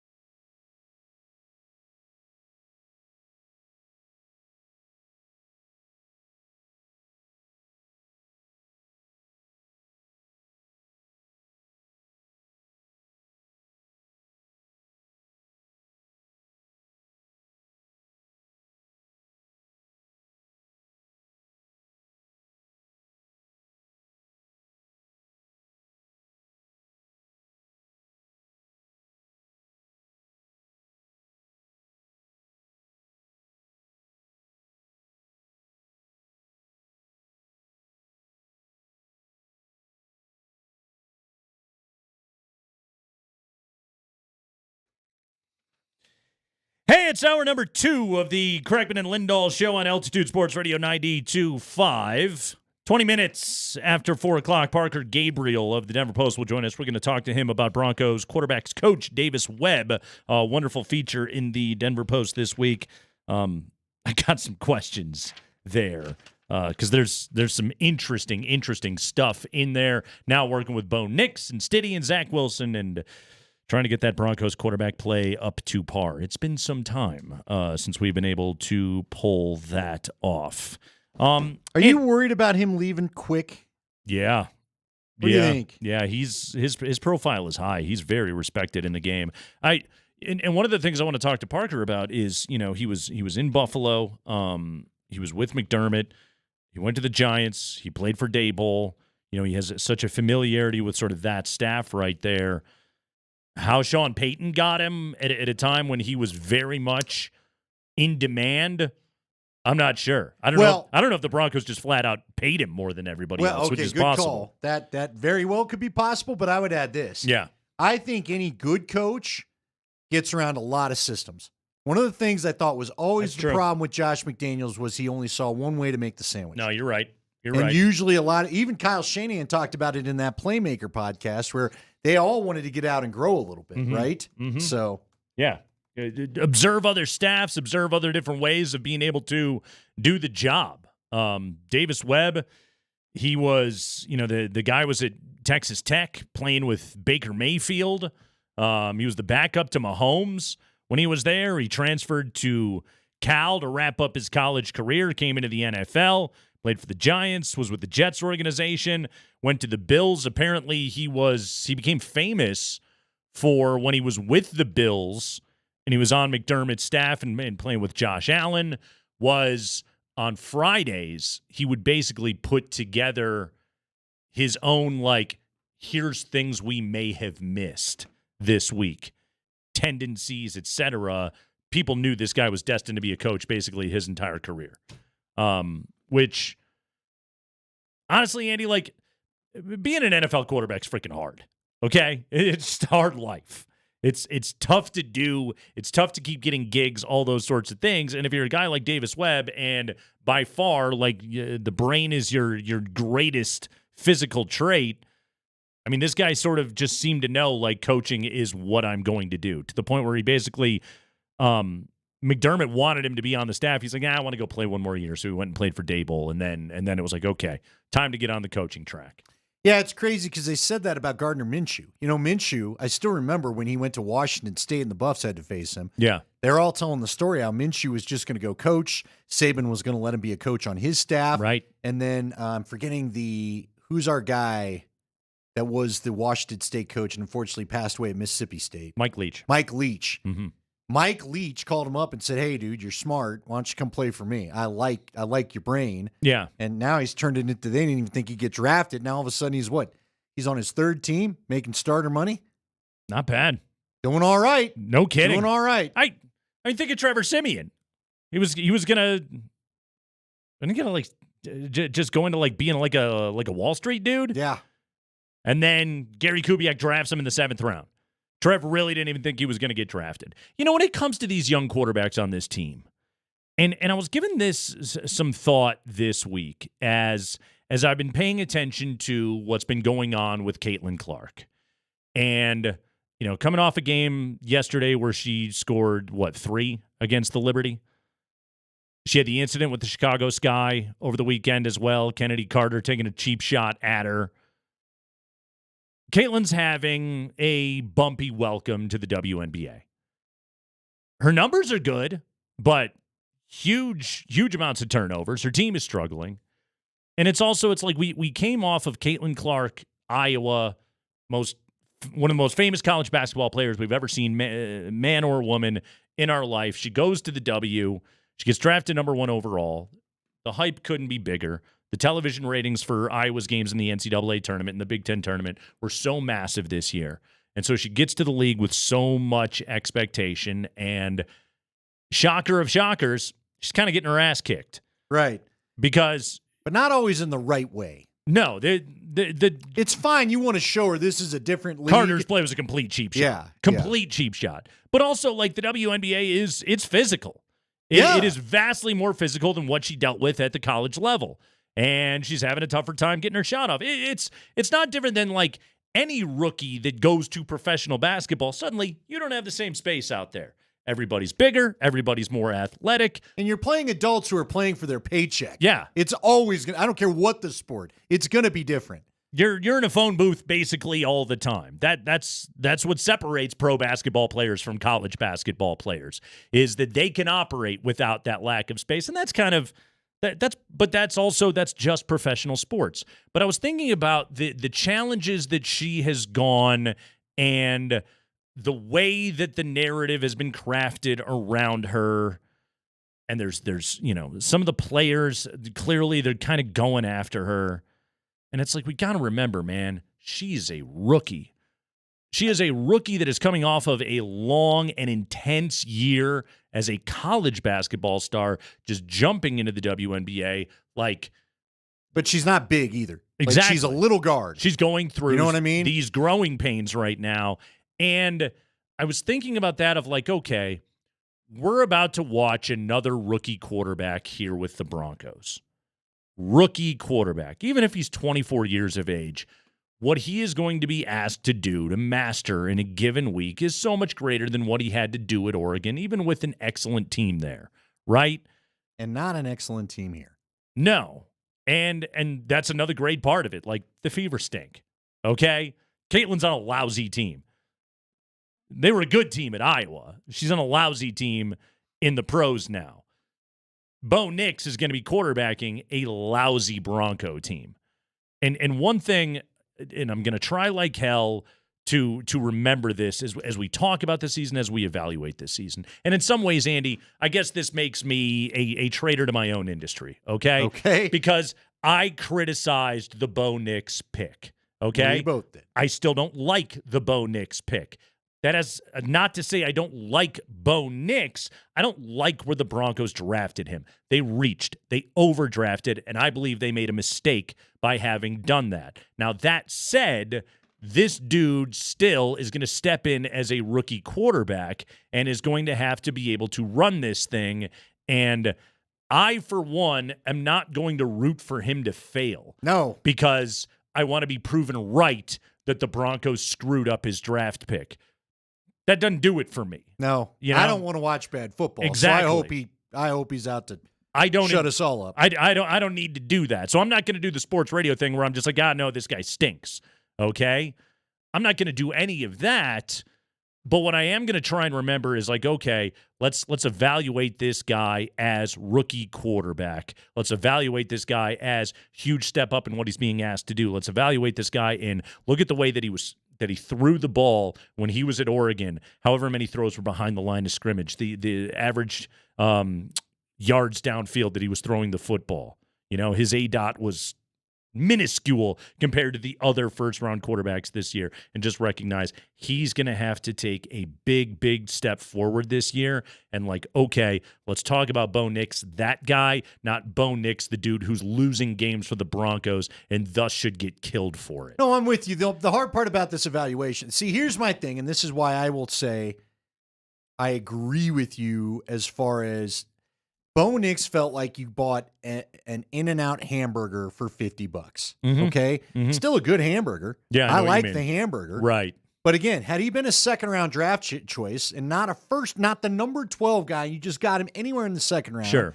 It'd be like Drew Lock. All right, let's see what you got here. Okay, I'm intrigued. And if it doesn't work out, so what? You paid sticker. You didn't bother to negotiate. Exactly. Yeah. Exactly. Now, look, I will also say, watching the kid in a couple of practices and being able to watch, I could easily see him being a top 15, top half of the league quarterback. I don't know that I see top 10. I don't know that certainly don't see top 5 just right now. No. I see a guy that could be a very good quarterback, but is going to be dependent on the players around him. Right. More so than a Patrick Mahomes that's going to throw you open while a guy is trying to bring him down. Okay? Yeah. I guess what I'm saying is I'm going to try to resist the urge to like kill the guy because he's not Joe Burrow. No, I'm with you. But at the same time, we're going to need a better supporting staff to really give this kid a fair shake. Yeah. And so that's where it's frustrating. Like, again, had you been able to get Bo Nix with Brock Bowers, all right, now we're talking. Mm-hmm. Now there's a guy that I believe is going to change matchups for you on the field that would have helped him look better. I don't know who he has that does that. Real quickly, because we got to get to our interview. Yeah. Your boy from Thomas Harding. Chris Bryant, after making a twisting catch against the fence in Los Angeles, is out of the lineup today. Manager Bud Black says Bryant is a little sore and consulting with doctors and trainers. He's a little sore. Get ready. He's a little sore. Over under he hits the IL. How would you do that? How do you guys do that? It's Mark's our bookmaker. It's a simple yes, no. We talking 3 days, 3.5 games before he hits the IL? How many days until he goes on the IL? This is going to end up with another IL trip, is it not? 2.5. 2.5? Yeah, 2.5. We'll know by the end of the week? 2.5. Very much. I'll take the under on 2.5. We'll know Under? by Wednesday. Oh, okay. Yeah, we'll know by Wednesday. All right. Yeah. Feels like Tuesday today. I wish it was. What day is it? Not late enough. We're going to talk about Bo Nix's quarterback coach, Davis Webb, next.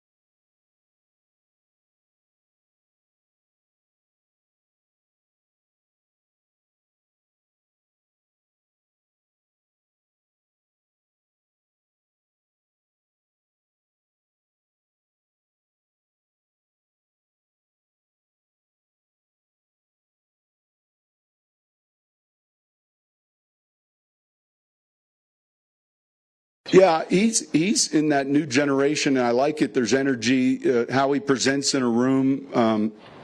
Look, he's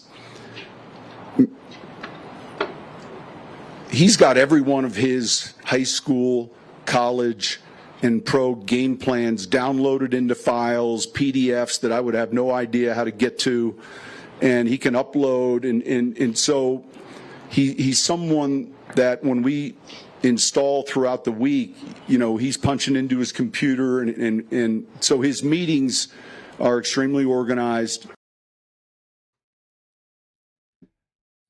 Just click on the attachment, Grandpa. It's not that hard. Wow. All right. The computer knows what to do. Well, It'll open. We all got the guy that needs us to come in there to.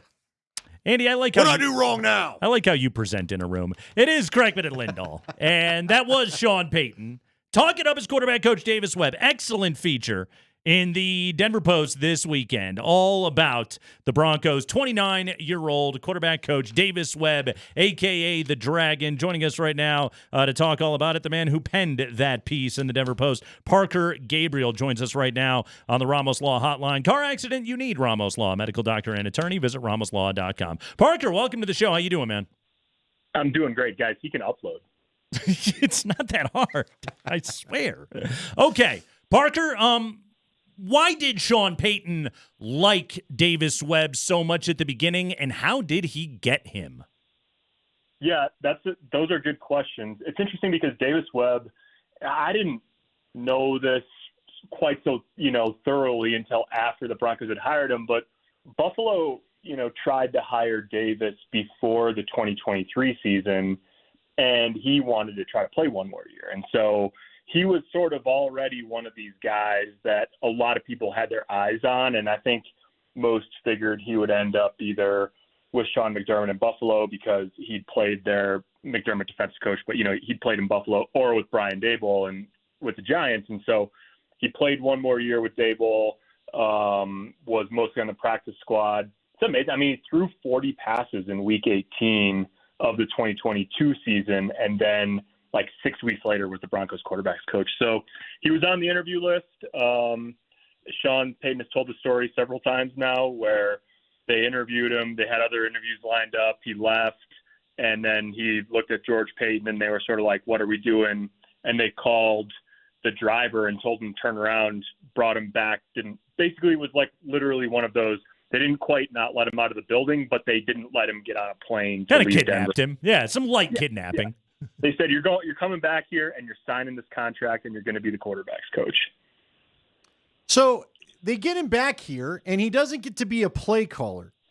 So I will ask you, because all I've heard is great things. Your article says great things about him. How long is his lifespan here without being able to call plays? Yeah, probably. I mean, okay, so it depends, right? I mean, I've gotten some questions about this week since the story came out of like, well, what's so great about him? He's 29 and Russell Wilson was okay last year, but he wasn't great. And I mean, that's all very fair. I mean, he has to prove himself. He's sort of like a top prospect, right? Like you like the tools, you like the ingredients, and now you're going to see the real thing. And that's what I think is so interesting about him this year. He's got a big challenge on his hands with a rookie and sort of a journeyman in Jarrett Stidham, and then a reclamation project in Zach Wilson. And so, like the rising tide will lift all boats, or everybody goes down with the ship. That's kind of how it is in the NFL. And so, like, I think the answer to your question is if the Broncos look like they have an answer at quarterback this year, no matter what that answer is, his lifespan here is not very long. I mean, people are looking for talented offensive minds all over the place. And that you could imagine a scenario where there's, hey, is he going to be an OC? Joe Lombardi's the OC. Pete Carmichael's here too. John Morton's here too. Like, there's a lot of cooks in the kitchen offensively. Would Sean Payton ever give up play calling? Like, these are all things that we're not to that bridge yet in terms of crossing them, but it would certainly be interesting, and it would mean good things probably for the Broncos if they ended up having to try to answer those questions in the next, year, 2 years. Parker, I would ask you this, though, because you were with that team. You were entrenched with the team last year, so you know the relationship probably even better than Nate and I do. But to me, if Davis Webb isn't in the building, I don't know. Like Sean Payton there might be an assault case against him and Russell Wilson, right? By the time this is all done. Can you just talk about how important his presence was, that they even got things as smooth as they could last year with Peyton and Russell and what seemed to be opposite personalities? Yeah, it's sort of interesting. That's a great point. I wrote a story during training camp about how Davis Webb, he played in all of these different systems. He was at Texas Tech and was in the air raid in college. Then he went to Cal and played for Tedford, and then different systems in the pros. And like one of the things that people say he's very good at, people who know him and have been around him, is sort of like translating different systems football-wise of like, this means this and this is how we can teach it. And so I wrote about sort of how his job was to be the translator between Russell Wilson and Sean Payton. And like in training camp, I think that was on the right track and probably like didn't give even enough heedance to it's not just translating the playbook. It's translating like one guy's existence and the other guy's existence and how is this going to work? And eventually it didn't. So, that I think he obviously played a big part in that. I think, I don't know that it's as simple as just saying that like Davis Webb's always the good cop and Sean was always the bad cop, but certainly like in that moment in Detroit that went viral on television, like Davis is standing right there next to Russell Wilson and you don't see it on TV, but he definitely, stood there and was sort of in Russell's corner on that. And like, that's his job as a quarterback's coach. You've got your guys, it's game day.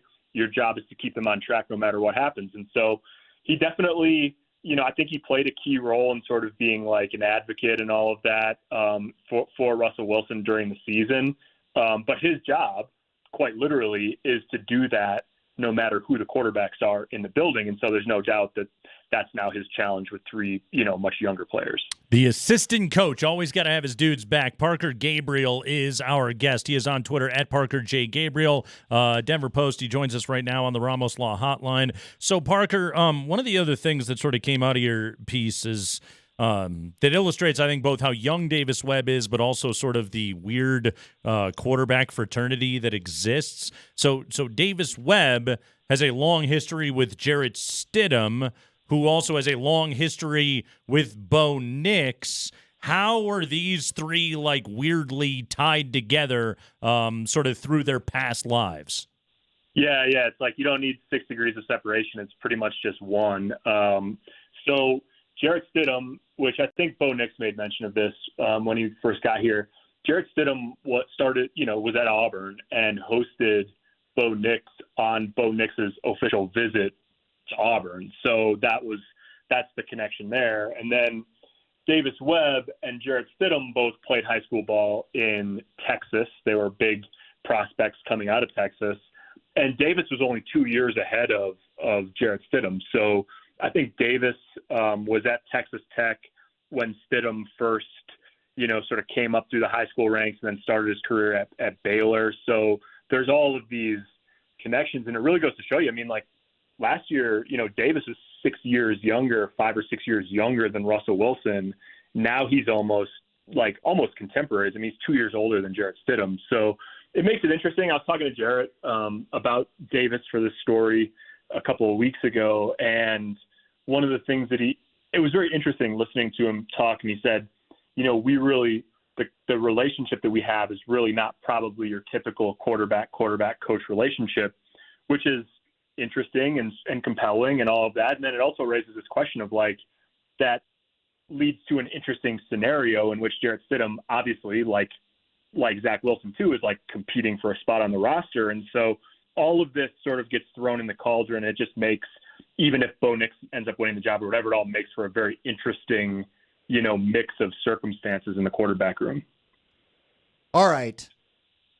Ultimately, what do you think is going to be, look, you've seen all the camps and whatnot. What do you think, what can Davis Webb do to make Bo Nix better in your mind? Where is Davis Webb going to fall? Like if they get rid of Jarrett Stidham, is he the most important guy in that room? Davis Webb? Yes, because man, you and I both know, Parker. I know Zach can Zach Wilson can help Bo Nix with the first round pick pressure stuff. I don't know that I know what Zach Wilson can help with beyond that. Right. Yeah. Well, no, and it's, what's interesting is like, so Sean and I don't mean to make this one-to-one. Like Sean Payton said in the past that like you can sit a rookie quarterback if there's a veteran in the room that can show him how it's done. And there's not, right? Like they don't have that guy. Jarrett Stidham can help. He can be a mentor in some ways and all of that, but like he's not Aaron Rodgers or Eli Manning or somebody who you're going to sit behind and like learn everything that you need to know about how to be a quarterback in the NFL. What's interesting is Sean last week said that Davis is almost sort of like the wily veteran quarterback in the room. So it's like they don't have, they don't have Ryan Fitzpatrick in the room, but the quarterback's coach is kind of like the veteran who can, smooth things out, which is sort of a fascinating spot to be in. That doesn't give you the luxury of sitting Bo Nix, obviously, but he's really important because he's a contemporary, almost age-wise, and he's somebody who it was not that long ago that he was out there trying to figure out, and Jarrett said this to me, he said, he knows how it is on paper, and then he knows what it's like when you go out there and the linebacker is a yard in a different spot than you thought he was going to be in, or a safety does something that you hadn't seen on film, and he can sort of like process that in real time. And that's coaching, right? At the end of the day, that's in-game coaching. But I just think like it makes for a fascinating case study of like, does the youth and recent experience outweigh the fact that this is just this guy's second year coaching football, even though he was almost sort of a player coach when he was playing. And it could go really good. He could be great for Bo Nix, or the room could just be too young. And we just don't really know the answer to that question at this point. Parker, one more Davis Webb question. His nickname is Dragon. Why is he Dragon? Nobody will say why his nickname is Dragon, which means there's got to be a really good story. Okay. I don't know. You got hints at it, though, Parker. You got a few people to hint at it, didn't you? Yeah, I mean, all Matt Barkley, who played 2 years in Buffalo with Davis, would tell me is that Eli Manning gave him the nickname. So something about Davis's rookie year in New York with Eli led to that. And then Matt Barkley had a pretty good cover story. He said, he's just kind of like a fireball. So whether you believe that's why Davis is called Dragon or not, Matt Barkley also, I don't know that I put this in there, but Matt said, that would be a good question for you to ask him when he's at the podium. So all of that, I suspect that there's something far more entertaining than him being a fireball. That's the reason for that, but we don't know what it is. Maybe he just drinks a lot of Fireball. It could be any of that. Yeah. Your life at the party, no matter what. To try to figure that. Parker, sounds like Barkley's trying to set both you and Webb up with that question. Hey, real quick before he lets you go, again, being out there for OTAs this time, we moved studios, been easier to get out there than it was the last couple of years, but it feels to me like Sean Payton is a much happier camper than he was a year ago, even though I don't see a lot of things, at least, talent-wise across the board offensively, why I think he would be relaxed. What do you think do you think, A, am I jumping to conclusions? Is he more relaxed than what you dealt with a year ago? And if so, why? Definitely. Yeah. So far. Now, the thing is, every football coach on the planet tightens up the closer a season gets, right? Like this is I think it's pretty safe to say it's not Sean Payton specifically, but like this is as relaxed as it'll be. So that will go away once training camp gets going, or at least somewhat. But I mean, I think there's a couple of reasons. And one is you just have to listen to him talk. I mean, I think it's pretty clear that he's invigorated by having the quarterback room that he has. And that's he would probably tell you that's largely about having Bo Nix and a guy like Zach Wilson to try to, build back up and all of that. I mean, I think it also would be fair to say it's because it's not Russell Wilson. But at the same time, like, I also think there's something to just like, Sean Payton got here and everybody told him this place needs a culture shock, right? It has, whatever was happening before it wasn't working. And so I think at least part of last year is like, it was like the cold tub, right? Just jump in, shock the system. Whatever was the way it worked is not the way it works anymore. And that's just like, as you get comfortable and as you get in charge and as you set the foundation of how you want to do things, like maybe you also just sort of lighten up in that regard as it is. So all of this probably means that something will happen in the next few weeks or when training camp gets going or whatever. But yeah, no, I mean, definitely you see a little bit of a different Sean Payton so far this spring. And yeah, and he's got a fascinating quarterback room and a fascinating team on deck. Yeah, we'll see how long this lasts. He is on Twitter at Parker J. And then Webb Gabriel. will be important because he won't be the hot one. Exactly. DenverPost.com. Subscribe, read it. But the feature on Davis Webb is terrific. Parker, great work, man. Thank you so much for coming on the show today. Yeah, anytime, guys. Have a good one. All right, that was good right there with Parker Gabriel Dragon. Come on now. We all know what up. It's a nightlife deal. Huh? Jeremiah is theorizing, puked so hard it came out of his nose. Fireball do that to you. It will do it. Not necessarily a fireball guy, not going to lie to you. You become the dragon. Do you have a nickname? Who are you drafting number 1 overall in the fantasy dragon draft? Who are you taking? The dragon? Yeah. Who's your top dragon? Wow. Wasn't ready for this question ever. Well, how many dragons are there? How you train your dragon? Do you I think it's Toothless or something? I can't remember. Wasn't it Drogon from Game of Thrones? Drogon, I guess. the dragon. Mm-hmm. That the dragon had a name? They did. They had you names. down with Puff?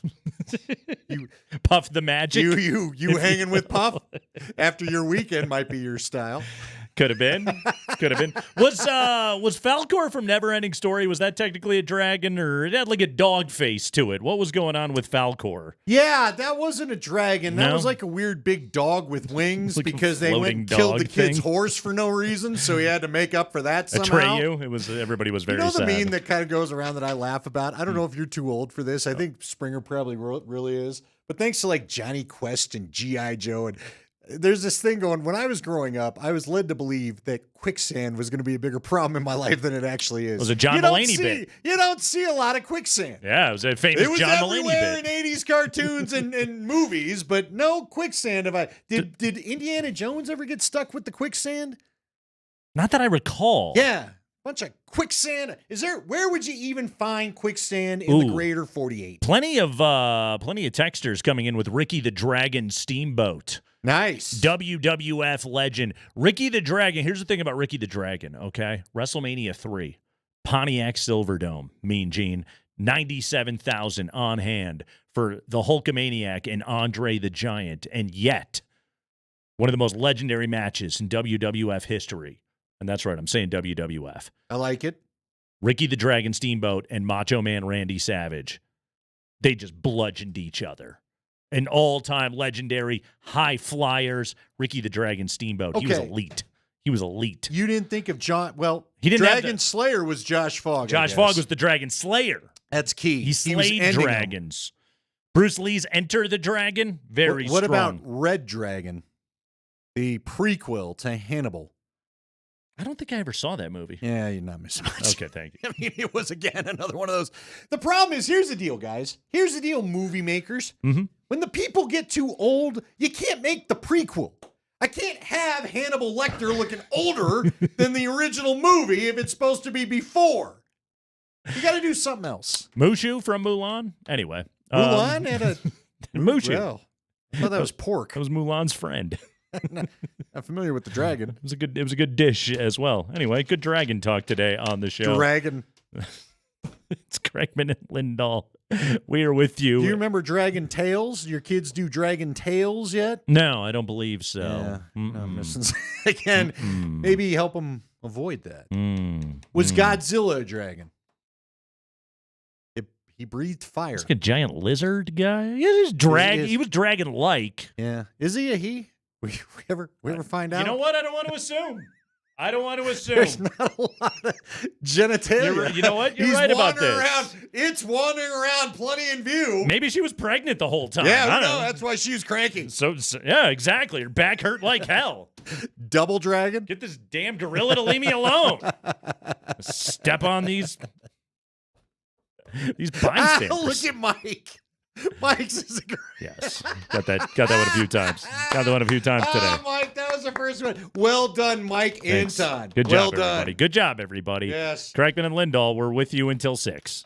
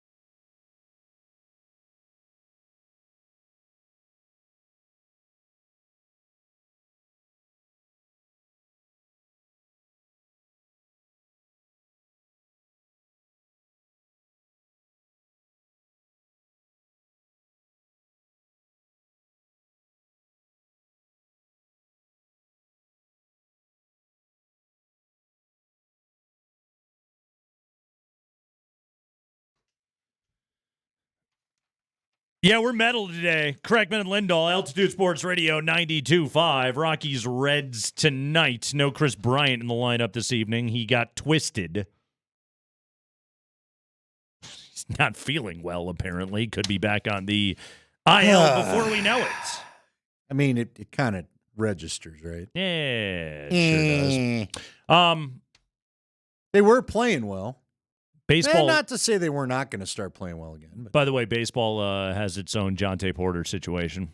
Really? You mentioned this. I did not see this headline. What's going on? So this broke a couple hours ago. Padres infielder Tucupita Marcano is facing a potential lifetime ban for betting on baseball after Major League Baseball received information that he wagered on games involving the Pittsburgh Pirates when he was with the team last season. Sources confirmed to ESPN today. Marcano, 24 years of age, has yet to be formally penalized, but MLB Rule 21 explicitly states that a player who bets on games involving his own team is subject to a lifetime ban. The old Pete Rose rule. They're not going to... They're never going to get a hand. They being all collectively pro sports. You're not going to stop this. No. How many guys do you think are doing it and getting away with it? How many guys do you think aren't stupid enough to do this where it's tracked? You know, the Jonte thing, this now, this Marcano thing.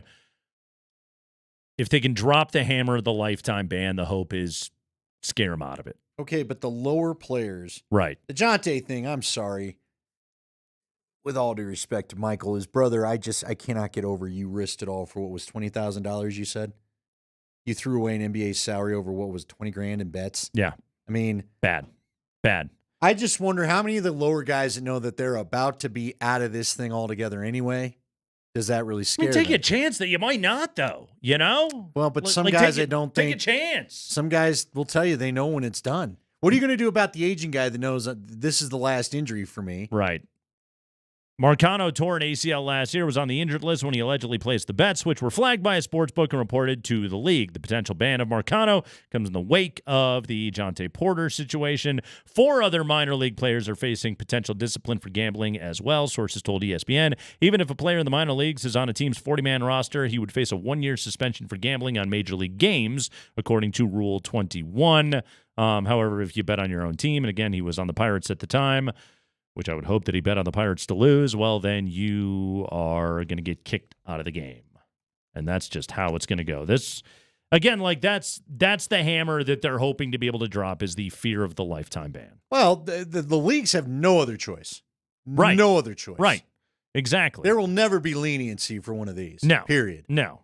Flat out, there will not. It will be. Part of me feels like any star will not do it. But if they ever get a star. Calvin Ridley was a pretty big star, wasn't he? Yeah. Well, yeah. Good. Yeah. It's a guy we all knew, first round draft pick, all that stuff, right? I mean, the guy had a You're right, 1,300-yard season. I guess stud. I guess so. With me, I keep thinking of the MLB and the NBA players because they get all the money once they sign the contract. Well, depending on your theory on Shohei Ohtani. Well, don't think we haven't gotten a couple texts about that. Again, but my point is all of the evidence points to Shohei not knowing. It does. But my point is a guy that's got a really sizable guaranteed amount of money coming his way, will he be dumb enough to try to get away with this? Will the competition be too? Some of these guys are seriously addicted to competing. That's what it is. Be dumb enough? Well, how else do I put it? I know. How do these guys not realize these apps aren't getting tracked by everybody? Because guess what? The books, the apps, all of them, they don't want to pay you that money. They're going to make damn sure they have to pay you that money and that this is legal before they do anything. Yeah, it's still doesn't top baseball coach calling in from the dugout. Yeah, I just scratched this guy to his buddy. You got to take this bet. It's one of my favorites. They don't want you to win, folks. They don't want you to win. No. They don't mind if you get one here or there for a few bucks.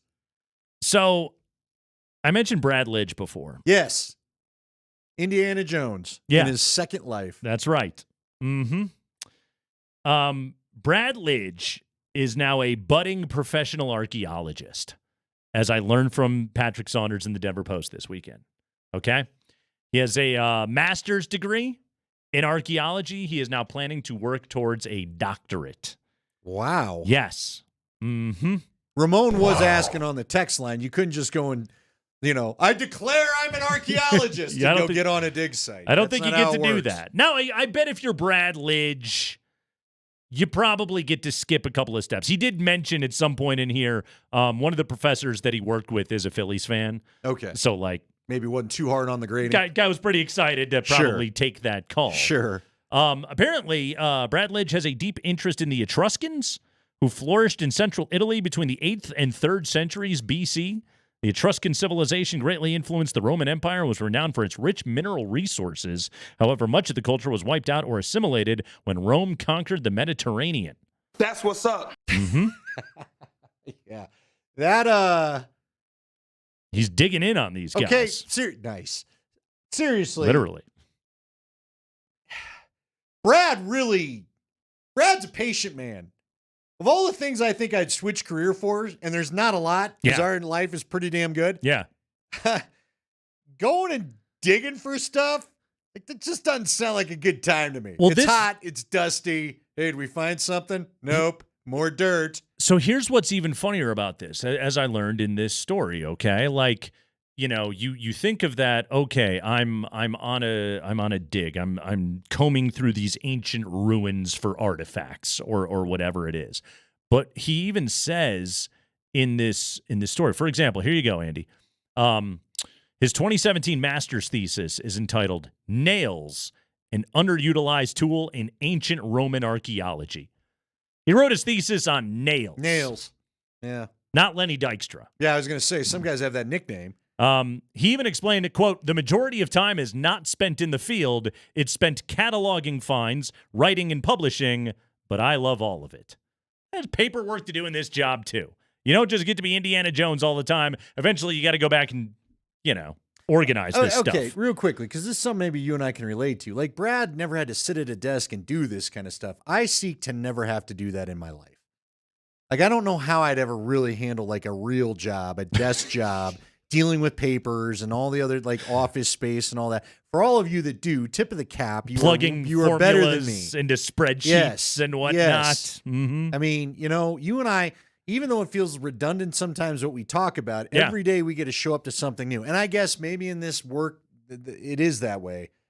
But just what you just described there, I would run screaming from. Brad Lidge, deep love of history. He was an excellent student. He was a obviously unbelievable talent. Went on to have a great major league career. Won the damn World Series. Cherry Creek legend. Yeah. By the way, shout out to Creek. Another state title over the weekend. Mark Johnson hanging it up. Sending Mark Johnson out in style. Nice job.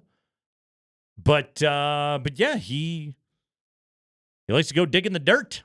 See, Graham writes in that apparently he did do a dig and he enjoyed it. He dug it.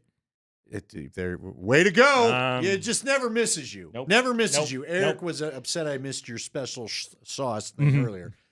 But seriously, like if you were actually in the ruins, if you were doing the old name any mummy movie out there where we're walking through the catacombs or whatever, the thing below the library in Indiana Jones. I love the part that throws you off. I'd be is down like, in that. I don't want to have to fill out any forms. No, all right? I don't want to sit there and dig. I don't want to just be one of the 5 guys around the hole. Hey, have you dug it deep enough yet? Did you find anything? Is that a bone or a stick? Is that a nail? Do we have anything? I think what we're learning here is People else are hanging out in the trailer. Archaeology is not for everybody. No, I'm telling you. I'm saying. That's what I'm saying. Plus, I don't know. It's not. Apparently, it's not all making out with Karen Allen. I don't know. Hey, well, I would go with Laura Dern. Think you're. I'd be popping champagne in that dusty old fridge with Laura Dern. Was she in one of the Indiana Jones movies? No, she was in Jurassic Oh, Park. you keep going back to the dinosaurs. Well, she was the botanist. Remember, she went and dug in the Tyrannosaur or Triceratops poo, and then went and tried to figure out what berry it was eating.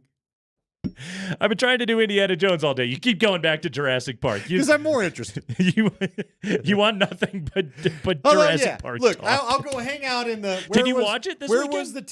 It's your summer movie. I was going to see if anybody tweeted me. Yeah, it was on, wasn't it? One of them was on. Uh-huh. It was the new ones. Mm-hmm. New ones are all right. I love at the end of the new ones where they just are like, at least the Steven Spielberg one tried to make you believe maybe somehow this could happen, even though you know it couldn't. The new one, the first one of the new ones, with Ron Howard's daughter and Chris Pratt, who's in everything. Mm-hmm. I love how at the end of that one, this dinosaur needs to get eaten by every other dinosaur in the park before it dies. And finally, the whale fish brings it below. Finally. I'm watching. They're like, you know what? We need more teeth. Go release the Tyrannosaur. That'll be safe. You've done a wonderful job bringing the conversation back to Jurassic Park. I like Jurassic Park. I'm aware. I don't mind Temple of Doom. You know what? I think The Last Crusade's the best one. What about the one where he's got his alien people? Remember that? It kind of lost me on that one a little bit. The Shia LaBeouf one. Yeah. That one struggled a little. I struggled a little bit with that one. Mm-hmm. Sean Connery and did Sean Connery and Harrison Ford have a problem with them both being hot guys? Was there hot guy tension? Could have been hot too? guy tension. Huh? It's just like the Kreckman and Lindahl show. It's hot guy tension all over the place. Oh yeah. Yeah. It's tough. It really is. Who's the hottest dude in the room? Tyler's kid told me I looked fat as she left. So yeah. It's just two guys walking around at the tip of the pyramid of self-esteem. We're really tough to be around. Was it the one that was on our show? Yeah, I think it was Lydia. The little one didn't talk to me much. I'm very loud. And so Scott's daughter and Tyler's oldest daughter both ran up to me because I know them fairly well and wanted to say hi. Mm-hmm. Tyler's youngest was like, hey, Tyler's youngest was like most women at the bars when I was 21. She didn't remember there being that much Andy? No, she had nothing to say. And she tried to stay on the other side of the room. Meanwhile, I'm wearing princess sunglasses and eating 2 cupcakes I didn't ask for. Dom says, as I pointed out an hour ago, dinosaurs is paleontology. No, we know, Dom. We know. Not archaeology. I'm just not interested in talking too much Indiana Jones. You're rooting through. Look, I went and saw the Tut exhibit when it was hanging out at the Denver Museum. Hey, look at you. I would rather believe Jurassic Park is real. There's some somebody also actually the Velociraptors. That ain't right. That's not what they were. I'm with you, actually, guy from 2 hours ago, because when we were growing up, nothing beat the T-Rex. Now all of a sudden a series of movies comes out and T-Rex sucks. I don't believe you. You know, they're starting to believe that they actually are more feathered than we realized too. This is good. I've enjoyed boomer dinosaur takes today. Just because you're new. I got a new dinosaur. It's better than yours. It's also 2 feet tall. Nobody cares. Quit selling me this Nikola Jokic. Bill Russell's the best big man to ever play the game. Have you heard of Tex Schramm? Best damn coach ever. I don't care about Davis Webb. Give me Tex Schramm. Patrick Mahomes got nothing on Red Grange. It is the Kreckman and Lindahl show. We're with you.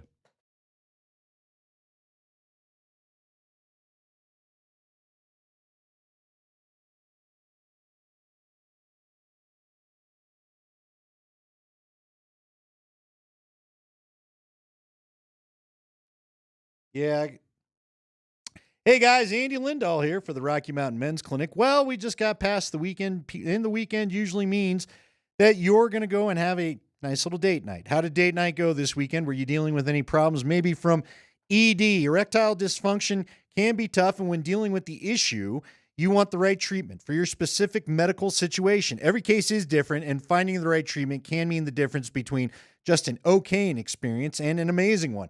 Go see the folks over at the Rocky Mountain Men's Clinic if this is something that you're dealing with. They have treatments that work when pills or herbals fail, and they have treatments with success rate of well over 90%.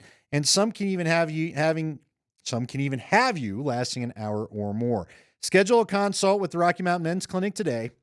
Your initial visit is only $99 and includes a medical consult with a Colorado licensed medical provider, a T and PSA test, and if medically advised, a test dose. And if the test dose does not work in the office, the visit is free. They have an expert staff, and if you're like a lot of men, you could be having great sex the day after your appointment. They have 5 locations to serve you in Colorado: Fort Collins, North Denver, Central Denver, Castle Rock, and Colorado Springs. Nate, give them a call, 720. I didn't mean to suggest. Wow. Nate, I'm just saying. Wow. We do talk more than you realize. 440-7900. That's 720-440-7900 or RockyMountainMen'sClinic.com.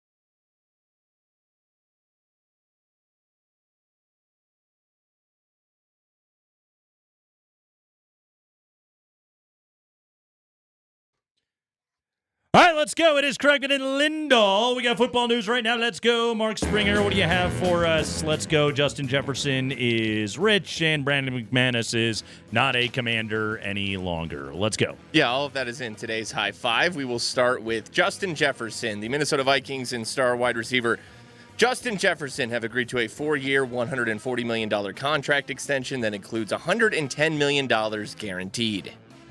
You know, Andy, I know numbers don't tell the whole story, but have you ever looked at this guy's numbers? They are, yeah. Whoa. I thought I was going to get him as a top. Oh, no, I did get him in fantasy football last year, and he was hurt the whole time.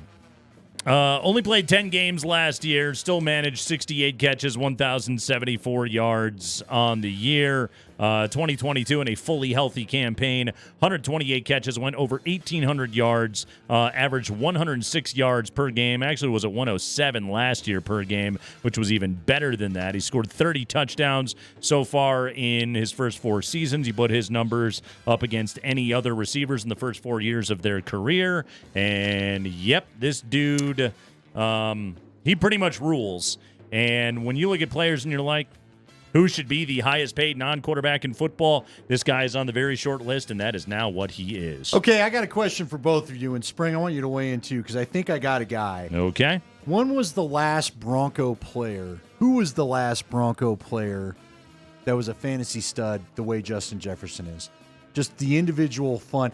I guess it would be Peyton Manning, but I was trying to think skill position, guys. DT. DT was pretty good. Was he? Yeah, he was pretty good. He was a solid fantasy option. Or was he Justin Jefferson good? You know the last guy I think of? Who's that? Clinton Portis. Yeah, he was. He and Mike Shanahan were a marriage made in heaven his couple years here in Denver. I mean, DT put up 4 consecutive years over 1,300 yards, 3 consecutive seasons of 10 or more touchdowns. I mean, Peyton Manning era Demaryius Thomas was pretty damn good. As a texter points out, the Broncos did draft Jerry Jeudy ahead of Justin Jefferson. Yeah, as we go back to our earlier conversation of why I would try to trade for T. Higgins, that kind of decision-making is at the core of that take. Yeah, again, it is so funny. The standard take of, like, just draft a receiver. There's 1,000 of them out there. The Broncos don't seem to be able to do that. They can't even get a Puka Nacua in the 4th round kind of guy. No. You would have had Puka. You'd have taken Puka Nacua over Jerry Jeudy last year, wouldn't you? I would have. Yeah. Yes. Okay. Yes. By the way, yeah. Ryan talks about Julius Thomas. There's a good one. In that draft, Henry Ruggs went 12. Okay. Jeudy went 15. Yeah. CeeDee Lamb 17. Pretty good. Pretty good. You'd have rather had him. Jalen Reagor went 21. Oof. Yeah. Oof. Not good. 1 pick before Justin Jefferson. Oh, that's really gotta. Yeah. Brandon Ayuk went 25. I mean, the Broncos took Jerry Jeudy when CeeDee Lamb, Justin Jefferson, and Brandon Ayuk were all Wasn't Higgins on a second the board. rounder that year? The guy I'm talking about them trying to trade for? He was the first pick of the second round. Yeah. Also, Michael Pittman Jr. was the second pick of the second round. I mean, there's wide receivers all over the place in this draft that were better than Jerry Jeudy. Just so frustrating. What happened, man? Even Jeff Legwold loved Jerry Jeudy coming out. What is it just? I still am not positive what went wrong there. Because the guy's route running is good. His ability to shake a defender is almost impeccable. I don't think he was comfortable on an NFL field. Catching the damn ball when it got to him was a problem. I'm with you. He doesn't want to get hit. He doesn't like contact. Exactly. Yeah. The kind of physicality that you got to deal with in the NFL, that's why he doesn't block. He did not make that adjustment. I mean, Jefferson, he made it immediately. He had the physicality to be able to deal with press coverage, to be able to catch in tight windows, all those things like that. It is one of the big differences is if you are a guy that is comfortable making a catch and getting hit. And it's not for everybody. Yeah, well, it's almost like you should default to SEC players when you can. Right. Yeah. And that's what he was. Didn't work out. Spring. High five. So, Brandon McManus is no longer a Jaguar. He had signed a 1-year deal, $3.6 million with the Washington Commanders. But today, the Commanders released Brandon McManus days after a lawsuit that was filed against him became public, alleging sexual assault from an incident that occurred when he was a member of the Jaguars. Okay, so Andy, here's my question on this. There's 32 NFL organizations. Would 32 NFL organizations have cut Brandon McManus over these allegations? I believe so. You think so? He's a kicker, and I'm sorry to put it that way. No, but it's he's a kicker. part of it. It's a part of it. And I would say, help me out, Matt Ariza. Matt Ariza. Okay, he got cleared of everything. Punter It out of still San took him Diego a year to get back into the league. Right. They're not going to mess around with this. They are not going to take the PR hit for a kicker. And kickers become very important with the game on the line. No doubt about it. At the very end of things. But at this point in the year, they're not going to take the PR battle for this thing. Now, if he gets cleared, then yeah, someone will probably come calling pretty quickly. I feel like because it was Washington and because they are trying to dig out from the Dan Snyder that's a good point. disaster, they were probably quicker to act than other organizations may have been. But you to your point as well, kicker, okay? Well, and if he was an 1,800-yard wide receiver, Brandon McManus would still be on the Manders. Or if he was our guy in Baltimore.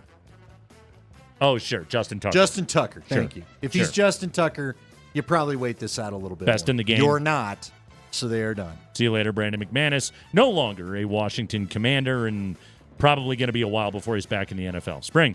High five. New York Giants tight end Darren Waller is likely to make a decision by next week's mandatory minicamp about his playing future, and people in and around the Giants expect that he is going to retire. Those close to him believe he's leaning in that direction. Now, last week, of course, Darren Waller dropped his single, a new single, a music video for the song entitled Who Knew?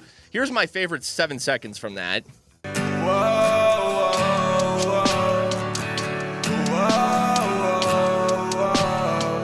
That's good. I always love when stuff like that was in the liner notes, the lyrics, just whoa, whoa, whoa, whoa. And today, Darren Waller with a new rap. Want a day in the life being me. Everything that happens between you and your wife on TMZ. Trying to kick the dough in this rap just like a B&E. Speaking to the blind, it's no wonder they weren't foreseeing me. For a minute, I admit they was deceiving me. Pleasing everybody, forgot I had to believe in me. It's all good when you got all them yards receiving to them cards you're reading ain't that great. It's hard receiving a message from God that he's taking back what you've been blessed with. I'm foaming at the mouth, they know I ain't the one to mess with. Quit playing checkers on my board, I'm playing chess. And if I fall, my brothers pick me up like Byron Leftwich. Stick to sports, guy. There's a lot going on there.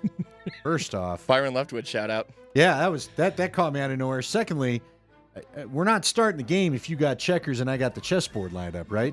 I mean, what are we doing here? It's very confusing. Not to making everybody. one move. They don't even move the same way. The Giants signed, in order to fill in some of the production, they signed Chris Manhertz.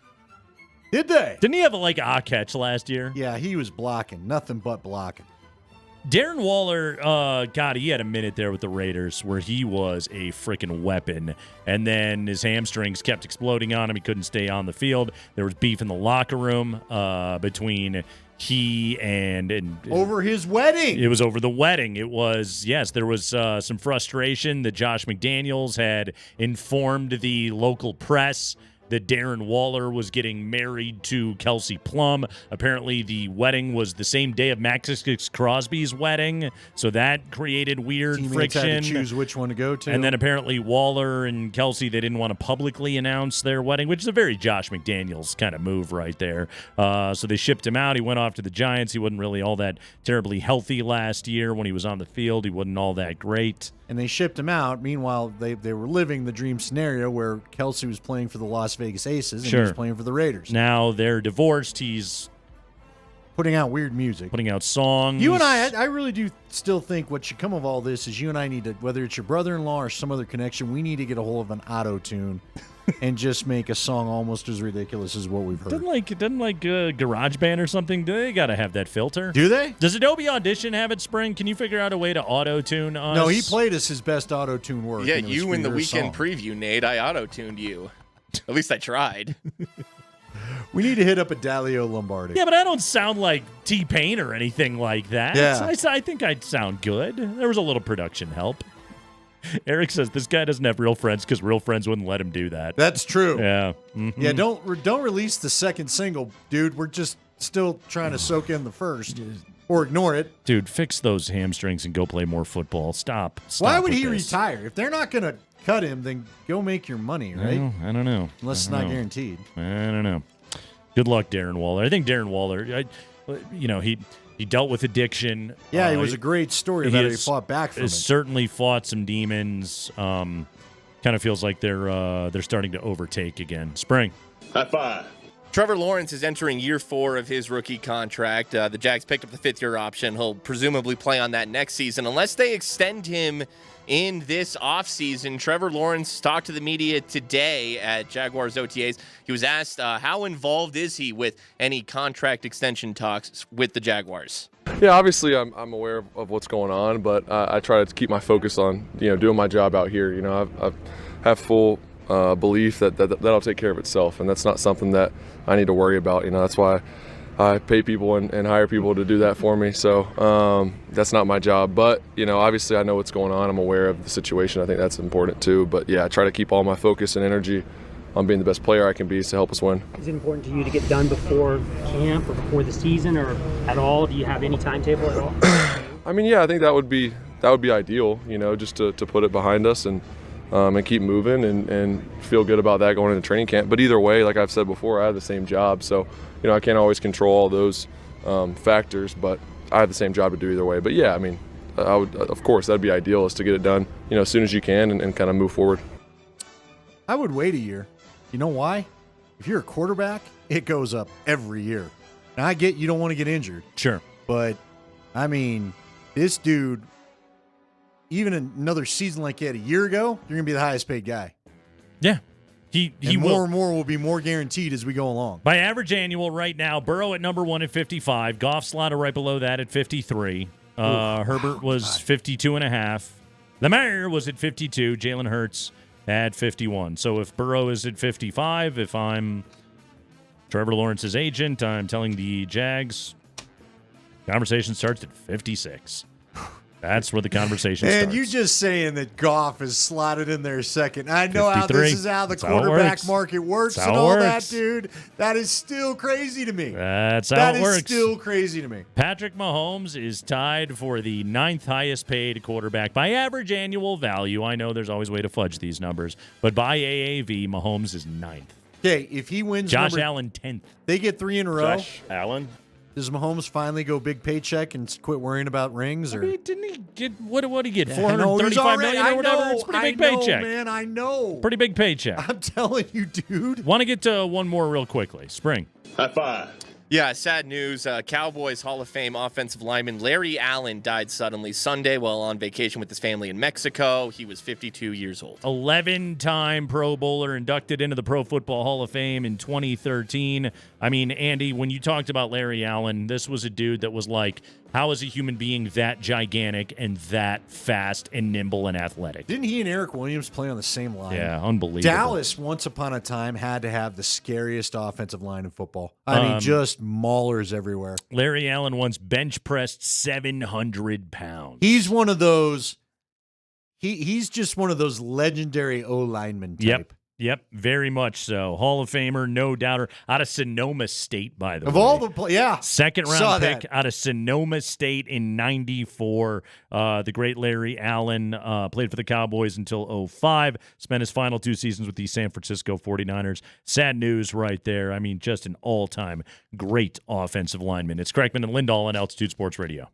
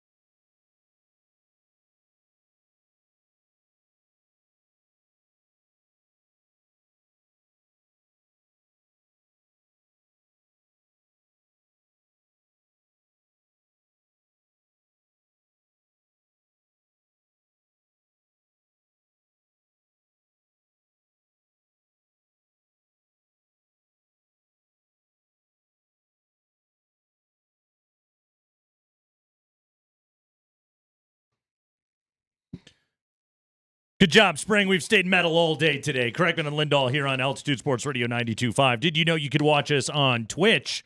Our Twitch feed is presented to you by Safeway. Shop Safeway's Summer 4 times points and earn up to 4 times the points. Get it? To redeem on gas and groceries when you purchase participating items throughout the store. Clip the offer in the Safeway app. Opt in to convert points into cash off at checkout.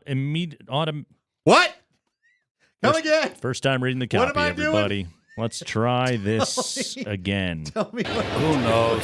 So you want to opt in to Yes. convert points into cash off at checkout automatically. Okay, I'm in. Let's do it. Do Safeway, fresh foods, local flavors. they still got the chocolate strawberries? Do I got to wait for some female-themed holiday for me to get some chocolate strawberries? Did they bring them Huh? back? Mom's Day and Valentine's Day, only 2 dang days I can get them? Bring them back for Father's Day. I'd take them. I wouldn't complain. What do we get? Nothing. No food? No, nothing. Do you ever like the barbecue where you're just like, hey, get Dad to grill? I really sucked at some ribs yesterday. You messed it up? What happened? Well, Nate, it pays to clean your grills, kids. Did you have a flare-up? Yeah, bad one. Yeah. I smoked them. I did 3 hours on the Traeger, and then I decided I'd finish them all. You know what happens? You know the problem with anything you try to go low and slow on? Mm-hmm. You eventually have get no hungry, patience? and I lose patience. So I threw it on the gas grill, and some of the grease flared up down below because I need to clean that thing. Yeah. And it went from a nice slow 225 to like 700, and I had to get things off there quickly, and it ruined it. Oops. It's all right. I tend to go to this go early on the grill. Sear early and then go slow on the ribs. That's where I've had the most success. We still had some good flavor. It just overdid part. You know the other thing that I get, It was just you know what burnt. I get frustrated with? This is why, Life, yeah, good society. call. You got it. People. So I read this thing about what I need to trim. What I learned from the Proud Souls guy with the brisket was you got to do the trimming. Sure. And if you don't trim it right, it won't cook evenly. Okay. So I was trying to make sure I had a spare rib. It said St. Louis spare rib. So I assumed they'd already cut it. And I looked at a video, and the guy on the video is like, well, here's where you want to slice it off so that you're not cooking this part because that's waste. I was like, well, that looks like I've already had that happen. No, I needed to cut that part. So don't call it a St. Louis cut if you didn't do the cut already. That's all I'm saying. The package said St. Louis cut, and it wasn't cut that way. It's what you get for trusting anything from St. Louis. Yeah, fair enough. That's your mistake.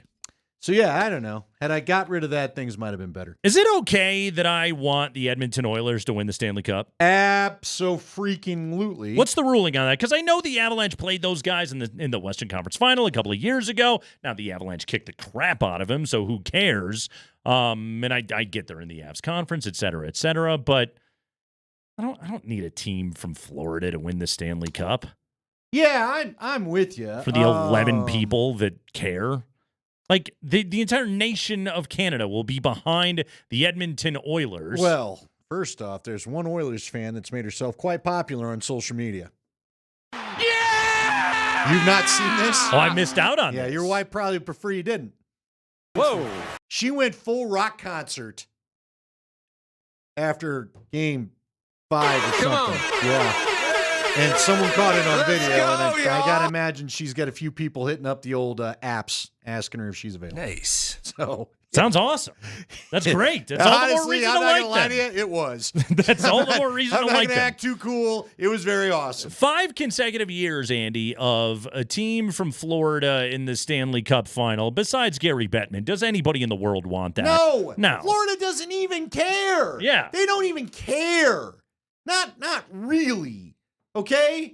I mean, there's Panthers fans Sure. and there's Lightning fans. Here's the thing. I will say this. So some of my loyalty, there's multi-levels to my loyalty. Okay. My short-lived loyalty. All right, let's have the It'll multi-levels. be over as soon as the cup is over. All right.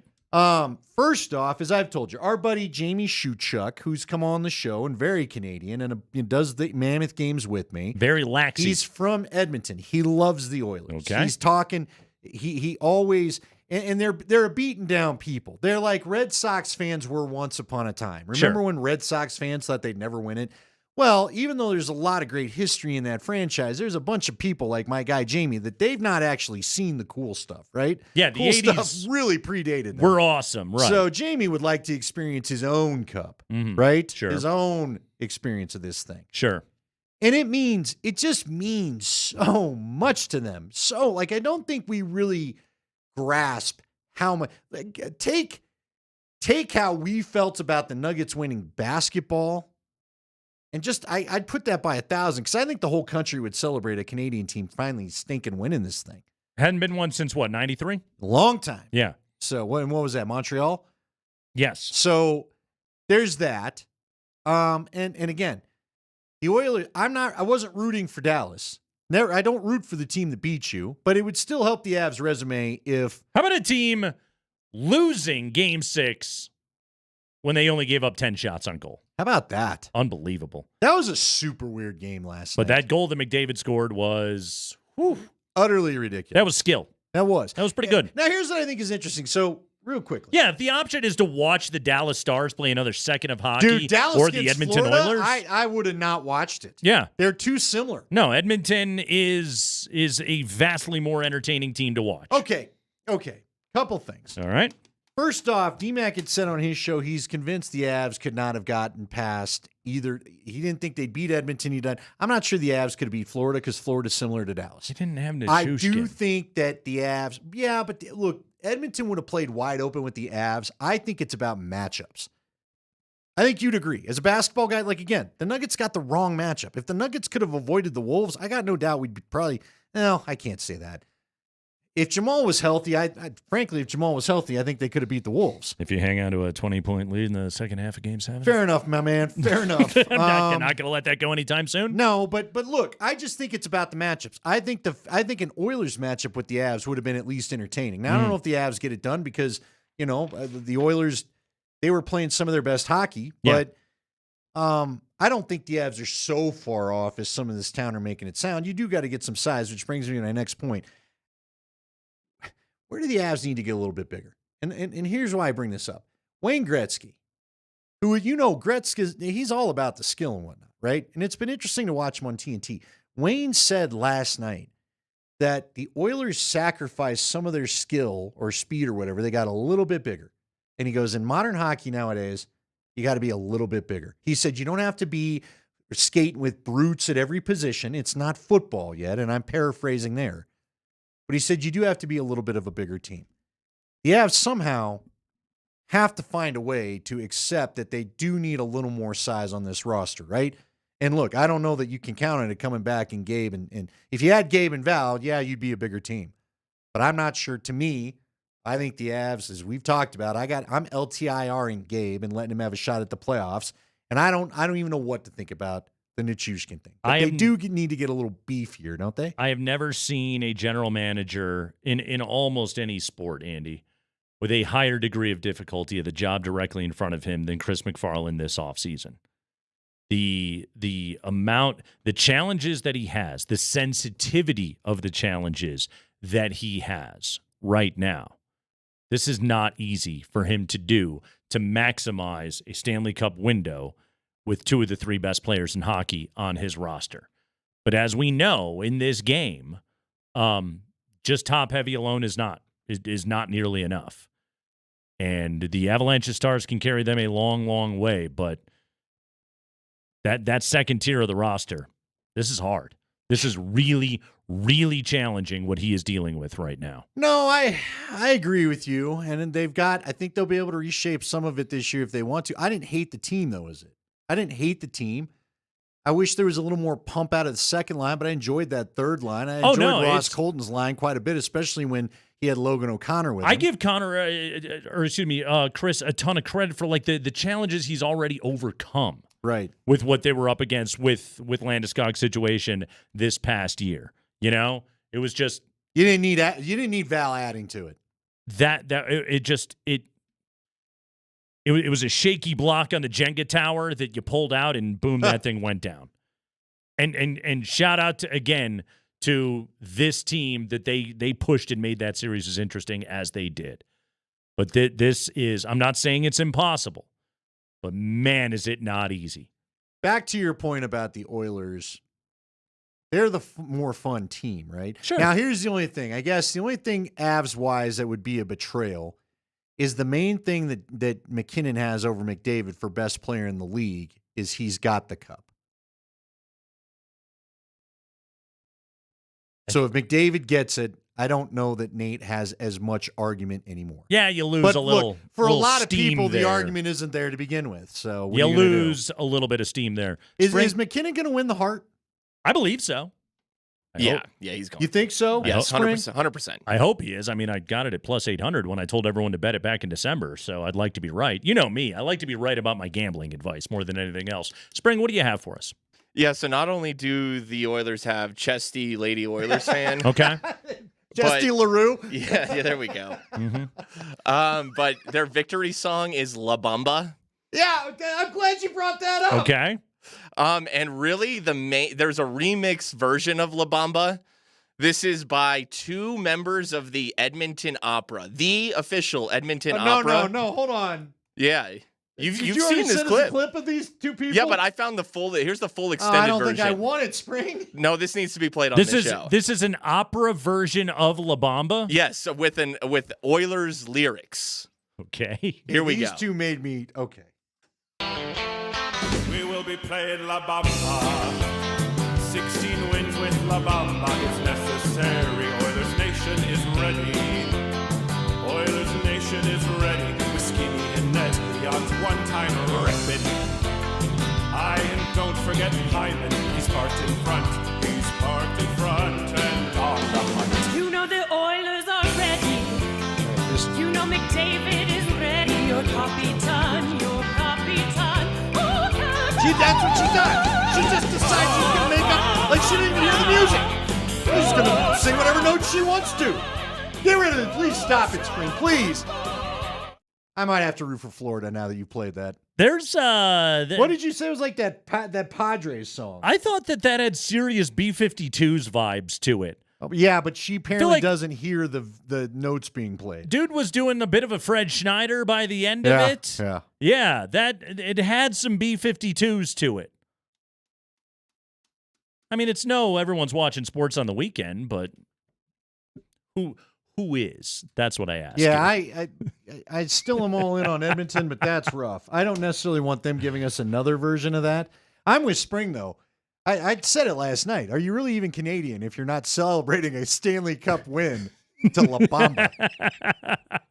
They started playing that, man. I was like, how in the hell did they pick this song? Like, of all the joyous songs you could pick, Sure. why La Bamba?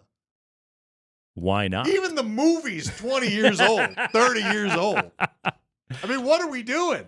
What was the blues song, Gloria? Remember Yeah, Brett that's a good Holt? call. We went blues. Yeah. Yeah. I was so mad about the blues, I didn't pay any attention to any of that. Gloria! Yeah. Gloria! It's still the highlight of that team winning the cup. My favorite part of this show is going to be Mark Springer reminding me that it's Chesty LaRue. I got to get you her picture. Was there an actual person named that, or I think there was. Okay. This gal, give her a run, though. I also like that the Oilers goalie is named Skinner. I enjoy that as well. That's the only other thing I like about the Edmonton Oilers. Skinner. That's what you know. Up what? yours, children. At some point, we're gonna have to do the crappiest sports songs ranking and make everybody endure the top 5. Because that Really one's going down to Yeah, yellow this and one. brown. This one, That's what's This in. one makes me want to assault the guy, though. With the 5 guys he paid to stand behind him, that just San Diego Trust Fund guy thinking this is the coolest thing he can do, and then it went national. Why do we allow this to go national? Why? Why do we give it attention? That song should not have gotten any attention. Padres on the loose. Let's go, Goose. That's what's in. I'm so glad that's in our life. The anger it causes inside of me. So angry. I seriously love terrible sports songs. So I enjoyed every second of that La Bamba remix. I enjoyed every bit of it. Only because you saw how miserable it made me. You were looking at me the whole time. You like my misery. You Those don't really like songs that song. bother you so much. Yeah, I know. I think if I was not in the room, though, and it was just you and Spring doing the show, you would not nearly have enjoyed it as much. In all seriousness, I love terrible sports songs. That does not shock me. You like dad jokes. I very much so. They're the musical dad joke, are they Very not? much so. I'm glad that they exist. I loved the Miko Ranton and Casio keyboard song. I can live with the guy singing. It's the girl who just is going to show you. Just let me show you everything I've got. Well, is she really a professional opera singer? I hope not. You gotta dip into the tool bag, man.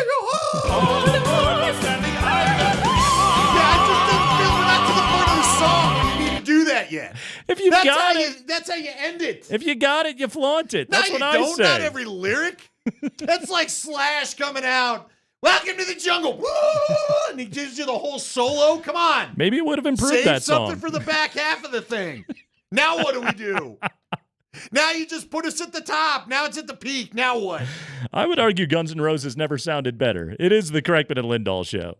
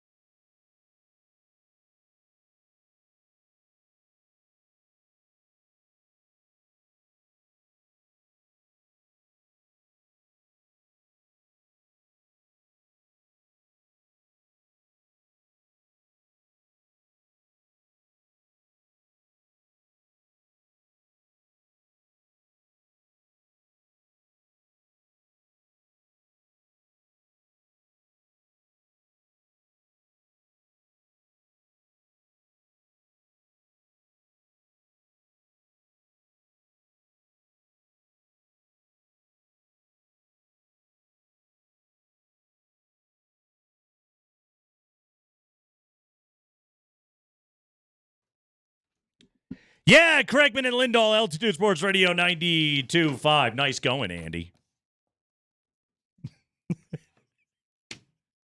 What? It's a heartwarming thing while they like La Bamba. All right, yeah, that's fine. I didn't know. Pooped all over it. I still think it's an odd celebratory song in that area. You have your sentimental connection. Well, good for them, and good for them that liked it. But y'all, by the way, did you happen to see Rory McIlroy? Now what? So Rory McIlroy shot a 66 on Thursday. Okay, and he admitted, following the round at the RBC Canadian Open, where apparently they're not allowed to listen to La Bamba, that Rory McIlroy, he had a 7:40 tee time, went out, shot a 66, but he was out celebrating his caddy and best friend Harry Diamond's birthday the night before. I love Harry Diamond. Sounds like a made-up name. Rory said, bit of a slow start. Harry's birthday dinner last night, so I had a couple glasses of wine. I was probably feeling a little groggy when I woke up. 9 consecutive pars with a hangover. What? And then 9? And then ripped it into a bogey-free 66. Yeah. I don't know if I can get a par stone sober. Homeboys ripping off 9, not feeling it at all. Rory with a hungover 66. Dude. I mean, it's no That's where it changed. David Wells perfect game, still drunk after going to the SNL after party the night before, but pretty good. All right. How many, especially baseball games, would you like to know guys did all that not feeling their best? I mean, Doc Ellis threw a no-hitter on acid. What about, remember the... Pretty good. I'm trying to remember the player's name, and I haven't seen the documentary in forever. There was the tight end from the Packers who flat out, there was a documentary about Super Bowl I or whatever it was. Okay. Where he was convinced, I think it was McGee was his last name. He was convinced he wasn't going to play in the game because he's a backup his whole life. And so he basically told the documentary people he went out and just ripped it up the night before the game. Their starting tight end gets hurt, and he's feeling awful and played the whole game, had like 2 touchdowns that way. Incredible. Because he didn't think he's going to be playing. He toughed it out. That's what you got to do. Pros go to work hungover, which I believe was always Harry Carey's advice. That was his whole thing. Like, that was the difference between a pro and an amateur, is pros work hungover. Max McGee. Thank you, Gil. Max McGee. Yeah. He tore it up. It's a fascinating documentary. If you're into sports history, like nobody was even interested in the game that I believe was played in the Rose Bowl. They were trying, Rozelle was doing all he could to make a big deal out of this thing. Sure. And of course, Vince Lombardi wants no part of it because they said Vince Lombardi's greatest stress was he just didn't want to lose to an AFC team or an AFL team or whatever. Well, here's the other thing about that, Andy, is like, okay, so we're talking about Rory shooting a hungover 66, David Wells' perfect game, which still is drunk. Still great. Doc Ellis, no-hitter on acid. Max McGee in Super Bowl I. But here's the other part of it, okay? That's the story you tell after the great game. Oh, yeah. How many times has a guy just gone out and just given up 6 earned runs in the first inning and hung over out of his mind? He wasn't telling anybody about that afterwards. No. I just wasn't feeling it today. I was feeling good. Yeah, how many 3-drop games has a wide receiver had in NFL history? He didn't tell anybody, oh yeah, like I didn't get back from the bar until like 7 a.m. That's the other part of that story. You only tell the story after you went out and kicked ass and won the big game. Jeremiah is proper to remind us of the flu game that we're all wondering Jordan about flu now. Game? Yeah. No, you're right. Do you think, though, like a Peyton Manning's probably seeing you and going, you ain't getting the ball today. Right. Who is breathing next to me in the huddle? You are not getting the ball. I know exactly who made curfew last night. And I was with you, but I handled it better. That's the guy I'm going to throw the ball to. We've all kind of talked about it. Allen Iverson was the worst influence on his teammates ever. That dude just lived in a nightclub, as the stories go. Because he could handle it. Yeah. Not every dude could. Most of the other dudes that just wanted to be cool with Allen Iverson could not. They were human. Exactly. Like they needed to sleep it off a little bit before going That's that big. why he didn't want to be talking about practice. Exactly. Ooh, someone said McNabb barfing at the Super Bowl was because he was maybe a little too much. Was that at the